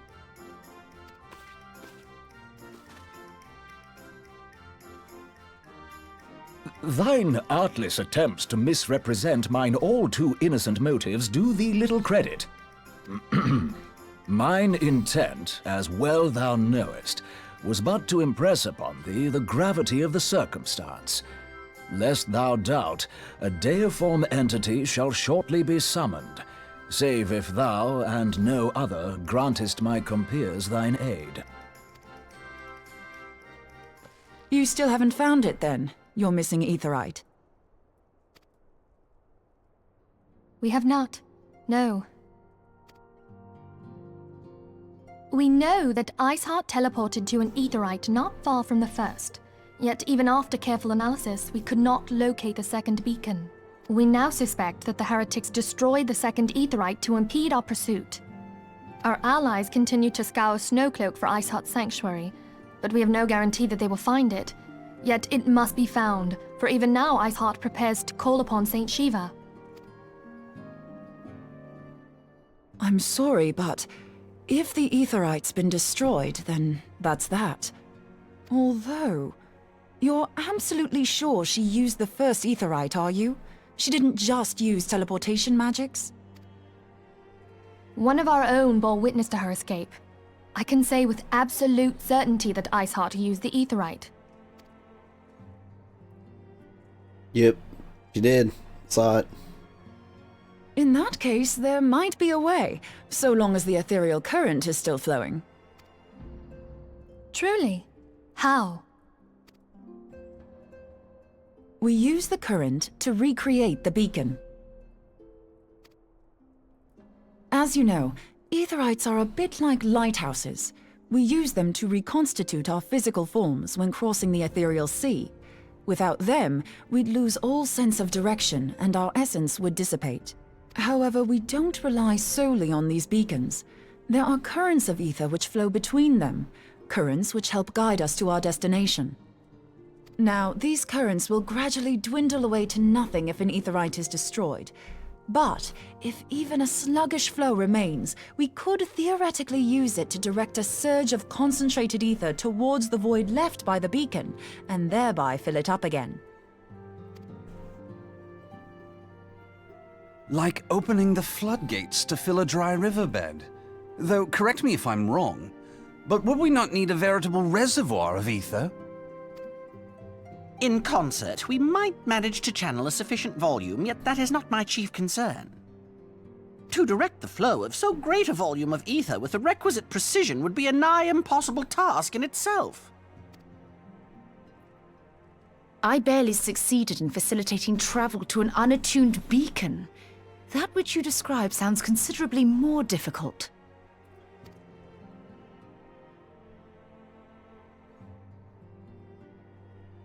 And dangerous. Every person who has attempted to teleport in this fashion has died in the process. They, however, did not have white aura sight at their disposal.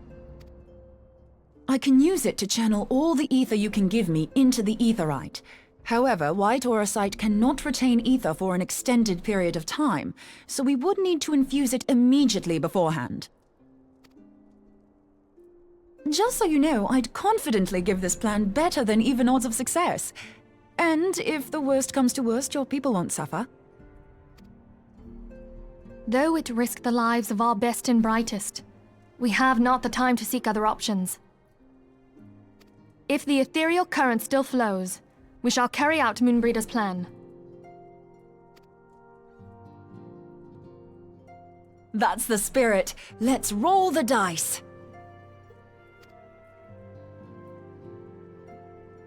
Yep. Although, hear me out. We let them summon the primal, and then we just walk towards the 900-foot woman. That way, we don't have to load me into a cannon and shoot me into danger. Huh? Huh? Good morning, Ada Kalis. How are you today? I hope you're good. I've already informed Alpha No of our plan to recreate the beacon in the manner Moonbreeda described. He agreed that despite the inherent danger... Oh, excuse me. It represents our only hope of success. He also said that he wished to meet with you at Snowcloak before proceeding. I expect you'll find him there waiting for you when you arrive. I want you to know that I appreciate everything you've done on our behalf, Old, and I have faith that you will return to us as you always have. Yeah, sure. Would be a terrible gaming experience if I didn't.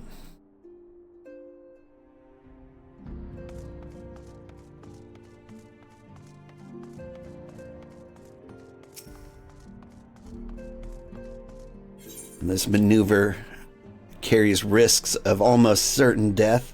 I'm like, I think not. I am paying a subscription fee after all. Alright, Korthus. Neurom.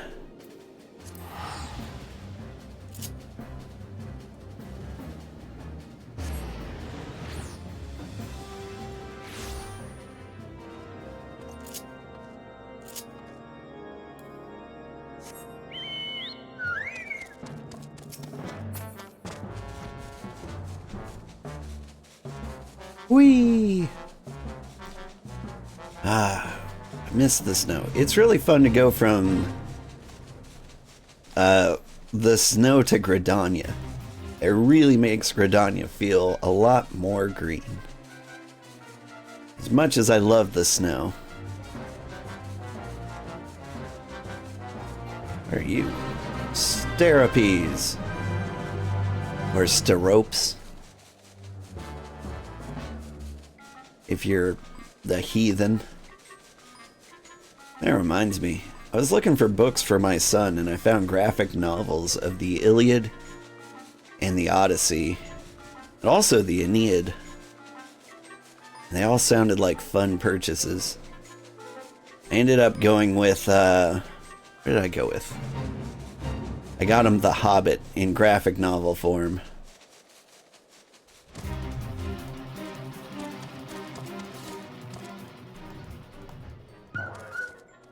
I really hope he likes it. I'd love to get him into Lord of the Rings. Because I've met some really cool people who are just super knowledgeable about the Lord of the Rings. And I feel like if I drop him into it graphic novel style, I can trick him into loving the lore and then he'll read the books. You don't like being anywhere there is snow? You already feel cold in your house, the snow makes it way worse? Oh, I'm the opposite. The snow makes me feel so comfortable.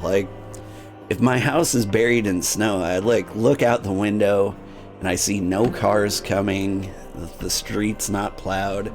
It's just like this cozy blanket that means nobody can come bother me.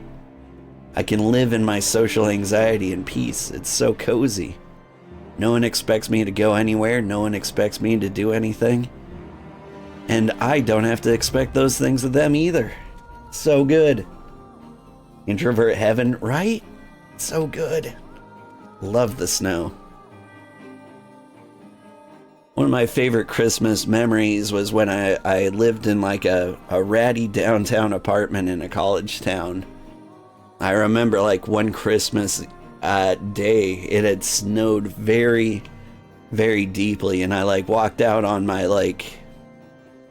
apartment porch and I gazed over all of downtown and it was just so empty, and like there was snow everywhere, and no one had bothered to plow it, and like it was just it was peaceful. It was as empty as the town had ever been. It was so nice.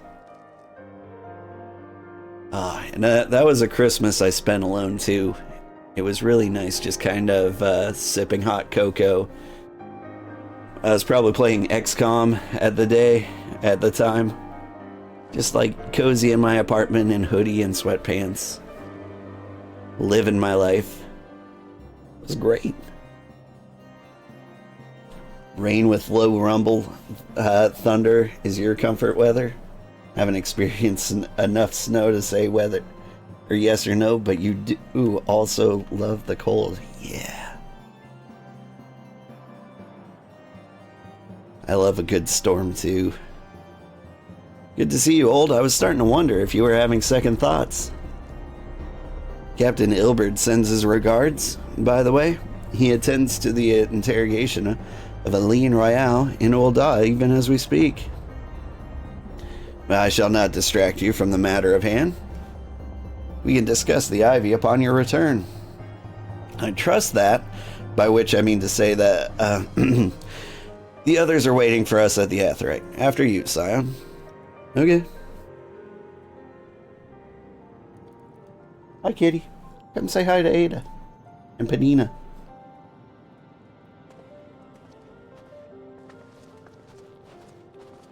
And possibly Vero, if she's still hanging around. No? Alright, kitty. You do you. Just bite me less.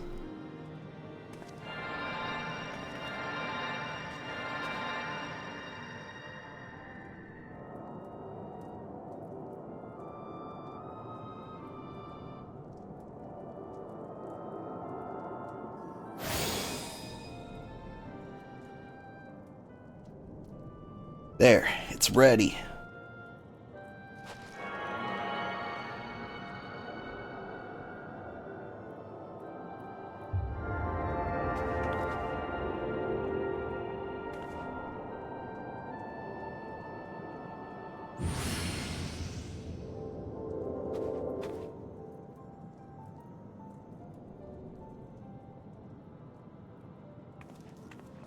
Haha, it worked, I think. Try attuning to the Aetheryte now. Feel the current and try to locate the beacon. Okay.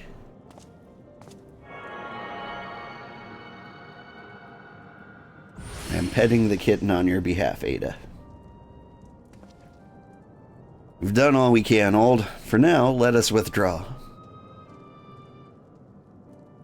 When your preparations are complete, you must seek out the beacon we've created. If, by the grace of the 12, you arrive safely, you must stop Iceheart before she summons Shiva.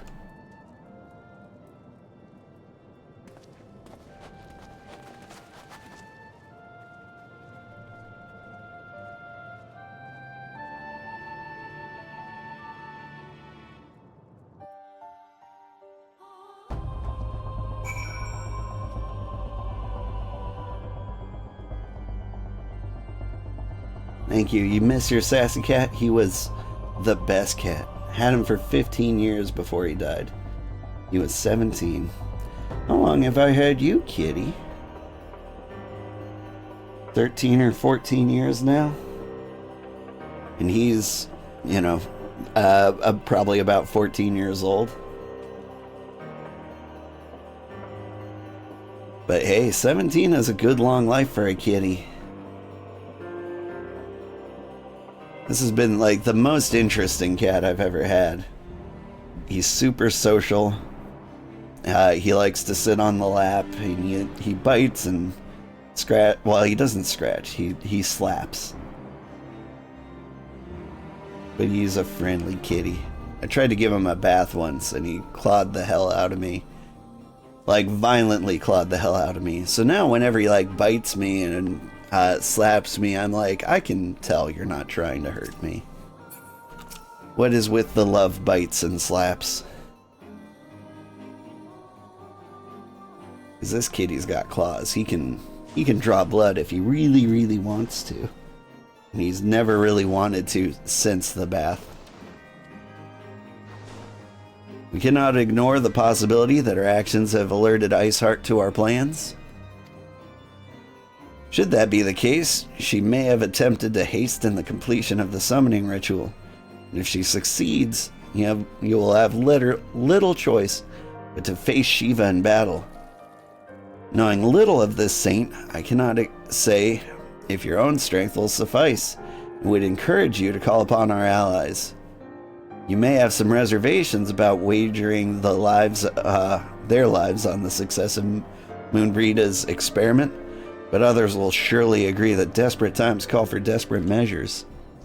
Oh, before you assemble your party, pray speak with that knight. I believe he has a message for you from Sir Emeric. Sup? Sir Emeric regrets that he could not be here in person and asks that I read you this letter. Ishgard faces an unprecedented threat, yet in our hour of need it is not her knights who stand poised to defend her. Old Sugarheart, the warrior of light, savior of Eorzea. Your deeds this day shall not be forgotten. Where others would flee, you choose to remain. Where others would falter, you rise to the challenge. Where others would use their gifts for selfish ends, you wield yours in service to a greater cause. May Halone bless you with good fortune and see you safely home. Boop-a-doo.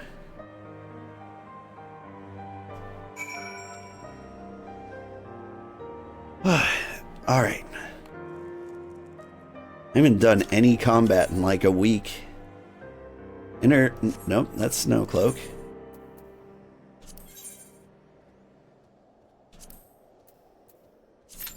We'll just queue up immediately. I don't expect that to work. So,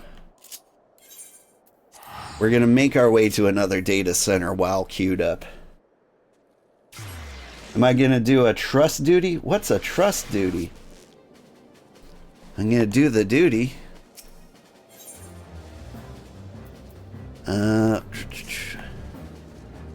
Oh no. I think I need to go to a main Aetherite to change data centers, if I remember. You can come with me? Neat.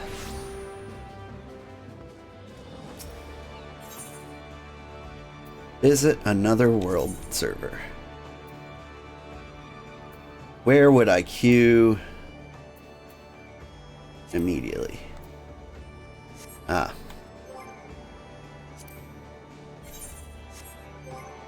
Where's my duty?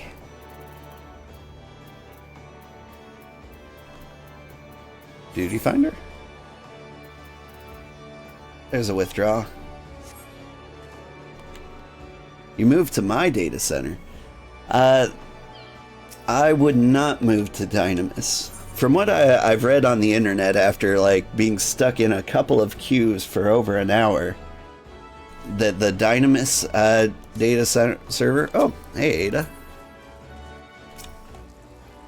Oh, you look lovely. What weapon is that?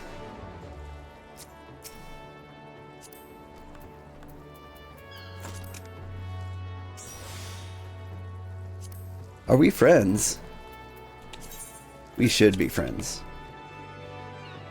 Player is already friend and has been sent a request. Okay. Alright. It's only temporary. We are now. You can come help too, Thanatos, are you? If I'd like? Yeah. Everyone's welcome to join. We should go to a different world. I have no idea which world we go to. Oh, Kraken sounds fun.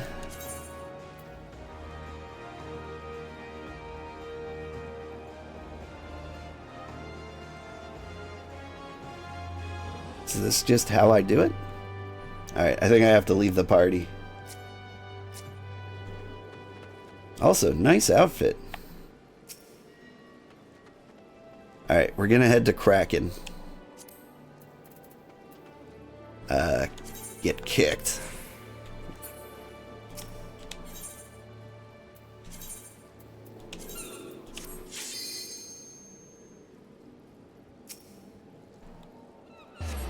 Whoop!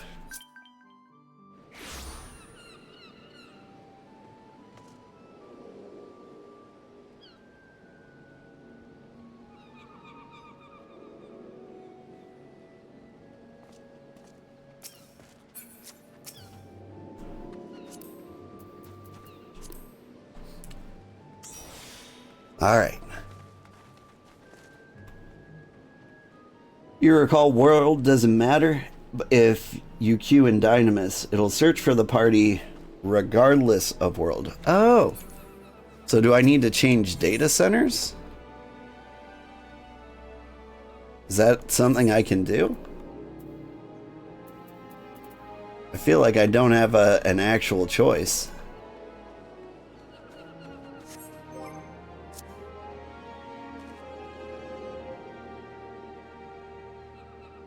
Yeah, probably you need to log out for that, though. Oof.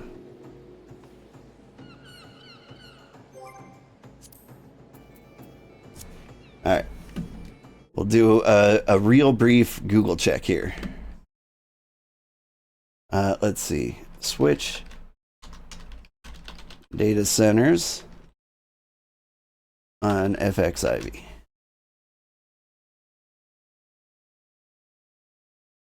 Yeah, I do have to log out for that. Good call. Oh, thank you. That's what Ada is saying in chat too. Alright. Then that is what we will do. Sorry to kick you again. Log out. Whoop. So you go to the character select. What center are we going to? That's the thing. I don't know the names of them off the top of my head. Is play X here. Visit another data center? Unable to visit another data center. What? Oh, almost deleted character. Must first log out from your homeworld. Well... Okay, so I have to head back to my home.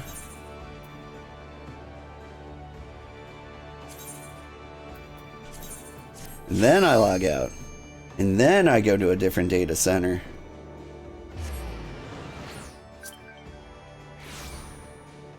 You recommend Primal. Okay, we're going to Primal. Gonna be hop, skippy, jump, Hyperion on Primal is the plan. And I like that this is kind of like a tutorial for other people who may have like long queue times. Okay, visit another data center. Select world. Primal. Hyperion. Eh?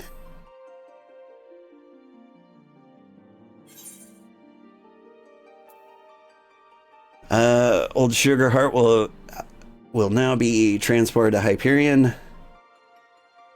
Okay.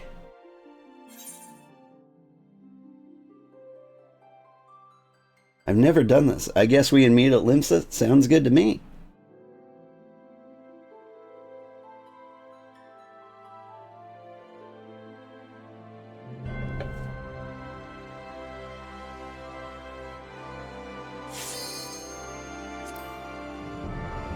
That took, what, 20 seconds?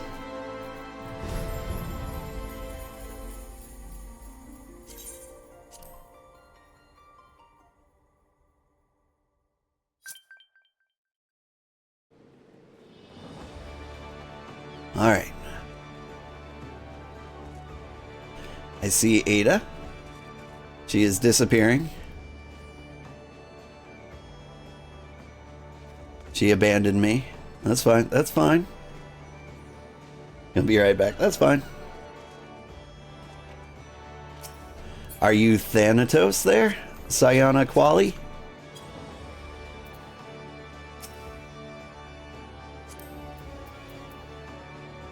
I'm just going to assume you are.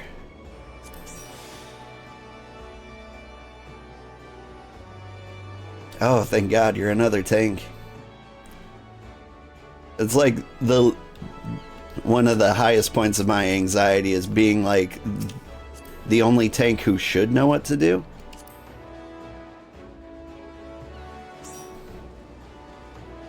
Alright. First of all, that's amazing, amazing glamours you've got on. You look great. Okay, so Duty Finder.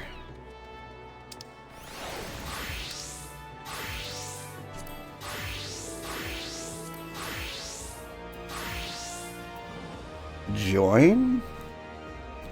Is this all I need to do? Okay, we're going.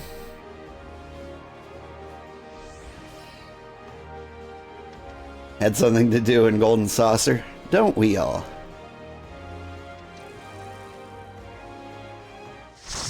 Wow, that was an instant queue. I feel great. Oh, sorry everybody. Cutscenes.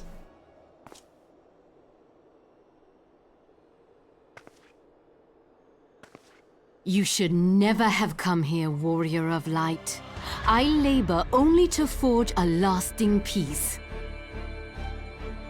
A peace you would deny us out of ignorance and blind faith. No matter. If it is our fate to be at odds, then it is mine to strike you down. We whom gods and men have forsaken shall be the instruments of our own deliverance. Partake of my flesh. Fill this vessel with your light. Walk amongst your brothers and sisters once more. Oh, Saint Shiva, still the hatred within our hearts and bless us with eternal grace.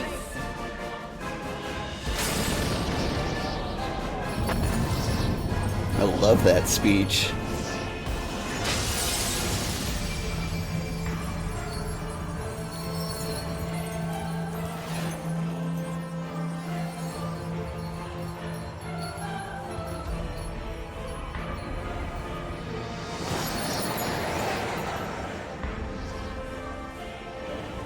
We're about to hear one of my favorite songs that I've ever heard in Final Fantasy.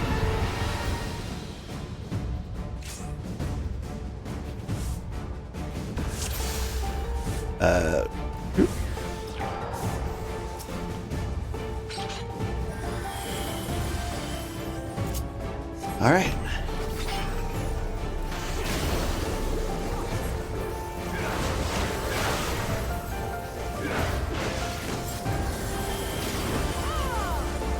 I guess the song doesn't happen until phase 2. Or maybe I'm in streamer mode and it's not going to happen at all.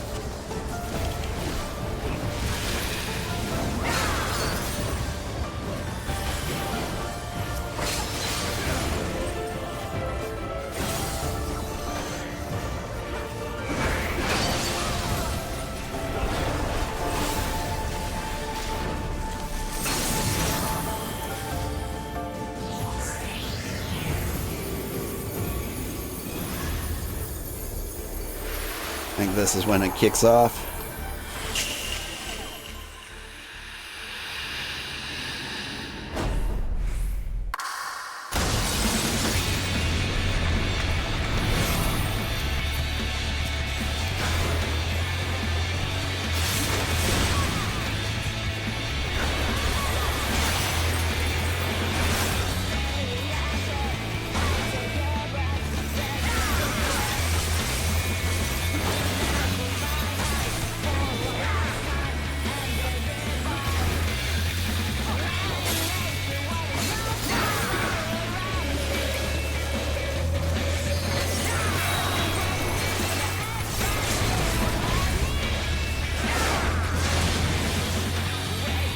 She dead? Barely got to listen to the song at all. Oblivion is such a banger. Oblivion is great. To anybody who isn't familiar with it, I'd queue that up on YouTube sometime. Or try to get the Shiva mount that plays it in-game.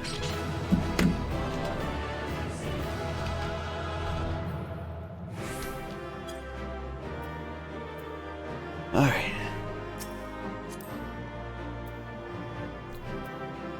I gotta give my commendations. Apparently it's going to the Pictomancer. Good job, Pictomancing.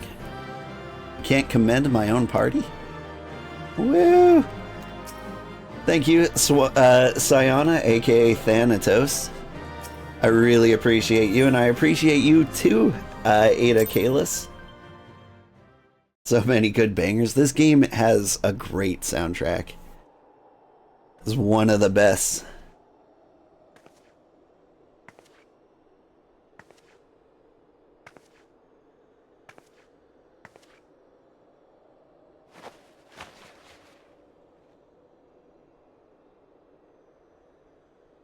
Fool. Blind, bloody fool.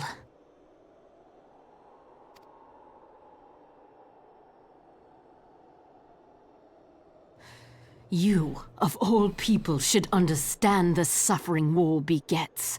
That no sacrifice is too great if it brings an end to the violence. Mine is the righteous cause. You fight in a war you do not understand. A pawn of liars and schemers.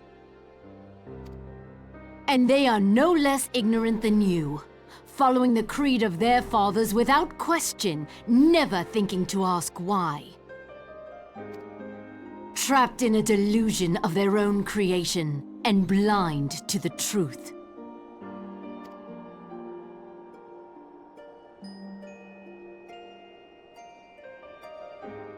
Warrior of light, redemption is not beyond us. We who walk before may lead those who walk after. Seek the keeper of the lake. See with eyes unclouded.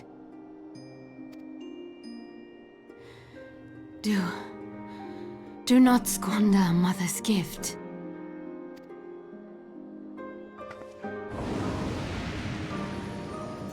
Hear, feel, think. Hey, I've heard that before.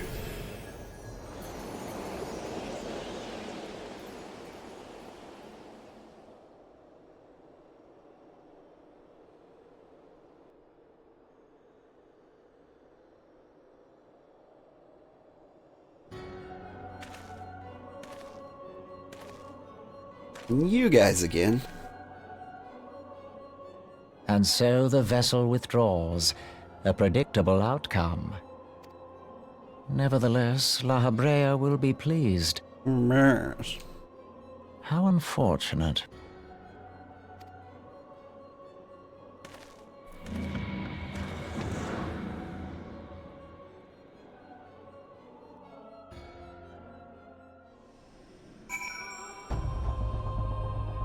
Whew.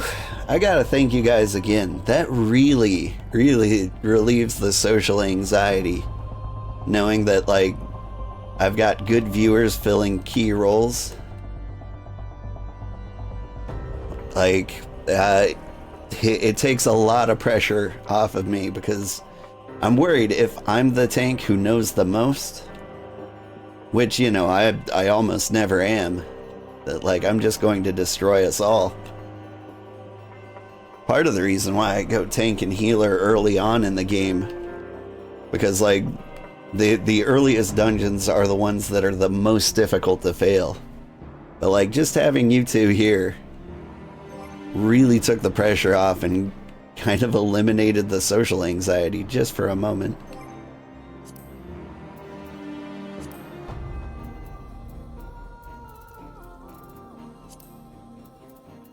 How do I get out of a party?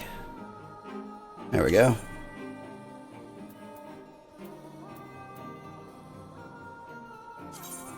Alright, thank you again, and I will catch you later. Wait, hang on.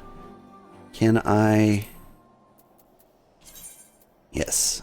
I send Thanatos a friend request. Maybe we'll see you again. Oh, I'm on controller? I am on controller. I know it's weird.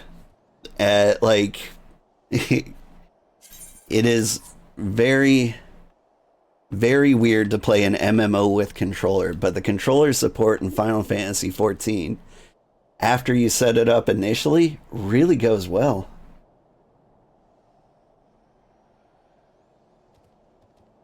You would if you weren't working on Friday mornings? Yeah, that's a bummer. I appreciate that too, Duncan MacLeod. Hey, Beth MacLeod recently subscribed to me on YouTube. Is she related? Next time you can click the down on the D-pad and click the left face button on your controller. Ah, pro tips. Of course, if you ever need any help, feel free to holler. I'll always be down to help someone in need. Aw, you guys are the kindest. This is why the Final Fantasy community is the best community. Anytime you need a hand, you're welcome. Yeah, thank you. Check your friends list for me. Ask if I have time to help. You usually do, unless it's close to work time. Nice. Nope, Beth is not related to Duncan. Mystery solved. Oh, that was going to bother me forever. Yeah, if you happen to be doing a Crystal Tower around the holidays, you would do it then? There's a good chance. Like, that's required to go to Heavensward, I think. Is it not? How much time do we have before... We're going to be really close to Heavensward by the New Year's. Oh, I've got a friend request. Yes, accepted. I've got friends.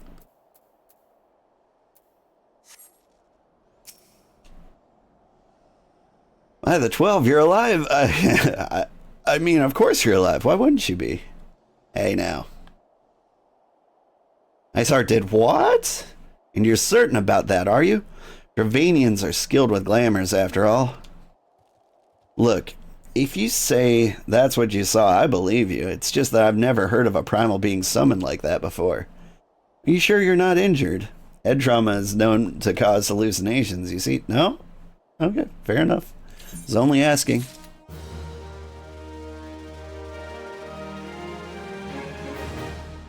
They made it required sometime in Shadowbringers. It became too important to the later story, right? Because there's that guy, I think his name's Graha. I think he's involved at the story at some point. Oh, and then there's that other guy.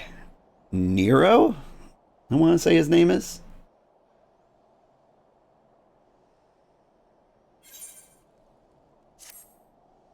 If you ask me, there's not to be gained from mulling over the implications of your story in the freezing cold. Let's save it for the Rising Stones, eh?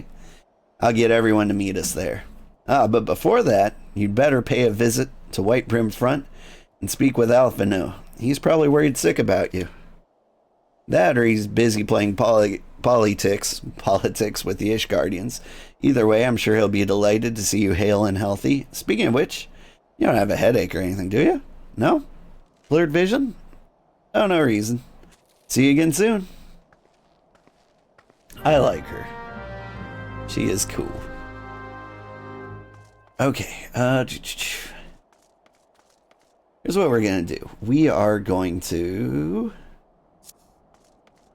I don't know, do we stay Traveler and I go back to my world on my own time? That's probably the thing to do.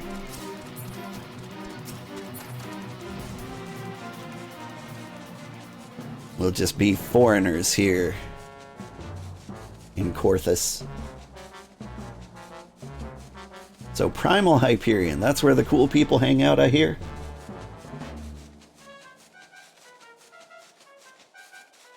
Nero, the best love story involves Nero? Oh. I'm excited to discover what you could possibly mean by that.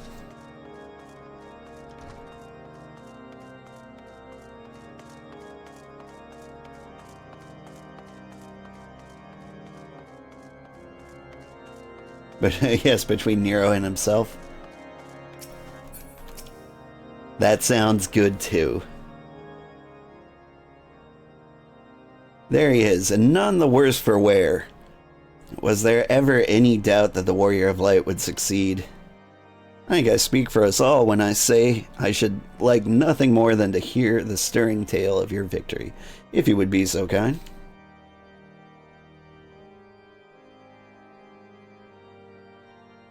Then we were too late to prevent the summoning,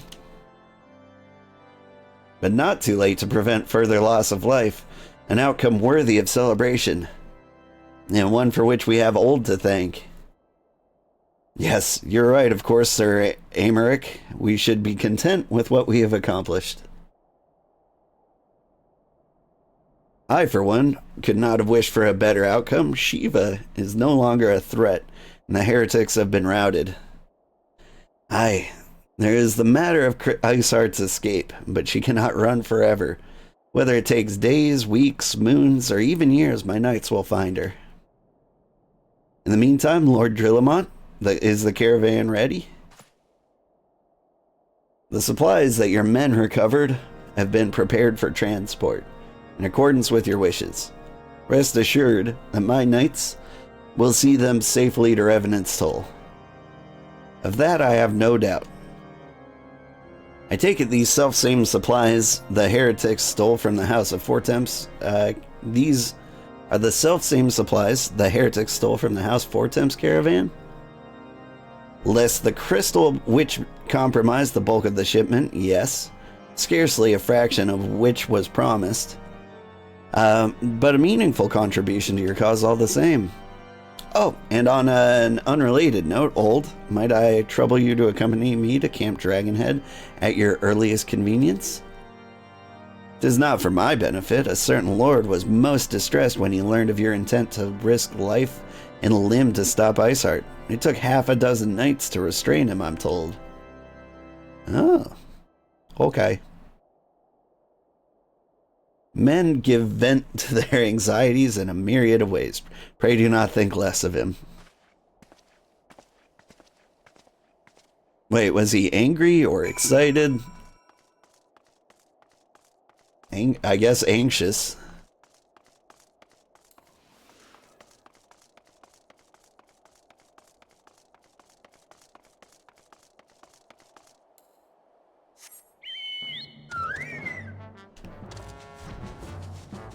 It took men life and limb to stop him. Sounds like Horseface. Horseface? Is Horseface another spoiler? For the record, in the stream, if I identify something as a spoiler, I'll try not to say it out loud. But like, I won't hold it against anyone who spoils the story for me personally. Like, that's kind of the risk I take when being a streamer. I understand it, and people are probably just excited. For example, like the Nero love story thing. Like, I don't know if that would be a spoiler or considered a spoiler. But if it was a good one, I would, and I knew it, I would not have shared it. Problem is, like, everything's going to be a surprise to me, at least up until halfway through Stormblood. And a lot of this stuff, it's taking me a while to remember. Oh, it's a silly way of saying Horshafon's name. Yeah, Horshaphon. Reminds me of Pope I'm going to say it wrong. Boniface. Like, I never know how to say his name. Like, I want to say Boniface because he's Italian.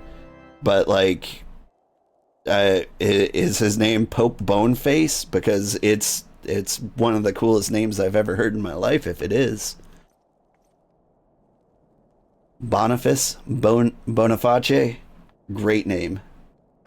Hope you're enjoying myself. I am. I'm having a great time. Honestly, I'm getting more and more excited the farther we get in.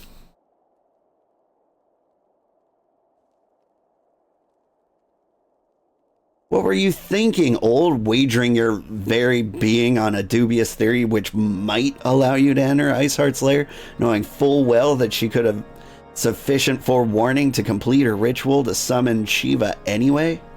And then engaging the abomination in mortal combat by the fury, old. 'Tis the stuff of ballads, a battle for the ages. Would that I had been there to fight by your side.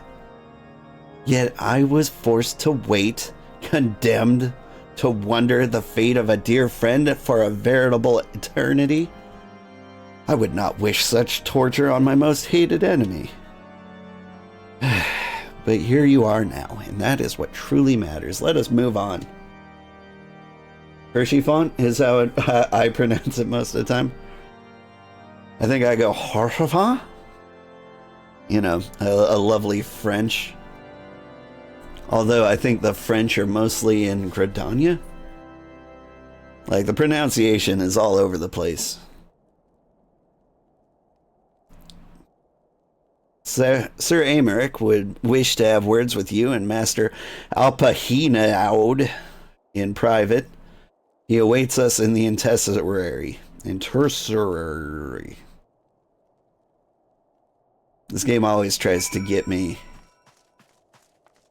with the pronunciations. It's all like, say the word acquiescence, I dare you.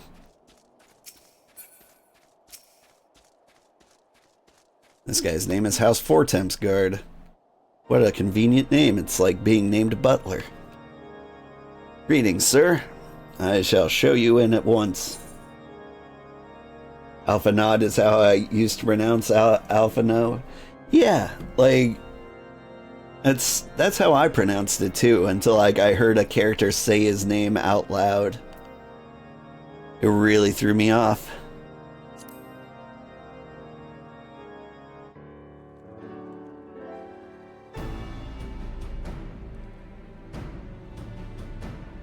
On behalf of the Holy See of Ishgard, allow me to express my deepest thanks. Never before have we been required to contend with a primal. Indeed, there were fears in some quarters that our knights might not be equal to the task. From what we have now learned of these beings, I can say with certainty that we would have lost a great many men had the Scions not intervened. Then the argument for preemptive action should be self-evident. Perchance now you will reconsider my proposal that Ishgard move against Nautalon. Ere we first met, a similar proposal was tabled, but the Holy See decreed that we were to observe, and that military action should be taken only in self-defense. All things considered, it was not an unreasonable decision. Since the calamity, 2 vigils have fallen to the Horde, while Garuda has never shown any inclination to storm the gates of judgment. Which is why this unprecedented crisis and its resolution may prompt a change in policy. You who have faced these primals know well the threat they pose. Ishgard did not. Not until now. And there is naught like a brush with death to change a man's outlook. At the very least, this should silence any lingering objections to our arrangement with Revenant's Toll. The Holy See may even feel moved to grant us its formal endorsement. So far as it is possible, the Scions shall be compensated for their service. We should be grateful for any aid you can provide. As a gesture of good faith, I shall withdraw my previous request. Your people are doubtless needed elsewhere. That will not be necessary.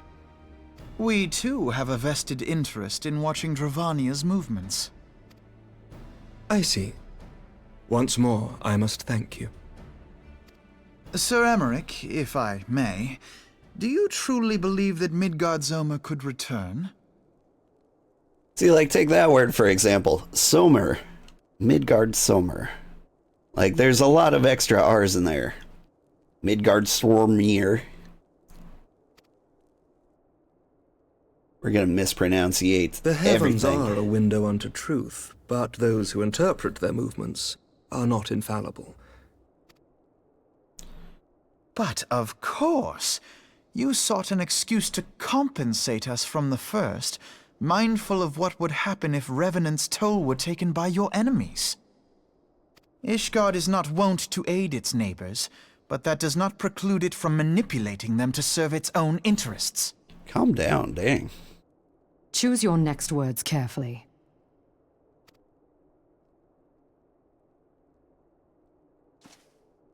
Do you know what sort of man becomes Lord Commander of the Temple Knights? One who comes from good stock. I did not. Yet here I am. Now, why do you suppose that is? Because I swiftly learnt to tell the difference between words, deeds, and beliefs. You are correct, Master Leveilleur. Ishgard desires to see Revenant's Toll flourish, as it would present a troublesome obstacle to our enemies from the south. We are so glad to be of use to you. As we are to you. Ours is a mutually beneficial arrangement, lest we forget, one born of necessity.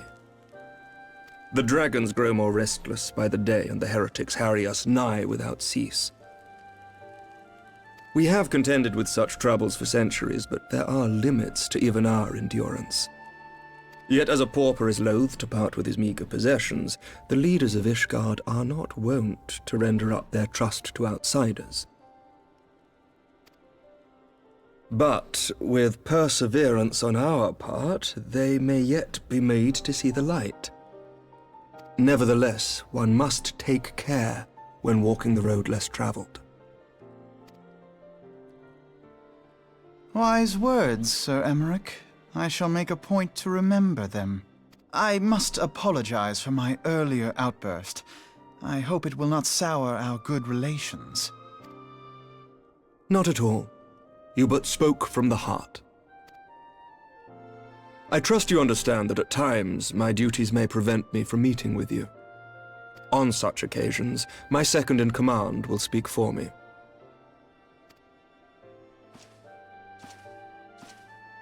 Lucia, at your service.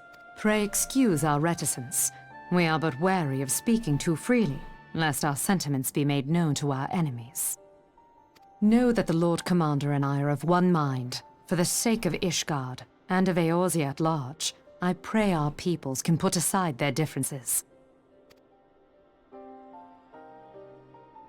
Those who dwell in the past risk losing sight of their future.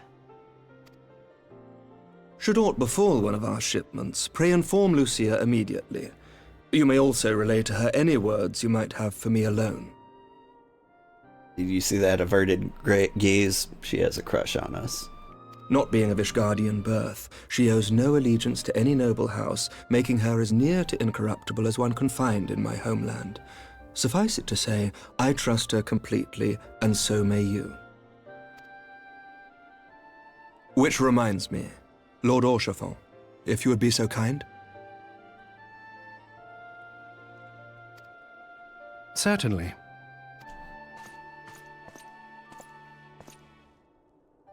In times such as these, trust is ever in short supply. Mayhap this will go some way to rectify the problem. The results of our investigation into the heretics' recent attacks, as well as our interrogation of the merchant you detained.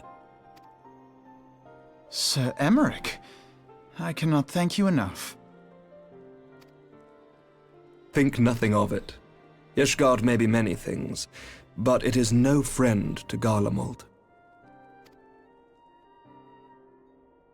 Did I not tell you to have faith, my friend?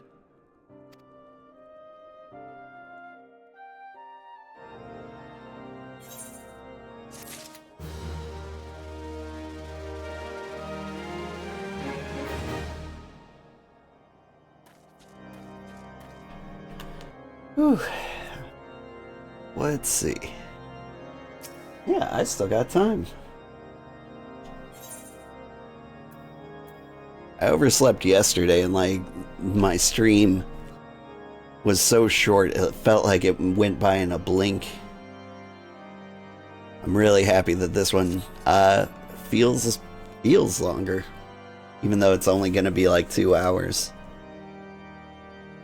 It would seem we have much to discuss with our friends at the Rising Stones. If what you say is true, Iceheart's method of summoning Shiva defies all precedent. It necessitates a complete reappraisal of the primal threat and of our approach to combating it. Moreover, there are grave ramifications if the word of this incident reaches Imperial ears. The Garlean Empire believes that primals are an insufferable menace, that their mere existence is a threat to this very star. And as such, they deem any action taken against the beast tribes to be justified by default. Imagine then, if it became known that it was not only the beast tribes of Eorzea that could summon primals, but her civilized people as well. Any lingering objections to the Eorzean campaign would vanish overnight. Where before we had to contend with a single Imperial Legion, we could well find ourselves facing the combined might of all Garlemald. But I speak unadvisedly. Come, old. It is better we continue this conversation in Mordona. You Mordona say?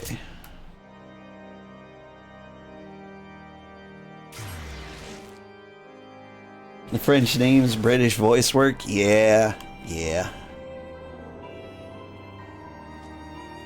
I mean, like, I wonder if there's data to back up that, like, British voice work just performs better in most circumstances.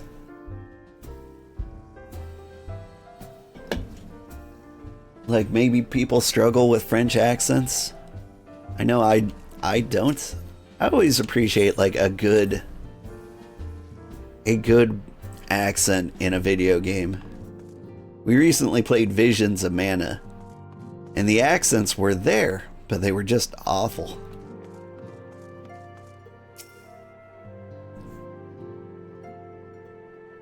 But like I love with a good French accent or a German accent or a Scottish accent. Ooh, Aussie accents. Those are good accents too. But what I really want to see is like a good like Minnesotan accent, just out of nowhere, somewhere in one of these games. Because I can't think of a single game with a good Minnesotan accent. You keep pronouncing four temps as four temps. Wait, is that Fortin? Fortin. Nefaia. Fortin. Words cannot well express how glad I am to see you return to us hale and whole. That is to say, I also call it four temps, if you couldn't tell. Needless to say, I am most eager to hear your account of that which occurred in Kurthis, assuming you're ready to speak of it. Excellent. I shall summon the others at once.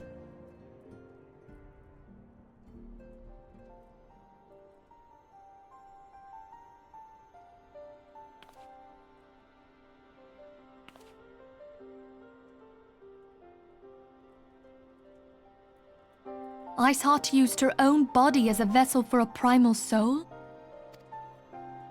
Master Louisoir's writings make no mention of such a possibility. Can we be certain this entity was a primal? As certain as we can be that good King Mogulmog XII was a primal, I should think. Both were ostensibly summoned. Let's not quibble over definitions. Of more concern is the implication that Iceheart retained her will, even after she was possessed. We are talking about a mortal, wielding the power of a primal. It can't possibly be that easy, can it? There must be some sort of sacrifice required. Or maybe she's just special? What qualities this woman possesseth, I know not, but full sure am I that she was groomed for this role. Few are privy to the secrets of summoning, and but a single party standeth to profit from their dissemination. Well, I wouldn't presume to comment on how the lass came to know about summoning, but I will say that what she summoned was a primal. The readings were the same, or near as damn it. Strange as it all sounds, it's really no different from what you've faced before. Then mayhap it is time that we re-examined our previous encounters. Pack your things, Ida. We're going back to Gridania. Yes, sir.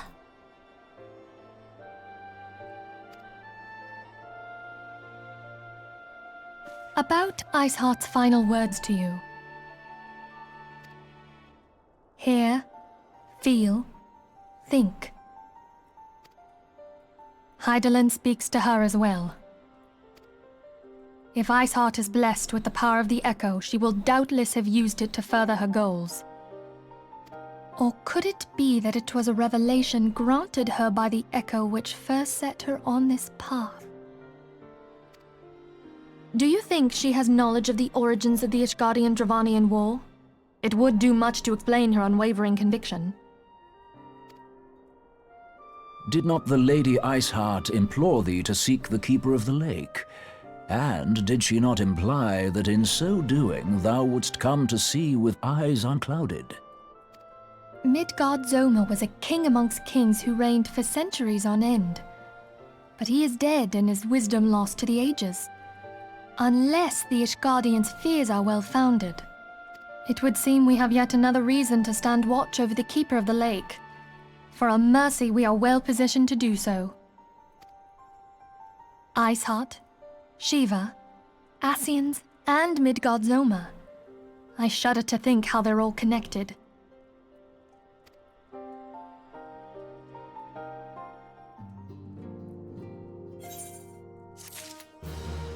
If you are about to do the Keeper of the Lake dungeon, you can join. I don't think we're going to make it there today. Like, there's usually some distance in between trials and dungeons. But if it is a dungeon, I'm still gonna do those with NPCs. I think we're only gonna squad up for the trials. At least, to begin with. Like, with the dungeons, I like to run NPCs so, like, we can take our time, see all the mechanics, visit every corner. Like, really explore and enjoy the dungeon. Trials, however, like, it's just like a big boss fight filled with anxiety, and I appreciate the additional squatting up. Like, maybe if we lost a dungeon like 4 times in a row, would probably squat up at that point. I'm like, I need help. Save me, all you warriors of light. But for now, we've got about 10 minutes before I gotta get the kids to school. And so, we're gonna keep going. Whoop. I mean to search the annals for knowledge of Midgar Zolmir. Given his great age, I dare say he appears in more than a few. Huh? Do you hear that? The commotion outside. Would you see if aught is amiss? Or a mister?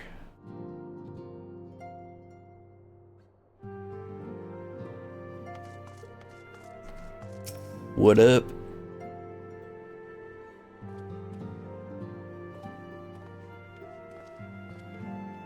Old, 'tis well that you're on hand. We have a problem. Royale has escaped. It happened shortly after the Immortal Flames took her into custody. She had been placed in a dungeon cell ahead of her coming trial, but apparently the accommodations were not to her liking. The turnkey was found slain along with 2 guards. 'Tis plain she received inside help. Citizens report seeing Royale quitting the city via the gate of Nald with a bloodied spear in hand. She makes for the Castrum Meridianum. I'm certain of it. With her fate and Eorzea as good as sealed, what recourse has she but to flee to her imperial masters? Even as we speak, Captain Ilberd and the First are hot upon her Royale's heels. Pray make haste to Camp Blue Fog to join the hunt. Have I been calling it Blue Frog this entire time? And can I continue to do so? Because Blue Frog is a much cooler name for a camp.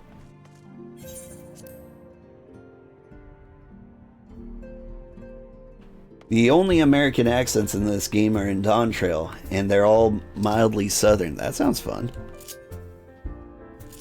I mean, I'd prefer a variety, but, you know, I'll take some southern... Blue Frog. That's where we're going. I'd prefer some, like, variety. There's so many American accents.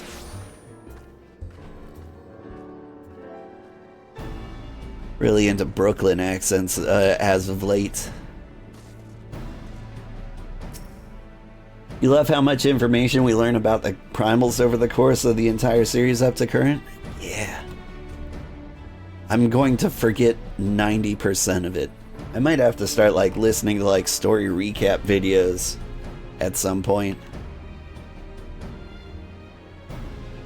My thanks for coming, Scion. I've spoken with the soldiers here. They say that Royale walked through the camp not a bell ago. Aye, she walked right through. He did not miss here. We have Bond's decision to keep the matter secret to thank for that. Bad for morale, he said. As a result, not a single flame in the garrison made any attempt to detain her. And so here we are. Royale must not be allowed to reach Castrum Meridianum.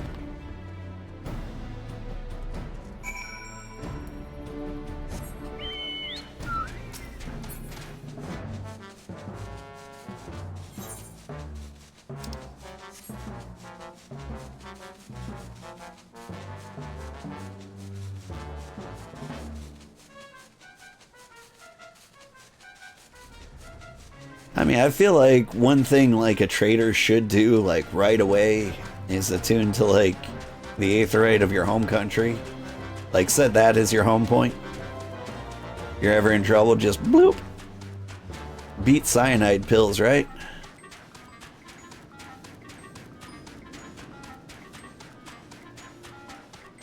Like, can you not just teleport to your home point out of any prison? There's probably a story reason for that.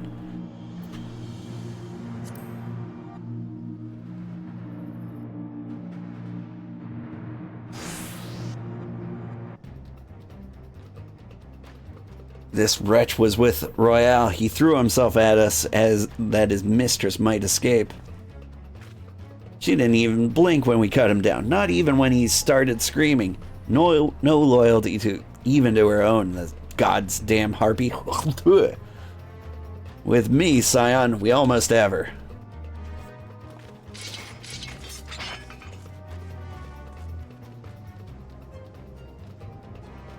Ilberd really hit me with the Hawk Tua.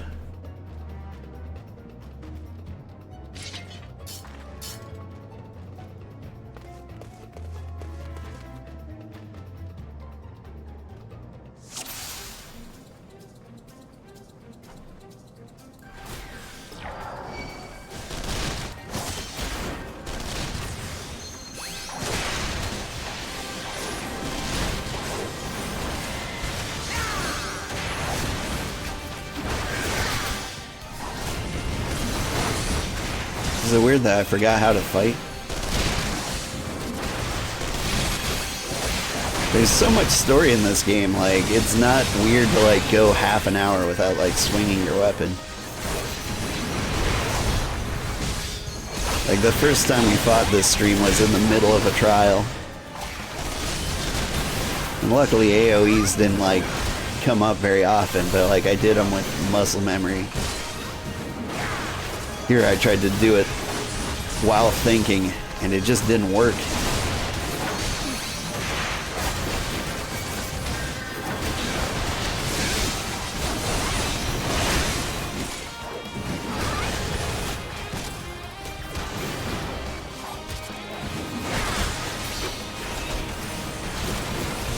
Trying to get their attention. Let's see. Defeat her and the Imperial allies. I see nothing about keeping everybody alive.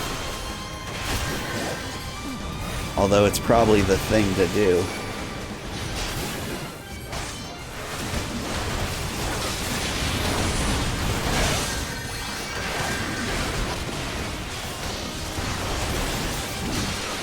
Not that I've got any risk of loss here. Just saying's all.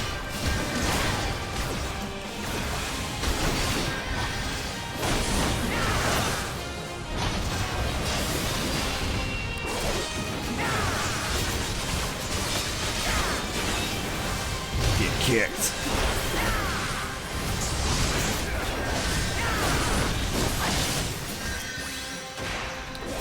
Let's hit her with the big slash. Twice. Oh hey, are you staying capped off so I can't defeat you? Alright. We'll defeat this guy first. I get it.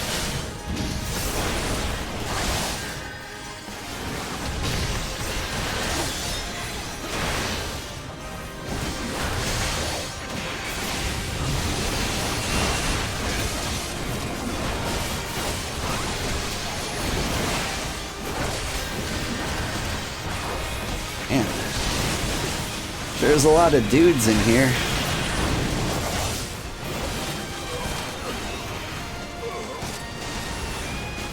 Oop.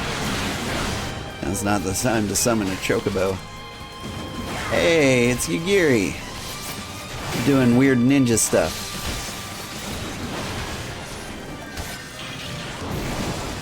Heading off to sleep. Good luck. Have a good day, you too.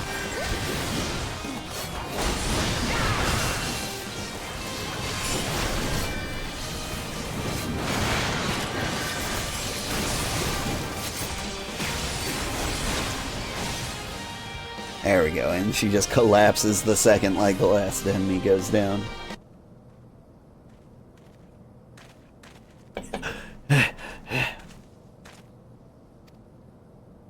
Bind her and do it tight.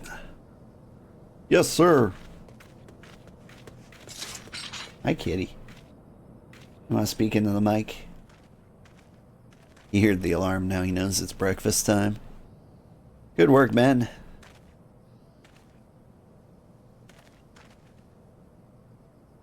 She and her Imperial cronies pushed us close, but we were better.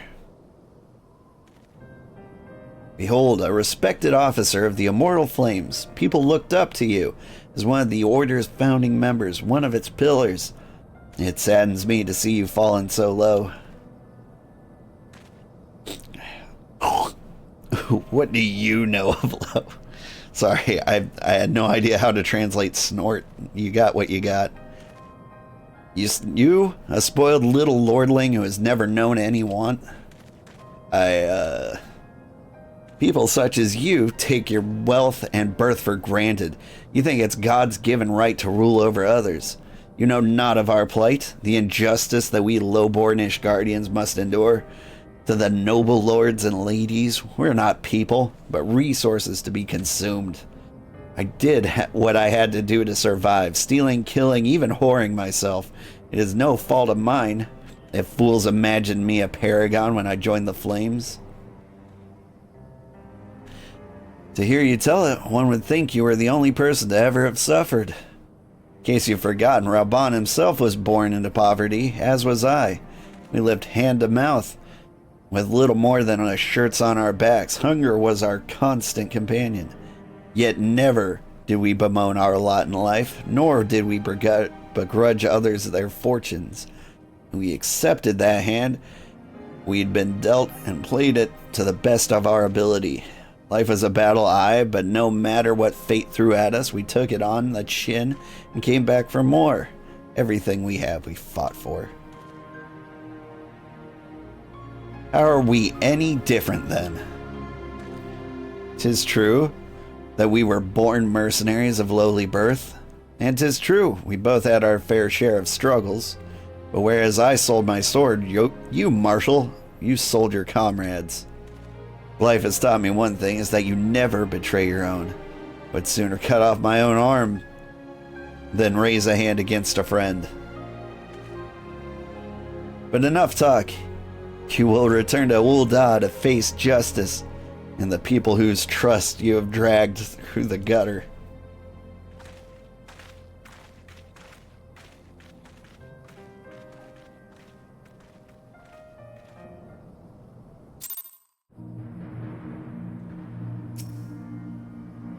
Not so much as a hint of remorse.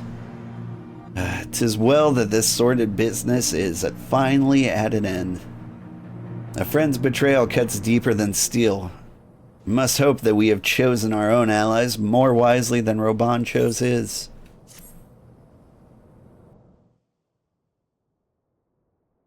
I have heard. Truly bothersome business. No, I do not foresee a problem on that front. The main concern is Reborn. There is no telling what the brute might do. Have the Blades watch him in the flames day and night. You may leave the Sultana to me. I shall personally attend her grace.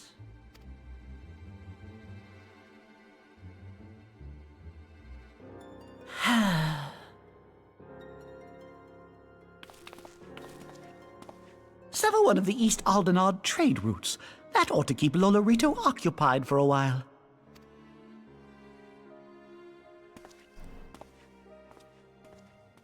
Nanamo Ul'namo. For my sake, pray be a good little Sultana to the last.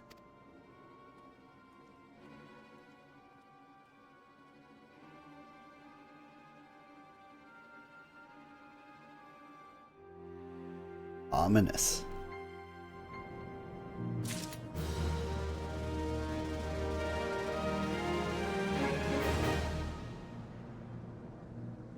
All right, everybody.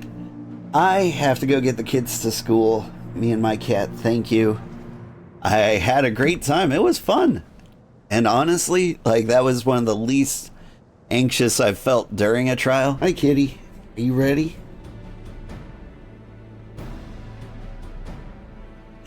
I'm not ready. Ugh, Friday streams are rough. Good morning, everybody. I'm Old Man Sugarheart. Today we are playing Final Fantasy XIV. And, let's see. We beat Shiva. And so we're on our way to Midgårdsormr, which is a thing.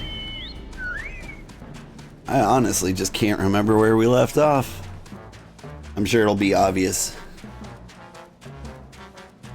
Oof, RPing right now. And the small pub you're in just had a set of rolling disconnects. Uh-oh.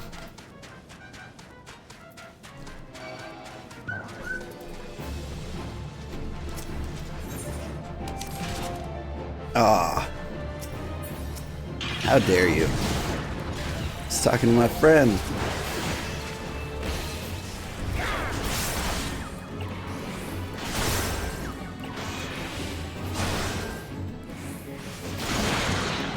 Backstab.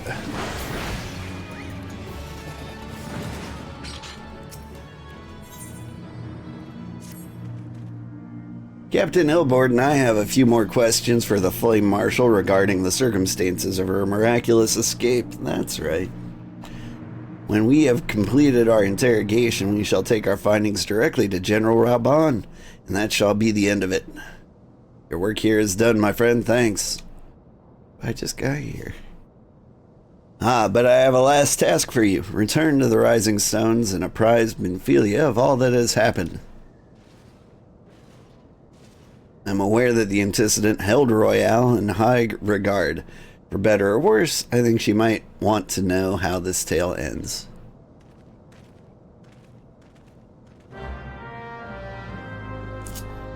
Classic Final Fantasy XIV.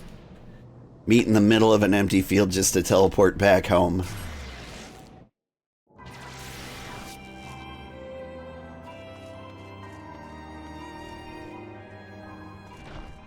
Anyway, we might get to see a dragon today. But it might just be the story kicking off.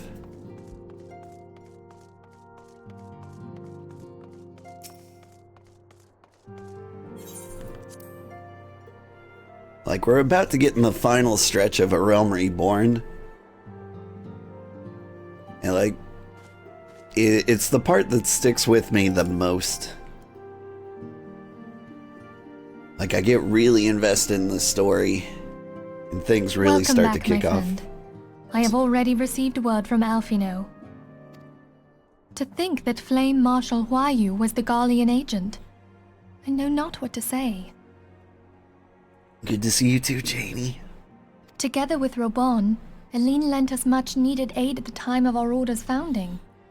She was particularly passionate about the need to tackle the primal threat. When we discussed the subject, her eyes fairly shone with determination. Whatever else she may have been, I choose to believe that it was her true self with whom I spoke then. But now is not the time to dwell on such matters. I have an important announcement to make regarding our effort to defeat the Ascians. We shall begin as soon as everyone is assembled.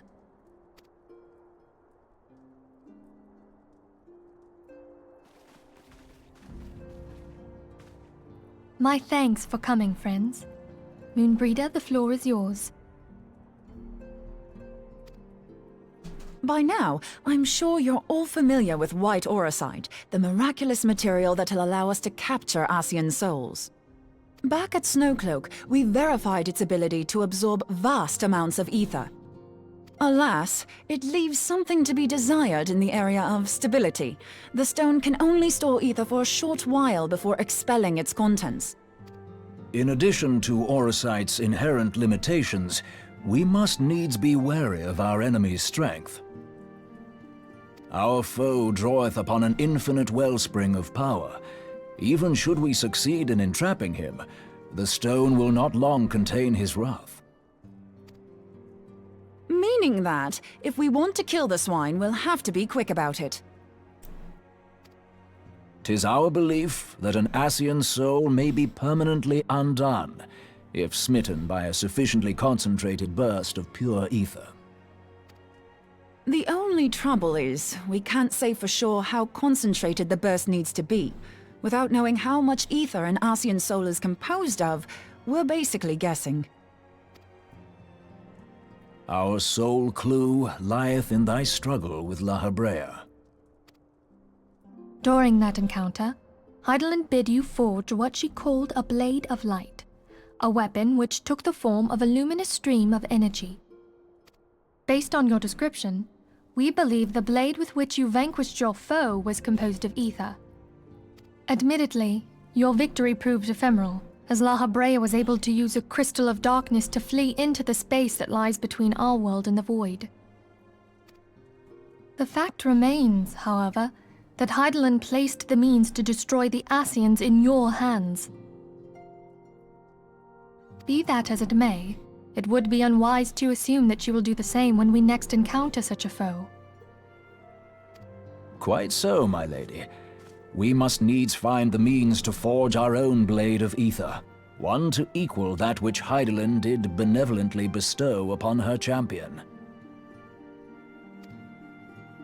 That is all well and good, but it seems to me that producing such a blade will require a prodigious quantity of ether. Whence will it come, pray tell? Oh, what if we had 2 pieces of white orosite? One to trap the Ascian, and the other to store the ether for the blade. Oh, nice try. But it's as I said, the stone won't hold ether for any length of time.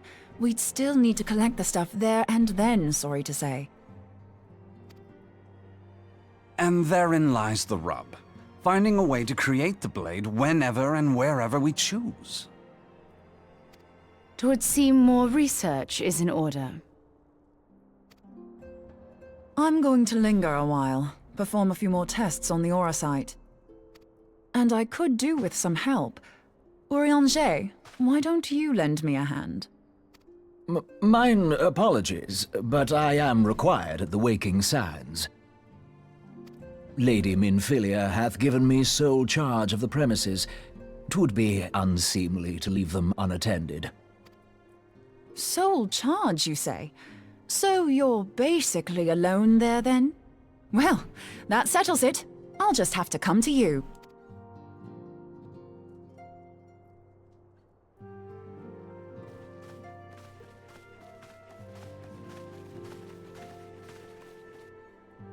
While you were afield, word arrived from the Sharlayan motherland. You will recall that a survey party was dispatched to investigate the incident at the Isle of Val. What they discovered was troubling, to say the least. According to the report, the isle has been erased from existence.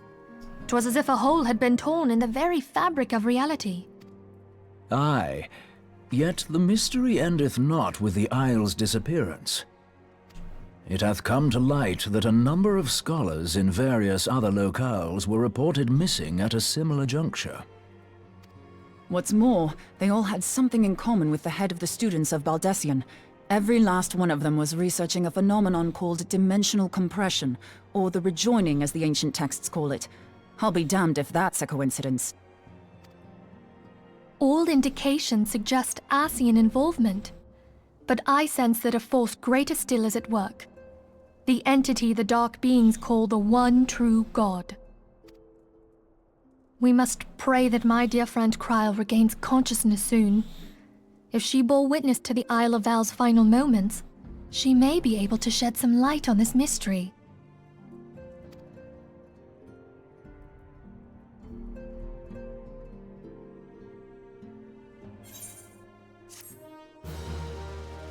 Do do do do do do.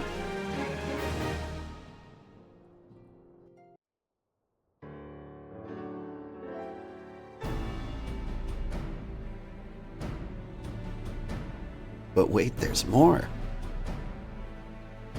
Following the calamity, the forces of the 14th Imperial Legion entrenched themselves in strategic locations across Eorzea. So swiftly did they accomplish this, it was suspected that they had received help. To think that it came from Huayu, my right hand. That's how you pronounce it? There is more.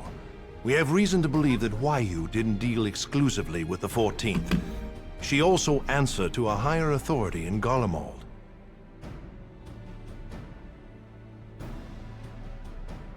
Hello, kitty. But this higher authority could not have been the Emperor. By consenting to the Media Project, Solus Zos Galvus showed himself to be more concerned about preventing the spread of primal influence than claiming Eorzea for the Empire.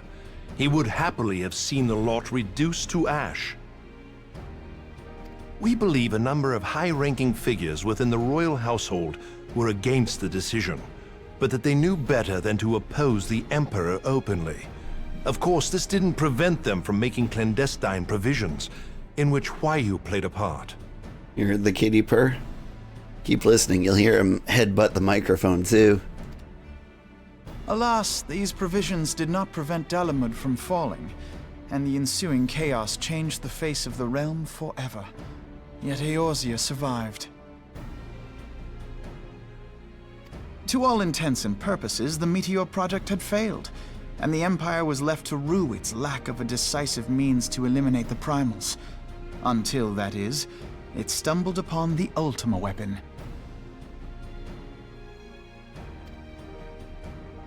Even before the accursed thing was dug up, it seemed to me the 14th had the might to overwhelm our weakened armies. Yet they chose to hide behind their walls.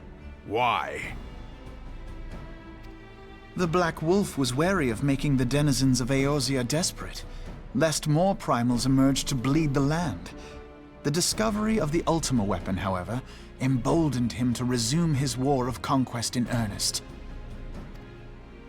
But there was one in Garlemald who believed that Van Belsar's actions were premature. One who stood higher in the Imperial Army's chain of command.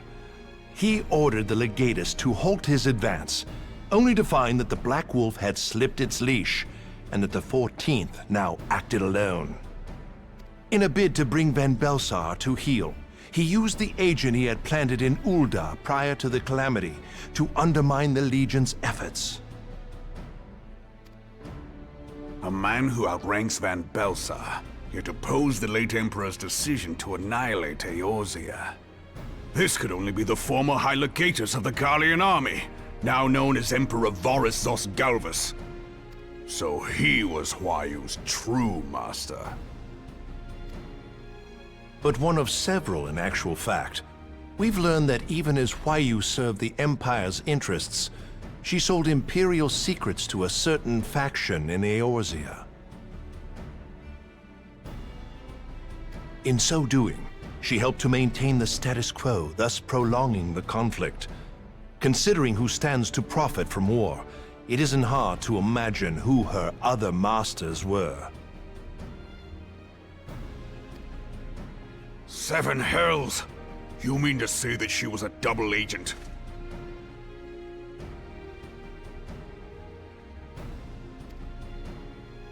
Triple, if you consider her services to Van Belsar and the new Emperor as separate.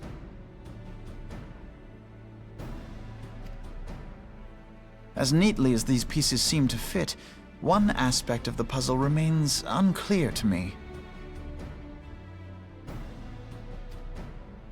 By whose will was the Marshal feeding intelligence to the heretics? And try as I might, I fail to see how aiding their cause would profit either her Imperial or monetarist masters. Could it be that another hand is at work here? If so, Huayu must be made to reveal whose it is.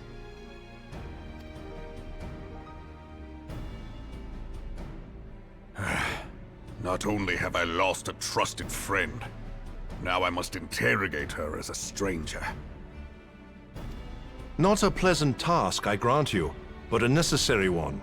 Unless we weed out the ivy, root, stalk, and stem, it will simply grow back. I know that full well. Those closest to Huayu have already been detained, and I will question them alongside her.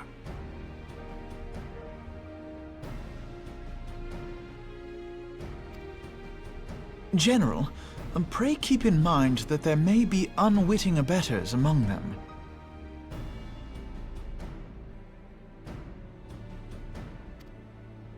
All will be treated fairly. On that you have my word. Those who are innocent have no cause to fear. Oh. He just headbutted the microphone far hard. You have ever been a friend of truth, General.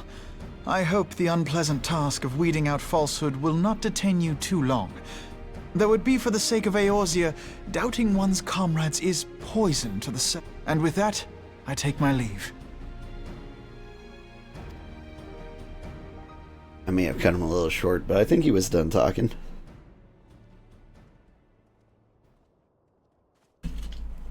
Gets just being extra aggressive today in his snuggliness. All these years, I've been made to dance to their tune. How could you, Huayu? How could you side with them?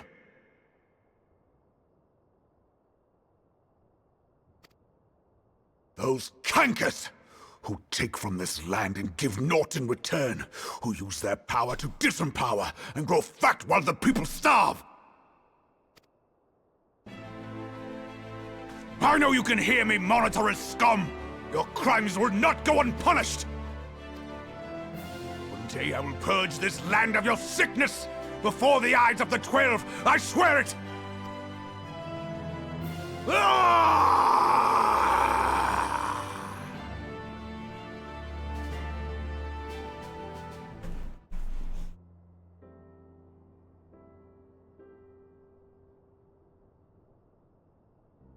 I shall have no further need of you this day. Nanamo sleeps with plushies. That's adorable. Your Grace.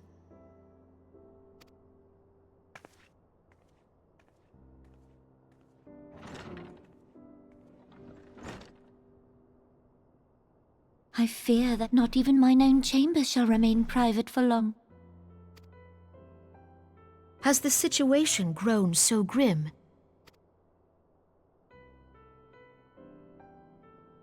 Ever since he proposed the Cartiner Reclamation Bill, Teleji Adeleji has risen to greater prominence upon the backs of impoverished refugees. The monetarists were ever united in their pursuit of profit, but the man's actions have torn a rift in their ranks. They snap at each other as rabid dogs. Yet now is not the time to be bickering among ourselves.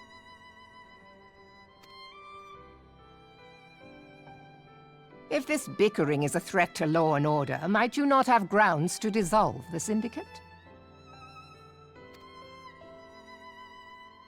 Would that the solution were so simple, Admiral. Alas, my moving to dissolve the Syndicate is certain to spark outrage among the influential merchant class, whom the Cabal represents. This would serve to exacerbate the current unrest, and peace would slip still further away.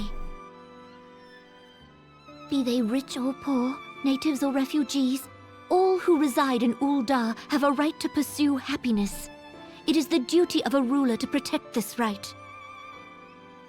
If I am to perform my duty, I must needs tread warily. It would not do to make enemies heedlessly.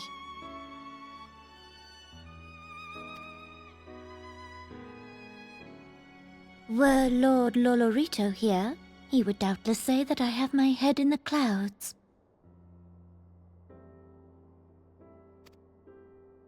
A ruler is required to take a wide view. Try as we might to cater to all needs, some will inevitably be overlooked. As such, there shall ever be citizens who feel aggrieved. It cannot be helped. But as you have informed us, the monetarists take no view but their own. They hunger for power while the masses starve. I can't help but notice Merleweeb doesn't have any sugar bricks in her tea. In the absence of a common cause, it seems beyond any one individual to make Ul'dah whole. And the presence of a Garlean agent within the immortal flames only makes matters worse. Wait, now none of them do. Even accounting for Ul'dah's historic reliance upon mercenaries, such a grievous breach of security is unprecedented. I fear this business will provide the monetarists with a rod to beat Raban.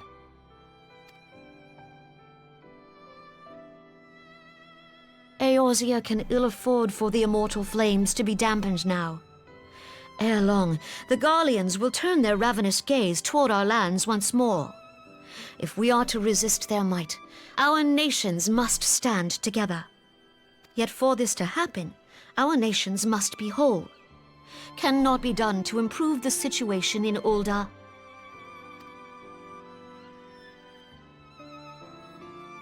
The true wealth of Ul'dah lies in the health, happiness, and hopes of her citizens. Alas, the citizens shall never know these things, so long as their lives are ruled by the ambitions of the few. It all makes sense now. Sugar bricks on the left and what looks like creme brulee on the right. The monetarists claim to represent the best interests of the people, but in sooth they desire only to manipulate them for their own selfish ends. Can't help but notice nobody's touching the salad, though. For the government to serve the people, it must be formed of the people. For Ul'dah to move forward, it is not only the Syndicate that must be dissolved.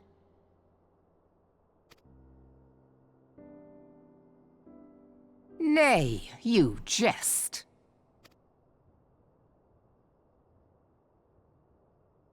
My friends, It was for no other reason than to make known to you mine intent that I requested your presence here. When I make my declaration to the people, chaos shall inevitably ensue.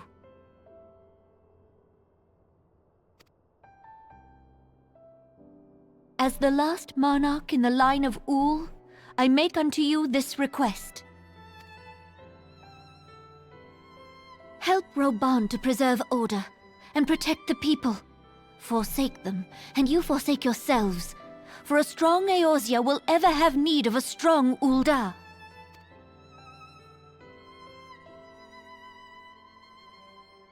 Your Grace, are you certain of this?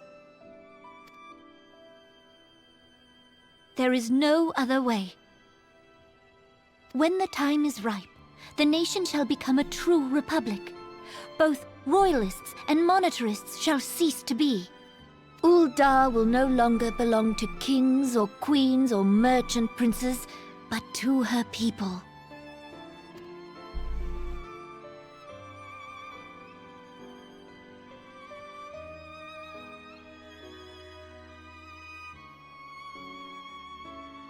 Reborn, forgive me for casting aside all that you have toiled for in my name.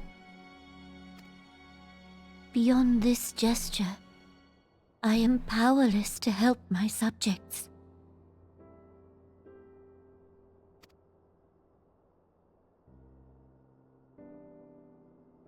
Nanamo is waifu material?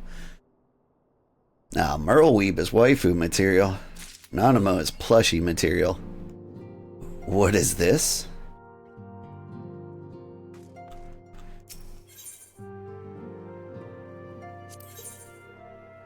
This quest is not yet available. Dungeon requirements: Bowl of Embers hard, the Naval hard, Howling Eye hard. Rude.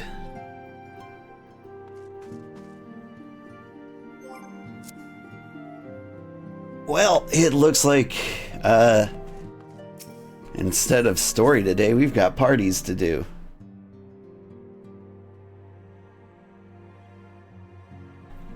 Merleweeb is Crush Me Mommy vibes material. Yeah, like I said, waifu material.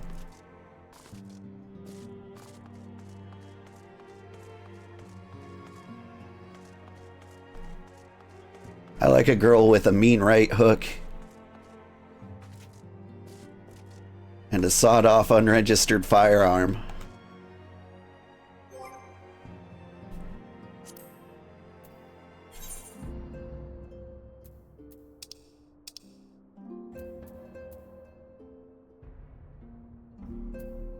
Now hold up. Where's the hard mode?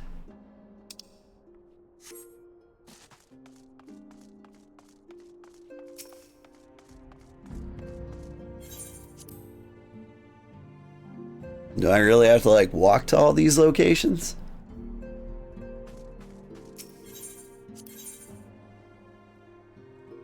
Bowl of Embers hard, Naval hard, Howling Eye hard. Alright. To that place where Ember Bowls might have been. Honestly, I don't remember how to get there.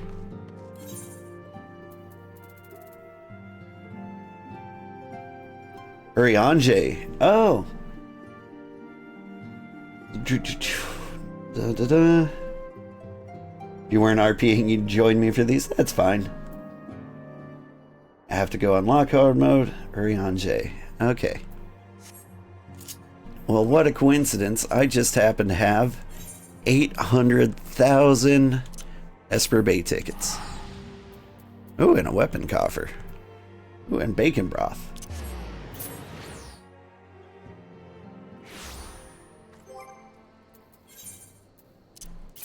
What's in here? The Conqueror. Sounds neat. Do I have any actual food? Yeah.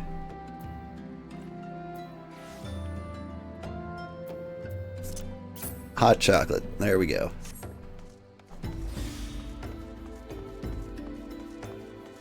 Think it's Thancred? Ifrit bleeds, we can kill it. Sounds legit. I remember now.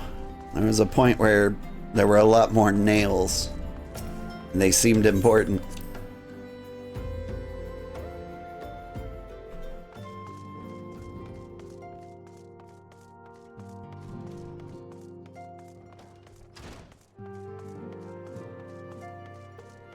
Anje, what do you got for me? All the things. Primal fear. Friend to the dawn. Hear my plea. Tidings most ominous arrive from Gridania. A primal walketh the shroud. Those who have been born the eldritch spirit witness have returned to tell the tale. A vow that never before had he seen its like. The god's quiver doth investigate as we speak, and meseems Bow-Lord Lewin would welcome a capable adventurer's helping hand. Pray, hie thee to the seat of the first bow, and shine thy light upon thy matter. Wait, if we're going to the bow, or is it the bow? Are they bow-lords or bow-lords? Is bow spelled with an O-U-G-H? Who says bow? I think that's in Gridania.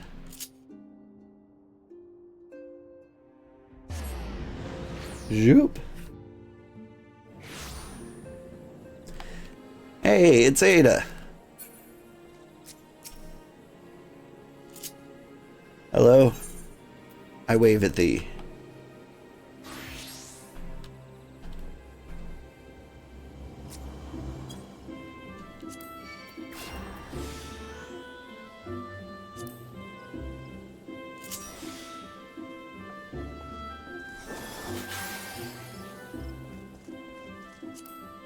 Alright,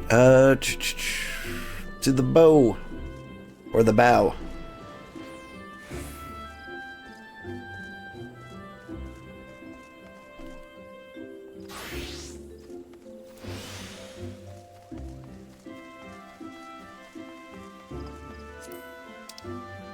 Wait. Sorry, hang on. Trying to find this on the map.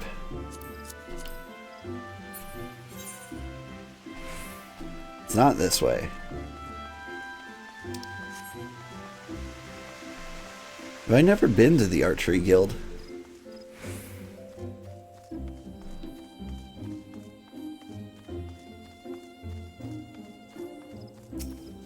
I forgot it was back here. Yeah, I've never even attuned to this.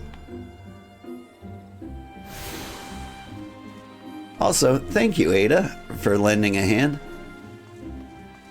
I feel more comfortable with you there.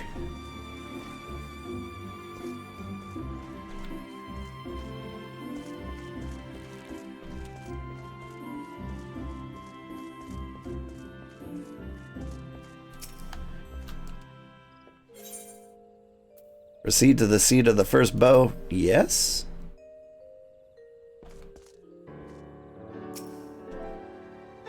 Sugarheart, I've heard much of your deeds in recent days.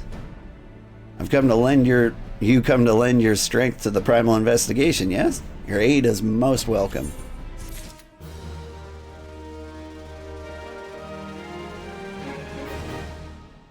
You want to help curse you and your RP addictions? Oh, it's fine. It's fine. You need other people to RP. You're already in a party. I shall proceed directly to the matter at hand, though still unsubstantiated. Ill rumors stir amongst the townspeople of late. Rumors of a shadow-clad knight who rides in the shroud. Under normal circumstances, I would pay such idle ghost stories little heed. This time, however, we have reason to suspect. But we have not to gain by rushing to judgment. I would have you go to the streets, Sugarheart, speak to the people, and hear their words with their own ears.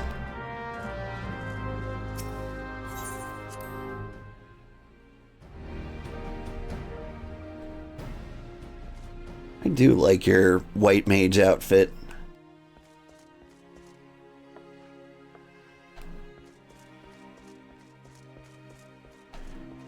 Oh, they locked this door. And this door.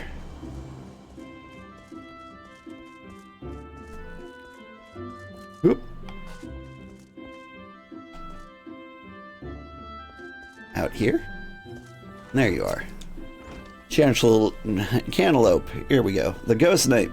I saw him clad from head to toe in armor that seemed forged from the shadow itself, galloping through the shroud atop his hell's-born steed. Mark my words, the trees themselves have been quivering in fear that night. I've not slept a wink since I returned. Ooh, red mage. Also nice. And that's your dragoon outfit? I like the plaid pants.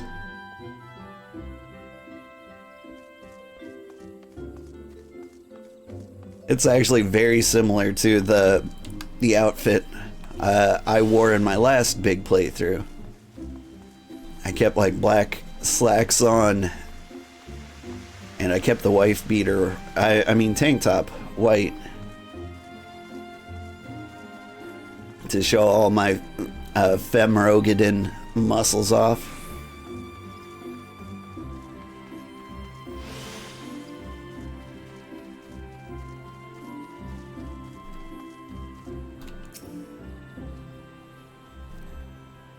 I saw him clear as day, or clear as night, you might say.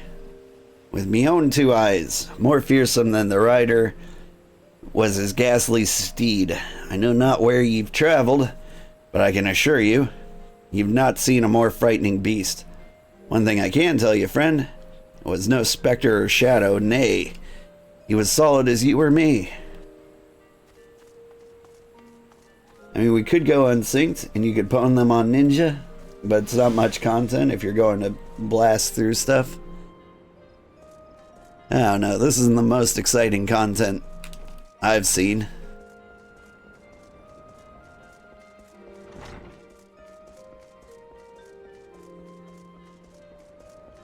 Honestly, I don't even see why they're doing this to me.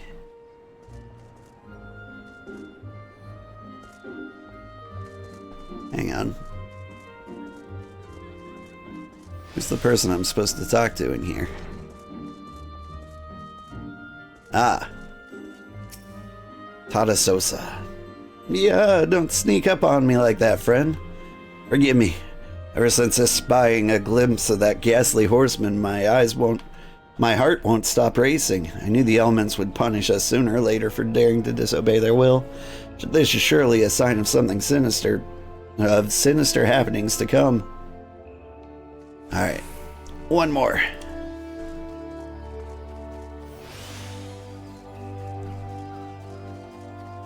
We're gonna get through all this and figure out I've been pursuing the wrong person.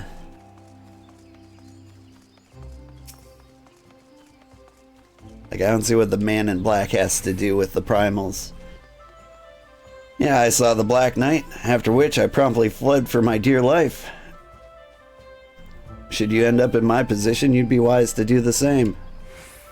I have my pride, but I'm not fool enough to cast my life away. Besides, one look was enough to know this manifestation of pure evil, were he to turn his massive sword against Gridania, all our lances, as one could not hope to stand in his way.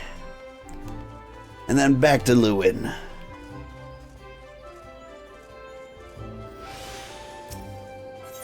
Shortcut.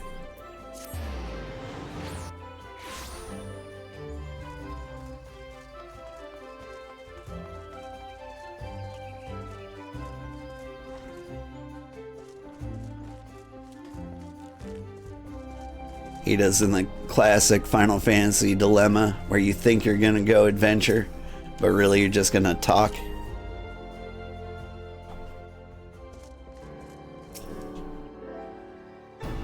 A knight clad in shadow-forged armor, a mammoth sword that hell's-born steed is clear now Our worst forebodings have proven most unfortunately prescient.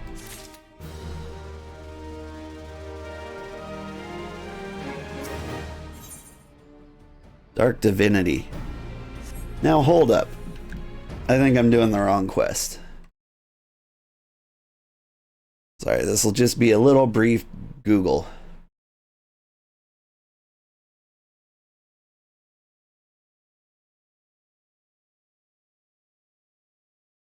Just need scenario quest.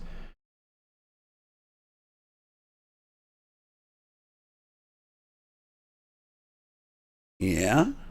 Speak to Thancred in the Walking Sands to accept this quest.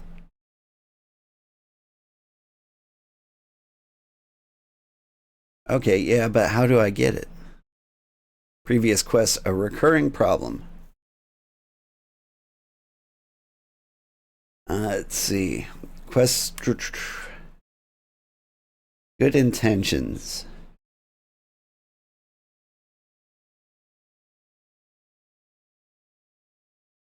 Where's a recurring problem? Who do I get it from? Urianger.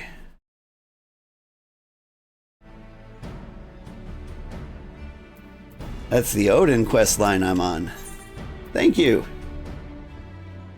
I believe you are correct.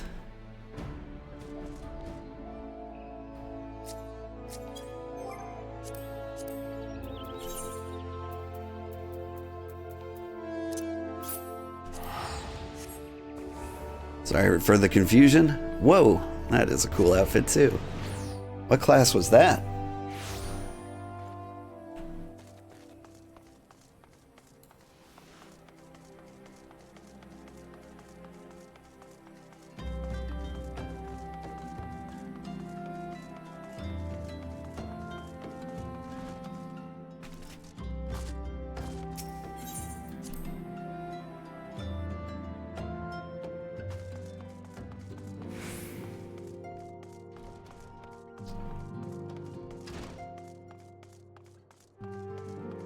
Oh, that was your ninja class? Nice.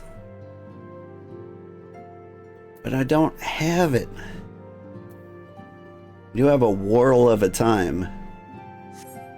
That's not the one. How do I get a recurring problem?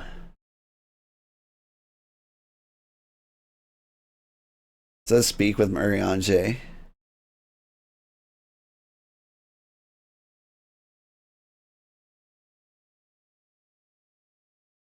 Let's see.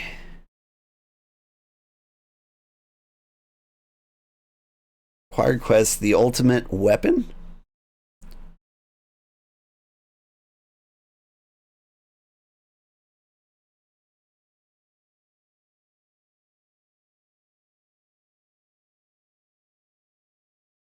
Like I've definitely done that one.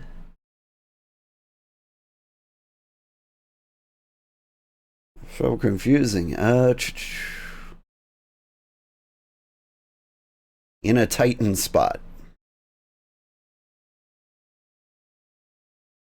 Seems like I have to do the previous quest before that.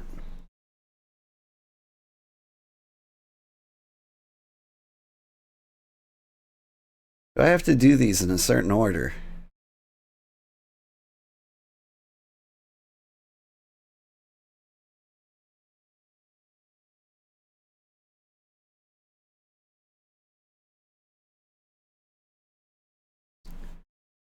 All right.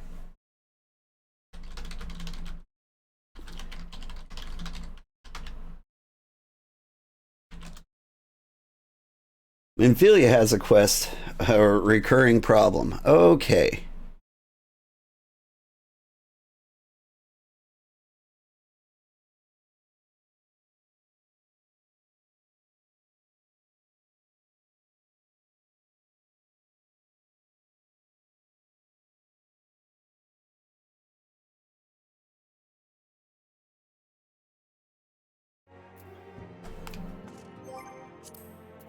Journal.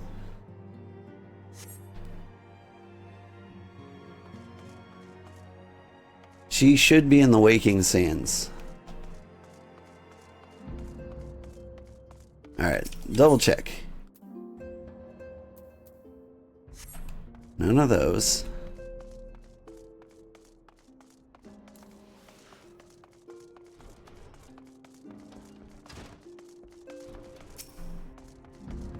Oh!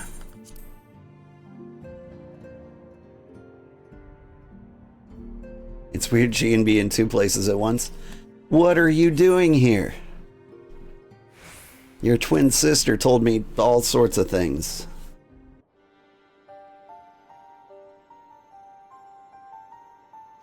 I know you have scarce the chance to arrest, but I'm afraid there's still work to be done. The Ultima weapon's destruction, 'twould seem, has served to embolden the beastmen, who now seek to claim their gods once more. Even as we speak, the Amalja, the Ixal, and the Kobolds are making preparations for their respective summoning rites, and that is but half of it. Much to our dismay, the three tribes were somehow able to procure vast quantities of crystals. Oh, my turn to say something? Basically, this means the primals will be stronger than they were before. Far, far stronger than their previous incarnations. Their previous incarnations will seem as pale imitations. The beast tribes, we believe, began hoarding crystals with a vengeance in the wake of Ultima Weapon's maiden appearance. Or remember that as the time it devoured 3 primals in one sitting. The Grand Companies are aware of the potential primal outbreak. Alas, due to their losses they incurred to ensure the success of Operation Archon, they're ill-equipped to take any meaningful measures. After deliberation, the leaders concluded that they must needs turn to us once more, to thee. The etheric waves that were observed in Mordona do not appear to bear a connection to any beast tribe. Yet, much and more still remains beyond our knowing. We must be prepared for all possibilities. I'm loath to send you in the midst of danger again so soon, but none have proven themselves more capable against the primals than you. Will you undertake this mission, Old? Yeah. You have my thanks. I truly do not know what we would do without you. Go ahead, Thancred. With circumstances as they were, I haven't had a chance to properly express my gratitude.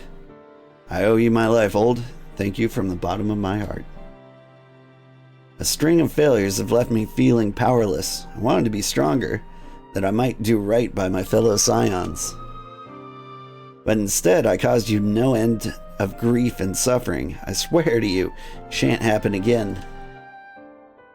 Owing to everyone's ministrations, I am quite recovered now. I have to return to my duties again soon. Thancred's return marks the beginning of a new chapter for the Scions. Let us renew the fire in our hearts and continue to press ever forward.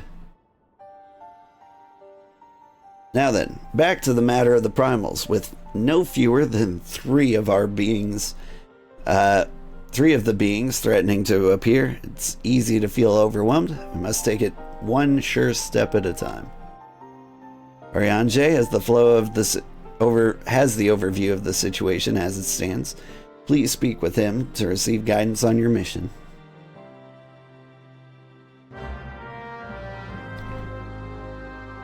Woo!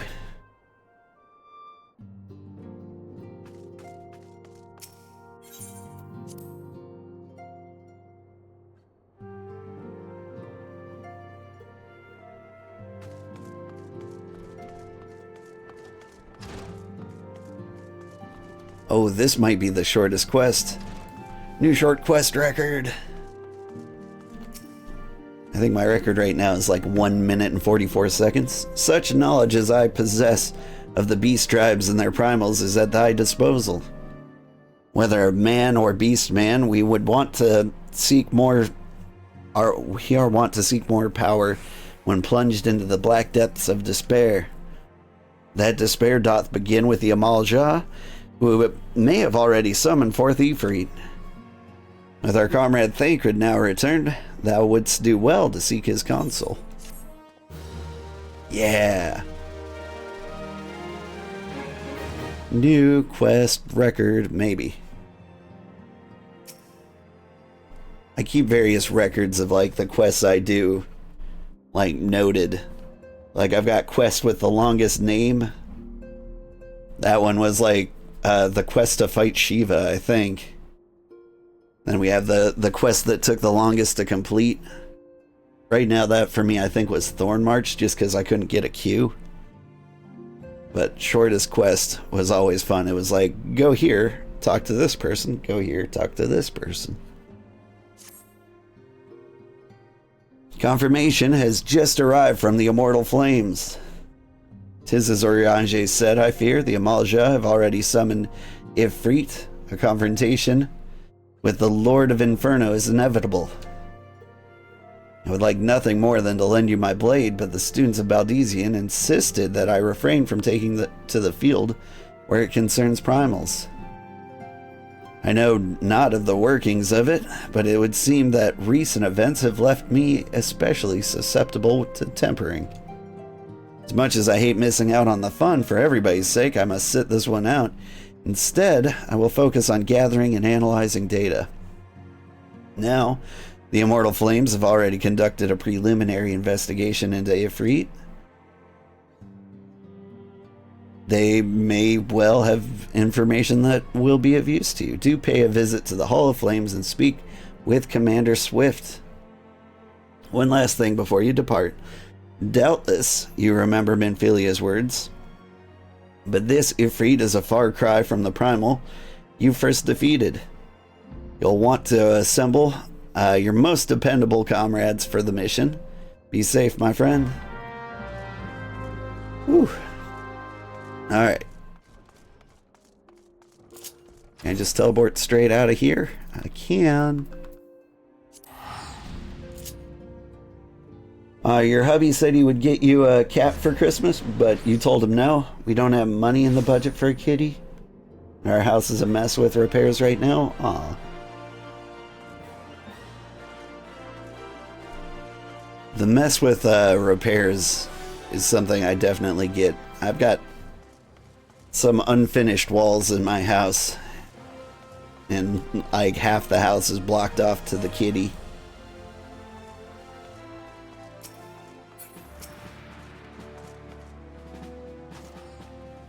But kitties aren't too bad on the budget. Ah.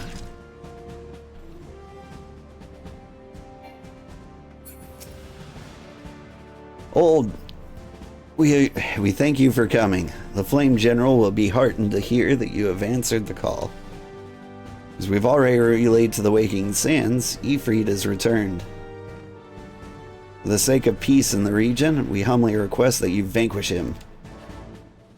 The primal is to be found in his domain, the Bowl of Embers. To get there, you must use the Beastman Aetherite found within the depths of Zarak, the Ul'dah stronghold.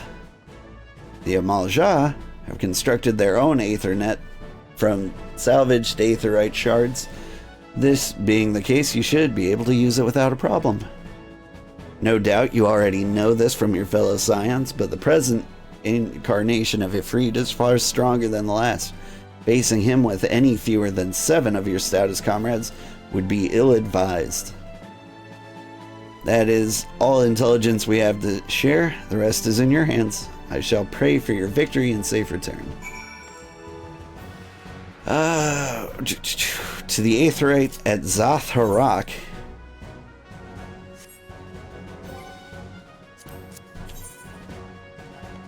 Which is somewhere around. Ooh, that's quite a jaunt.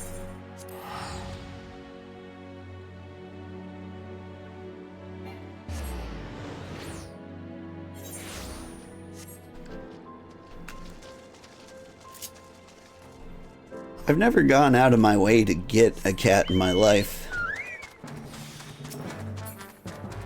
There's always just like a stray cat somewhere who demands I take care of him.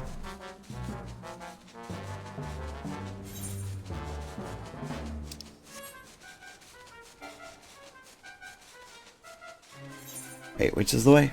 Not this way. I don't suppose I could fly over that mountain. Nah.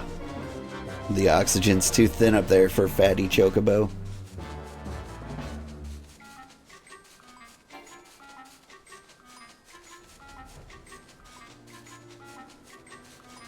Let's see, my current cats.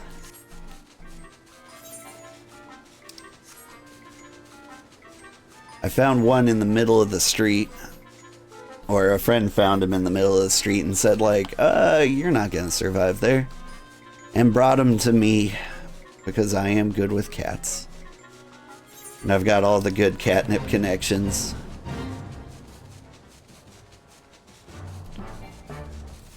And another one was a stray cat born around a friend's house, and they had toddlers who were too young to have a kitty.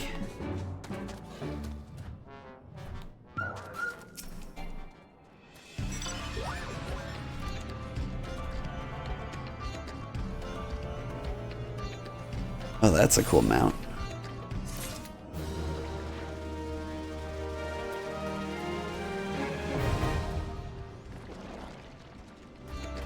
Alright.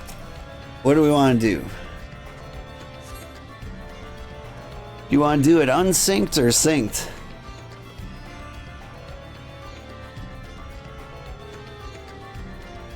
Let's do it unsynced. I've never done a dungeon unsync. And I'm not really trying to, well, how do I do an unsynced? Whoops. That's not how you do it.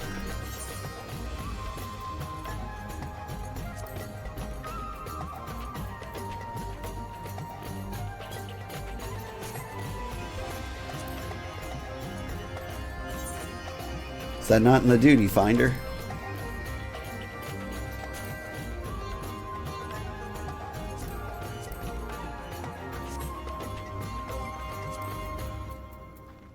Duty support.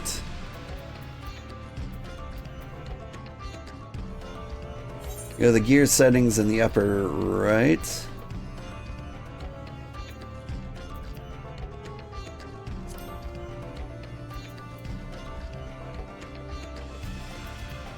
Gear. Ah.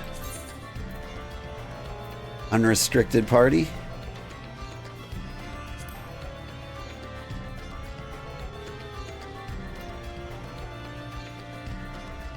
Yes.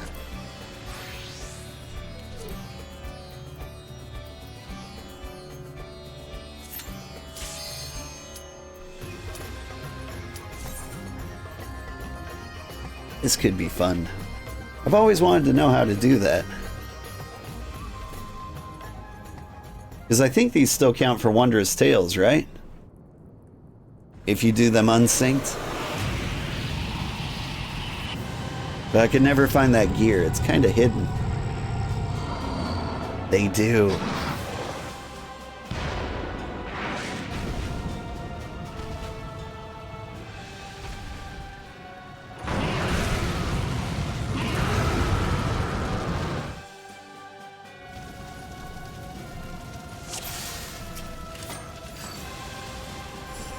I'm not even going to tank stance on. I feel like I want to be hit the least.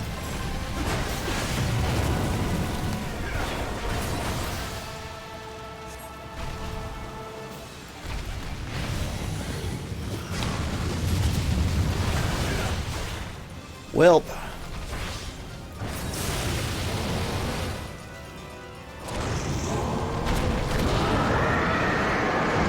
Blessings of Light defies me.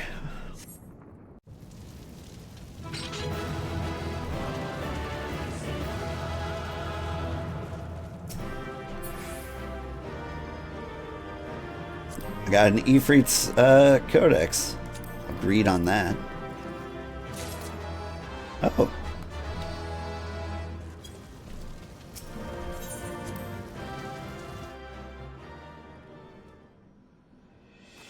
Well, that was neat.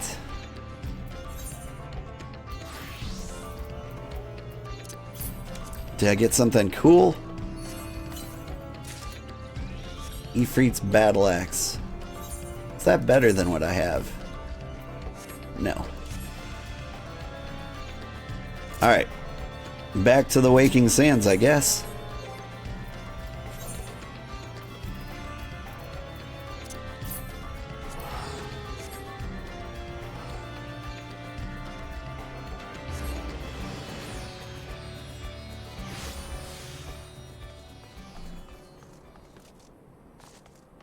I can have it. You don't want the codex, the fancy Bernie book.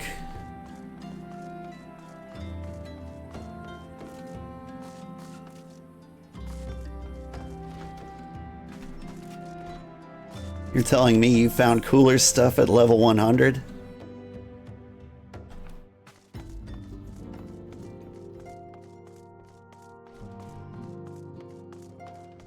You have every job to level 50 except Blue Mage and Monk. I have not done that. Papalimo would have you vanquish Garuda, who has returned stronger and thirstier than before. She was quite the thirst trap before, too. Ah, Ul'dah, I hear you triumphed over Ifrit. Of course, this is no less a feat than one would expect of the Warrior of Light, but well done all the same. Now, I full had a mind to crack open a bottle of 1547 Bacchus. The celebration must keep. Garuda, I'm afraid to say, has returned. As you well know, Garuda's appetite for destruction far exceeds that of the other primals. Not to dishearten you, but in her latest incarnation, that appetite has become nigh insatiable. In a short time since her return, she has already wreaked tremendous havoc. You must send her back to the Aether before she can do any damage. In the meantime, Ida and I will assist the Order of the Twin Adder in the recovery effort. When you previously faced Garuda, 'twas the Enterprise that bore you through the storm and shielded her domain. Well, that storm is a spring breeze beside what she raised this time. No airship could hope to penetrate it. And so we must count ourselves fortunate to have the Order of the Twin Adder, chanced to discover a beastman Aetherite leading to the Howling Eye. Before you do aught else, I would suggest you pay a visit to Adder's Nest and have words with Commander Holol. He will be able to tell you about the said Aetherite, among other things. Make no mistake, the Lady of the Vortex will prove a formidable opponent, but I believe that you can weather the storm. May the 12 keep you safe.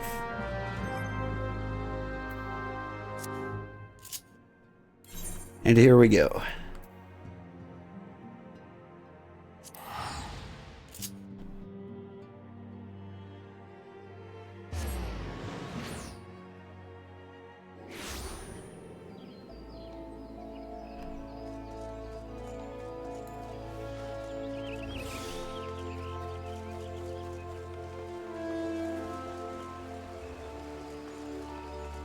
Actually, kind of surprised you didn't get Monk up high yet. It's one of the funner jobs, in my opinion. Private Sugarheart, we're grateful for your aid. Though then again, like, I think all the jobs are pretty fun. As you will already know, the accursed Ixal have summoned Garuda once more since her return. She has wasted no time unleashing her fury upon the region. Extensive damage has been reported in both the 12's Wood and Korthus. She must be stopped, and soon, lest more lives be lost. In the name of the Elder Seedseer, I humbly request you put an end to her reign of terror. As in the past, Garuda keeps her court within the Howling Eye, which is perpetually protected by a raging tempest. Fortunately, we've learned an alternate way into her domain. The Ixtal have constructed an Aetheryte within Nadaland, their stronghold in the central highlands of Korthus. This Aetheryte will take you to Garuda's tempestuous realm. We owe this discovery to the Ishgardians, who the Elder Seedseer says desired to repay the kindness you showed them. For the sake of our people as well as theirs, may your mission be met with success.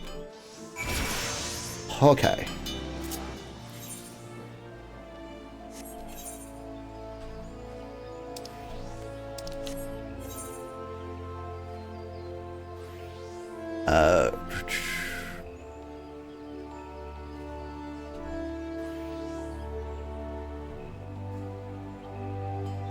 Now where is that?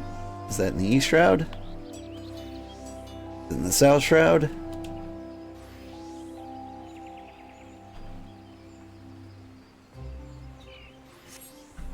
Straight up, where am I going?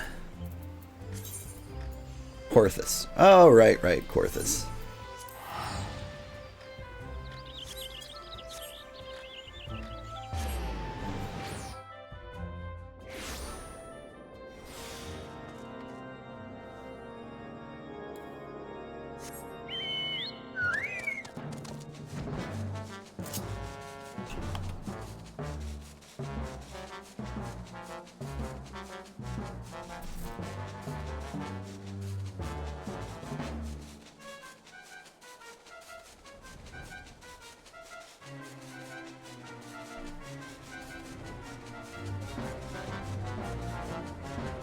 So the Crystal Tower kind of makes sense to me because there's lots of characters introduced and all those things.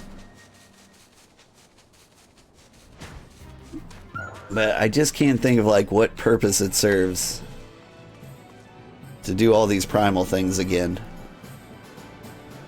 Is the story reason just that like, oh yeah, and they come back every week?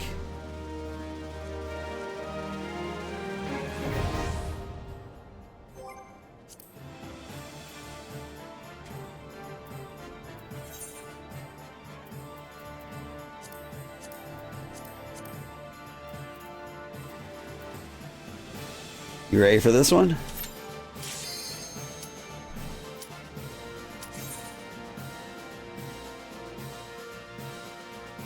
Looks like you did get a monk to 50. Neat.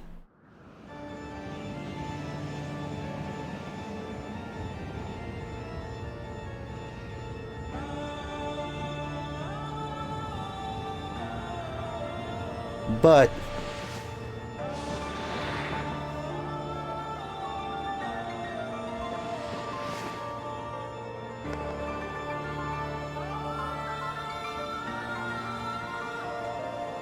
I think the classes I would probably get to 50 last would probably be like Dark Knight or Reaper. I never cared much for the edgelords.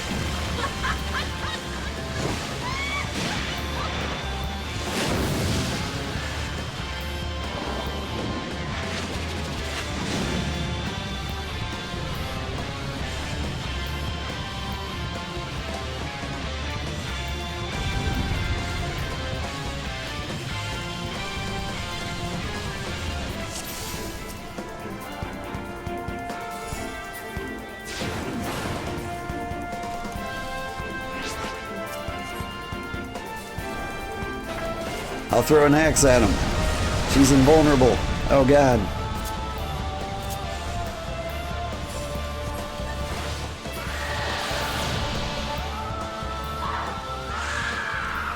My power, no.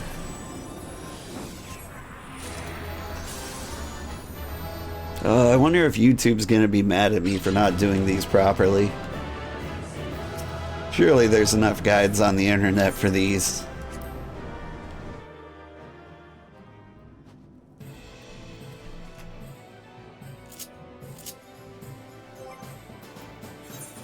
Thank you again, Ada. One more.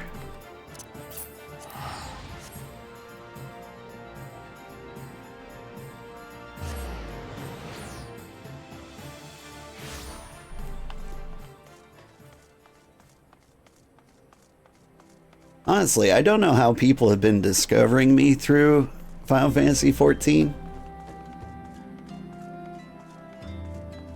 Because there's just so much content out there. And yet I still get put in front of people. Like, I'm not big enough to, like, be up high in the rankings.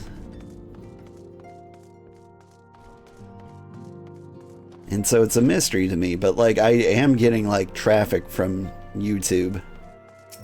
Round J, do you... Y'shtola, you, in a Titan spot.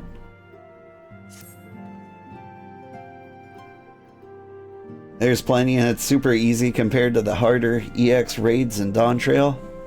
I could have swore like people had trouble with Garuda specifically.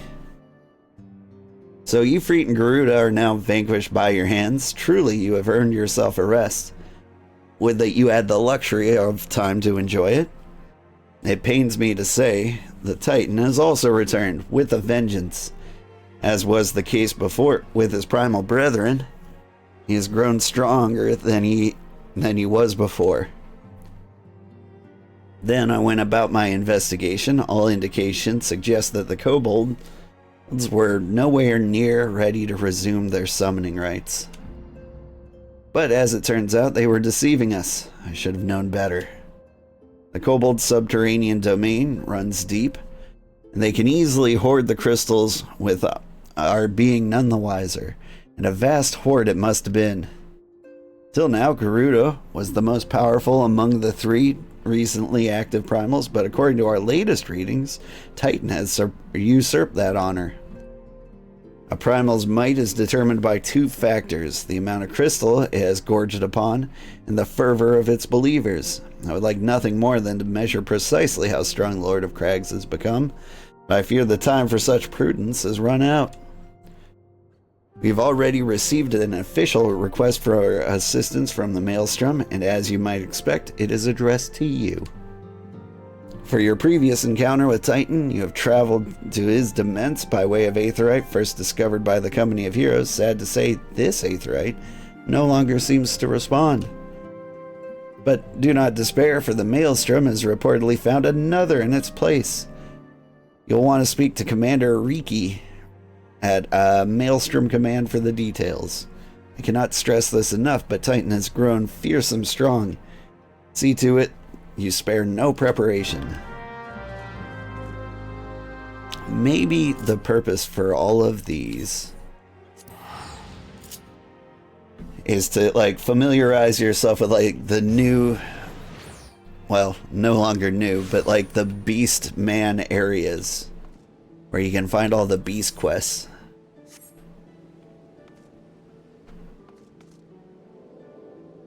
Alright, where's Commander Riki? Upstairs.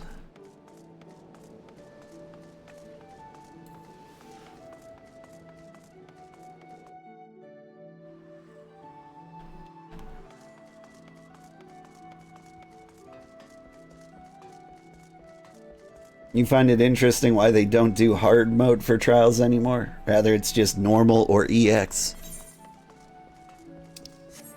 Well, like, the hard mode seems kind of arbitrary.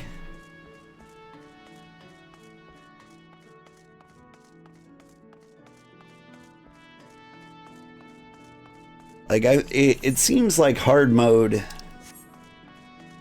basically means, like, there is a risk of death, however small.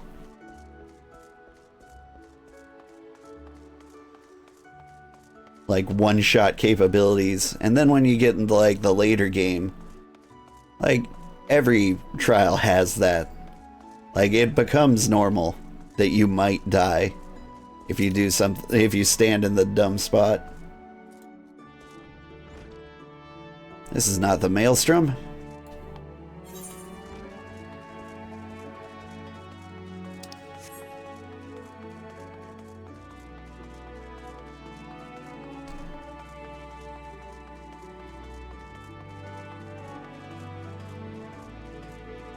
Thanks, Granddad. Hey, thank you for the follow, Bilbo Jones. How are you doing?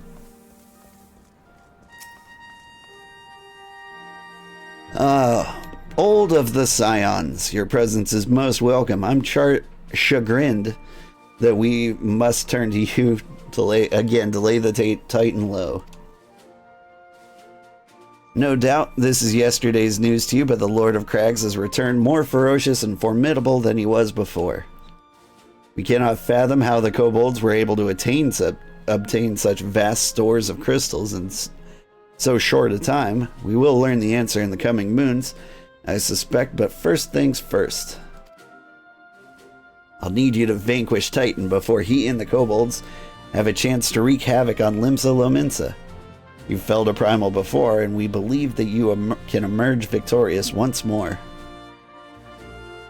We've learned of a new aetheryte that will take you to the navel. It's situated deep within Ugamoro Mines. Not the most convenient of locations, admittingly, but so you'll have to cut yourself a path. Please make all haste. Titan's mere presence emboldens the kobolds, and 'tis only a matter of time before they move it in force against us. May the Navigator guide you on your way, old. Okay. Now, where are the Ooga Booga mines?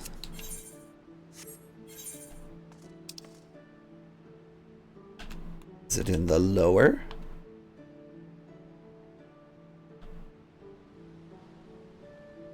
Middle? Western?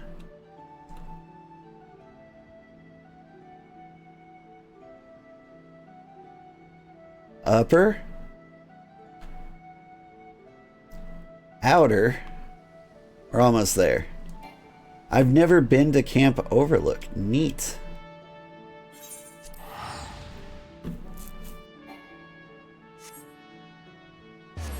Doing well. Is this my first playthrough? Not quite. But yeah, I've never really played through Final Fantasy XIV. I made it like a chunk of the way into Stormblood. But I have not played... Like, I would say I've not played very far, but like that's still like 100 hours at least. Probably more like 120. But for the sake of YouTube, I wanted to record like the entire main storyline from start to finish, just as like a fun little experiment. And I can't do that like once I become a successful streamer, because there will be too much, you know? Like, wait, hang on. Before I go here, I should attune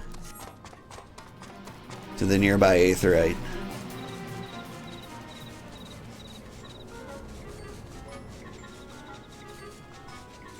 Because I saw Asmongold try to play this once, and like, as fun as it was to see like all his followers spam holy on him and drive a whale into his camera. Like, he just can't play a game like this. And so I'm like, hey, I'm not popular. Let me give it a shot.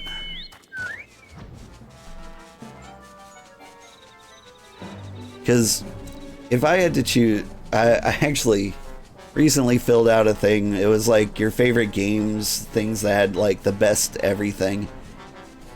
And my favorite game story of all time is probably Final Fantasy XIV. Like, it's one of the few games I play for the story.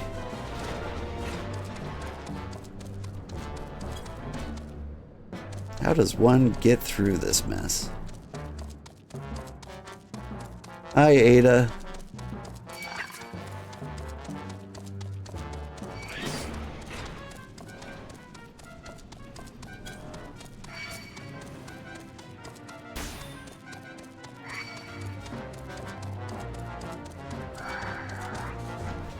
Oh, Ada, I was following you. You led me astray.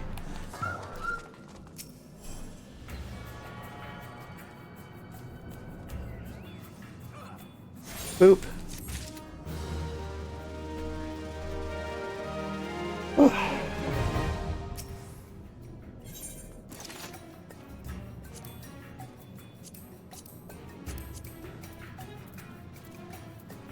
Alright. Once more, we do the thing.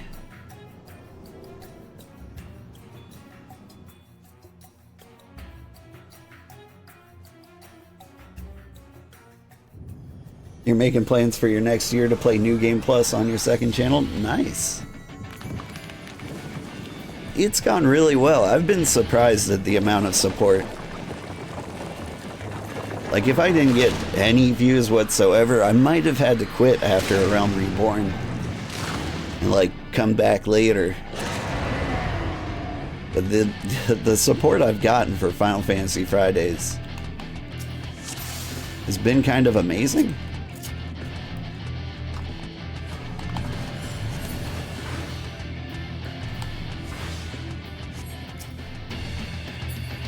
Alright, the edge, but not all the way to the edge.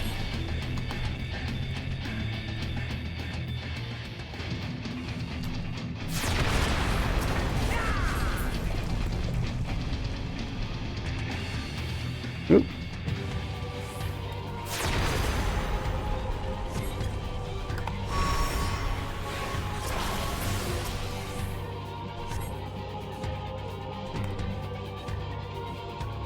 Just home games. Take a swing at me.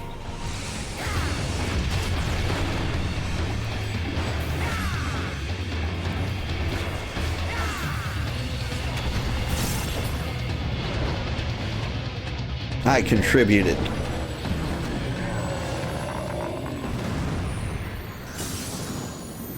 He doesn't have as much to say as the others.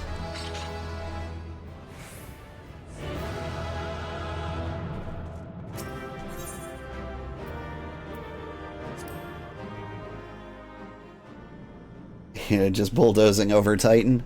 I appreciate it. Personally, like, I didn't see the fun in, like, going through all of those again.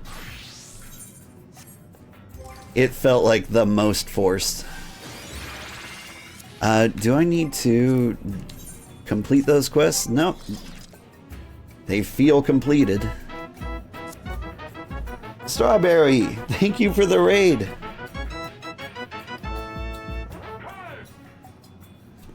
You just missed several epic battles, and we're on our way back to Mordona to complete the story. Thank you again, Ada, for the help. When you get to EX raids, we can grind them for mounts. Ooh. Anyway, thank you, Strawberry, for the raid. I appreciate it. If you haven't seen Strawberry, Stream Elements has shouted her out. What have you been playing lately? Last I checked, you were way into Yu-Gi-Oh, which I gave a try for a little bit. I ran a Star Wars themed deck. I forget like what that deck is called. Alright, but now we can finally continue the story.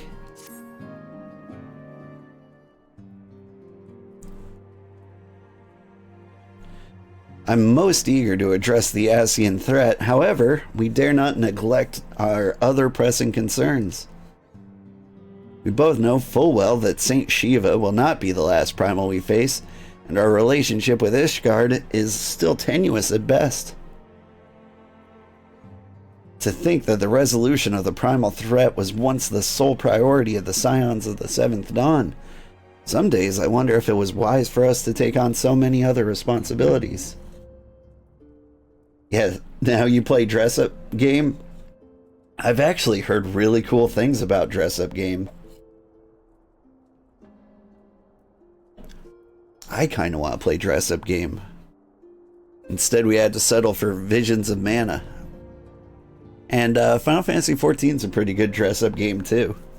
Look at me. Aren't I glorious?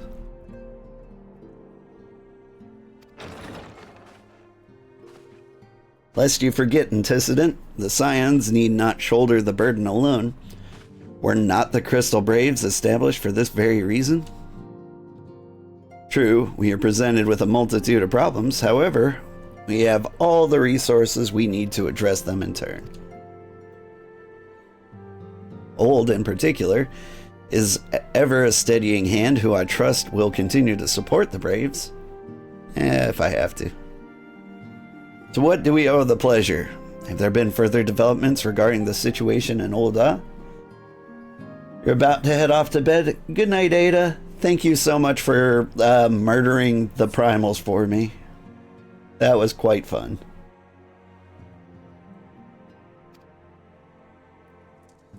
As expected, the Immortal Flames have been struggling to cope with the revelation that one of their highest-ranking officers was a Garlean agent. Suffice to say, Teleji Adeleji and his monetarist ilk have wasted no time in attempting to turn the situation to their advantage. Coupled with ongoing unrest, the Flames are finding themselves hard-pressed. Plainly, General Reborn needs our help, and I will direct the Crystal Braves to offer what support they can. If I am to stay abreast of the latest developments and issue effective orders, however, I cannot afford to waste time traveling back and forth. And so, for the foreseeable future, I think it would be best if I were to remain in Ul'dah, unless you have an objection. None whatsoever. We have matters here well in hand. Moonbreeda's research is proceeding as planned. So she tells me, though I'm not familiar with the details. Oriange is poring over his tomes at the Waking Sands, and the others are contributing in their own ways. Alas, the key problem, how to form an etheric blade, remains unsolved. Needless to say, it's only a matter of time. Old, while we focus on that task, mayhap you could assist Alphino and his braves with theirs? It would do much to restore the faith in the Immortal Flames and the Warrior of Light, if the Warrior of Light was seen working on their behalf. Never forget that your esteemed status allows you to act in ways that those more tightly bound to the organizations and nations cannot. As ever, I implore you to do so. Not that your response was ever in doubt, but I humbly ask that once more. I humbly thank you once more for aiding our cause. Now then, there are preparations I must attend to before my departure, such as receiving Riol's latest report. He has proven to be quite skilled at gathering information others wish to keep secret, hence why I placed him under my direct command and ordered him to investigate the Ul'dah riots. When you are finished here, join me outside. Depending on what he has to say, I may soon have a favor to ask. If there are any developments on our front, I shall inform you at once in the usual fashion.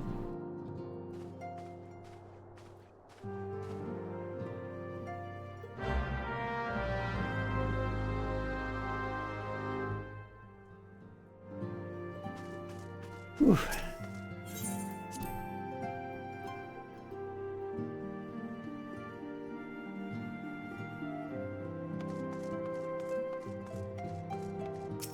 Hello, Riol.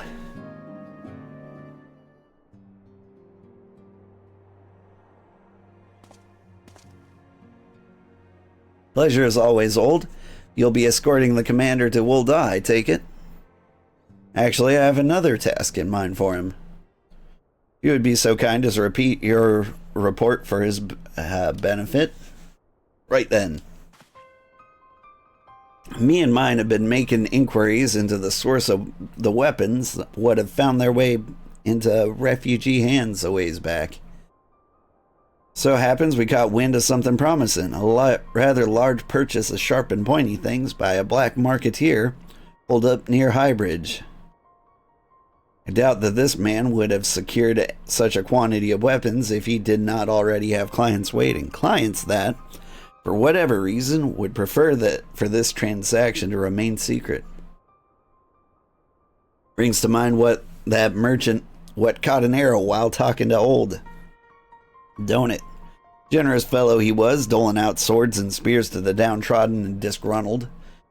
Which isn't to say that these clients have the same mischief in mind, but if you want to be sure, it might be prudent to intervene before they collect their goods, savvy?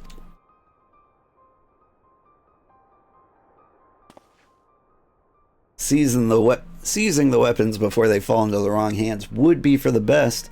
However, if we strike at the appointed hour, we might capture the black marketeer as well as his clients. What say you, Old? Then it's settled. Rendezvous with Captain Ilbert at Highbridge and intervene when the exchange takes place. Now then, if you would excuse me, I must leave for Ul'dah. I expect good tidings.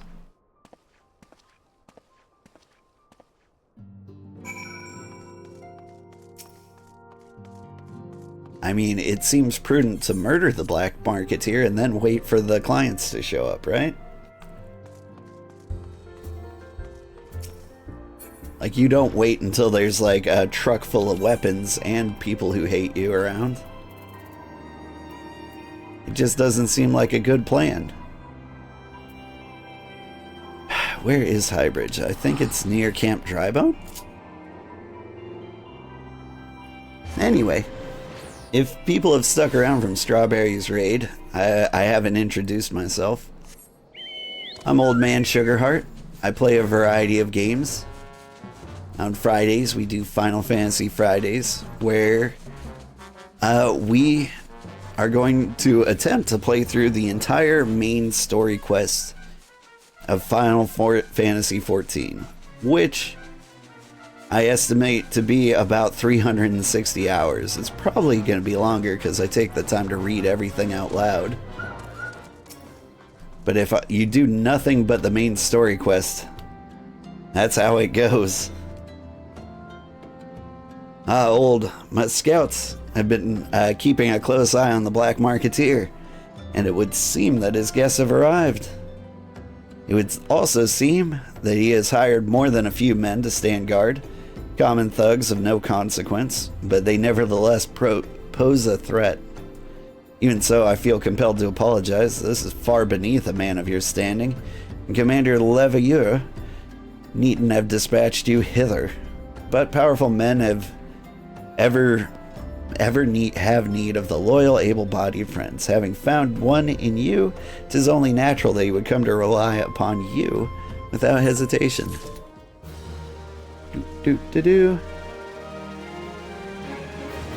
But on the other days, when we're not playing Final Fantasy XIV, at least this month, I've been playing Luma Island on Saturday nights and Cyberpunk 2077 during the weekdays.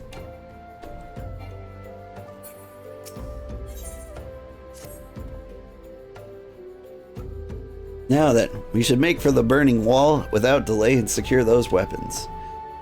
The first unit will ensure that the clients do not escape. With me, Old.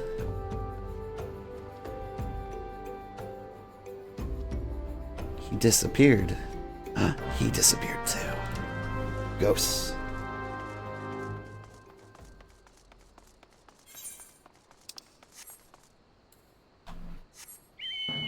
Slightly more than walking distance away.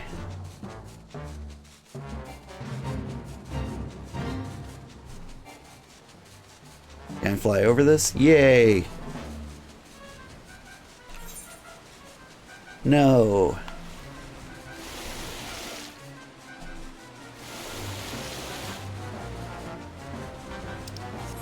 Alright. Looks like I have to go in the tunnel.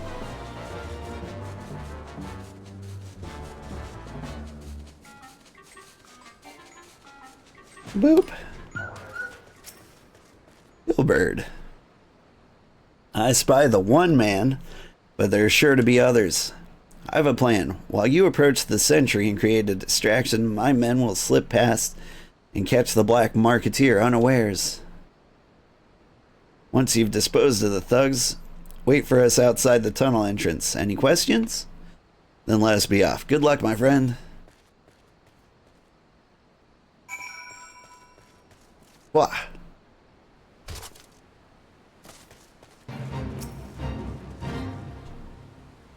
Who goes there? An adventurer? Damn fool, you should have never come here. Oh no, I'm weak for falling off the cliff. How will I ever survive?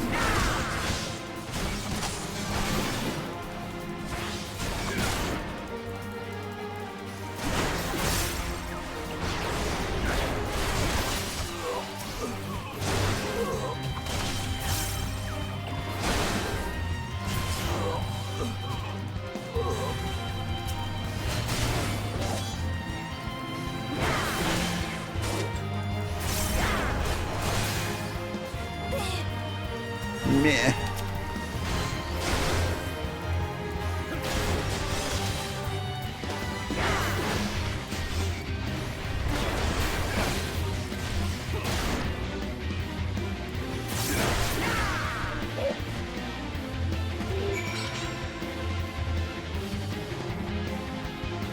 Is that all of them?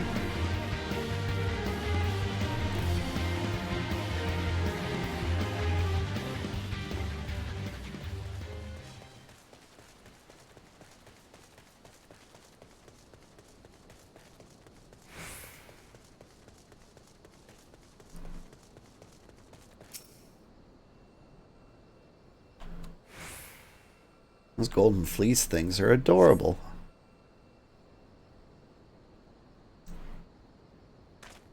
Wonder if you can have one of those as a minion.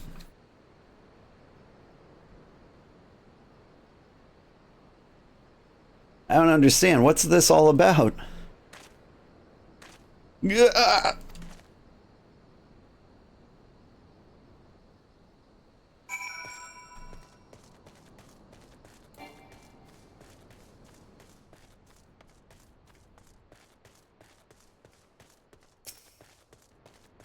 Ilbert, what have you done?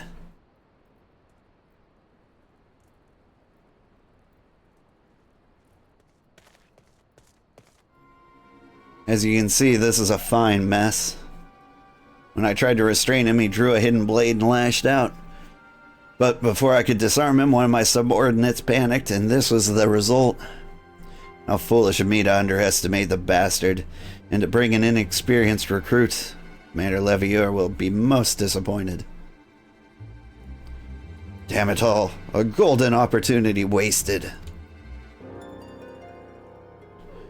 As for the clients, though we know not how, they slipped past our perimeter. At present, the first is currently tracking a party of dusk-white sellswords. We suspect maybe them. But that we could have enlisted the aid of the immortal flames and the brass blades, alas. We're here to aid them. They're in no position to aid us. Well, at the very least, we've secured the weapons.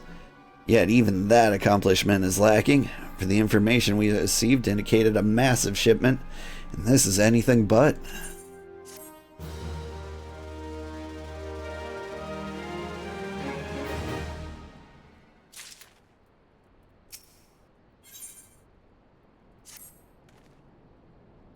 I will join the hunt in the first in the hunt for the dusk-white sellswords. If gods are good, we will catch them before they escape into the Black Shroud. In the meantime, I ask that you deliver these weapons to Ul'dah in my stead. Entrust them to the third's Yu Hase. He'll take care of the rest. Anything good in here?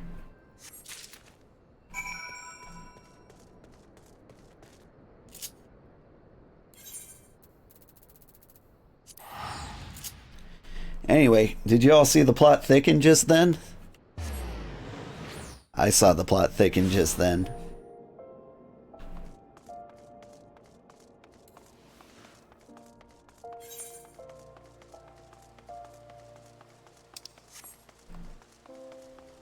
Where is Yu Hase?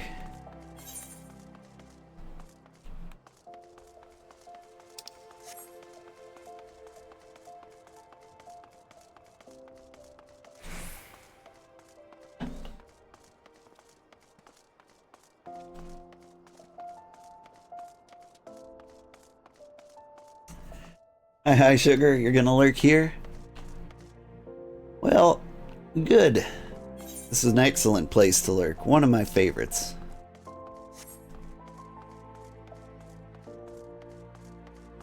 Kitty, you gonna knock over my drink? He's eyeing it.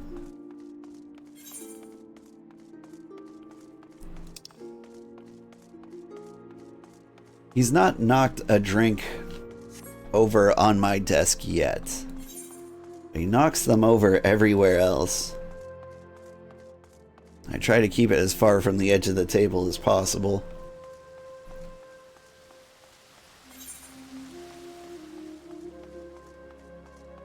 He's thinking about it, I can tell. Alright, you Hase, are you here? Ish? Yeah. Ah, the Warrior of Light, ever reliable friend to the Crystal Braves. You have my deepest thanks for your assistance in Korthus. Now what brings you to us this day? Your cat tries, but you catch him every time. Oh, my cat gets away with it all the time. We're very distracted people here in my family. A gift of weapons from a certain black marketeer, courtesy of Captain Ilberd, you say? Understood. Once we've cataloged the contents, I'll have them delivered to the Hall of Flames. This cannot be everything, can it? Riel stated with confidence there would be far greater quantity of weapons. Blatant falsehood. Clearly, Riel is unfamiliar with the ways of Ul'dah merchants, who ever strive to present themselves as far greater than they are. You should be thankful that his information was not completely erroneous and that he managed to achieve anything of worth at all. Still something worth celebrating, isn't it, Lieutenant? Besides, we've got more important things to worry about. Like fighting those Garleans up north. There'll be no fighting if I have anything to say about it. Our orders are to stand watch, not to seek glory in battle. If you have further need of us, then I shall take my unit to the cerulean processing plants. Time for the fourth turn there, keep, eh? Fight well, alien. Alien. For the freedom of all.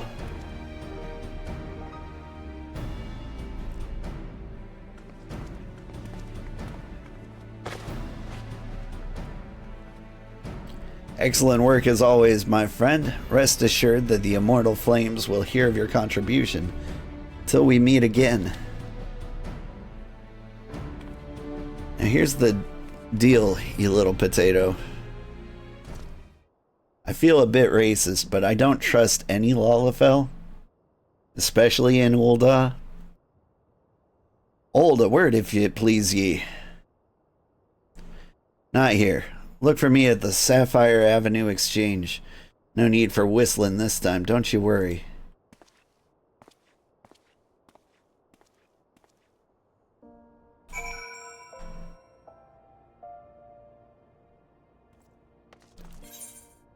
Like, I'm just saying, there is a large number of untrustworthy Lalafell. It just seems to be disproportionate. I'm sure they're perfectly fine people. We just don't work well together. There's about to be a whole mess of us Lalas and Ul'dah marching through on Saturday. Like, I considered being a Lalafell. Just because I'm a Lalafell in real life? An extremely short and shrewd businessman with a fancy little beard and mustache. Thanks for indulging me request. Few places better than a market for privacy, I find. All the hustle and bustle of commerce means that most conversations go unnoticed. To get to the point, at the Burning Wall, when you and the captain interrupted the exchange, what happened? Tell me everything. Leave no details out. Well, you see, it went down like this. That's not quite how the first sold it. These Duskwights they were chasing, latest word is that we lost the trail. But you never saw 'em yourself. Not before the fighting started, and not after. Something ain't right. I don't know what it is, but I can feel it in me bones.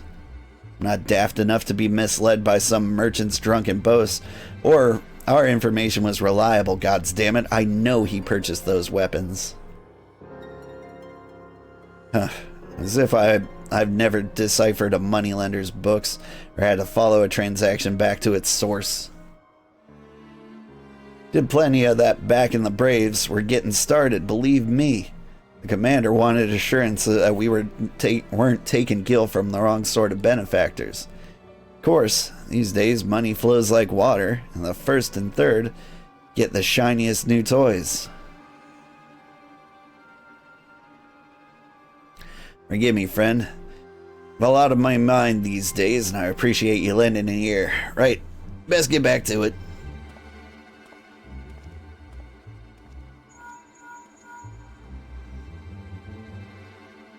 Old, can you hear me? This is Tataru. Your presence is urgently requested at the Rising Stones.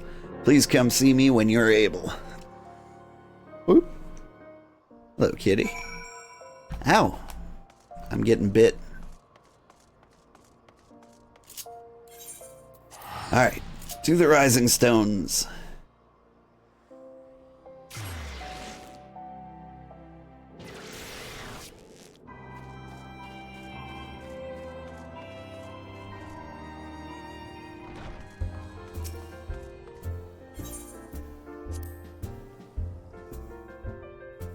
Though there are like two types of like classes I would recommend, or two types of races I would recommend for the game.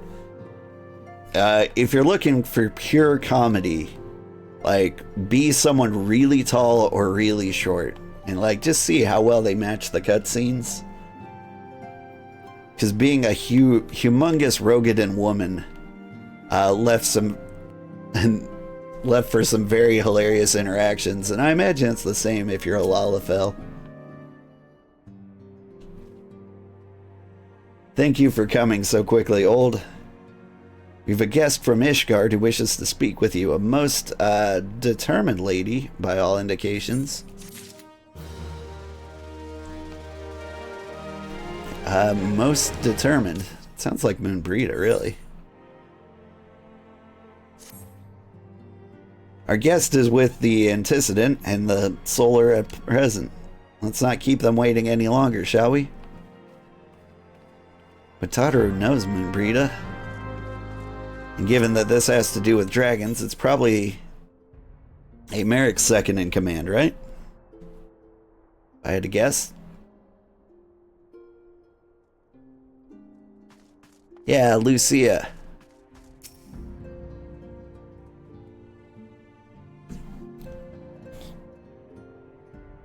We have a guest from Ishgard who wishes to speak with you. I believe the two of you have met. We have. I had hoped to speak with Commander Leveilleur as well, but I cannot afford to wait any longer. The Lord Commander sent me hither to request your aid in a matter of grave import. You see now why I had Tataru summon you. Now that we're all assembled, perhaps you would be good enough to elaborate on the nature of the matter which brought you to us. The Observatorium's astrologians have sounded the alarm. Last night, the Dragonstar burned with an intensity not seen in 15 summers. Not since the Dravanians engaged the Empire in the Battle of Silvertear Skies. The northern sky doth burn full bright upon the Wormlord's call. The red behemoth beckoneth, and flame consumeth all. The old Curthan rhyme, aye.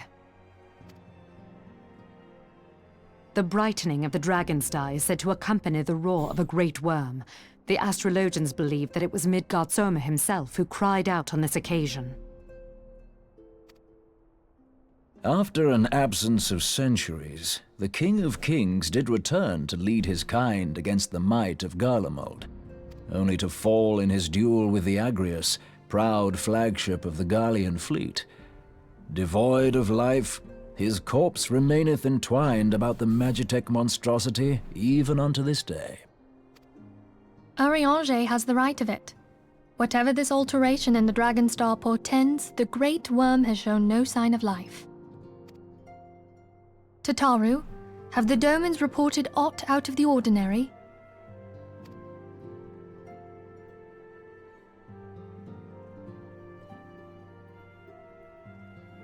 Correct me if I'm wrong, but if Midgardsormr had roared, wouldn't we have heard it here in Revenant's Toll? Roar is but a figure of speech. Dravanians can communicate in ways beyond our ken. It is for this very reason that we are forced to look for signs in the heavens. We cannot say with any confidence that a great worm roared at all, much less that it was Midgardsormr. Only by directly examining the Keeper of the Lake can we be certain. However, it will take too long to gain the Holy See's approval to dispatch the Temple Knights. Therefore, Sir Emric would entrust this task to you. Do you accept? Yeah. We knew you would not disappoint us. Now, if you would excuse me, I must return and assist the Lord Commander. We have precious little time to prepare. To prepare for what, pray tell? When a great worm roars, his brethren cannot choose but answer. We prepare for battle.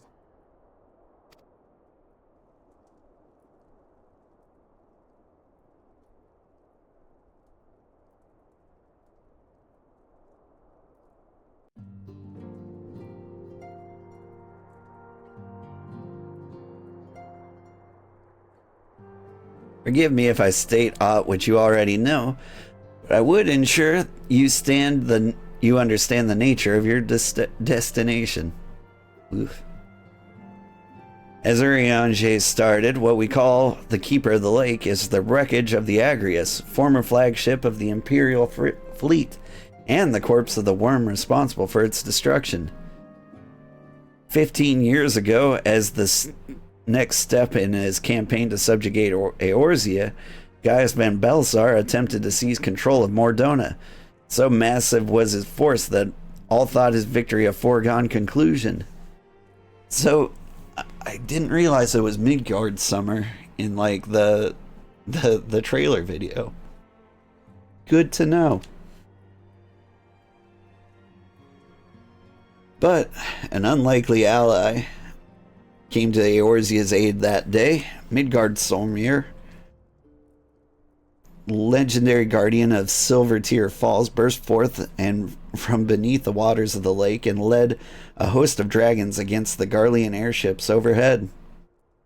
In what would later become known as the Battle of Silvertear Skies, the Great Worm felled countless airships before engaging the Agrius. In the ensuing struggle, the flagship's cerulean engines failed, and it tumbled into the lake below. Yet this victory came at a great cost, for the explosion which followed claimed the life of the Great Worm as well. The same explosion transformed Silvertear Falls into a desolate wasteland it is today, draining the lake of its waters and crystallizing aether for miles around. Yet a remnant of the lake remains, and at its center, a constant reminder of that faithful day long ago. In accordance with Sir Amaric's wishes, our Doman allies would have been standing watch over the Keeper of the Lake, and it would be wise to speak to them before investigating the wreckage itself. Be careful, my friend. We know not what danger awaits you within. Now then, let's not neglect our own tasks. There's so much to be done, and precious little time to do it.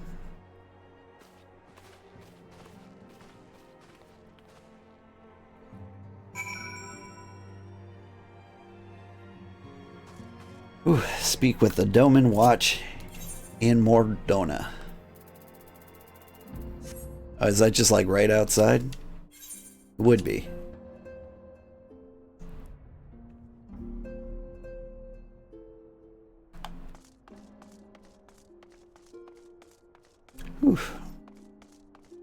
Alright.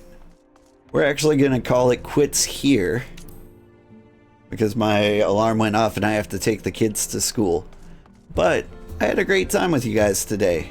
Thank you again, Ada, for all your help with the various primals. It would have been needlessly long and complicated without you. And I'm going to, like, wonder in the back of my mind whether I should have fought them legitimately with a level sync, or if I was okay to just speed through them like that. Because the fights were kind of interesting, but everyone's seen those 100 times, right? Either way, we got the important part. They were back, and then we killed them.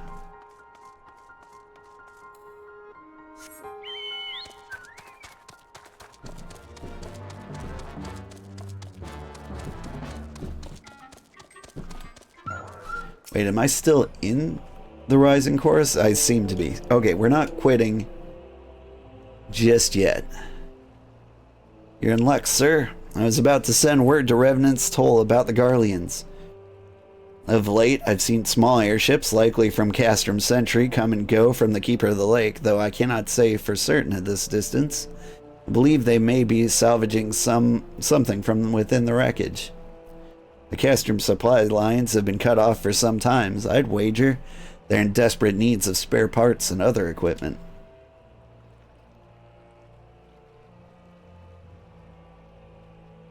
So it's true then, the Ishgardians honestly fear that the worm might rise again? Well, from here it seems rather unlikely, but if it's assurance they want, you've no choice but to inspect the corpse in its entirety. Easier said than done. The creatures which inhabit the wreckage and the aforementioned Garleans won't take kindly to your presence. They're sure to fire upon an airship, so I'd advise a more stealthy approach. Take this boat and a few of your comrades to the base of the Agrius, then climb to the top. It's the only viable approach, I'd say.